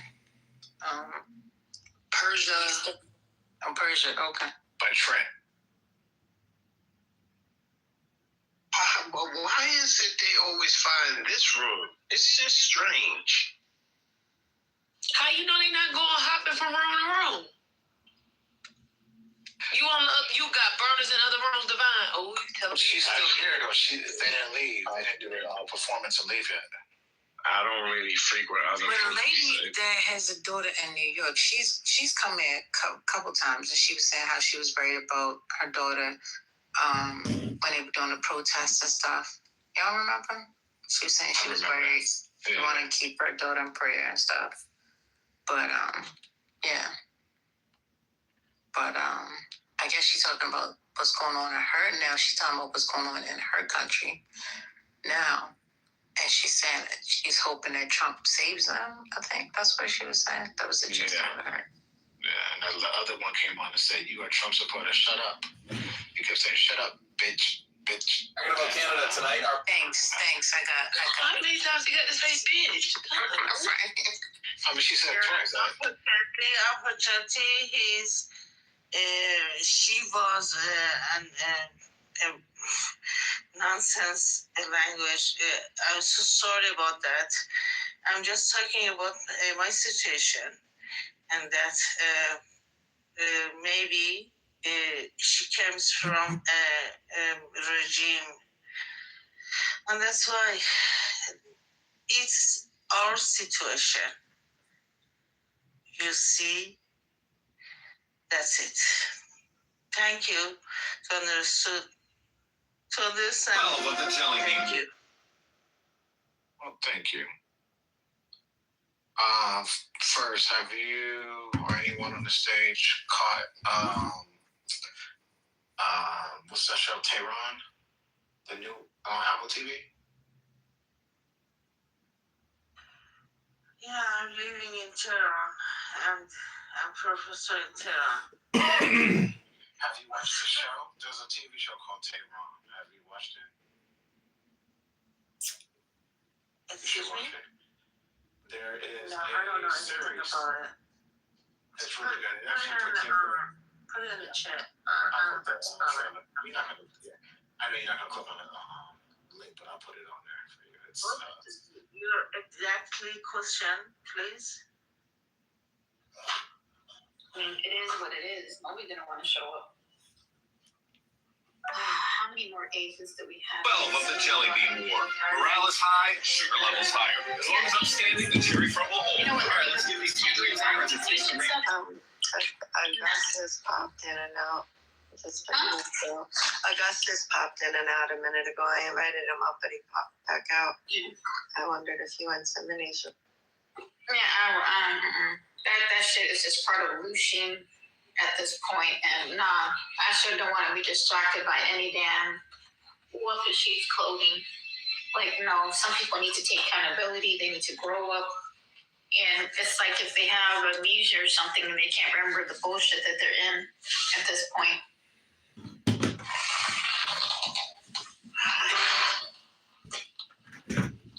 Like, why talking about this over again? Just drop it already, bro. Like, the more they want to loosen this shit, like, keeps on doing it. It was kind of like listening to even like a scripted like a show. It was just like God, I got a little something set up. you know, that cart looks like Fort Knox on wheels. where it's so funny, and then the other guy going, "I did nothing wrong." Yeah, no. It's they're all the deepest breath of the into day. the For 10 50 Shades of seconds. 10, Fuckery. not 11. 10, not 9. You know, the Let other it go. people they're enchanting and conjuring and doing all that weird shit. That take accountability. They pick and they bully. But then when somebody says something like, "Who are you to say something like?" And then the indirects and non-directs in the chats. "Oh no, don't worry. I'm not talking to you, but I'm talking about you.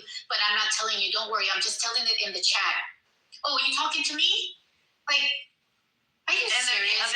The other lady's like, "What is everyone talking about?" And then what does that mean? And then other one going, "I mean, shut up." It's just like, oh my God, it's like, what the hell? It feels like I'm back at stereo with the replay in Hocus's room where they were playing the script at this point.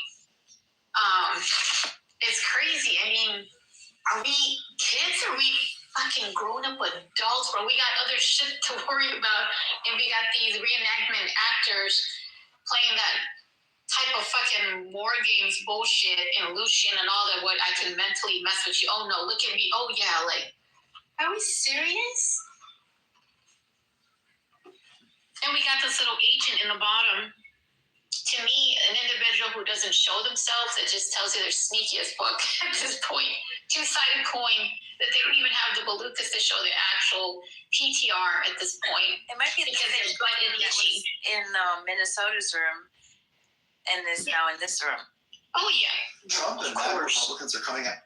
Because you got agents everywhere that, you know, and you just have to, it just tells you that they don't have nothing better else to do at this point. It's like a two-sided coin. You know, you're itching to scratch it. So this tells you what level of mental state that these individuals are. They're like parasitic entities. And they got nothing better else. I just tell you they don't have a life at this point.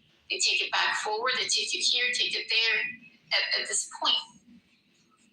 Have you seen in your notifications, like after I left the room last night and I looked at my notifications, you know, the bell, and it said like, you know, that survey thing again. Participate in a short user feedback session and receive $25.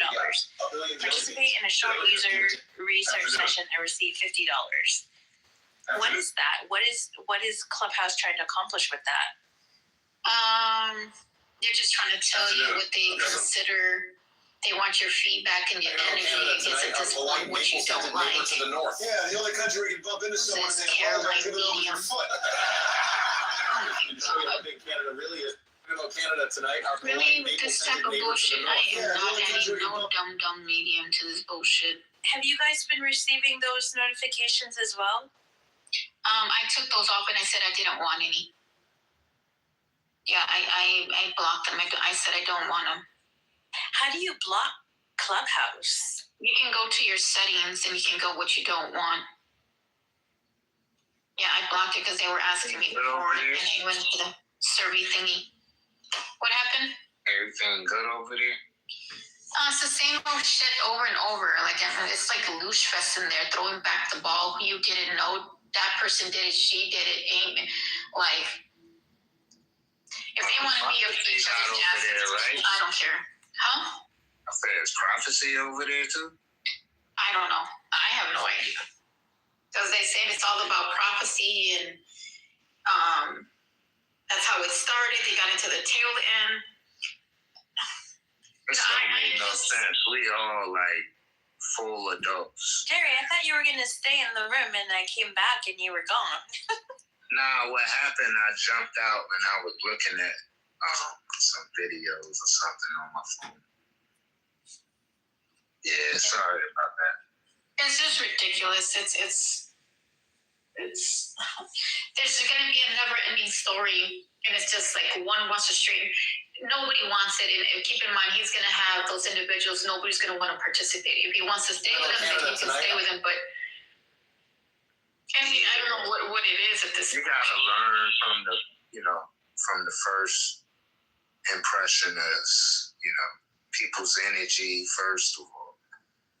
And, and not keep repeating, going through stuff with that. So what I'm going to basically do is in my other room, only certain individuals who I know it's us, and I'm just going to give the same individuals that we have here that I know that always participate. I'm going to add them in there, and I'm not going to keep in mind the ION and the ghost accounts are not allowed to come in there, so they can't pop in if they wanted to. So I'm going to make only exclusive room only for us. Yeah, that's crazy. And that only perspective, and that's how I'm going to keep it. And only with an invitation. I'm not going to allow none of that shit. If they want to go loose, go here, go do whatever, because it's not going to be in our room. So I'm going to. What are they capable of with that ghost account? Like, what can they do with that? Well, they can't come in that room. It doesn't allow them because it's only for. They invade like everybody's like. They can't. 12 with the jelly bean war. Morale is high. On the private one, Sarah, they can't come in there. They won't allow them come in. Even those. When I read the settings, they can't come in there if they wanted to. 12 the ghost and the ion counts are not allowed to come in there. Yeah, like it's only by invitation. Yeah. I was wondering, like, what can they do with their account? Is like what they can't. Yeah, how much can they invade or Well, they can invade this one because it's open, but if I make the other one only by invitation only and by a second code, they can't come in there even if they wanted to. So they're gonna have to. They won't I heard them talking about something one day.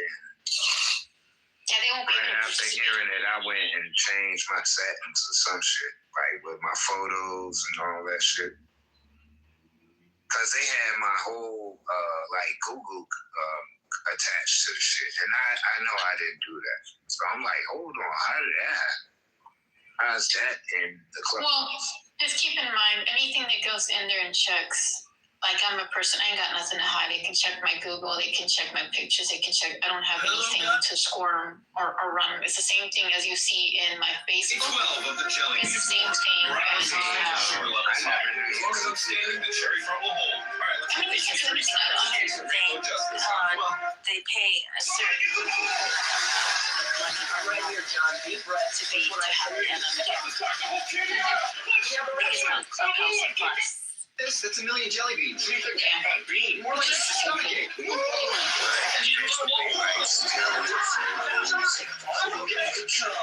the Plus accounts, yes. Full of jelly beans. On Plus accounts, you're giving access to everything in the database, including your information. That's why I haven't added it.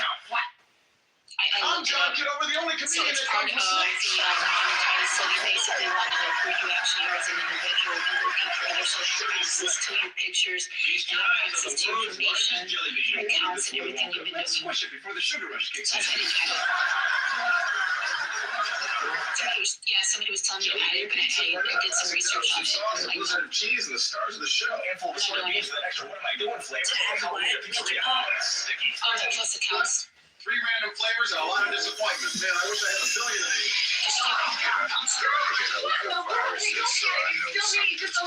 Wait, what? Somebody was telling you to have what? Make it later? Plus accounts, but I didn't know it. Yeah, It's extra chewy. No, I didn't want to. What can I scoop for you? Do you have like a mix? And she's just like, all the documents and the bullshit. That's a double bullshit. It's a lifestyle. I didn't know that's what it was. When it gives access to your photos, all your information, it can have to your database. Everything's in there because you're giving consent.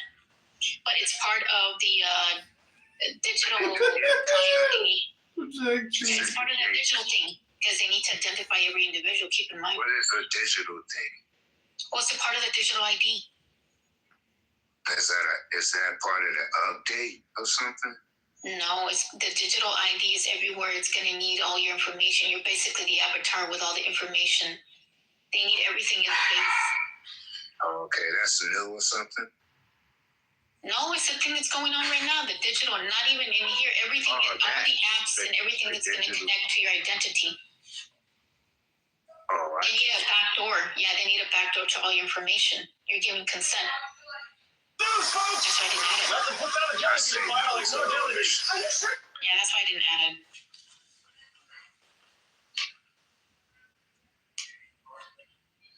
Hold on, I'll be right back and see if they're still done. Hold on. Operation Canary, day 3.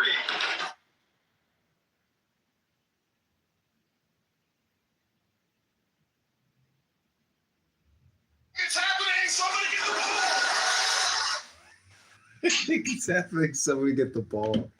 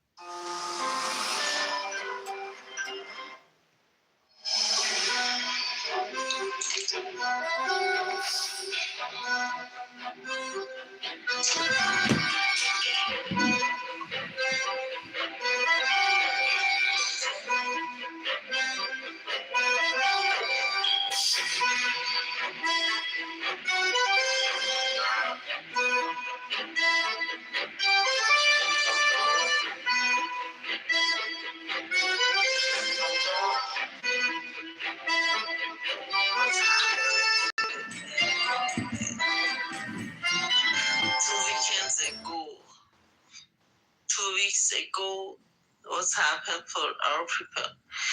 It's really, really bad. That's why I'm here.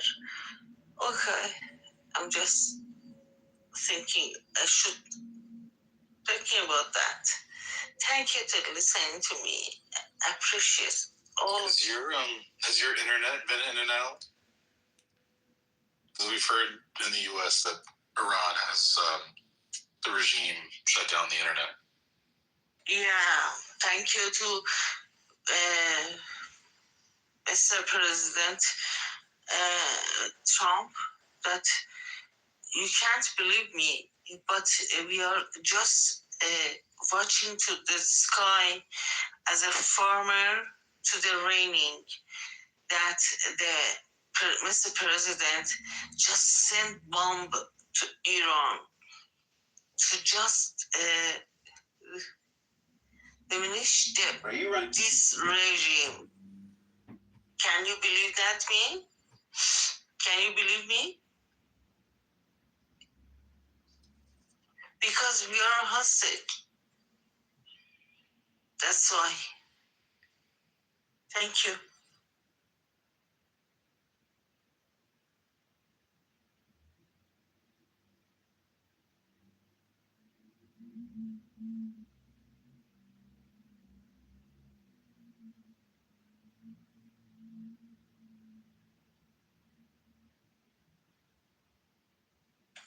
Yeah, I received your message. Yeah, I will find a trouble with this message, but I don't care about that. Maybe I lost my job, but I don't care about that because we lost a lot of people. I'm not going to make an announcement today. And the other, actually, city in Iran, and all of us really, really sad. We are really sad. And this situation is it's really bad. I can't explain you. It's really hard for me. Sometimes I'm a neuroscientist, but sometimes I'm just thinking about the suicide. So that's why I'm just don't thinking about the loss of my job. I'm just thinking about anything because we have a very bad situation. As you hear, somebody just follow me and just says me a very, very bad language. But it's my life. That's it. Thank you. I'm so It's sorry. my life. It's now or never. Thank you for sharing. I hope you got it out, but we're going to move forward, okay? We've listened to you for about 10 minutes now. We hope you got it out. I hope you were able to get what you need from us, but at this point in time, we're going to move on, okay? Is that all right? Okay. Yes, it's okay. I Thank you so understand. much. All right. Mm-hmm. Okay. Somebody's gonna help me. Oh, did you hear about that Oklahoma state rep, Aja Pittman, who resigned?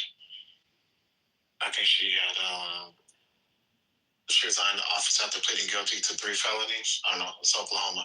That's what I'm saying. Maybe if Kimberly Foster's in the house, maybe you could talk about it. What? How are you just gonna dump something on somebody's feet that's not even on a stage? What's going on? Thank you for the save, but yeah, I was just saying if she's in the house, she's in the house, then she can't really talk about it. But somebody in the house, they can't talk about it. What are you talking about? You know, like you gotta look for like sometimes you gotta. It's like a call. You know, like say it's Kimberly Foster or Kimberly there. Same thing. But you don't have the access to make the call. What's going on? Hello? Well, it's like calling. You're crazy.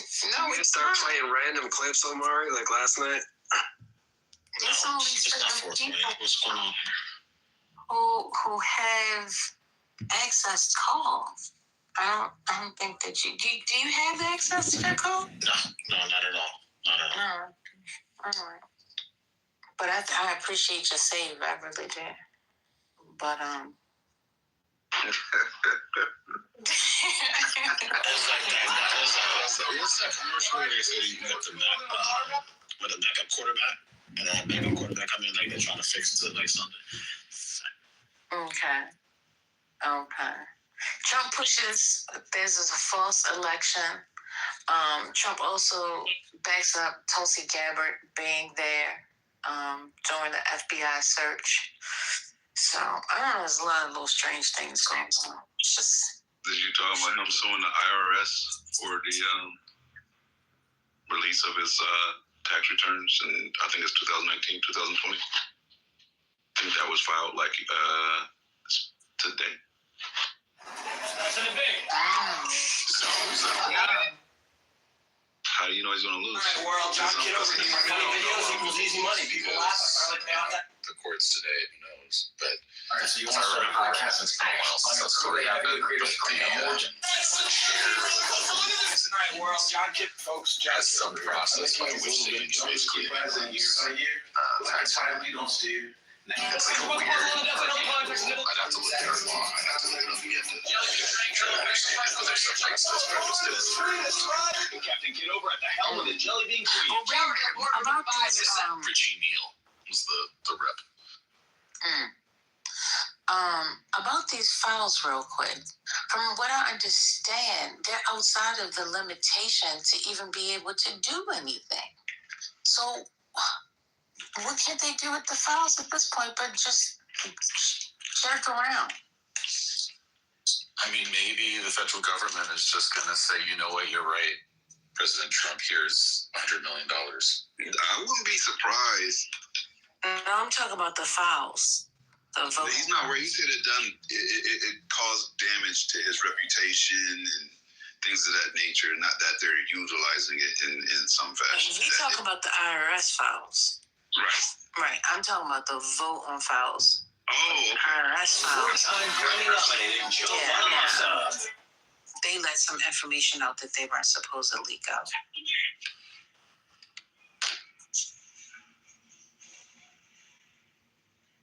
Shabbat shalom. The case, Your Honor, where the boy took his information and leaked it? Hey, which case you talking about? I'm confused. I feel like you were talking about the tax returns and then we're talking about the election data. I'm going back to what Jim and I was talking about. Now, the election, what I was talking about in regards to the limitation of time of filing for a federal case is 5 years. This is 2026. meaning that we're 6 years. So the 5 years of limitation is gone. So even if they were to find something, what could they do at this point in time? That was my question. But because it seems like you guys didn't want to talk about it, I was willing to jump on the IRS conversation. So you guys say whatever you want to talk about. I'm just going to call I got you. Yeah, I don't know. I don't know the statute of limitations. I don't know what they're trying to get at. Captain Kitover. Obviously, Trump is, still hurting that he lost in 2020 and wants to prove that he didn't. But, I mean, okay. I don't know what's going to happen. Maybe they create some bullshit evidence, like maybe they want to try to get to discovery or something, but I really don't know. All right, so in the IRS situation, his information was leaked. Yeah, it was leaked. There was a contractor that was able to access it who pled guilty. They say he pled guilty I'm reading here, in 2023 to unlawfully accessing and leaking Trump's tax returns and other people's as well.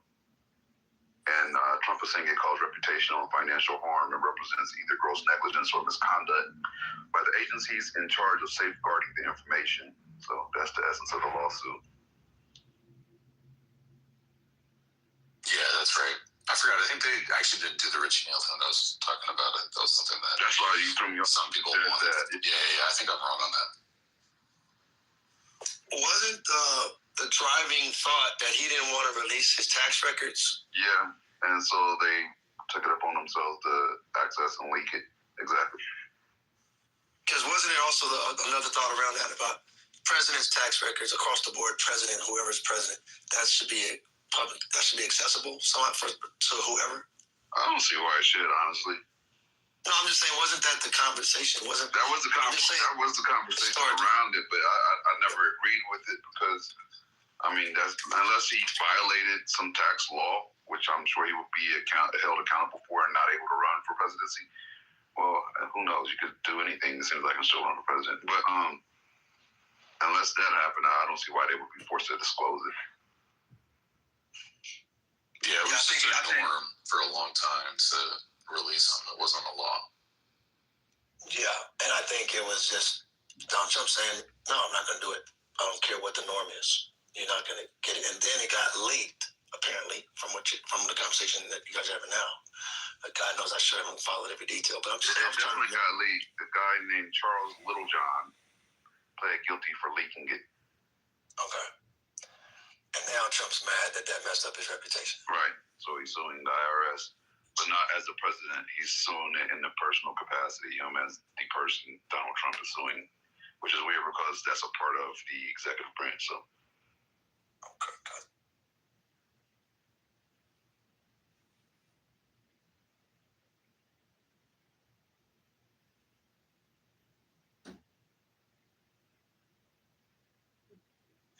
I mean, it's just on the surface. My thought is like, okay, so nobody think about the fact that he's the president. Just think about him as Donald Trump up in that lawsuit. Oh, that's the way it's filed. So yeah. I get it. But to me, they kind of what I'm saying, like, don't worry about I'm the CEO of the company, but I'm just George Jones and what's the company? Don't factor in that I'm the president. And nothing that happens here. So what you do? But, they can file it however they want. They can dress up a pig with lipstick, but the reality is it's still infighting. It's still dissension amongst the ranks. Right. There has to be a conflict of interest on some level. I don't care if it's in a personal capacity. It seems like it anyway. I mean, I'm not a lawyer, not pretending to be, but it just seems like a conflict of interest. Boogie boy. I'm not a lawyer. I just played one on TV. Has anything like this happened before? Gemini, I wonder how many people have actually said that since Trump took office his first term, right? That should be the thing with this administration, for real. And that sounds like a good time to Angrier Boogie Boy fighting for Davis also be removed? He is fighting the communists just as our ancestors did. Unprecedented to happen. Langer, Boogie Boy fighting for Davis, also being removed. He is fighting the Cohens, just as our ancestors did. Or like new territory, something like that. You sure about this? That's a million jelly beans. What do you think? Bean. More like it's a stomach ache. Two Mayas in the room right now. Well, You sure about this? That's a million jelly beans. What do you think? Bean. More like it's a stomach ache. Johnny, I'm okay. Sure about this?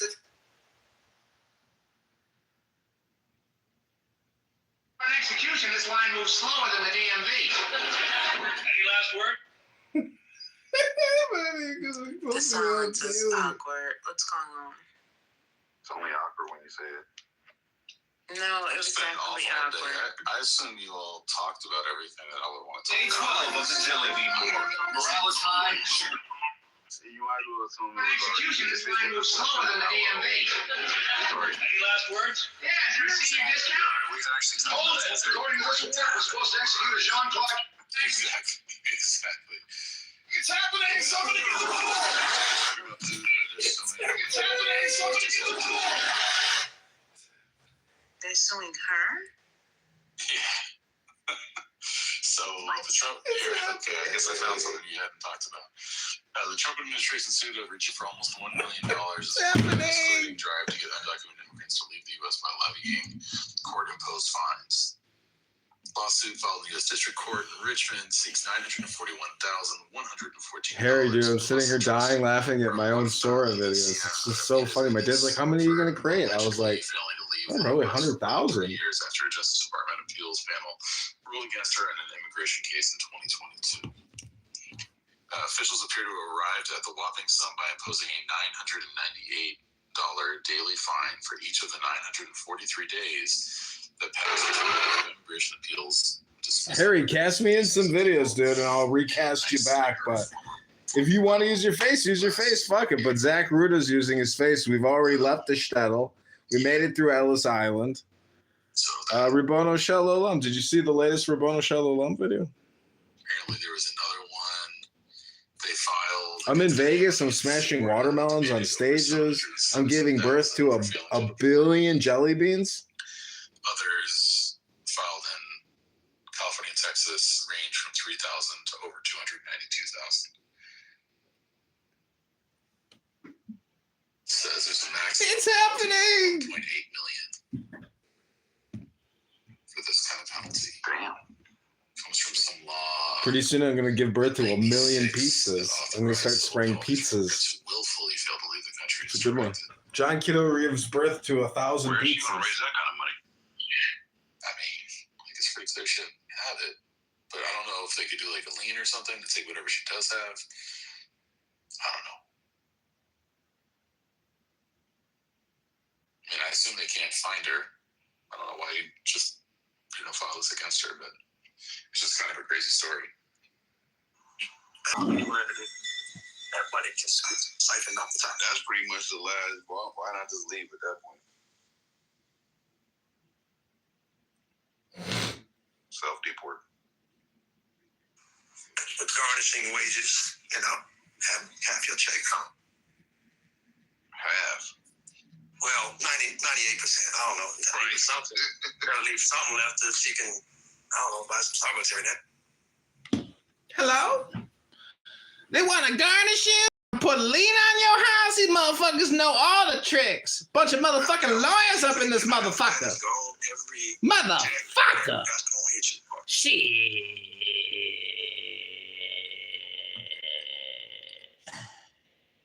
It's happening! Somebody get the ball!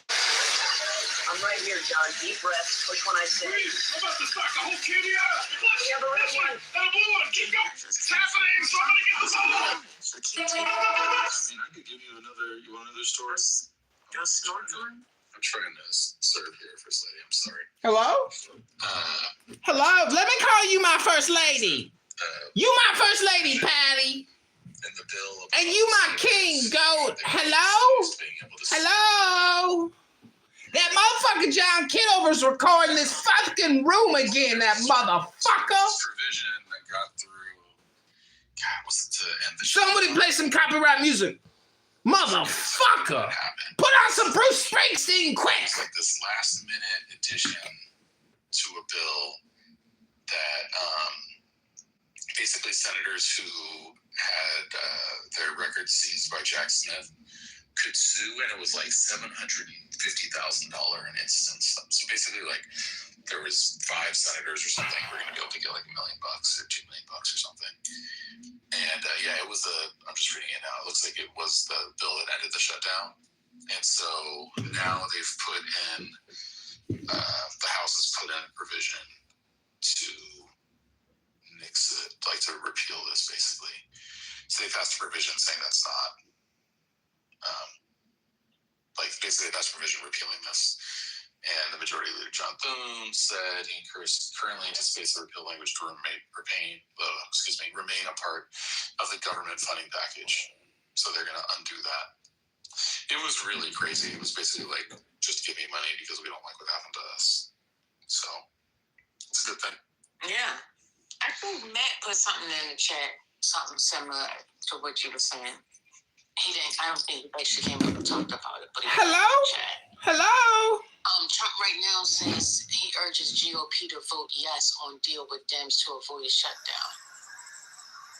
Senate Democrats demand to fund DHS, tighten use of warrants and roving patrols, remove masks, wear body cameras, enforce code of conduct comparable to state and local force policies. So that's what the Democrats are asking for. Hello?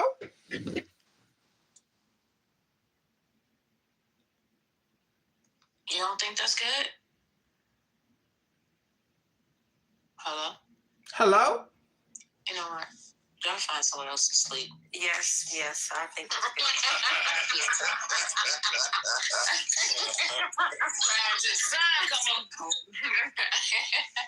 No.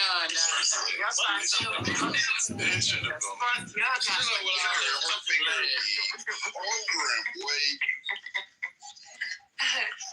You're a racist, white supremacist, cultural appropriator. What's going on?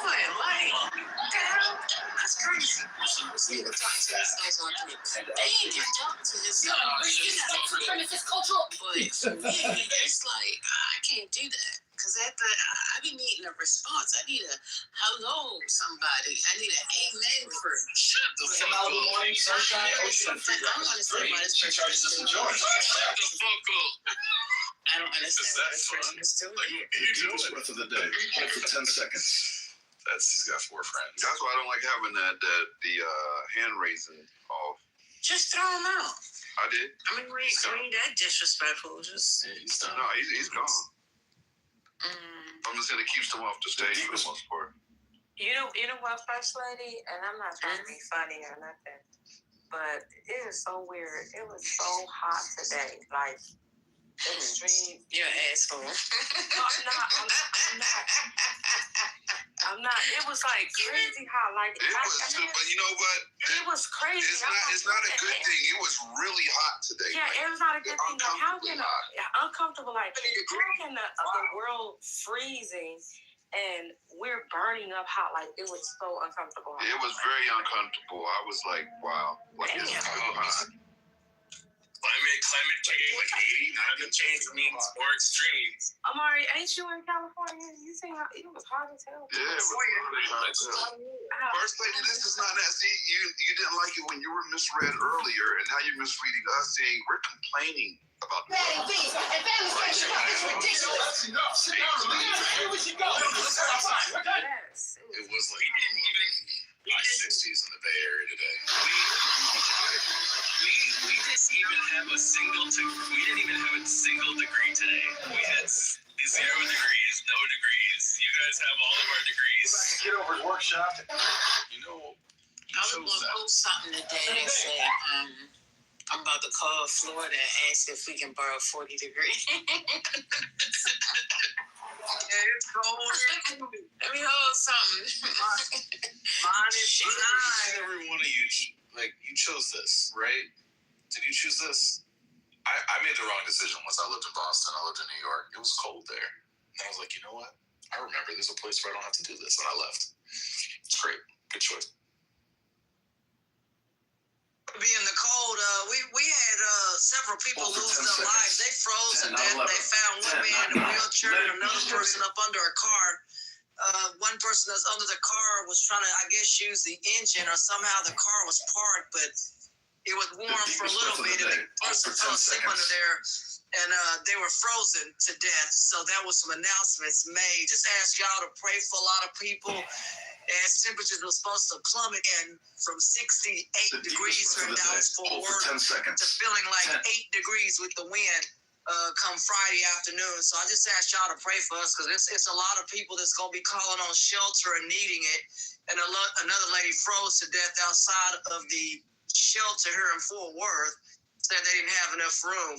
So those folks froze to death. So it's really a sad situation. I just ask y'all to pray for people tonight who do not have, especially the unhoused, as they call on us for help. We got 78 people tonight at our church that we're housing, and going to open room for 150 more people. So it's deadly times, and we don't want people dying. So we ask for y'all's prayers. It's really, really bad right now.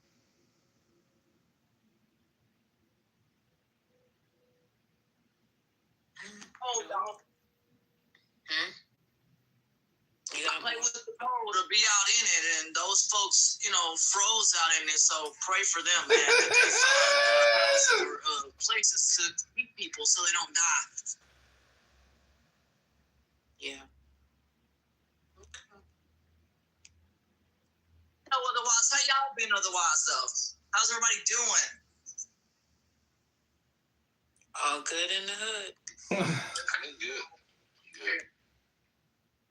Over here too, was able to finally get food back on the shelves at Walmart this weekend. I didn't know if people was gonna be fighting, arguing. I didn't know what the hell, but luckily people got food and can feel the hell out. Hello. You need to be able to go and get what they need without picking over what was left. I'm telling you, I'm glad my friend had a 4-wheel truck, and we was able to go to a lot of stores because she got the right vehicle. Get a truck. Forget vehicles. Forget a car. You need a truck in horrible, awful weather. It may not be cute. It may not be beautiful, but trucks work in extreme weather, and that's what I put my money on every day, because it got us around in ice on the ground. Thank you for pickup trucks and 4-wheel drive. You gotta be careful talking about ice. That'll get you in trouble. Don't talk about ice.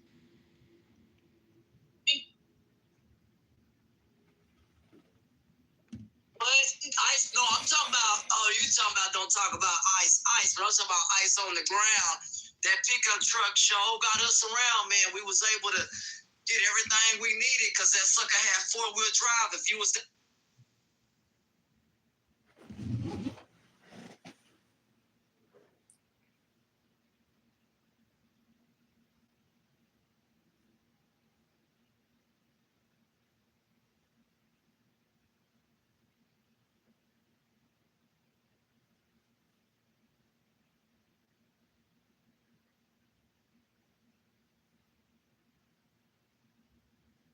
Back to Kitover's workshop today.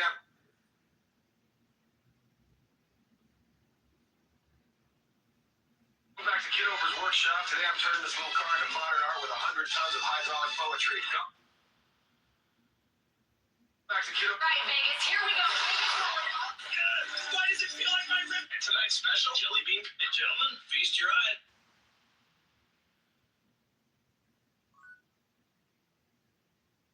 I got a little something to sell. A little something? That cart looks like Fort Knox on. All right, team, tree post. And remember, every great business stands on strong roots. Our community is today.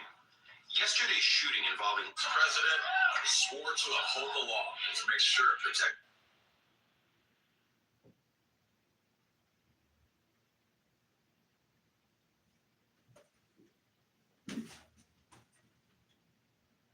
A lot of goats. I think I lost count after 68. The Freedom Flow Yoga. Welcome to Thursday night, 1927. We are the best.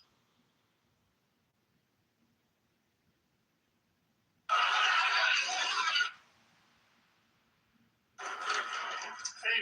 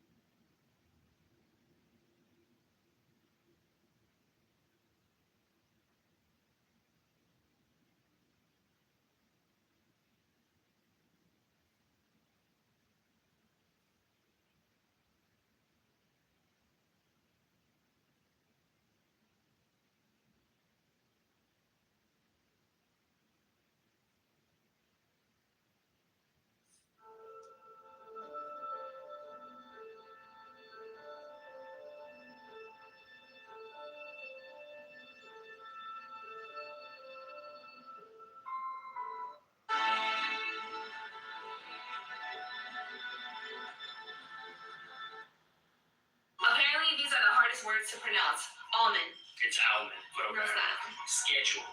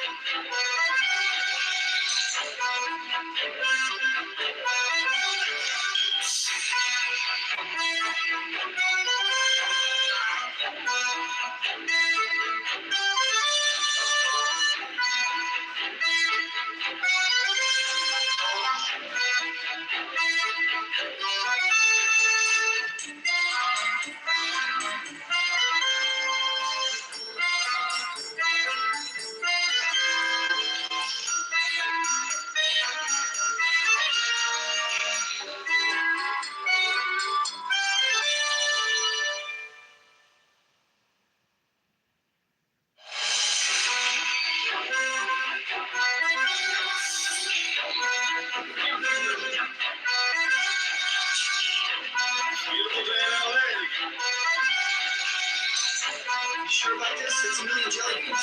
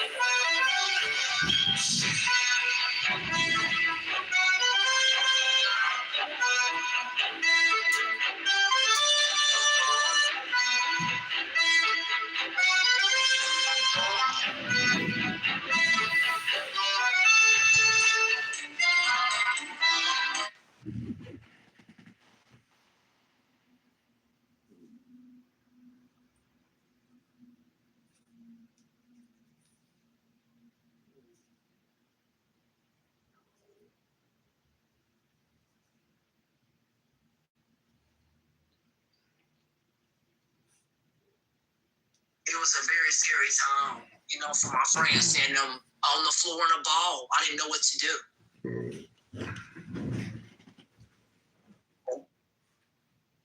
Michael, how you felt any difference with the supposed pullback of ICE in Minneapolis? Is Is it feeling any different up there, or is it just kind of the same? It's the same. I mean, my wife is doing she's doing these laundry things where so they have some people that pick up laundry from people that are hiding, and then they take their laundry to a drop point, and then someone at the drop point takes the laundry to someone to wash the laundry, and then back to the drop point, and then back to the people's house, so that people can stay in their houses,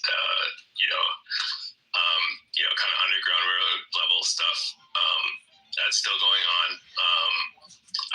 There's a martial arts studio like a block away from my house, and I just noticed that there were people in high vis vests outside, keeping watch to make sure that the kids don't get messed with at the martial arts studio. So yeah, nothing has changed. Man, I'm sorry to hear that. That's absolutely terrible. Yeah, I know a lot of people are doing pickups at school and things like that for families, so that they don't have problems outside of the schools. You're going to see Melania tomorrow? You got your tickets? Go see I what? can't even say it straight names. Somehow I didn't get invited to the premiere. Somebody said that Hurricane is down at the Kennedy Center. They got a premiere.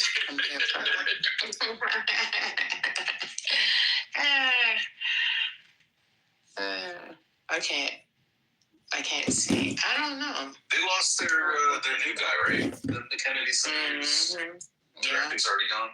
Yeah. What a shame. What a shame. What a shame. What a mess. You have to Jordy, why you calling my name? What's going on, Jordy? What you want? What's happening, Jordy? What's going on?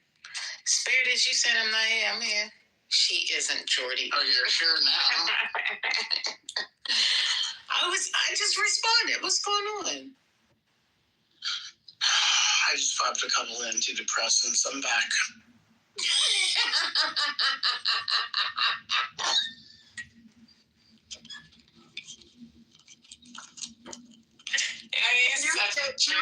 What?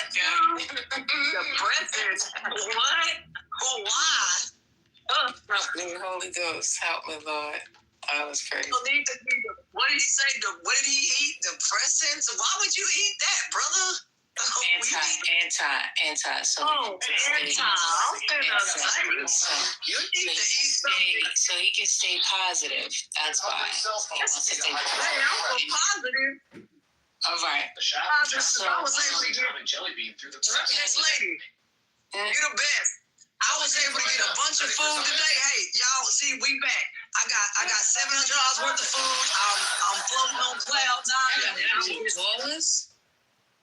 Well, look here. When they came back, when they got all the meat, they told us to buy everything because I told that girl, I'm not coming back out here to buy nothing. She said, well, you have to get everything now. I said, well, let's put all that up there. She said, do you buy it? Yeah. All that stuff right there. I said to put everything up there. And I said, thank you, Jesus, because all them people was grabbing that meat and eggs and milk back there. Shoot, man, I got that, man. They was skipping over the expensive stuff to get that, man. I had black Angus steak, all that. I said, y'all can eat that other stuff. Shoot, yeah, miss, I'm on cloud nine. I got a bunch of food and everything up here. Brand new everything, man. We roll. That's good. Yeah, I can look you up, man. We got everything. Steak, chicken, and shrimp. We got you. Okay. We back. All right. That's good. That's good now. Spirit, huh? Spirit, lady, I'll hook you up, man. I don't get no, you know what I'm saying? I get the best meat you can get, you know what I'm saying? And it's some high quality. The best meat. Okay. Your mama? Bye.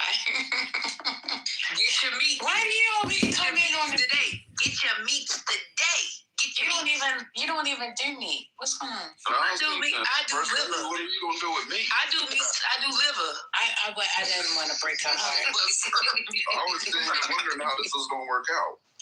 I do chicken liver. She does organs. I do chicken liver and gizzards. I didn't want to break up. Give me a gizzard. Look, gizzards, you can do that, sister. We can hook you up with the gizzards. Oh, you gonna hook me up with the gizzards? You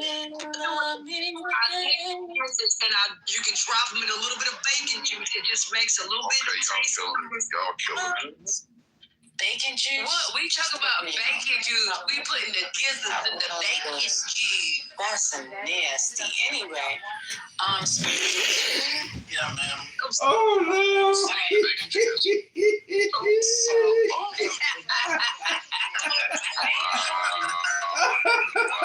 Yes, just call it bacon juice.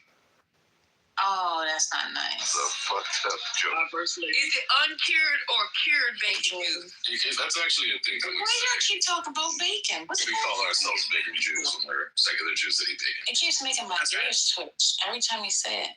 Oh, okay, sorry. We won't say it no more. I mean, if y'all like pigs, go ahead, eat your pig butt. I like Ain't that where does the bacon come from? The guts? Where it come from? The lining of the pig, the butt, the eggs? No, you're talking about chitlins. That's what you're talking about. Yeah, it comes from the belly. Pork belly. Belly, I think. Prosciutto comes from the back leg. You eat chitlins? First Light? No, Jesus set me free a long time ago. I would never. So you don't? I was set free before I even tasted it. My mother cooked that shit in the house, and I ain't never in my life been right up. You've never had that. Look, never. It ain't a big deal if you put it. I mean, I don't even want to talk about this. No, ma'am. No. It's, look, you have, but if you don't bring that, local man said she said gizzards. You know what I'm saying? I like that. I don't get me impatient. I'm trying to be nice. delicious delivery tonight. A local man says Oh, okay. You called out. Homemade ASMR. Hello? Beer track and a head I don't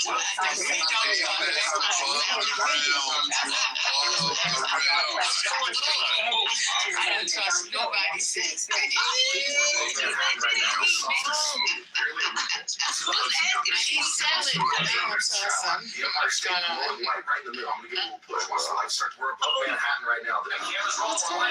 Anyway, I'm trying to talk to my friends.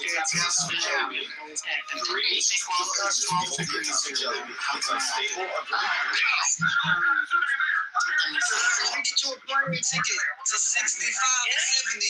65 degrees feels like 5. That's what it says. Nah, I'm going to Antigua. Fuck it.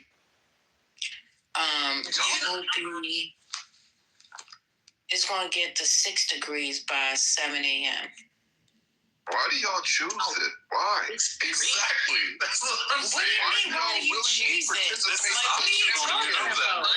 is like saying why you choose the fire. You know what I'm saying? Hey, not too much.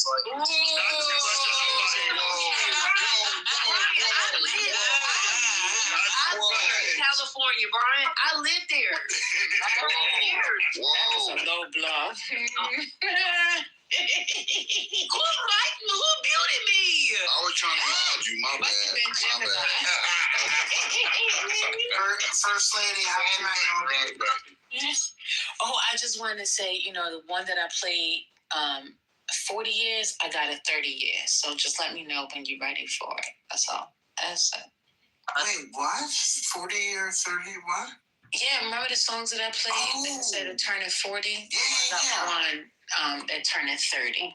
So. Ooh, ready. Okay. Yeah. Let me know. Other than that, that's all of that.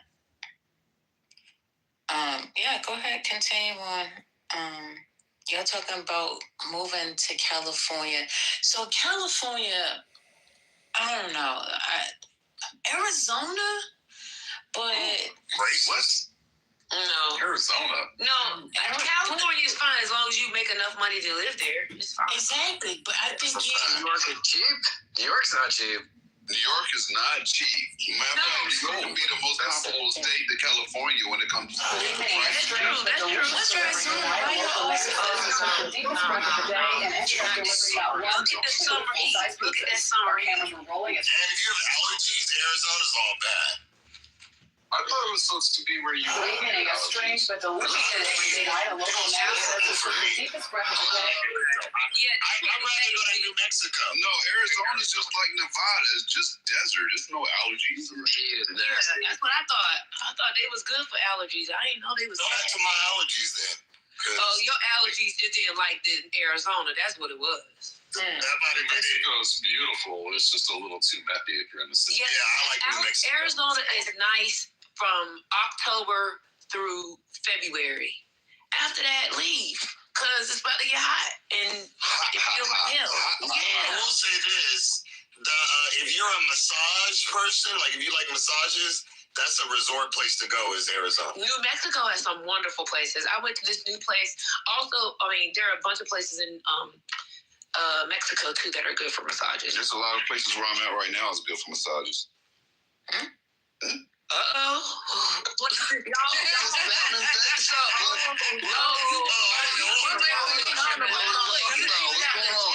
you giving out the Gemini with warm stones? The Gemini with warm stones? That's what you're giving out? What's going on?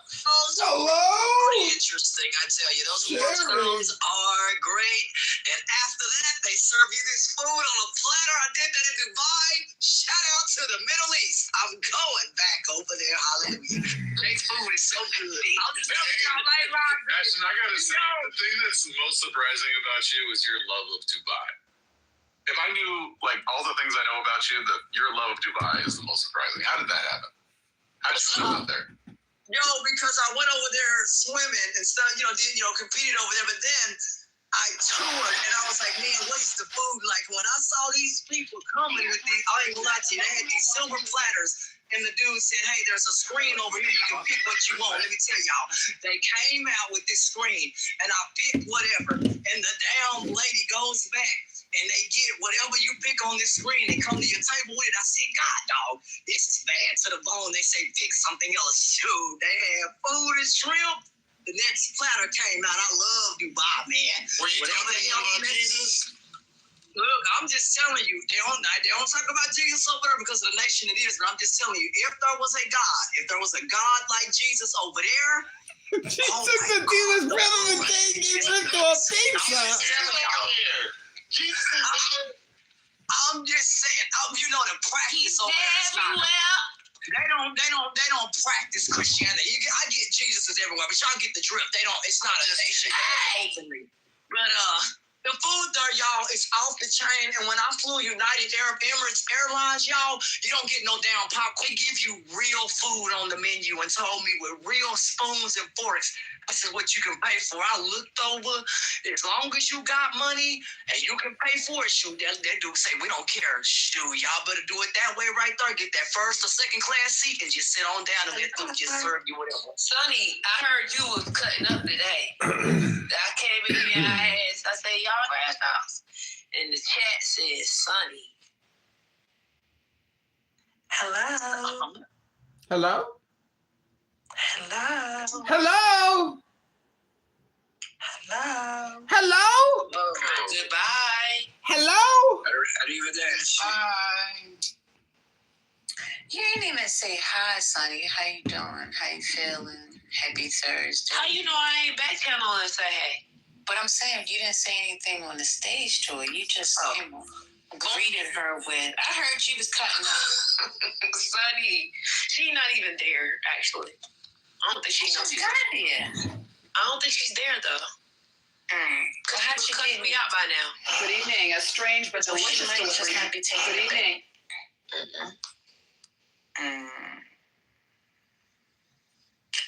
Anyway, all right, I'm gonna do this. First lady, I think you should move to Santa Barbara. You will like it. Oh, okay. How much it costs to live in? I don't know. You probably could move in with Oprah. Okay. Yeah. Oprah's in Santa Barbara? She's in Montecito, which is right next door, basically. So it's all Santa Barbara. Wait, what is she doing here? She lives there. Well, you thought she was. Good evening. A strange but delicious delivery now local magazine. The deepest threat of the day. She ended up delivering that one. Good evening. A strange but delicious delivery. That's where we might call the celebrities. Compounds over there. The weather's perfect. The weather's perfect over there. It is. That's what I'm saying. You want to be someplace where the weather is absolutely perfect. I mean, San Diego. Yeah, but I don't know that my lifestyle. I don't know if I could fit into that. And I'm not. Good evening. A strange but delicious delivery tonight. A local man says he took the deepest threat of the day and ended up delivering not one but two. You like wine? Hey, I went to Napa Valley. Shout out to the folks who live down there. Thank y'all for the cheese and the grapes. Those folks hooked me up down there in Napa Valley. Thank you for the wine, you folks. Thank you. Because they wine off the chain down there. Go down there and get that wine, y'all, and get that little plate that's got the whatever the hell they call it, charcuterie board or whatever that lady said. She was like, well, order. I call the coochie board. That's what I call it, Ashton. That's right. The coochie board. Oh, I didn't say that. I'm sorry. You really are trying to get your garbage done. Hey, stop. Hey, Sonny.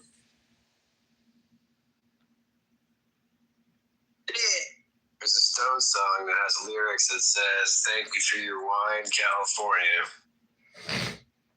I feel when I went down there, they have some of the purest as far as wine, locally anyway. And the wine festival out here in Fort Worth and Dallas and Grapevine has one of the largest wine festivals in the Southwest. But they get a lot of their wine and stuff from California and several other local, companies in the South here on the Mason-Dixon line to the south of that. They also have some wine as well. Santa Barbara. Respectfully, your wine is trash. Sorry.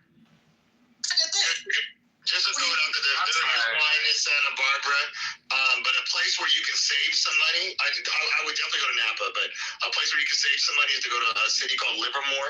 Less expensive. That's my girl. It was up there, and so that's the reason that we went there. I didn't hear of it. They didn't make that as a destination to go.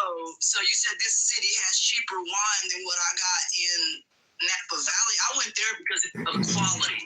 Yeah, no. Livermore has good stuff. It's just not as famous. It's Napa Valley's famous, not Livermore. I love Carmel by the Sea. I love Carmel by the Sea. Let me go. But Tracy, that's a cheap place to live in California. Yeah, there's not a lot of jobs. Most of the people that live in Tracy work out here in the Bay, which is crazy. Right. That's a crazy commute too. That's the inverse. When I was growing up, Tracy was like the white supremacist capital of the state. There still are a lot there. Apparently, my kids should boycott their soccer games there.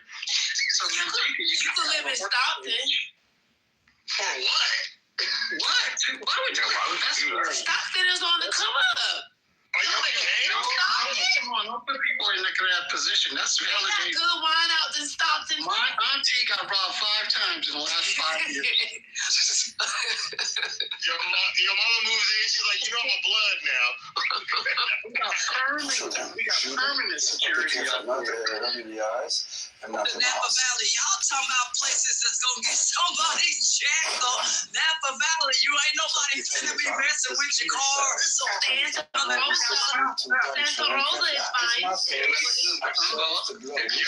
you're right by on the Soleil, would you go there? Yeah, that's true. Are you saying that you can't have to work?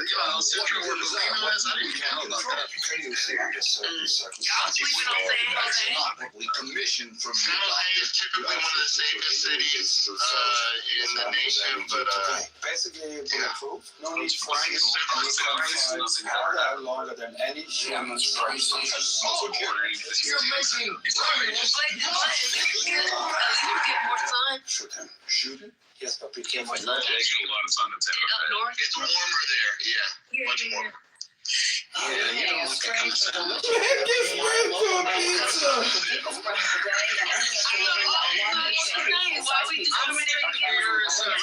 LA sign in Central California sound any day. Sorry, that's me. I might get into that. That's okay. I don't know what years. I might get into that. I don't get that north south thing. That's okay.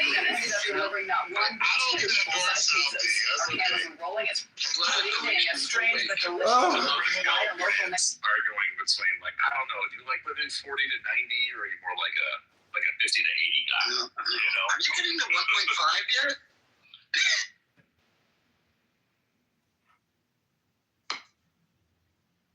So how's that snow out there? You guys all dug out? Everything okay? No. We have dug out, thank you, Jesus, because we was about to lose our god dang on mine up here. God doggone DoorDash wouldn't deliver, wouldn't deliver. I said, I know my trusty friend came through and he cooked for me and everything. He said, you got everything we need. Hell yeah, we was cooking while everybody else was eating whatever the hell, peanut butter sandwiches or whatever. They ran out of food. People literally ran out of food and was eating dang on peanut butter sandwiches and bologna. I'm never doing that again. It is the worst food. Vienna sausages in them cans, I'm never eating that stuff. I know he does, but you're not doing peanut butter and jelly or bologna? Which one? Vienna sauce. Did she say it again? Can you say that again? How do you pronounce that? She says spam. She says spam. How tall was the snow, though? How many inches was the snow in New York? Got it. Thank you. We got 12 girthy inches of snow. Jesus Christ. Cool. And we're not going to be unfrozen for at least 10 days. There's no above freezing temperatures. So when that happens, and I'm not trying to be funny, when that happens, do you use chains? Chains? Oh, to drive the car? Yeah. I can't get out of my spot if I wanted to. So how moist is your girthy snow? Excuse me? That was weird. I just want to say, Johnny's, do you hear this? This is your work. I just want you to hear your work. Thank you. I'm in Johnny's too. That's a diabolical word to try to get to trend. Out of your parking spot because what now, dude? If you don't have chains where you can drive on that ice. A friend of mine lived up north. You should have some kind of chains or whatever so you can get out. There's no way. The roads are fine. I don't need to drive, so my car is just parked. There's a snowbank covering my driver's side door, so I just don't have the shovel. I'm not going to deal with it. It's cement. We paid somebody. Let me tell you something. We paid somebody. Them folks came out here and cleared up all this stuff. Man, there's a way. There's a will. You pay somebody, brother, and clear it up out of there, and you gone. I'm serious. We helped several people clear out ice shoe. Yeah, we made money. They paid us. We don't care. We had a 4-wheel truck and helped folks up out of there. And hey, that's another way to make money. People need help on these highways. You pull them up out of there, and they need your help, and they gonna need it and want it. So if you need help and you trying to get up out of your house, pay somebody, brother, so you don't have to sit there. Scotty lives in New York City. He wanted to go somewhere. He would need to go somewhere with public transportation. No, I just the subway's fine. Subway's working. Come on. I didn't know. I'm just saying out here you can't. I mean, there was no taking the idiot transit because they shut all that down. So the only thing you could take was a 4-wheel or a pickup truck because regular sports cars, some of them ended up in ditches. Some cars flipped up on their sides and stuff. And I just feel like and yet people in Texas were still driving their 2-door sedans everywhere. Okay, we live in the same place. They were gonna drive. If people wanted to get out, where there's a will, there was a way. They were gonna drive whatever car that they had available because they were gonna drive. But Scotty lives in New York. They have public transportation. So until the snow melts or he feels like driving that car's just gonna sit there, snow there. That's right. I just have to start the car. to like make sure the battery doesn't die. That's about it. If you have public transit running, you blessed in that way because New York is set up for that. But out here, they shut down public transit because the damn place became like an ice rink. We didn't get snow here. We got straight up 2 inches of ice, and it stuck to everything like concrete. That dude said, ain't no pushing that off the road. And they was trying with all they might to try to get that stuff up off the road. And then what happened is it created black ice, and people was trying to walk. Some people fell out here. So even walking was not, it just wasn't working for a lot of people. So luckily the sun finally came out and got above freezing. Community in that time. Yeah, correct. So at the previous time, it was perfect to say no caffeine. Of course, there were evils that needed to be purged.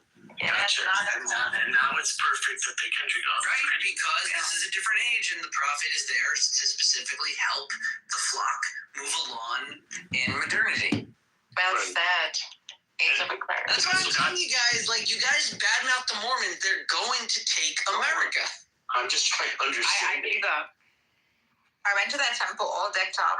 The one I have used to have next to my house, my previous house. So it's like a paradise. It's like a palace that, like a cathedral that hits the skies. They didn't let me in. They told me I cannot put my feet on the carpet until the Mormon church. In San Diego, in La Jolla. This is what happens. You're allowed in Mormon churches. You're not. Yes, you can listen. Right? It was. Exactly.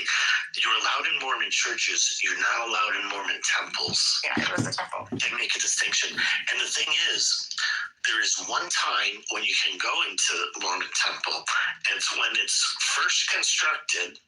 Yeah. They have an open house period. Where anybody can go in before they do their secret ceremonies, and then you can't go in anymore.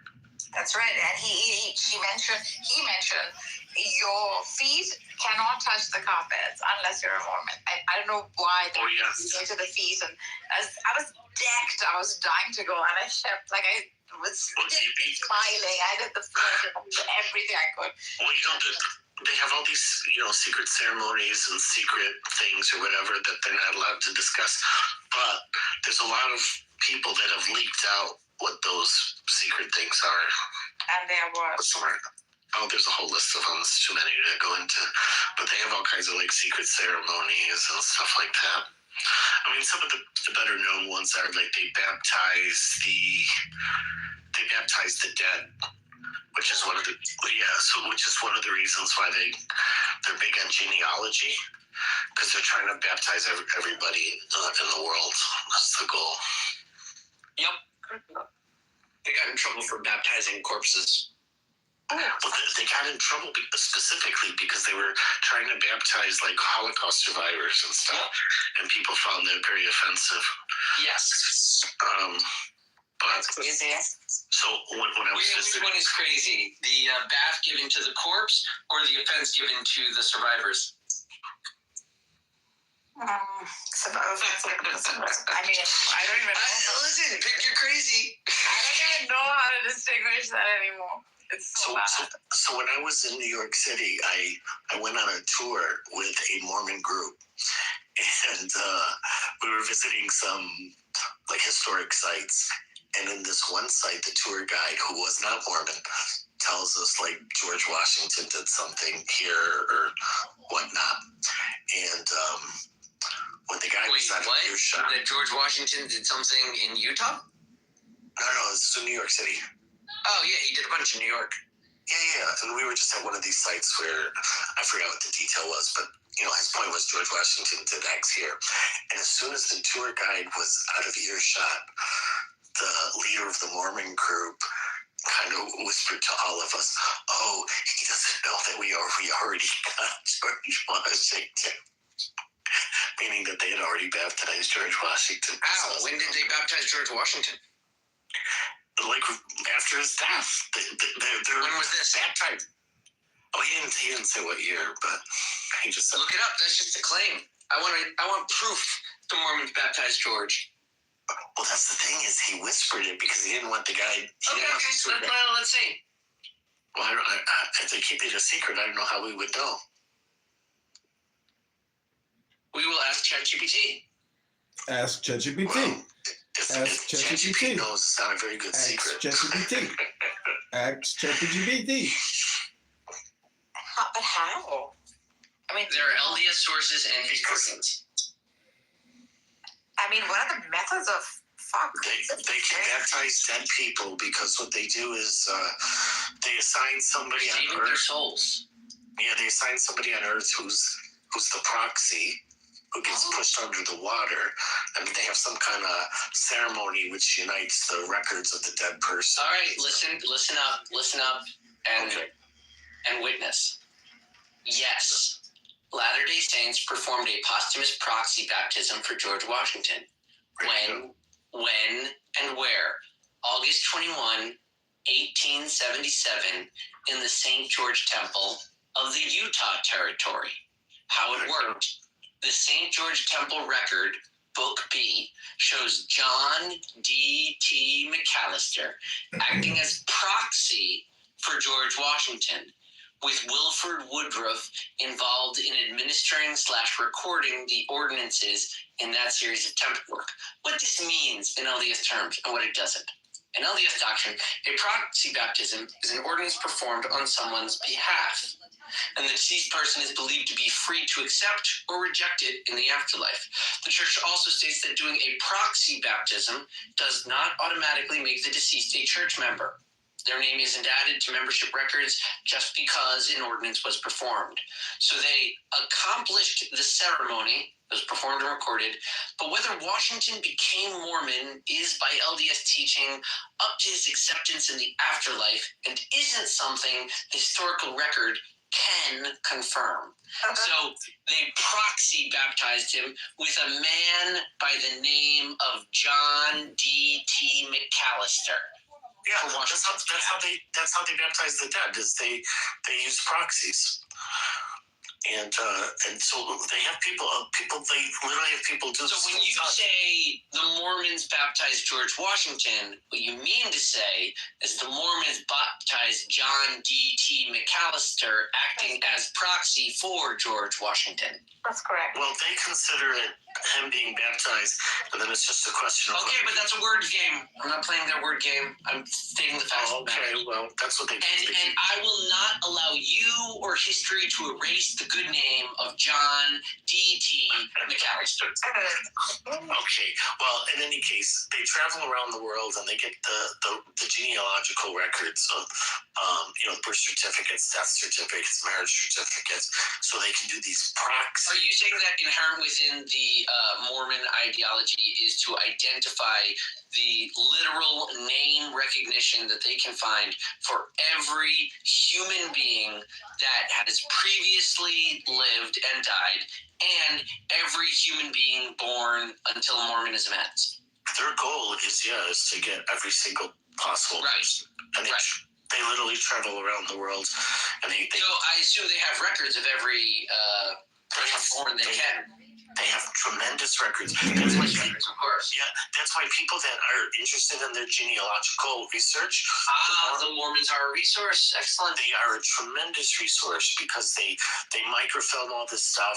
By the way, this is some of the meta rationale of America being pro-cult. Meaning, if the Mormons want to religiously identify for their own zealous, self-righteous conviction, the literal name of every single person ever born and ever to be born with a clear delineator as to who and what this person is, that is a good insight for the world. Everyone should have that record. That should be a library that exists. They could believe whatever they want if they're not hurting anyone else, and they're creating this amazing university for humanity to have. Who would argue against them? Who would fight them? Who would argue with their beliefs and stop them from doing what they're doing? A lot of people object to the proxy baptisms. Okay, what's the objection to the proxy baptisms? Let's ask about it.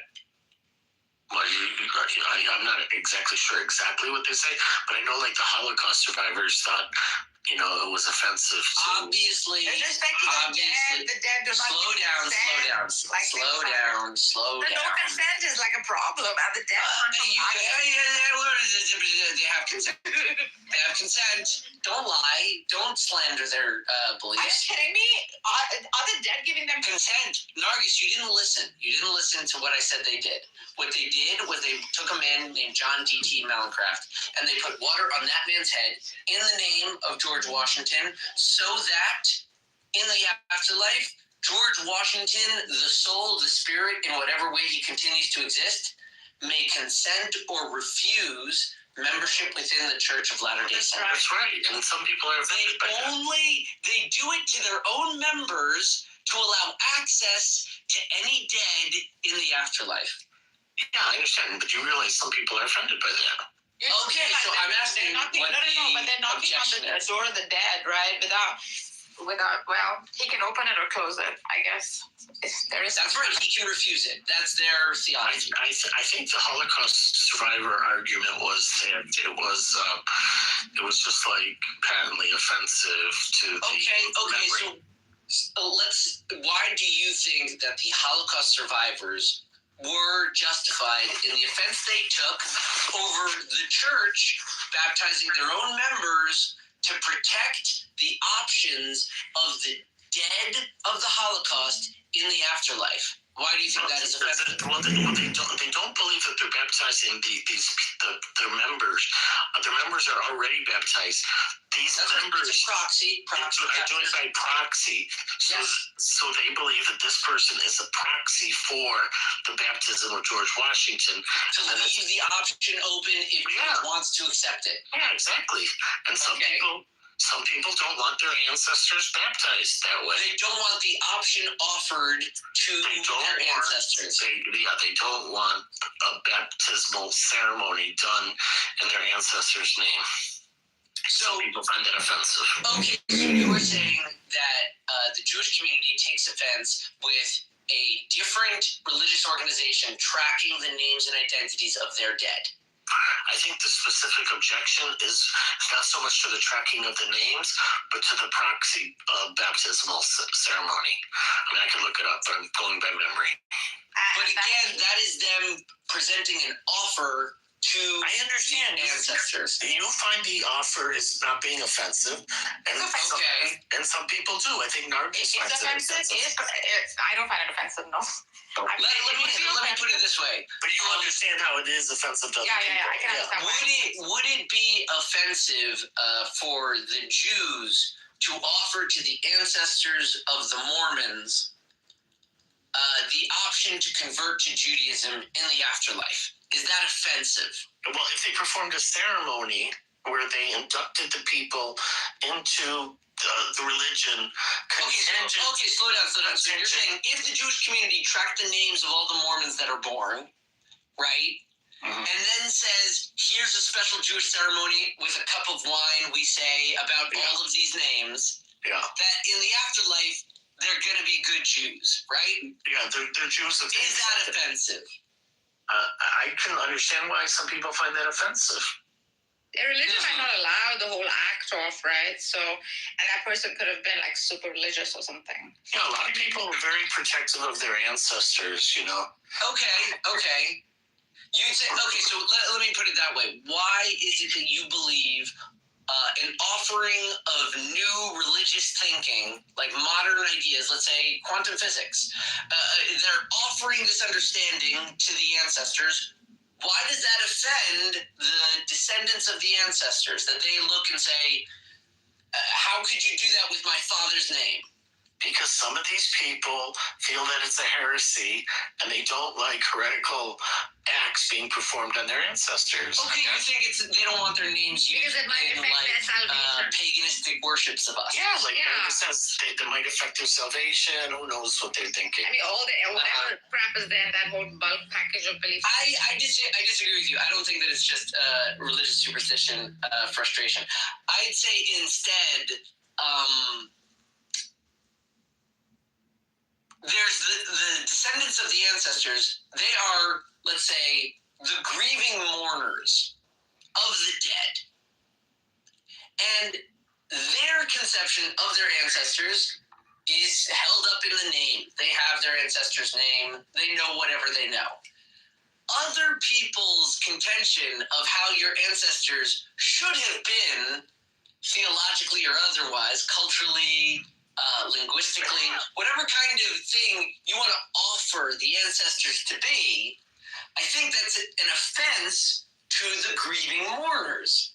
To say, don't remember your ancestors, remember how your ancestors could be Mormons now. if they chose by some weird means to become so, because they have the chance now, right? They didn't before the Mormons did the ceremony, but after the Mormons did the ceremony, George Washington has the option. I mean, it's brilliant as a concept. I mean, that's what you're doing the Mormon defense, which is what they say. The person has the option. So I asked GTP. Okay. Why do people? This was the question I asked. Why do people object to the Mormon proxy baptism? And then it says people object to it not because they misunderstand what it is, but because it collides with widely held norms about consent, memory, and religious boundaries. The objections fall into a few clear categories. One is consent of the dead. From the perspective of critics, consent matters even after death. Religious identity is not neutral, reversible. Performing rites for someone implies a claim over them. Mm-hmm. Then it explains the LDS. So you're trying to say that the name, the identity of any dead person is controlled by that dead person and administered usually by will and testament, expressing the final uses of that person's name and assets to that name. Yeah. Right? Meaning we're saying this thing always expresses its will.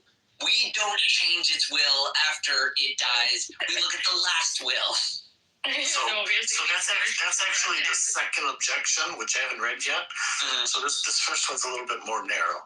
It's just saying that they're claiming that in order to perform this rite, they should have gotten the consent of the dead person.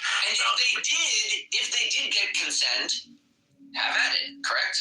Mm-hmm. Well, here's a good example. Douglas Adams recently died. He said that he accepted Christianity. It seemed like a joke to me. It was very funny. But he could, in his will, wealthy guy, thought through his estate, knew he was dying. He can absolutely direct the Mormons to perform a proxy baptism on the option he wants to take in the afterlife to join Mormonism. That's in his will, but let me be clear. Positing that he wants this done in his name after his death, when his will is clear and has an executor appointed, that's a violation of his will. His estate could absolutely collect. Mm-hmm.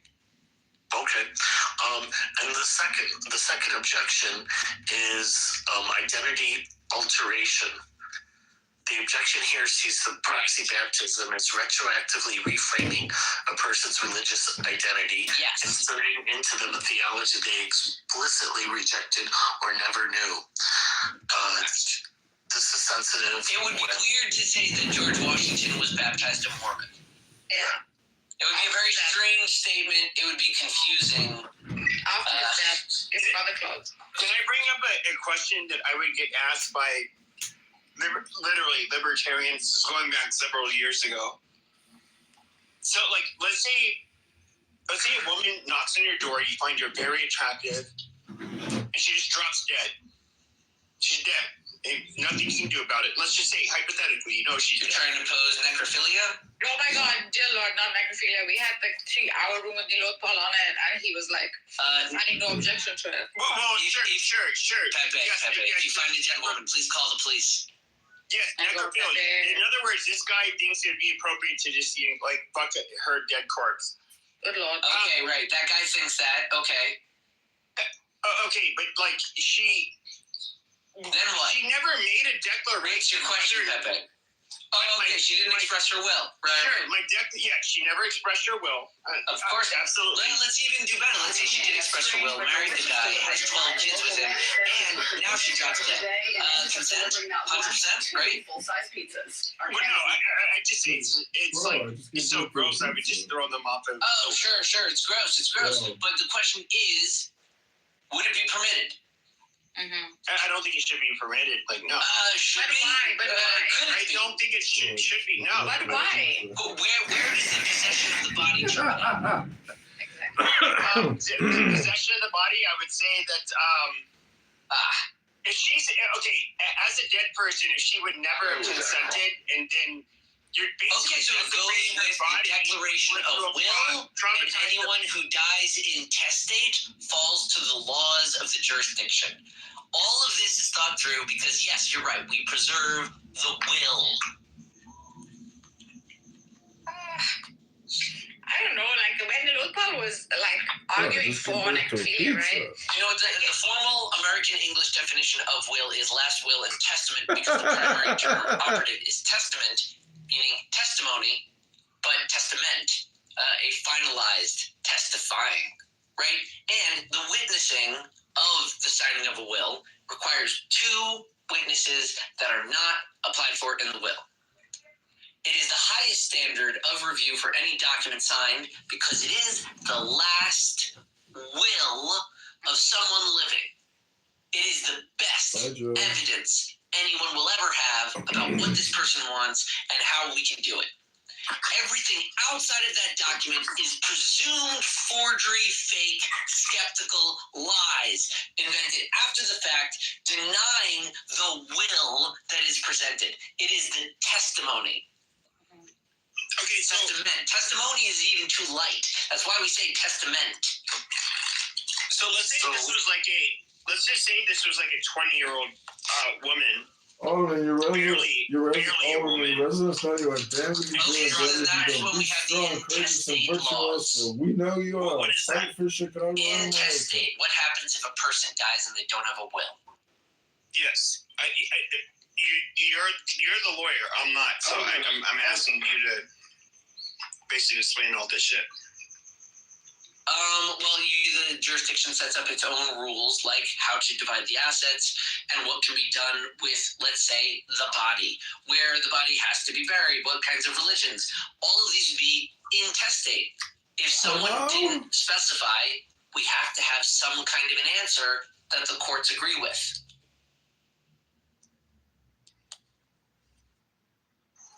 Okay. Okay, terminates. Okay, slow down. So here, understand it. It terminates in the will as expressed by an individual when we have it. When we don't, we assume the best we can what the will of the individual was, and we all agree as to what that means in intestate law. Which is why it's important to have a will. Okay, it's an excellent legal document. The most extreme, different than like a marriage contract. You can fake evidence for it was a wedding, it wasn't a wedding. There's no getting around the strictures of a will. It's either a good will or it isn't. You can amend it with a special word. I didn't know Islam made it mandatory to write a will before that, so that the children don't have to whatever. You can make it mandatory, but in the end, you always need intestate laws. Exactly. There's always instances of predeceasings, and it simply has to be resolved. The jurisprudence naturally develops what happens when there is no will. Well, I mean, so sometimes you have a problem with will, like the Helmsley will. Oh, there are objections to the will. Yeah. What types of wills you can make. The area of like the history of wills, the different techniques living individuals utilize to control the next generations are legion. Yeah. But I wanted to get to an explicit objection that they had because she left a lot of money, like I forgot how many millions of dollars to her dog. And it's explicitly says to do this. Oh, you can do that. I helped work on a trust that provided but the courts ruled it out as being excessive, and so they limited how much could be allotted and how it was allotted to the talk. First, the review. Because you gotta understand, if there's like a court ruling that there's litigants, probably multiple beneficiaries of the will, contesting what the true, correct, or fair application of this will is with the person being gone and dead. Yeah. Whatever the dog too has its. Well, it's just another kind of a case that you need court for. So there's some more interesting objections to this proxy baptism. If you guys want to hear it, I think some of it get more interesting. So the third one is related to the Holocaust. It says this is the most intense and public source of protest. Jewish organizations object strongly when Holocaust victims are baptized by proxy. Victims are symbolically, quote unquote, claimed by another faith. Many victims died because they were Jew. That's true. After-death conversion feels like erasure of suffering and identity, and it echoes historical Christian coercion, even if unintended. As a result, the LDS Church formally agreed not to perform proxy baptism for Holocaust victims, except for direct ancestors of members. Full enforcement has sometimes failed, reigniting controversy. So they aren't going to give up the Jews that will be born. They're not just numbers. But all signs that carry working people. They take numbers. They will always pray for them to find the light in justice. Make it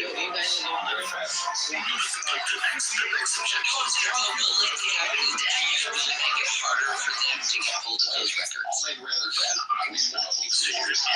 think you guys are going to like the next objection. Another objection is practical and moral. Mormons baptize others by proxy. Other religions are not permitted to perform rites on mortals after their death. Good afternoon, friends. Really? Yeah. This is the question I said before about the Kiddush, that you and I know that the Mormons have the option to repent and be properly prepared in the afterlife. They're going to get offended if I do that. Yeah, they don't allow it. And so critics they'll stop me. They'll call the cops on me. They'll do whatever they can do, I guess. Critics see this as symbolic appropriation, even if no material effect is claimed. One second. I think this is feigned arguments that the Mormons wouldn't actually make. I call your bluff. This Kiddush, this Shabbos, I'm going to make a Kiddush that all the Mormons are going to switch to Judaism. And so the critics say... And then I want you to tell me that the Mormons have come to stop me. Yeah, so much for you loving the Mormons. So a typical argument is... No, because what he's saying is nonsense. The Mormons aren't going to stop me from hoping that their ancestors turn Jewish in the afterlife. Yeah, they will object. No, they won't. Find me an objecting Mormon, I dare you. Well, it's exactly, you give up. No, I don't give up. Victory is mine. Okay. So it says here, critics say, if this is harmless, as the Mormons say, why is it acceptable only in one direction? If it's harmless, why is it acceptable? I say we run the Kiddush. You're saying they're going to call the cops on me. Yeah, well, according to Mormon doctrine, it's not permitted to do on Mormons because rites can only be formed by the priesthood authority, and only they have the priesthood authority, so it's not possible for other religions to perform any type of religious rites on their members after death.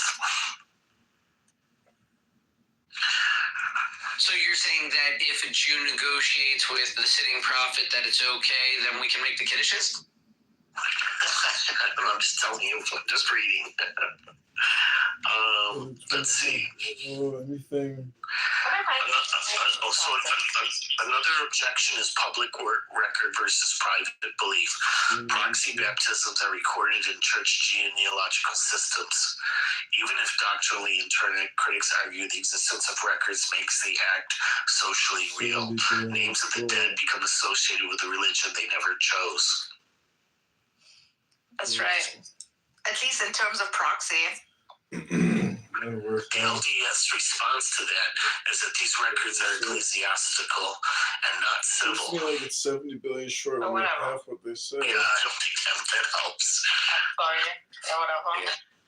So I'm just curious, do you know what the nickname for Mormons is in the United States? What? Rocky Mountain Jews. They actually have billions of dollars, like saved. That's serious.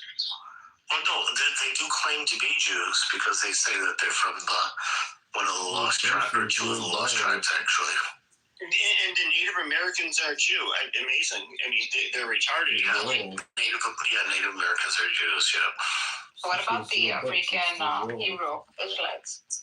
Everyone's they claim to be Jews. Let's say everybody wants to be a Jew. Everybody wants to be a. It's funny how many people want to be Jews, though. I looked it up one time. I think it was in Wikipedia. That there's like movements all around the world claim to be Jews. Like it was a big part in English history. Okay, so here's what I'll tell you about the Hebrew Israelites. I have a controversial take. People don't like my take on that. A, they're not actual Jews, but within their community, they definitely study the Torah deeply. Of the ones that like acknowledge the New Testament, they'll end up some kind of a Christian. But of the ones that are really like committed to the Old Testament and the Talmud straight up, and like the laws and the legal system, as they adopt it, those guys are straight up Jews now will be acknowledged as Jews eventually. I don't know about that. I think you guys are not Jews. That's the audacity. Like, openly, like. I'm telling you that the principles of conversion have always been anyone who genuinely commits to the Jewish lifestyle is, in fact, always de facto Jewish. Yeah, but there's a conversion process, though, right? There is. There is. You're right. Well, like what I'm trying to explain is the whole conversion process. It's like seeing if the guy can live and act like a Jew, which a guy can theoretically just prove any day, and then a nominal bath. Meaning, if the truth in the pudding is, look, he's following the law literally exactly like you. Right. He takes a bath. He is a Jew. No one ever questioned it. Well, I would say nobody. These Hebrew Israelites, for instance, let's say they follow the law, like you said, they're very good acting Jews. They can't claim a right to return to Israel because they'll be rejected because they don't have any kind of choice to convert. That's what I'm saying. They have to go through a conversion process. But anyone understand that, like, the conversion is one day away. Well, it depends on obviously. Where they do their conversion. I'm saying, as a statement of fact, no Jew could ever deny their entry with like 20 years of video and text records of a life lived as a Jew, in which tomorrow he says, I need to finish this conversion quickly because I've got Shabbos tomorrow. It's not a question. The guy is just Jewish. I don't think every Orthodox rabbi is going to convert him. No, I'm sorry. They don't want to be converted to your Judaism. No, I know. They don't want to exactly. Don't you get it? Like, they don't want to. In order to make Aliyah into the United States, it's like 8 or 9 rabbis, something. It's a really small number. But these are Orthodox Jews that they're going to put you through the ringer. And I guess what? No, I don't think so. When it comes to Judaism, the rabbi is going to make you second guess your conversion. He's going to discourage you. I don't think that's true. Are you talking about the based-in of 3? No, but he's talking about the law of return. I don't think it's true, though. Oh, law of return is something else. You know, that's a question of whether or not the state of Israel is a security threat. Sure, but if you look at the people that are allowed to do Aliyah as a Jew, the Jews. A number of rabbis that can do the conversions, they're Orthodox, all of them. And those are the only people. That's not true. So I think those are two different things. I think that rabbi controls the Chinese to Israel. Mixed is talking about actual halakha. You guys are talking about like social, political issues. I'm talking about the Israeli government for you to return. Yes. Pepe's talking about the law of return, and he's claiming that you can't.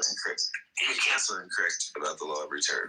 That's what I'm saying. Thank you. He's basing it on like the policy regarding Orthodox conversions, but Reform and conservative rabbis can also perform conversions, and they can and they don't really have like a limited list of rabbis. And they count for the law of return. Israel, when it comes to so my understanding is that when it said that you can have converts make aliyah, there were many people in Israel. I guess it could have been a small minority. I don't know, but they raised a big stink about it. But when it comes to the official, they have a list of rabbis that can do the official conversions where you're eligible for aliyah, and these were Orthodox, rabbis, which obviously that's. Happy, I don't know what you're trying to say. If you're trying to say that you can't convert into Judaism through a conservative or reform temple and qualify under the law of return, that's just not true. That's what I'm saying. That's not true. That's not true. When did this start happening? As far as maybe China knows when it started, but it's been a long-standing practice. Hello. It's Sexton. I mean, look, here's the thing, though, is I think the Jews, it's probably like a good thing. In comparison to, I want you to find this old for me. I don't know, Catholicism, which is, born and raised, versus other denominations of Christianity, people, you just invite a bunch of people that are different from you, and you kind of have to be way more cognizant of who lets into your circle when you're like a very small group globally, like the Jews. And I had a really good time today. See you. I think it's probably good to have like a higher experience To make them more like you. That's the answer. Just make them more like you. I'm not a Jew though. Like, it's like then that's the answer. You're not the Jew. But when Jews make people Jews, they try to make them more Jewish. Sure. So, but okay. But I'm somebody who, I don't think any rabbi would ever consider me a Jew because I would. They just once again, there's no, just like how I said, I was raised Catholic. There's no priest who would say it like I'm a. You can do it. Observant Catholic. It's not a thing. At least for me. And so the official membership in the church, and the church does have a process of determining like who's practicing, not practicing, and what type of rites are performed. And stuff like that. But the thing is, like your original claim was, you can't have the right to return under Israeli law as a convert unless you convert to Orthodox Judaism, and even more specifically, one of these 9 rabbis has to perform it. That's not true. Orthodox converts can come in, conservative converts can come in, and reform converts are all allowed under the law. I think the problem is that he thinks that Judaism is Christianity minus Jesus. Yeah, I think that's probably this.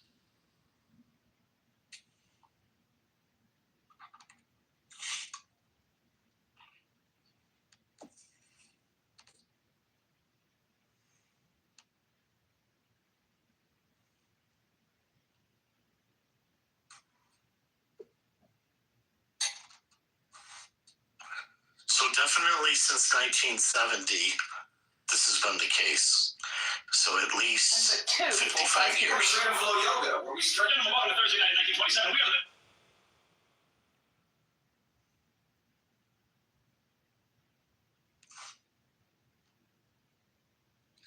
I agree with Mixet, though, that the people that the Hebrew Israelites that are committed to Torah and that are studying the Talmud, which there's a subset of those people, are sort of like grafting themselves into Judaism. Yeah, but they still have to go through a conversion process, right? I understand that they don't abide by your laws. Like, I don't know why you guys are not getting this. No, I get that. I think like the best thing about Judaism is that they you can't just like. At least my understanding, it's very hard to just like join the tribe. Like they want to make sure that you're actually committed. And I could be wrong, but one of the things I've heard is that when it comes to the type of conversion, they will generally strongly make it hard for the person is going to be if you marry a Jew. They basically, and the reason being is that a lot of people do, will do a conversion out of expediency, and they think somehow it's going to be, a path of least resistance, but they don't want like half-assed people that are going to just convert for expediency. Like they actually want like, do you actually believe this shit? Are you really gonna be one of us? Yeah. Again, she's talking about religious conversion now. As far as the law of return, a spouse of a Jew doesn't need to convert. No, I'm not saying they need. No, I never said they need to. But they have a right to return under Israeli law. Yeah. So if I'm married to a Jew, turning the latest in artificial intelligence. Yeah, and I get it. If I'm married to a Jew, I can return as a non-Jew to a place that's not mine. But I have that right. But what I'm talking about is that when it comes to the conversion process, and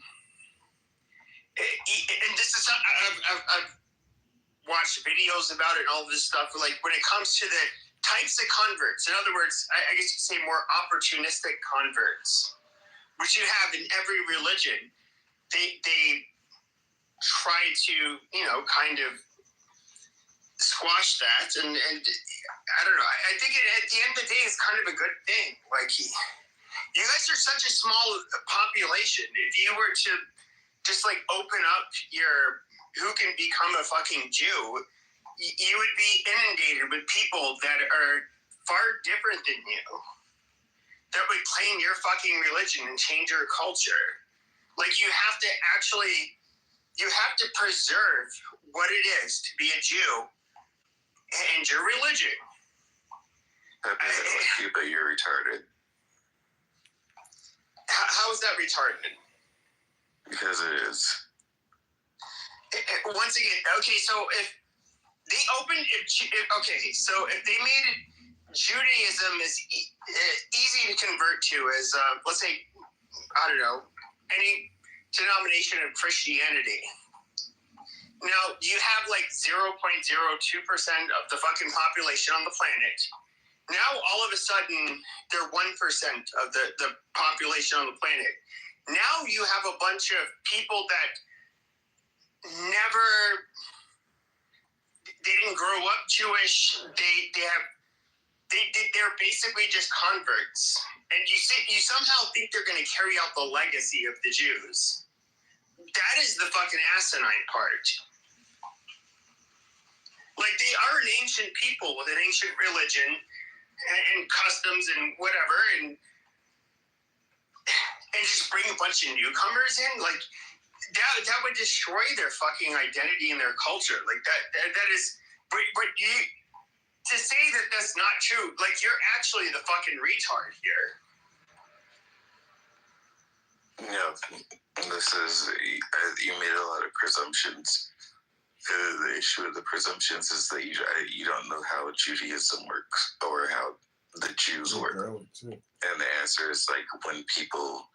No matter, even if people are born Jewish and weren't raised Jewish, didn't know that they were Jewish, and they want to repatriate right to Judaism, they just be more Jewish, which is they do what the Jews do. Like sociologically and anthropologically, the rabbis have actually written a lot about Jewish identity over time. Problem is that you don't read it because it's mostly in like Hebrew and Aramaic. Like there's tons of information on like the identity of the Jews. Okay, but these are you're using an example of halachically Jewish people that somehow came back to the fucking faith, which all Jews would consider to be fucking Jewish to begin with. That's like the worst fucking example. No, it's not the worst example. Hey, Pepe, can you drop these F-bombs? Like a few other people on this app who are just like, they are born Jewish. They don't really have a Jewish identity. Hey, fellas, this AI video creator promised to make us rich and cast us in every scene. Whoa, look at that cash. And you're talking about people who come from outside of Judaism to a certain extent, who want to be Jewish and like how they assimilate to a Jewish identity. And the answer is that everyone's welcome. As your councilman, I work with seniors, kids, and even the guy who's parking in front of my driveway. I keep every concern right here. Oh, hold that thought. This is what happens when nobody is really, all of these quote-unquote outsiders don't really have Jewish identity. No. I think you misunderstand. My position is that as them as a group of people, they can decide who comes into their community. They get to decide who is a Jew. That's up to them. It's not I'm not a Jew. I can't gatekeep for them. But they gatekeep. They have their own requirements for what it takes to be a Jew. Kitover, the evidence. That's fine. It's their fucking religion. Like I only borrowed a handful. The rest must have followed me home. Mr. Kitover, the evidence is literally piling up around your ankle. Call that a sweet 999 billion, 999 million, 999,900. Wait, where was I? I lost. It's Friday night, like a jar of jelly beans or whatever's on Channel 8. Oh, for me, 2 for hey, that's what you like. Can you watch the F-bombs all the time? Friday night. Evening, a local entrepreneur is turning the latest in artificial intelligence with all these F-bombs all the time. It's like totally unnecessary. Hey, fellas, this AI video creator promised to make us rich. Why does anybody care? Fellas, this AI video creator you have this little group of people, and they get to decide whether or not you're part of their community. They get to decide that. Why can't they? I think every group of people, to an extent, they get to decide like who they associate with, who are quote unquote their people. I don't. Why should that be changed? Well, who says they can't? I don't understand this. The guy I was arguing with. Here's what's happening. I'm pulling together a crew of AI video creators who want to work with me. Here's what's happening. I'm pulling together a crew of AI video creators. It makes it unapproachable for any system, right? This is why Shai was telling you. Like the moment you shut the outside world and adopt this tribalism, which has sort of been the pattern in the past in tribes, in very tight-knit tribalistic systems, eventually they collapse. So there is an awareness, I think, amongst most religious systems, or at least systems, wherein like inclusivity and acceptance has become the norm. You don't want to like lose an entire freaking race to exclusivity. Oh, I don't know. Most churches say they decide who their members are, and they can have either very easy entry rules or very complicated. Yeah, I mean, when it comes to who the Catholics accept versus who the Jews accept to be a part of their tribe, I would kind of like compare it to Native American reservations here in Arizona. Some are far more inclusive than others. Some of them, if you are full Native American, but you are like, let's say half Hopi or half Hopi and half San Carlos Apache, the San Carlos Apache tribe, will tell you to fuck off. You can't be a member of their nation, period. That's just who they are. and that's where Geronimo comes from, by the way. It's trying to like force, like who am I to say that I should be an Apache or a Jew or whatever ethnic or religious or racial group? It's not me. It was never my identity. None of my ancestors. I wasn't raised that way, but I want to convert. So what? They should be able to. They should be able to. You want to be like a Cherokee? So they should be able to set whatever fucking bar they want for you to become one of their part of their tribe. Okay, yes, they can. It's not really a question of rights. It's more a question of trade-offs. What happens when they allow anyone on the internet to join their culture and community? Well, I think that because like Jews are such a small group internationally that if you were to you would get people from all over the world that would claim to be Jews, but would have their own cultures that would absolutely bastardize your culture and change it into something that is unfamiliar to Jews. But Pepe, you wouldn't be stupid. You wouldn't just accept people's Jewish certificate off of the internet. You would just delineate between the real Jews and the pretending Jews. So the real Jews would be in the exact same position they've always been in. I think you'll get something similar to Christianity where people will convert, but they will have their There's already a club for Christians. Sure, but I feel like with Christians you'll still get people that along ethnic, racial, whether or not we're a convert or not, lines that will cause a lot of problems. I mean, Christians do believe broadly that they are Jews that just believe in Jesus, and that they are Jews because of Jesus. Exactly. Everyone's got it all worked out. I mean, I personally, I'll just say it here, so you guys know I'm not a religious person. You can't That's why, even an Instagram account without 5 levels of ID. For whatever reason, more curious what religious people have to say, but I look at religious Christians as also, I have a negative opinion of them. I'll just put it like that. Like I do for a lot of religions. So did the early Jews. Yeah, most Jews don't like the Christians. That's fine. I don't like most of the Christians either, so I'm not going to even push back on that one. Right, that's why there's such camaraderie between the atheists and the Jews. I'm not an atheist.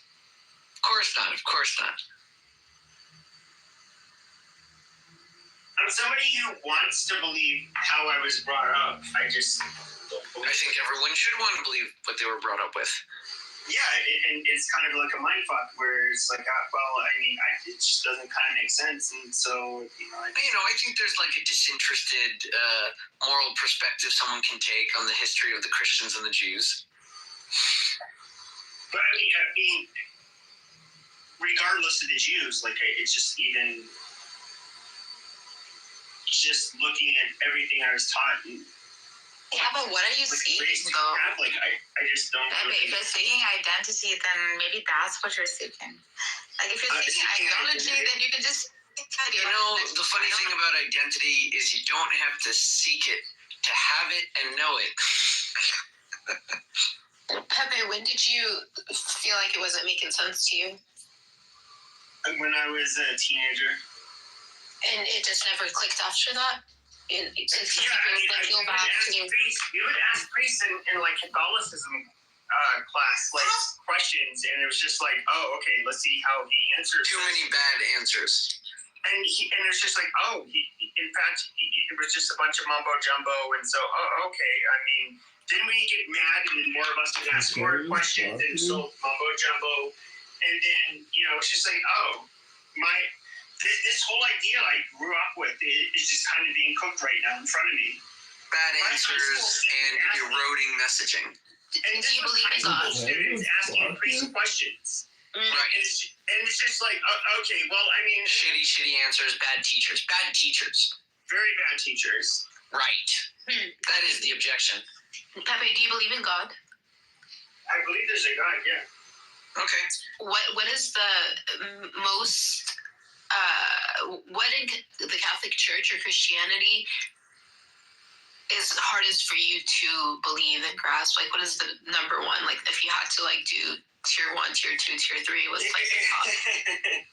I think he's saying the teachings contradict and the questions he has don't get answered. No, I know, but I'm asking. Okay. What's the major one? I can start from the get-go. Adam and Eve, Jesus, Immaculate Conception, Mary, all of the rules.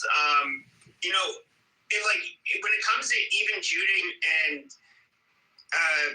Christianity, I won't just leave it to Catholicism. It's just like, okay, you have all of these I don't know, people from the Levant, and they just, they have their fairy tales, and they're superstitious, and they... Right, here we are in English discussing their ancient stories. Mixed is low-key sounding like an atheist. I'm not an atheist. Happy, are you saying you reject all those doctrines, or you endorse all those doctrines? Are you saying I'm not saying either, but I'm just saying, you have this... You have years of, or I should say thousands of years of a lot of the same shit being recycled between the groups. And it's just like, okay, we're supposed to believe one of these are true. Right. It's just like, okay, wait, what the fuck do you want from me? Okay, so you sign up for one of the camps, right? I actually want to pick his mind a little bit, if it's okay with you, Pepe. Well, he's saying he didn't like the answers they gave to the questions. It felt like mumbo jumbo responses. He's not really saying what he likes and what he doesn't like, those. Yeah. So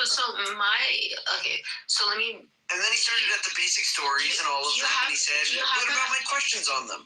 Do you have a hard time grasping the concept of Jesus being 100% man and Jesus being 100% God?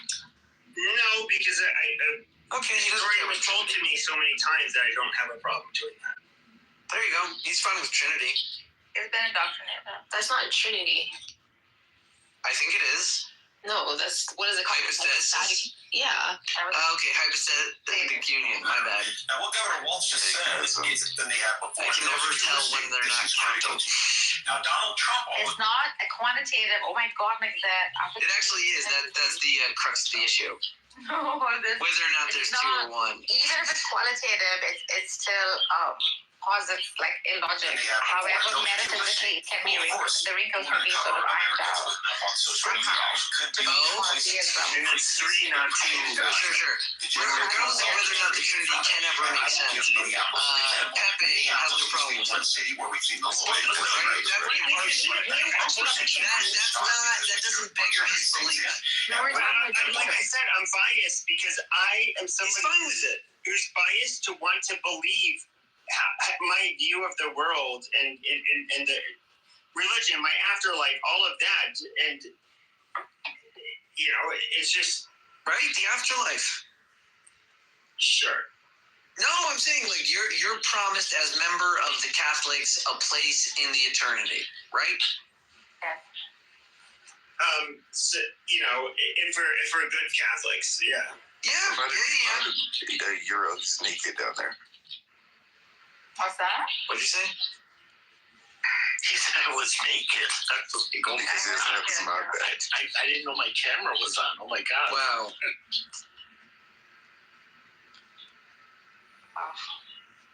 Okay, but wait. Pepe. Do you accept that claim from your community, your ancestors, that yes, you're in the membership of a group, and yes, if you have good behavior, you get a portion of eternity? Do you believe that? To an extent, but my family was... Okay, why would you say that doesn't make you Catholic? That feels like a Catholic thing to say. Okay, but my family was very culturally Catholic. Do I think that... Are you saying you don't think you're good enough to get in? No, I'd go to hell for sure. Okay, so you think that under the terms of your ancestors' traditions, you're entitled to a place, but you're going to hell? No,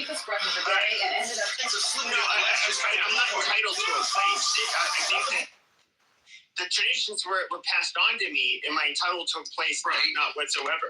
Because that's such Okay, you don't get the place, you just have the traditions, and you think you're going to hell. Because you're projecting your beliefs of the. No, I don't care about hell. I mean, I haven't been to church in over 20 fucking years. I just call myself a Catholic. Okay. Look. Oh, wow. You can be raised. No, he's saying if he judges himself honestly, he's going to hell. So if I, as somebody who's like I haven't been to church in over 20. That's why I don't call myself a Catholic or a religious person. I'm somebody that does not ascribe to the faith or at least practice it. You don't act like a Catholic. Yeah. Yeah, no. Okay, so then it's not really part of your identity. It's rather part of the origins that shaped your identity. Yeah. I'm culturally Catholic at best. Sure. And listen, we know where the culture came from, but we also know you're not the Catholics. You're not one of them. Yeah, I'm not a Catholic. Yeah, sure. Okay, maybe you're more American than Catholic. Doesn't matter. I mean, you seem interested in those politics. Maybe you care more about whiteness. Maybe you're more white than a Catholic. maybe like race is your religion. It could be a bit. Race is worldview not having the Catholic Church that he feels himself condemned to hell for. Maybe he adopts certain positions because of the hell and damnation he believes is in his future. Well, according to his teaching. No, I think that if I wanted to, do you think that the solution is for him to start the white Catholic Church? No, I think that my solution. He doesn't want Catholics. He doesn't act like a Catholic. He doesn't want to hang around people that act like Catholics. To go to hell, I would just go to church. I would do. Yeah, but he's not doing that. He's fine with the hell that he gets as an alternative. I don't think he's fine with it. He is fine with it. He's living his life. So let's dissect why Mixed is an atheist pretending to be a Jew. Okay, yes. He's just. Please prove my atheism. Go. He's really not, Nora. He's really not. I want to hear Nora's proof that I'm an atheist.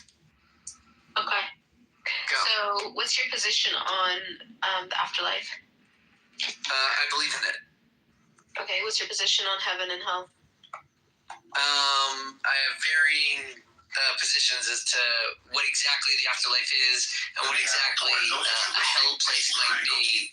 And it's mostly in flux, and I'm mostly highly critical of it because I don't think we have the best testimonies of the afterlife, except for the near-death experiences, which I take as legitimate evidence. So you believe in an afterlife, but you don't believe in a belief that there's a heaven and a hell. Belief that there's a heaven and a hell. Yeah. No, I say that the final version I take as to what exactly those different realms might be or be describing, that's in flux because we don't have good enough evidence. Correct. However, it doesn't mean it doesn't exist, Nora. Oh no, it definitely exists. Yeah, he doesn't know like how. I have different theories as to how. I'll tell you that. My theories as to what is happening are very different than my theories as to the experiences of the humans that go through it. Do say. That's why I say the near-death experiences are very insightful. Okay, I will take a recess. But please prove my atheism. Go. So we are You were just asking about the afterlife. Honestly, you could believe in the afterlife and be an atheist. I thought Jews didn't believe in an afterlife. This Jew does. How can you I can't speak for all of them. How can you be an atheist and believe in there's a life after this world? That's 100% plausible. Slow down. The existence of an afterlife is simply the position that whatever life force, consciousness, experience exists within humanity, exists in some capacity within the universe or beyond after the death of the human. That position could be cosmological, physical in nature. It could be metaphysical in nature. It does not actually posit any creator or controller deity above and beyond all of existence. Okay, perfect. I'm just being clear to you because I've even met plenty of atheists that are happy to believe in ghosts, Okay. And sometimes witches, and very definitely often So your position that you can be an atheist but believe in the afterlife, and you believing in the afterlife does not automatically. That's right. You bring good cards. That means they're an atheist or an atheist. Yeah, but I didn't. Yeah, so far we're on. Okay, so what's your next proof that I am an atheist? When you were talking to Pepe, whether you were being like playing a role, you referred to the ancient mythology of the Levantine people. Yes, correct. So I said he and I are discussing in English the ancient myths of the Jews of Israel, right? So you believe that what is in your books is myths? Obviously. Are you saying that they're not myths? I'm telling you that. I mean, listen, I'll tell you my historical context for what I will deem the myths of the Jews. Okay. The Torah, if we agree with the publishing date espoused by the Jews, it's at the time of Moses. If we believe it is later, from the position of the Bible critics, will maybe be 1,000 years into the future from that period. So 500 BCE or 1500 BCE. In either event, the first book, Genesis, includes a family narrative of Abraham, the supposed great-great-grandfather of Moses, that was shared and known of the slaves of Egypt as their personal family history, and the story of the creation of the universe, and the story of a giant flood and Noah. Those are the three classes of stories that exist in Genesis that in the time of the Exodus would be ancient myth Congress, behold the atomic to the Jews that first published the narrative after the slave. Correct? How are you defining that? An ancient story shared by a people. So you're not using it to mean false? No, not at all. Getting repurposed. I wouldn't say that Rome was not founded by Romulus and Remus. I would not say that Agamemnon and Paris and Helen had no interactions with Aphrodite or Hermes or Ares, Apollo, and Athena. I would not posit that. I would listen to the Greek narratives of their conception of the history of Helen and Paris and Agamemnon. Do you understand? That would be their myth. That is their story. It involves some fantastical elements, but that is their myth at the first time Homer writes it down after repeating it in verse and book length across the entire region. That's the first publishing of the ancient myth of the deities and kings of Troy. Okay, but they're not positing the literature or that you're reading as the word of God, whereas like the Jews. I disagree. They have gods within their literature, controlling and describing the events. Yeah, the proper definition of myth is not something that's used. So I know it's used that way in the vernacular. Gotcha.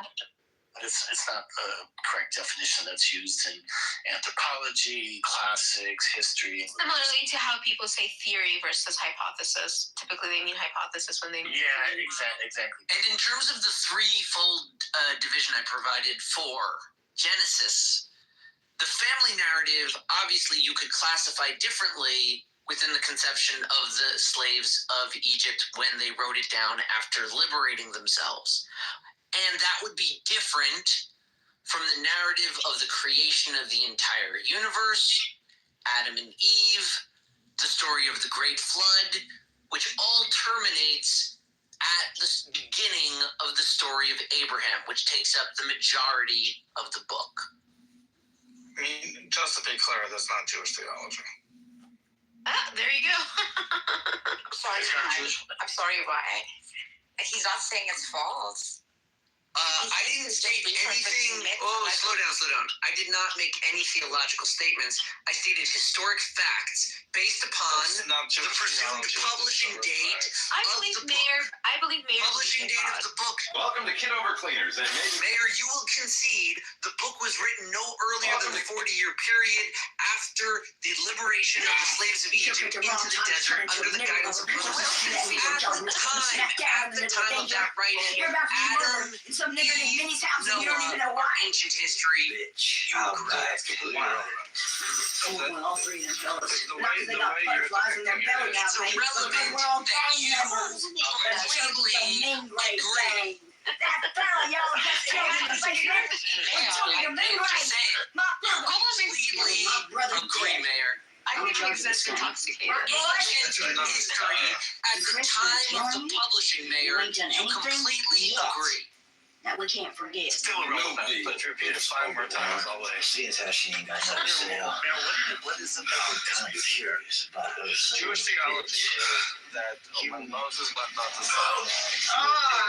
precisely but definitely from the book of Genesis up until the present day. You sure picked the wrong time to turn into a nigger lover. Word to word is told to him what to write down. We could discuss Deuteronomy, but let's just skip that for a moment. Till the last 8 verses. That means that the story, mysticism, the ancient history is completely irrelevant, and it's said by the word of God at that time in history. So it's not a family writing down what they heard due to some type of error from their point of reference. It was a revelation, not just to Moses, the entirety of the nation standing at Sinai and saw the revelation. Right, but Mayor, you do agree that published in the 40-year period after the Exodus and liberation of the slaves of Egypt into the desert under the guidance of Moses, the servant of God. When you say something irrelevant, you just say it once. What was your question, Euro? So you agree that there is divided opinion about that, right? People take different positions. They're divided opinion, but it's not Jewish theology. Jewish theology univocally. Okay, right. But I'm just saying that there are people who would say that they are Jewish who don't take that position. There are people that are Jewish that practice Buddhism. Jewish theology I agree. accepts this univocally. We argue about almost everything, but this is univocally accepted. Yeah, I'm fine. So he agrees ancient history at the time of the publishing.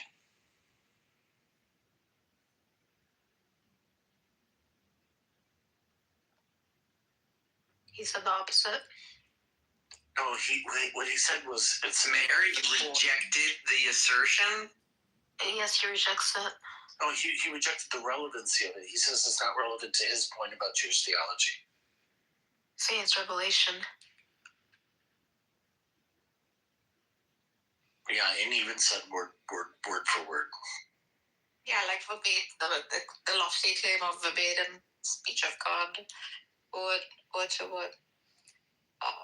You might want to look back at some sort of Vedic scriptures and literatures, the Egyptians, the shamans, Greco-Roman. You'll see the same stories within their paradigm, just different names. Now, is it free of divine inspiration? Perhaps not. In fact, it may hold to divine inspiration through the archetype, but to say that it's verbatim speech, that's a very lofty claim that I don't think anyone can provide evidence for. Nargis, seeing the similarities of the stories that you're seeing, but like reformulated with different names, I think is actually evidence of the truth that they're being repeated, not like sometimes people use it. What is it? All the stories are just popular, and these were like I've always found it strange. by travelers, by traders, by so willing to toss their hard-earned coin simply because they were influenced by each other due to travel. They had good morals, so they did public with money. There's only one source that I accept. That's how they were. The one source I accept is that one source which is older than the age of the universe. Which source is that? You have to ask Shake. That's the source that gives life, and that'll be Yeshua al-Masih. Okay, so you trust the source of life. He's But enough of my perspective. I'm more interested in everyone's perspective. Because there's more of you than me. That's just my perspective. Right. Okay, so what we're trying to understand is whether or not the stories of Adam and Eve mirror or are related to Canaanian myths of the first man in the Garden of Eden with the four rivers. Abraham, Moses, and that's all one family, right? Yes, certainly comes. I don't wish we have any. We got plenty of history evidence of that family. Oh, where? That's the Jews. Look up John. Is probably You don't have. in order for me to be scared of your threats, I got to. No, I didn't say we had historic Abraham. No, I'm saying all of the records we have of Abraham and all of the descendants of Abraham come from that family, not outsiders, people that are descendant of Abraham. Sure, that would also be a claim, So right? I'm saying it's one family, if you wanted to chart it. Right. I mean, it's still a claim. What do you mean it's a claim? We have no evidence of historic Abraham. No, we have evidence of the people with the genealogy chart saying, we are Abraham. Hello. Yeah, I can't like point at its authenticity. I mean, unless you want to like show. Listen, the Jews kept their claim. Their claim to the descendants of Abraham was that they descend from Isaac, the miraculous child born to Sarah at the age of 90, while prophesied by God, circumcised on the 8th day. And that's how we know we're definitely from the Isaac side, not from the Ishmael side at 13. Of course not. And on to that was the descendant of Yaakov and Esav, the twins that distinguished each other and had a maybe continuing existing relationship. We are the Yaakov side, renamed after the battle with the angel as Israel. We are his children, the children of Israel, the children of Abraham. That's you us. realize how like the historians might like find this like if they critically analyze it. Really? What would the historian criticize of my claim of being a descendant of Abraham? Genealogy is not showing any sort of. I could show a genealogy going back to the destruction of the second state. And from the second state, I can go back to the first state. And from the first state, I can go back to the Exodus. From the Exodus, I can go back to the 12 tribes. What historian would argue with me? They're truth claims. You're unable to show it. What truth claim? I showed you all of the records. But I would argue with you because I have a different. Anyway, we can keep it at Adam and Eve since you're so freaking. Adam and Eve. I got them on the records. They're in the first book. Keep quiet. I would got them down to one. I'm definitely a human at least. You're trolling. I would argue with him because I have a different perception. Okay, what's your perception of the records? Nora, is that good enough? That he's not a atheist? Nora still believes me to be an He's not an atheist. atheist, bro. He's not. He's actually very devout, believe it or not. By my perception, I'm devout. You perceive that is good to be devout? He does, but that's good. Thank you. This is the Japan, Tokyo, Swiss guy. Yes, he doesn't believe Switzerland exists. No, I need physical evidence. That's true. You do. Mayor, I have a question. It's like a film. That's right. Yeah, like Tokyo Drift, like that one. Tokyo Drift was not only a movie, but it was a documentary. Correct. But that's my perception. Correct. And there's no documentaries equal to all others. Mayor, can I ask you a question? I would ask Mikzad, but I want to give other people. You can ask. Okay, well, first take back what you said. At this point, Take it back. Okay, I'll take it back until I can prove it.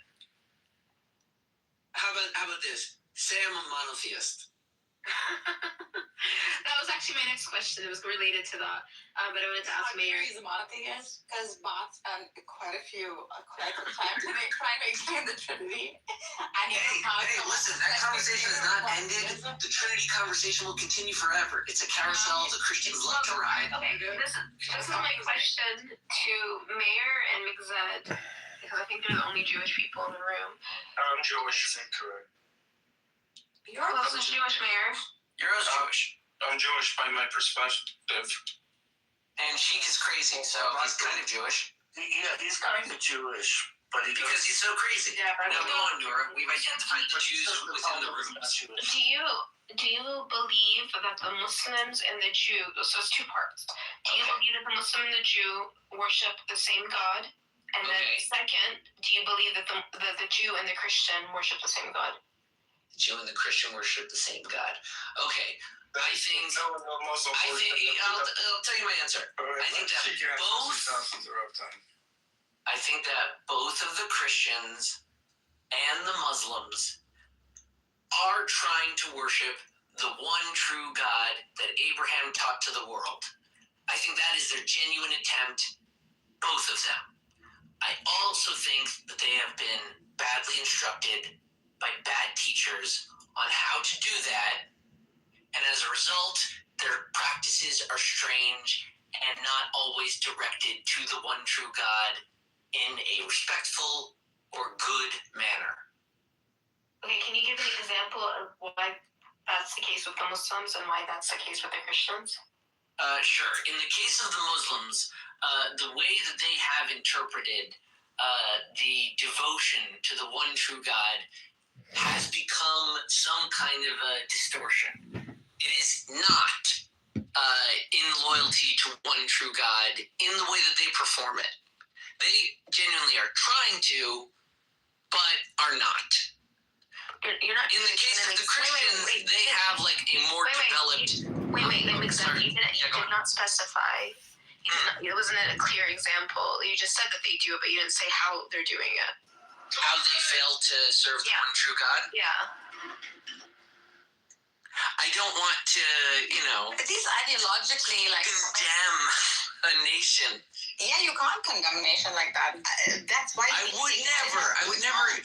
Here, listen, I'll tell you, I couldn't even do it because there would be no nation to condemn. Just so you don't know, man. Part of the problem is it is not actually a nation. Well, I'm surprised by his response, Nargis, because he himself has said that he would go and pray in a mosque, but he wouldn't go in a No, you would go in a mosque, but you wouldn't go in a church. I haven't gone into either. His God model, his God model and the God model You've been to Italy, identical to the T. You went to Italy and you didn't go to. Because he believes they're idolaters. What are we doing? I see why he's saying that, but I've prayed at a mosque. Ideologically, I have never prayed at a mosque. That's odd. I've prayed at a mosque. Our Pele, I consider that a mosque. That's odd. Why are you praying at a mosque? Why not? I just said our Pele prayed inside it, and it's a mosque. Oh, I see. So you were praying at one of the burial sites of Jews that there was now a mosque on the top of it. You were in Hebron. Slow down. I just want to unpack why Mayor is confused that I never prayed at a mosque when he felt that part of his religious devotion was to pray at a mosque. No, I misrepresented. Mayor has forgotten that I am a priest and forbidden from going intentionally to a graveyard, even to pray at the bodies of our ancestors. Mayor. Aren't we supposed to go to these places and exercise it to get the evil out of there? So you gotta go there, No, not the priesthood. We do not go to the graveyards. That's full on retarded, but thank you for it's retarded now. No, not you. What you said. Question, please. The sister asked you, are we worshiping the same God? Which means, is our worship directed to this only true God without exception? And which part of our worship is inappropriate? Answer these two questions, man.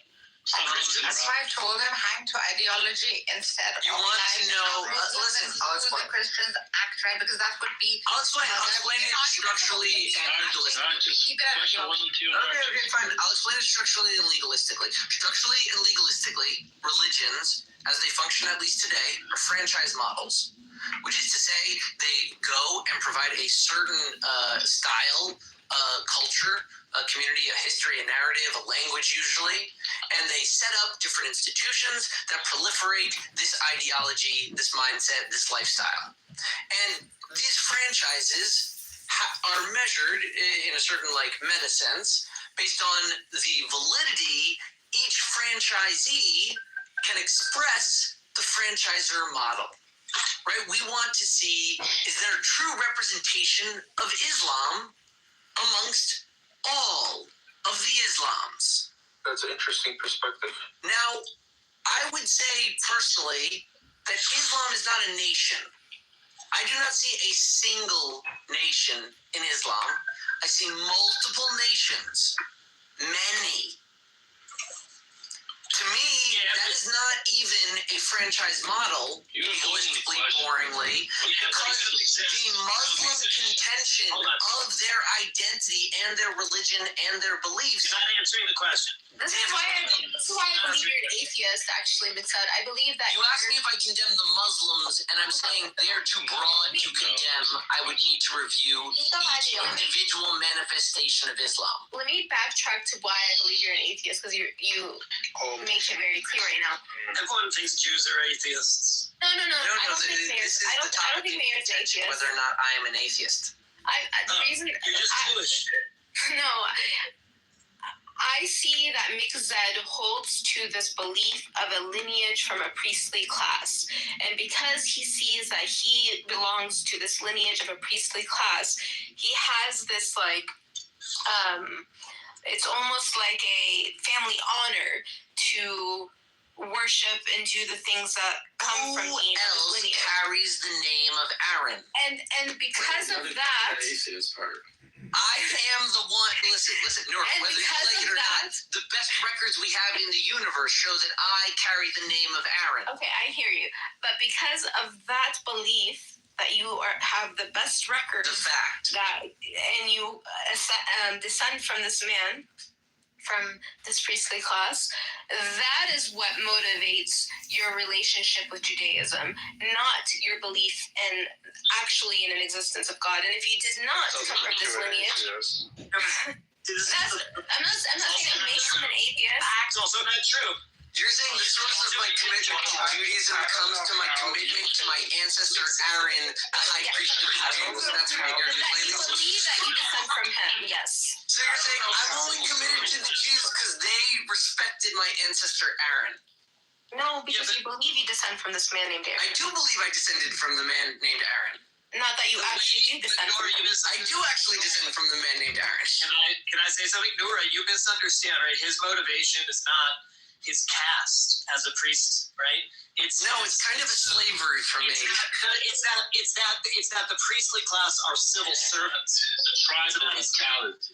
It's about his commitment to the nation, which has a commitment to the God. You're saying that I am an abused slave defending his master, the Jews. That's right. That's not what I'm saying.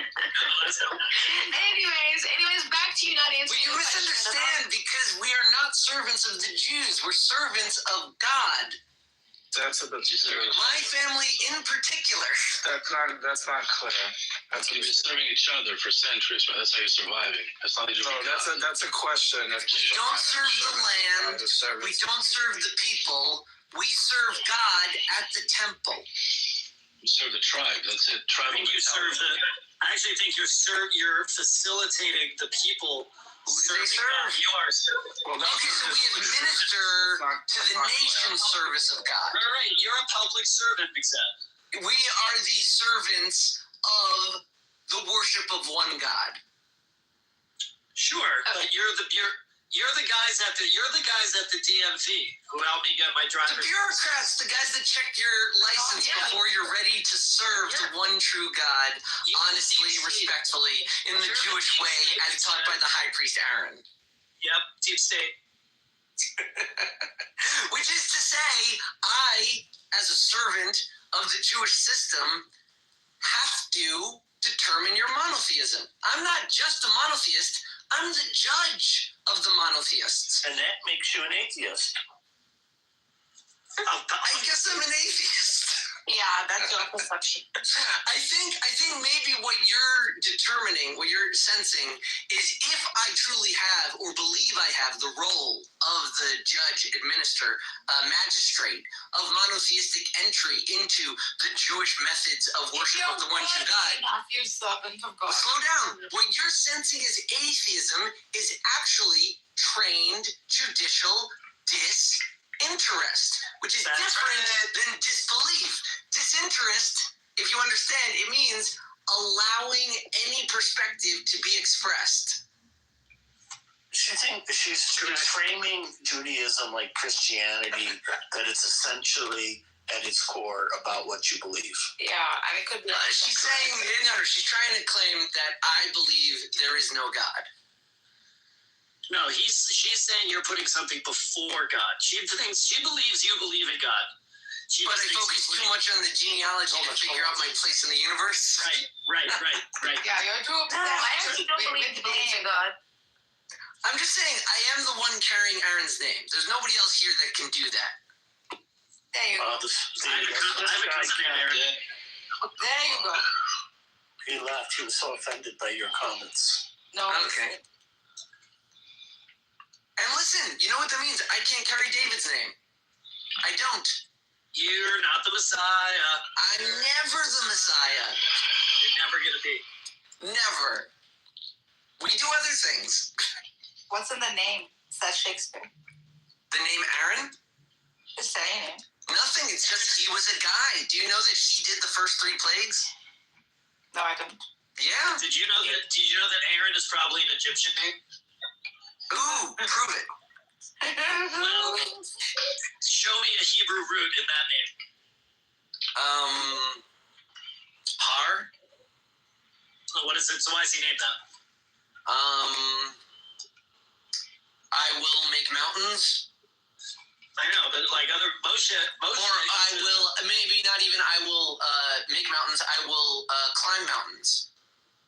Maybe. Right? I will mountains. Meaning I, future tense, mountains. And I'm making this up, but like, it's not that hard. Yeah, no, it's clever. I don't think. And also, he did mount some mountains, right? Yeah, so done. Yeah, he did. But like, the name was true always. No, but like Moshe, Aaron, Pinchas, Itamar. Yeah, good. These are Egyptian names. What's Elazar? Gershon, that's an Egyptian. Well, no, Gershon's Elazar and Gershon. What about Ephraim? What about Menashe? Yeah, Ephraim and Menashe. Okay, slow down. I just want to highlight that any of this Jewish Egyptian nitpicking was settled in the desert. Yeah, but Ephraim and okay, so none of them were fucking Egyptians. How about that? How about Moses' name stopped being Egyptian when he killed the Egyptian taskmaster to save the ungrateful Dussan's life? How about that? That wasn't his mother's given name. His mother named him Tuvia. Moshe. Tuvia, exactly. And the verses didn't call him Tuvia. They said Moshe over and over again. But even but that was obviously a very Jewish name. You see. But even the thing in the text that says his name is Moshe because he was drawn from the rod, the Hebrew grammar is incorrect there. Because it's an Egyptian who named them that. It doesn't matter about the grammar. That doesn't matter. Of course, the grammar. The name is Moshe. Yeah, because it's an Egyptian name given to him by an Egyptian woman. Right. But his name is Moshe, and it's a Jewish name. Well, he had 7 names. Moshe was only one. Listen, there were Erev Rav. There were many that came. There were some Jews that died and were destroyed during the plagues. Right now. I'm trying to explain that the Egyptian identity obviously didn't matter after the Exodus, but you guys are like, oh, what about Ephraim? No, not the Egyptian identity, but just that name, just that there was a certain amount of like assimilation, certainly at the time of Joseph, right? Of course. He took on an Egyptian name. He spent the majority of his life in Egypt. Well, he was, as did many of the brothers. He was bestowed an Egyptian name. What's that? He was given an Egyptian name. He was fine. He did very good. Yes, he was given an Egyptian. You guys, all with your parsing. This is why we settled at Sinai. You guys are looking at the wrong era. I'm waiting for Tishby to come and settle it all for us. So, Tishby? What's Tishby going to do? No, Tishby, that's what Taker means. Tishby, Yetaretz, Kushiot, V'Shela. Oh, to answer all of them? Yeah, the Tishby is Eliyahu. Okay, yeah. Tishby, right. Tishby, yeah. I have a question, Mixed. How does the priestly class function now since the destruction of the temple? Oh, we're mostly a defunct agency. They occupied our office space and built something new there. So you have no. Plus, that's literally the most regulated plot of Earth on the planet. Mm-hmm. So it's gone to the. That's right. They've taken it from us. We're out of a job. All Jews remember us. Mm. So the rabbis have taken over. Is that it? There is a disproportionate amount of Kohanim that end up in the rabbinics. If you just count it by, it's the old law. I don't know. What law? There's a reference when they say to go check the judge of your city. It says also, or the Levite. It's the old family custom. Civil servants, especially the judges. And that's why I think Maimonides brings down that it was considered praiseworthy for a Levite to join the ranks of the rabbinate. But at some point, there was a degradation where it was no longer the Levites. There were non-Levites joining, and you could see that the quality of the learning was going down amongst the Levites, which is when they became the Sadducees. And then he becomes a Levite. He's using that as... You can't join and become a Levite. You can join and become the rabbinate. Right. Well, he's... Okay. But the Levites are encouraged to join the rabbinate.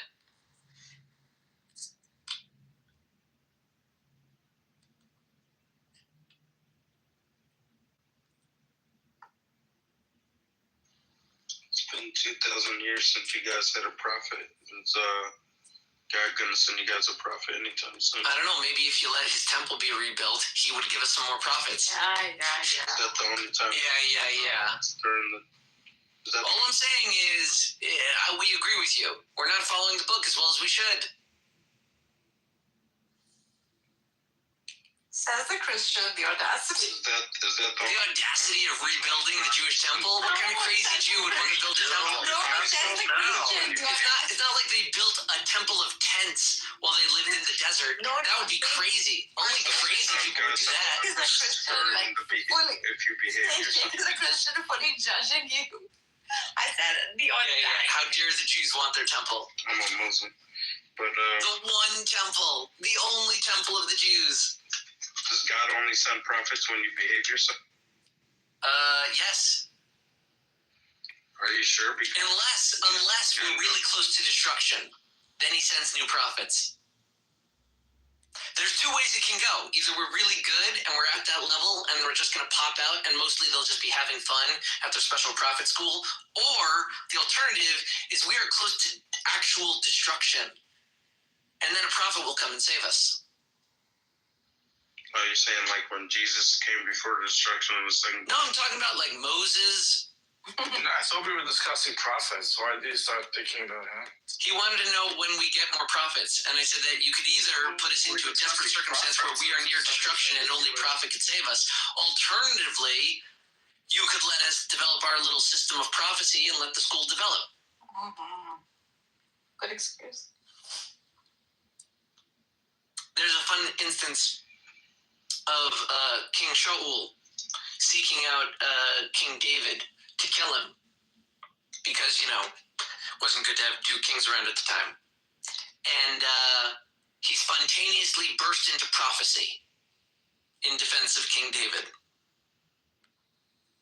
The prophets were doing something, and not everything that they were doing was written down.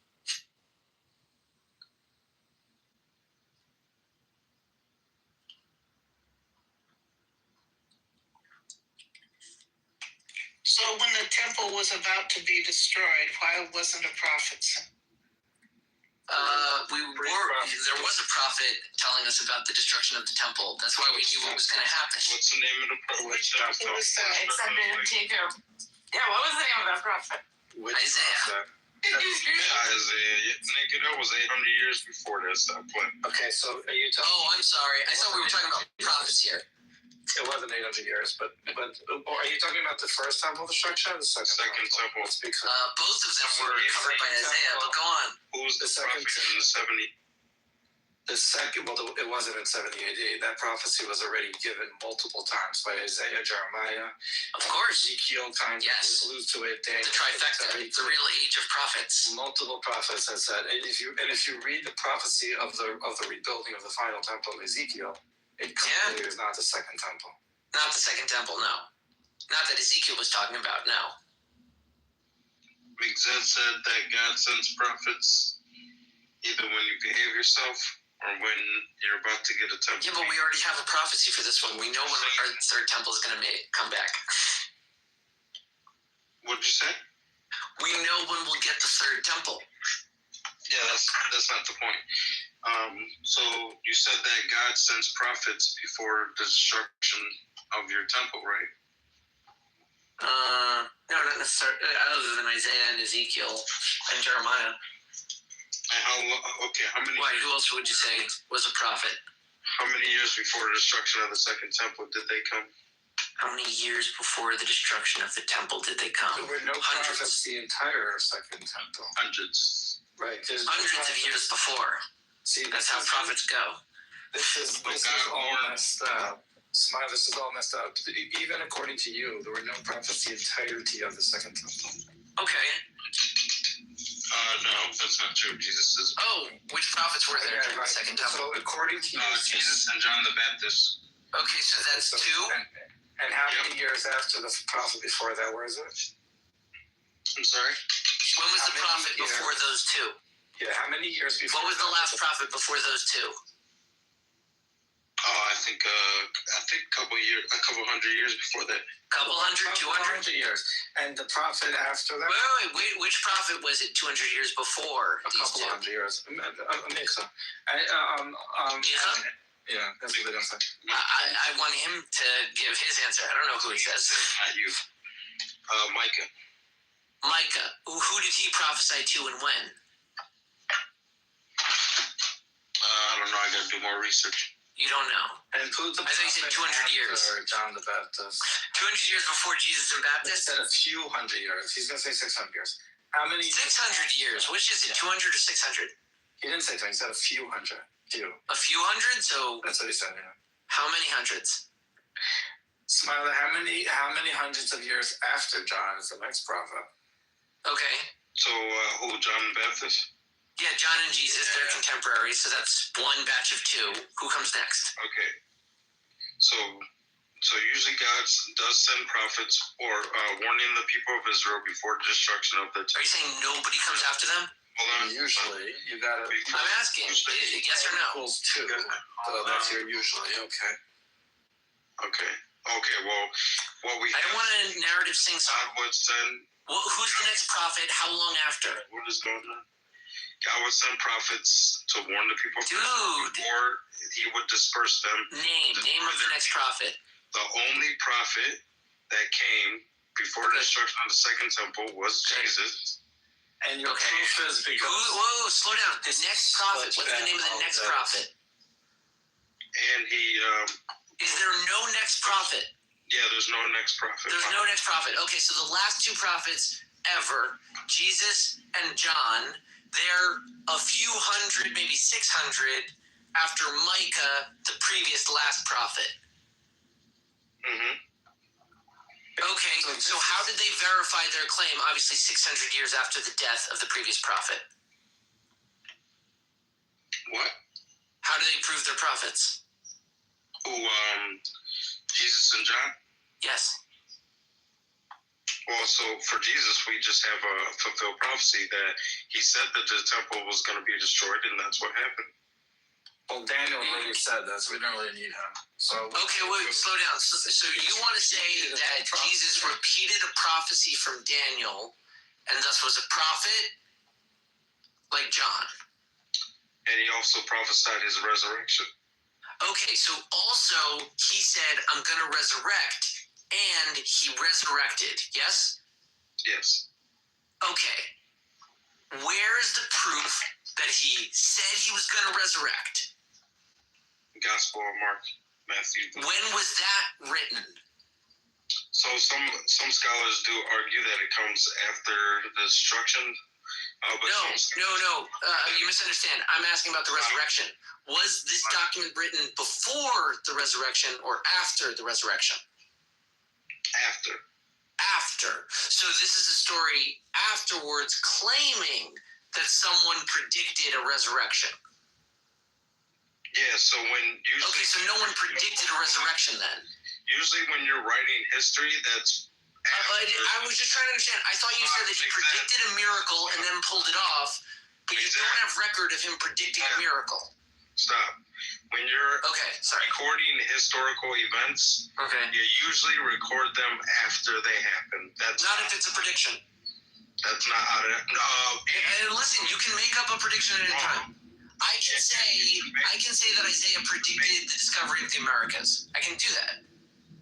Yeah, and also if you're being taught that something was going to happen and then it happens, you can also... Right, there's a record of you teaching people that saying, hey, guess what? I'm coming back in 5 days. If there's no document, there is no prediction you're claiming. No, there's still the oral... Hold on, there's still oral tradition of the gospel. Oh, okay, so people told a story about this guy predicting a thing after it happened. Yeah. Okay, listen, maybe you have different evidence proof that Jesus and John are prophets. This is not, though. Okay, so you want to say maybe the destruction of the temple, right? They knew that was coming, right? You think because it was written after, then therefore it means that it couldn't have been a prophecy. I'm saying that it's not a prediction. Let's think clearly. That means the final proof that it was a prophecy. Yeah, you have no evidence that someone predicted a resurrection. You probably have claimed somebody saw somebody that they thought was dead after he was dead. Got that evidence, I assume. But the question is, you posited two things. One, that people witnessed the results of a prediction, and two, that a prediction was made. And my problem is, you don't have any prediction that was made. It was spoken and written about before. After the fact. Before it happened. No, okay, prove it. The resurrection did get, that was, or you could claim. There's no proof. It was written after. I'm asking for proof. Hold on, Mixette, what are you doing? Just like we asked for proof for your lineage.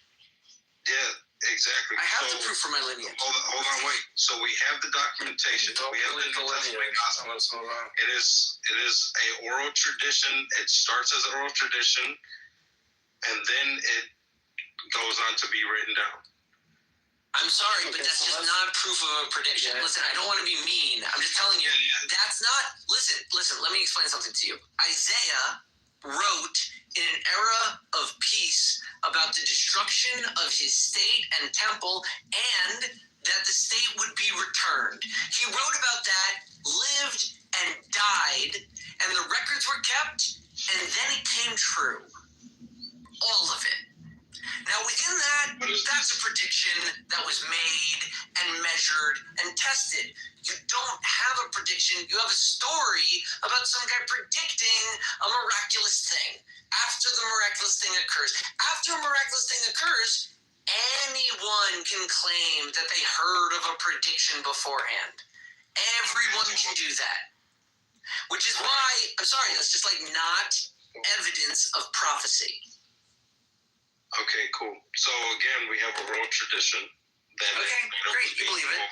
Before, which is something I believe. I get that you believe it. And how? Okay, cool, no problem. Just like you guys have a oral tradition of certain things. I have a legal standard that you don't. Well, it's not quite analogous. Hold on, what are you apparently doing? You don't know what the oral tradition is. Now you're not even following your own book. Your book says to hear matter out fully Otherwise, to your own shame and folly. No, I'm speaking. You said you don't have a prediction. The text does not. I heard you out that I fully. should listen to someone who keeps saying incorrect things out fully. Also, this is not a court. You're not sworn in. You can lie to me. I'm not gonna follow your text. You're surely not submitting to the dangers of perjury. Now you're just gonna keep interrupting me.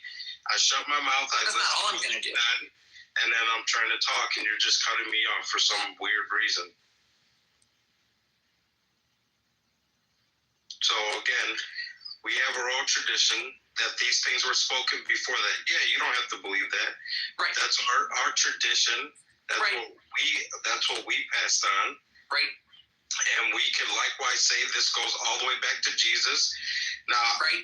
If you want to appeal to like the apostolic succession, the same way you guys have a line of transmission, we also have a line of transmission going from each pope all the way back to Christ. Of the teachings of the school after the man God was dead. Why are you interrupting me again? Okay, go on. So we have a line of transmission that goes all the way back to Christ. Most of the apostles, but go on. He died for our sin and rose from the dead. And so this is a prediction that we trace through our oral tradition and through our line of transmission, the same way you guys would. Okay, well, one other bit. You're forgetting you also have records. Okay, are you done? Right, documents published by your schools. By any measure. So should we go through all the differences and show you why those two things are not comparable? You want to measure the differences between Jews and Christians, Mayor? Why? Well, just like you guys do, I want to show him how these two comparisons they're just not a comparison. You want to see whether or not the Catholic Church looks enough like the Rabbinate? Smiler? Or you just want to say your statement and be done? Or do you want to realize on how this analysis? Go ahead. Okay.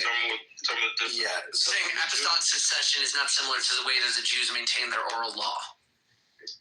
The Jewish story is the entire nation stood aside, received a tradition, and then it was taught to the entire nation at different levels. And different rabbis who understood it better than the rest passed it down from generation to generation. But it was studied by everyone all the time. Compare that to your story, which you have a single witness witness the resurrection. The teachings don't even come from Jesus himself. Paul says to Jesus' brother, I know better because I had a vision. So they're actually going back to him.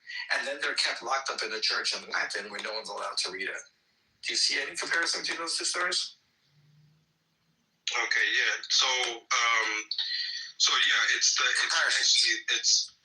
it's actually the same thing. We have now. It's not like a whole complete nation. I don't know how many people you're referring to, but we have traditions that are taught to a group of people, to a church, a group of people, and then we also had priests and teachers who studied these things, and they were mainly passing down the tradition and teaching it to other people, and that is the apostolic succession.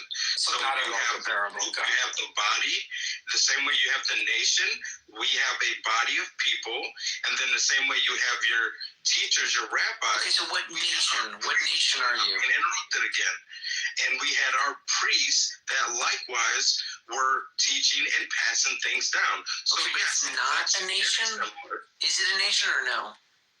Okay, it's not a nation, not a nation. 100%. You're just not trying to understand, but you didn't answer anything that was just said. But sure, let's consider them the same thing.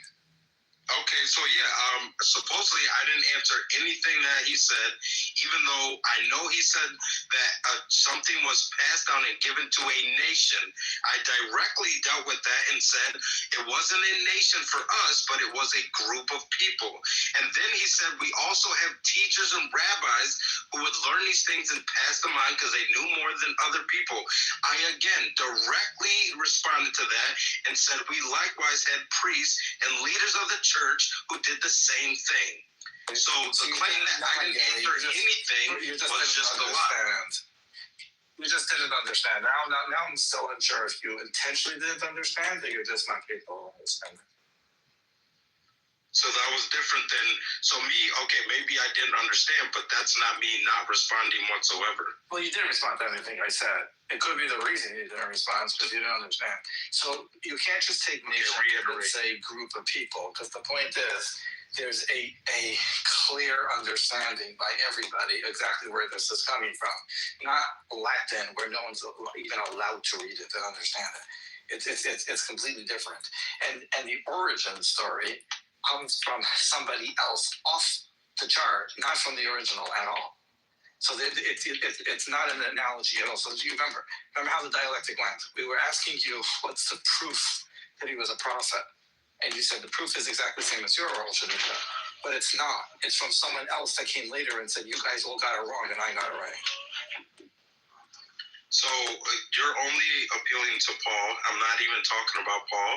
I'm referring to the tradition of the apostolic succession, which you have a line of priests who give and anoint the next priest and the next priest and the next priest. And who was the first one? When they would anoint these priests, when they would anoint them, I'm being interrupted again. Yeah, I shut my mouth when these guys speak. When these guys speak, I shut my mouth. But for some reason, I can't get what I'm saying now. Because you're not responding. Who's the first person in that line of this apostolic succession?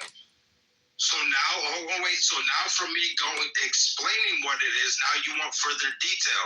I am answering your question. I don't want further detail. You just want further detail. No, I don't want further detail. You're trying to pretend you're ignoring Paul, but he's the first one in the line of succession. So either you're a liar or standing anything.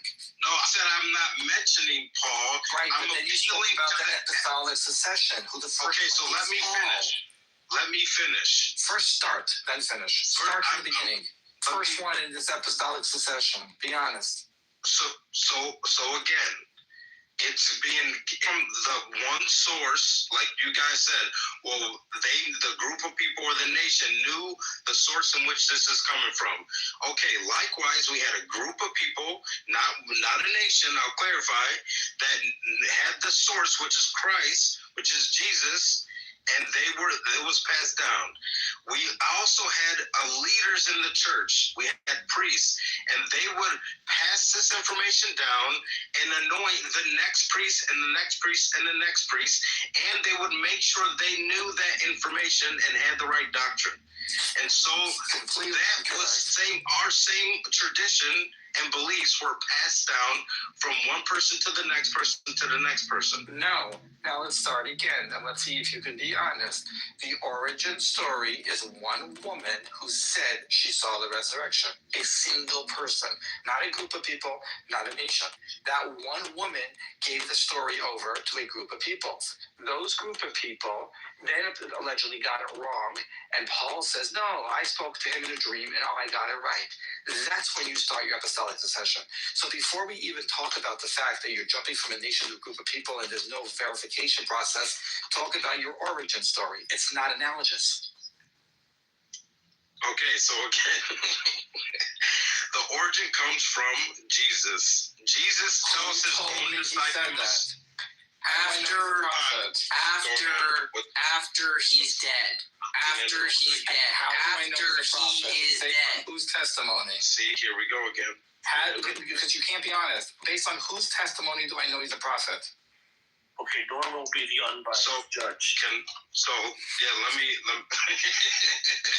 So again, we have a doctrine that goes back to the person of Christ. And that person, and we have that from a lineage of priests or popes. You're capable of understanding is he a liar? Yeah, I don't know. You can't really follow what he's avoiding it. There's a block in his mind. This is common with people. He's not going to hear you. You say one thing, he's off on another tangent. Right, but you're saying it's an unintentional blockage. He's not like a total liar. That's correct. This is normal for people. There's a block in his mind. Because you guys, okay, look, you are appealing to text. I understand what you're doing. You're saying, well, the texts say this is what happened, and then this other text is saying that's what happened. I'm not going to go with that at the moment because I'm going to disagree with how you're interpreting the text. But what also we have is a oral. Hold on, please. We also have a oral tradition that got passed down from Jesus to his disciples, to the church fathers, to the next people, to the next people, to the next people, to the Pope today. That's the claim of the church. Wait, no, it's not. Who did Jesus give this message to? His disciples. Okay, to 12 disciples, 12 people? To his disciples. How many disciples were there? It's very relevant. How many? Okay, how many named disciples left records of their testimony of their life with Jesus? How many disciples do you have? How many witnesses? This is irrelevant. Okay, why would that be irrelevant? Why is it irrelevant? Claiming it's a fact that have to be a witness. No? You said there were disciples, so they had names. They put down the writings. They said he taught us this day. Matthew, Mark, and Luke. So diaries. Okay, so this is ironic. You can't be honest. Okay, so you have 12 disciples. How many? Let's be honest. One of them doubted. So you're down to 11. Out of 12. A doubting disciple? Did he write anything down? Was his name Thomas? They get you 11 disciples. Now, did they write anything? Who cares? I think he's lying. I thought we're trying to get evidence. No, are you just not interested in the evidence? No, the line of Who cares if they have a rating? Irrespective of how many disciples there were, they got it wrong. And Paul. How did they get it wrong? They got it wrong because they only knew Jesus during his lifetime, and Paul knew him after his lifetime. Okay, so we have to disregard whatever Jesus said while he was alive. We have to only listen to what Jesus said after he was dead. Now, once again, this is the oral tradition. Is that what you're saying? Can we go one at a time, please? Yeah, I'm about to finish up. The oral tradition that you're claiming now is it was told to 12 people. One of them got it completely wrong.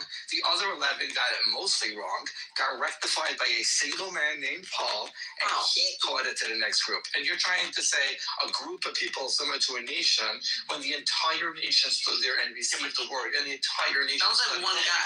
Over and over. You're missing the biggest part. So Paul got it right because he knew Jesus after his death. Right. These poor disciples only knew him during his death. Okay, so that's not the teachings of Jesus. Those are the teachings of Paul's vision of Jesus. Well, hold on, wait. I have to point something out because when Nargis was saying how we don't have any evidence of Abraham, and then Megzed appealed to a tradition that got passed on. No, we shared the records. You have records of you guys actually descending from this person. Yeah. But, okay, right. Your records are not going to date far back enough to even be legitimate. So you're going to go based off of your tradition. The records. Of your standard of whether Abraham was right. He refuses to understand what an origin story is. Like he's just completely from the records. Because he's a believer, and Mayor, it's okay that he's a believer. Yeah, I've got words. They have meanings behind them. They recorded information for millennia. Well, I have to say, I am a believer during the daytime. What happens at nighttime? Well, then I stop being a daytime believer. The records. Are you a daydream believer? No, he just doesn't believe in the daytime at night. Is that like a fair weather fan? Yes. Now listen, but why I'm a night disbeliever. Wait, why are we questioning the fact that he's a believer? Seriously. Me? Whether or not I'm an atheist? No, Smiler. Oh, Smiler's an atheist. I thought he was a believer. No, Norm, the reason why. Which does he believe in? Which God? He came in. I thought he's Norm. The reason he believes in the vision of Jesus as revealed to Paul. Well, okay, Norm, the reason this happened was because he said that based on history, which why are you guys poking at Christians? Y'all don't like being poked out. We're not. I'm defending them. We're just trying to figure out. We're clearing up the record. I'm about to tell you why. I want to know what Mayor says. We're not poking the Christians, Marshall. Get out of here. Marshall, listen.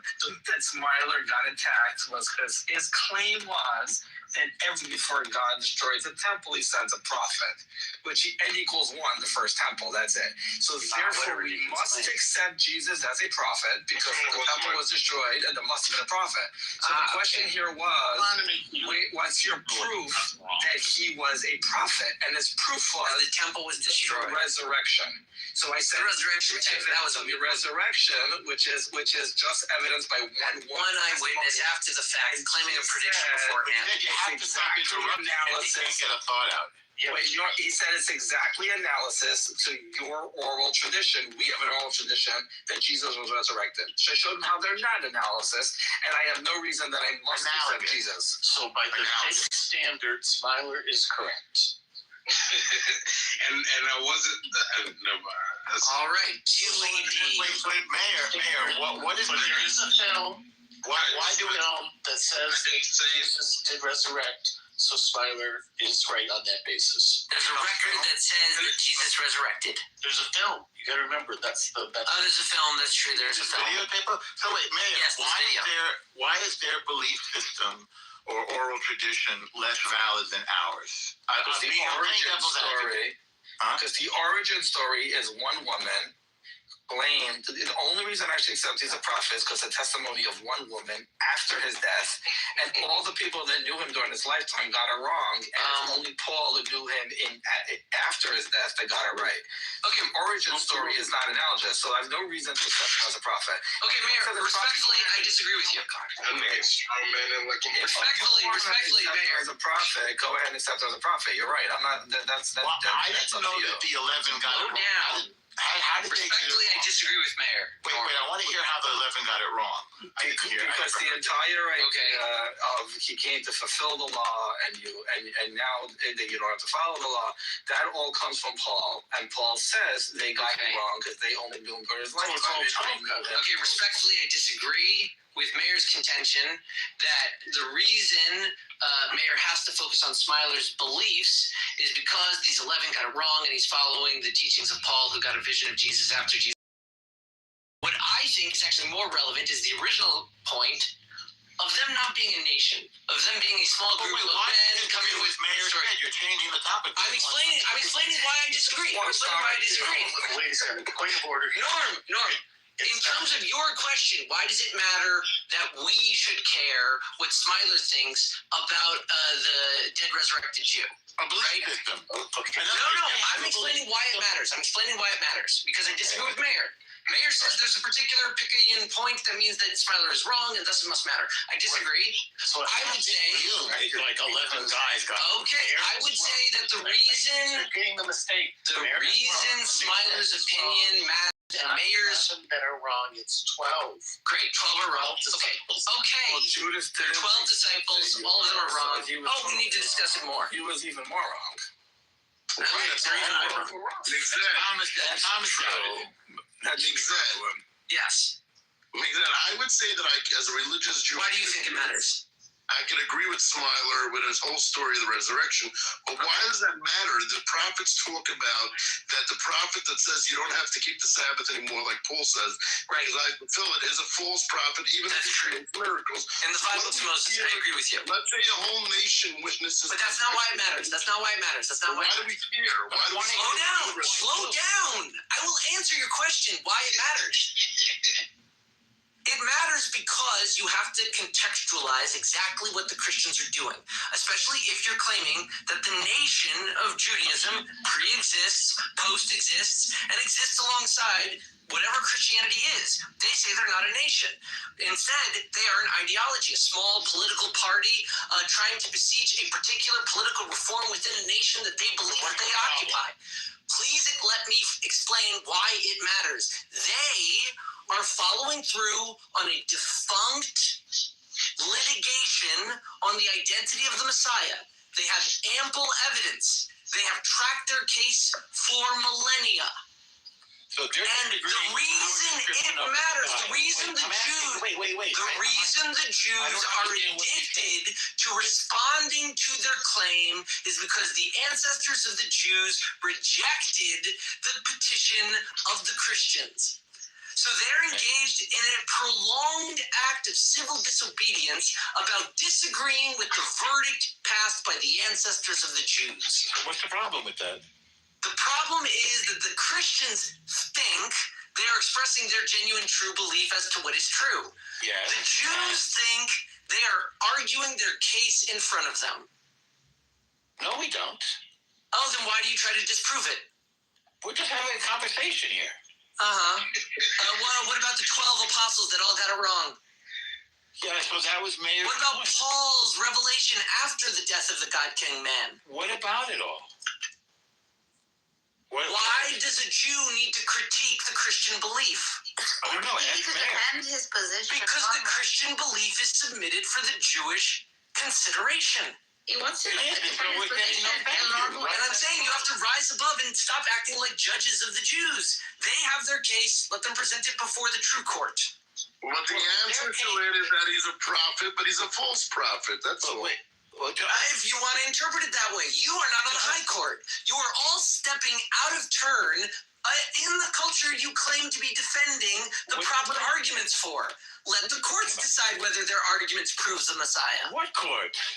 The Jewish courts. Where is the Jewish court that's judging the Messiah? Oh, so you deny the Jewish courts? Okay, not a real Jew, obviously. Where is it? I didn't deny it. How dare you deny the Jewish courts? Where is this Jewish court of which you speak? He's referring to that. Literally, go among the Jews and ask them where their courts are. Why not let him defend his position alone? I don't have a case to bring. What's that, Nargis? I said, let him defend his position. I think it's I'm fair. asking him to. Where's his court? I think it's fair for him to defend his position, especially when it is. I'm asking questions about it. Like, where are we judging Jesus? We're not judging Jesus. You're judging the claim of his prophecy. Yeah, it's a we disputed and they accepted. So what's the big deal? They don't accept it. That we keep litigating it. So that is why I guess. Right? See, that's where the finality of a verdict is supposed to end and quiet to claim. Whose verdict? But it is still being litigated. Yeah. By who? Who's litigating this? We get along. They think we're wrong, and we are like, okay, you think we're wrong. That's fine. Go read your book.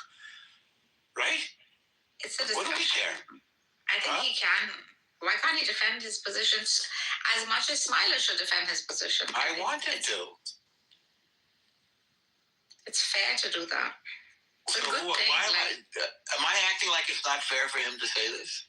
Yeah, I think you're telling him like it's okay, let them be as they want to be. But Smiler obviously wants to like invoke a conversation, right? He has a valid like point that he wants to also prove. So I think it's fair for Mixer also to like posit his truth. Yes, he did. So listen, it's necessary. Again, no offense. No, exactly. Thank you. No offense to a Christian. It's for the Christians. It's necessary for them to believe that they are our supersedents, that they are the fulfillment of our covenant. We don't buy it. So, okay, fine. Now, we're not going to talk them out of this belief, because if they don't have this, then they don't have anything, because then they're just another like offshoot of Judaism that may have gone. We're trying to investigate the truth. This has nothing to do. We're trying to investigate the truth. Like, you mean, is Jesus Christ really God? Is that what we're investigating? I don't know, Smiler's claim whether it's true or false, or whether like Mixed can debunk his position. Like, these are good learning arguments. Like, for me, it's very good. You're defending the fact that we're having the conversation. No, I'm observing. I wouldn't want to jump. And by the way, and the Muslims believe that they are the natural supersedents of Christianity. Fine, let them believe that. Who cares? We don't buy that. And the Mormons?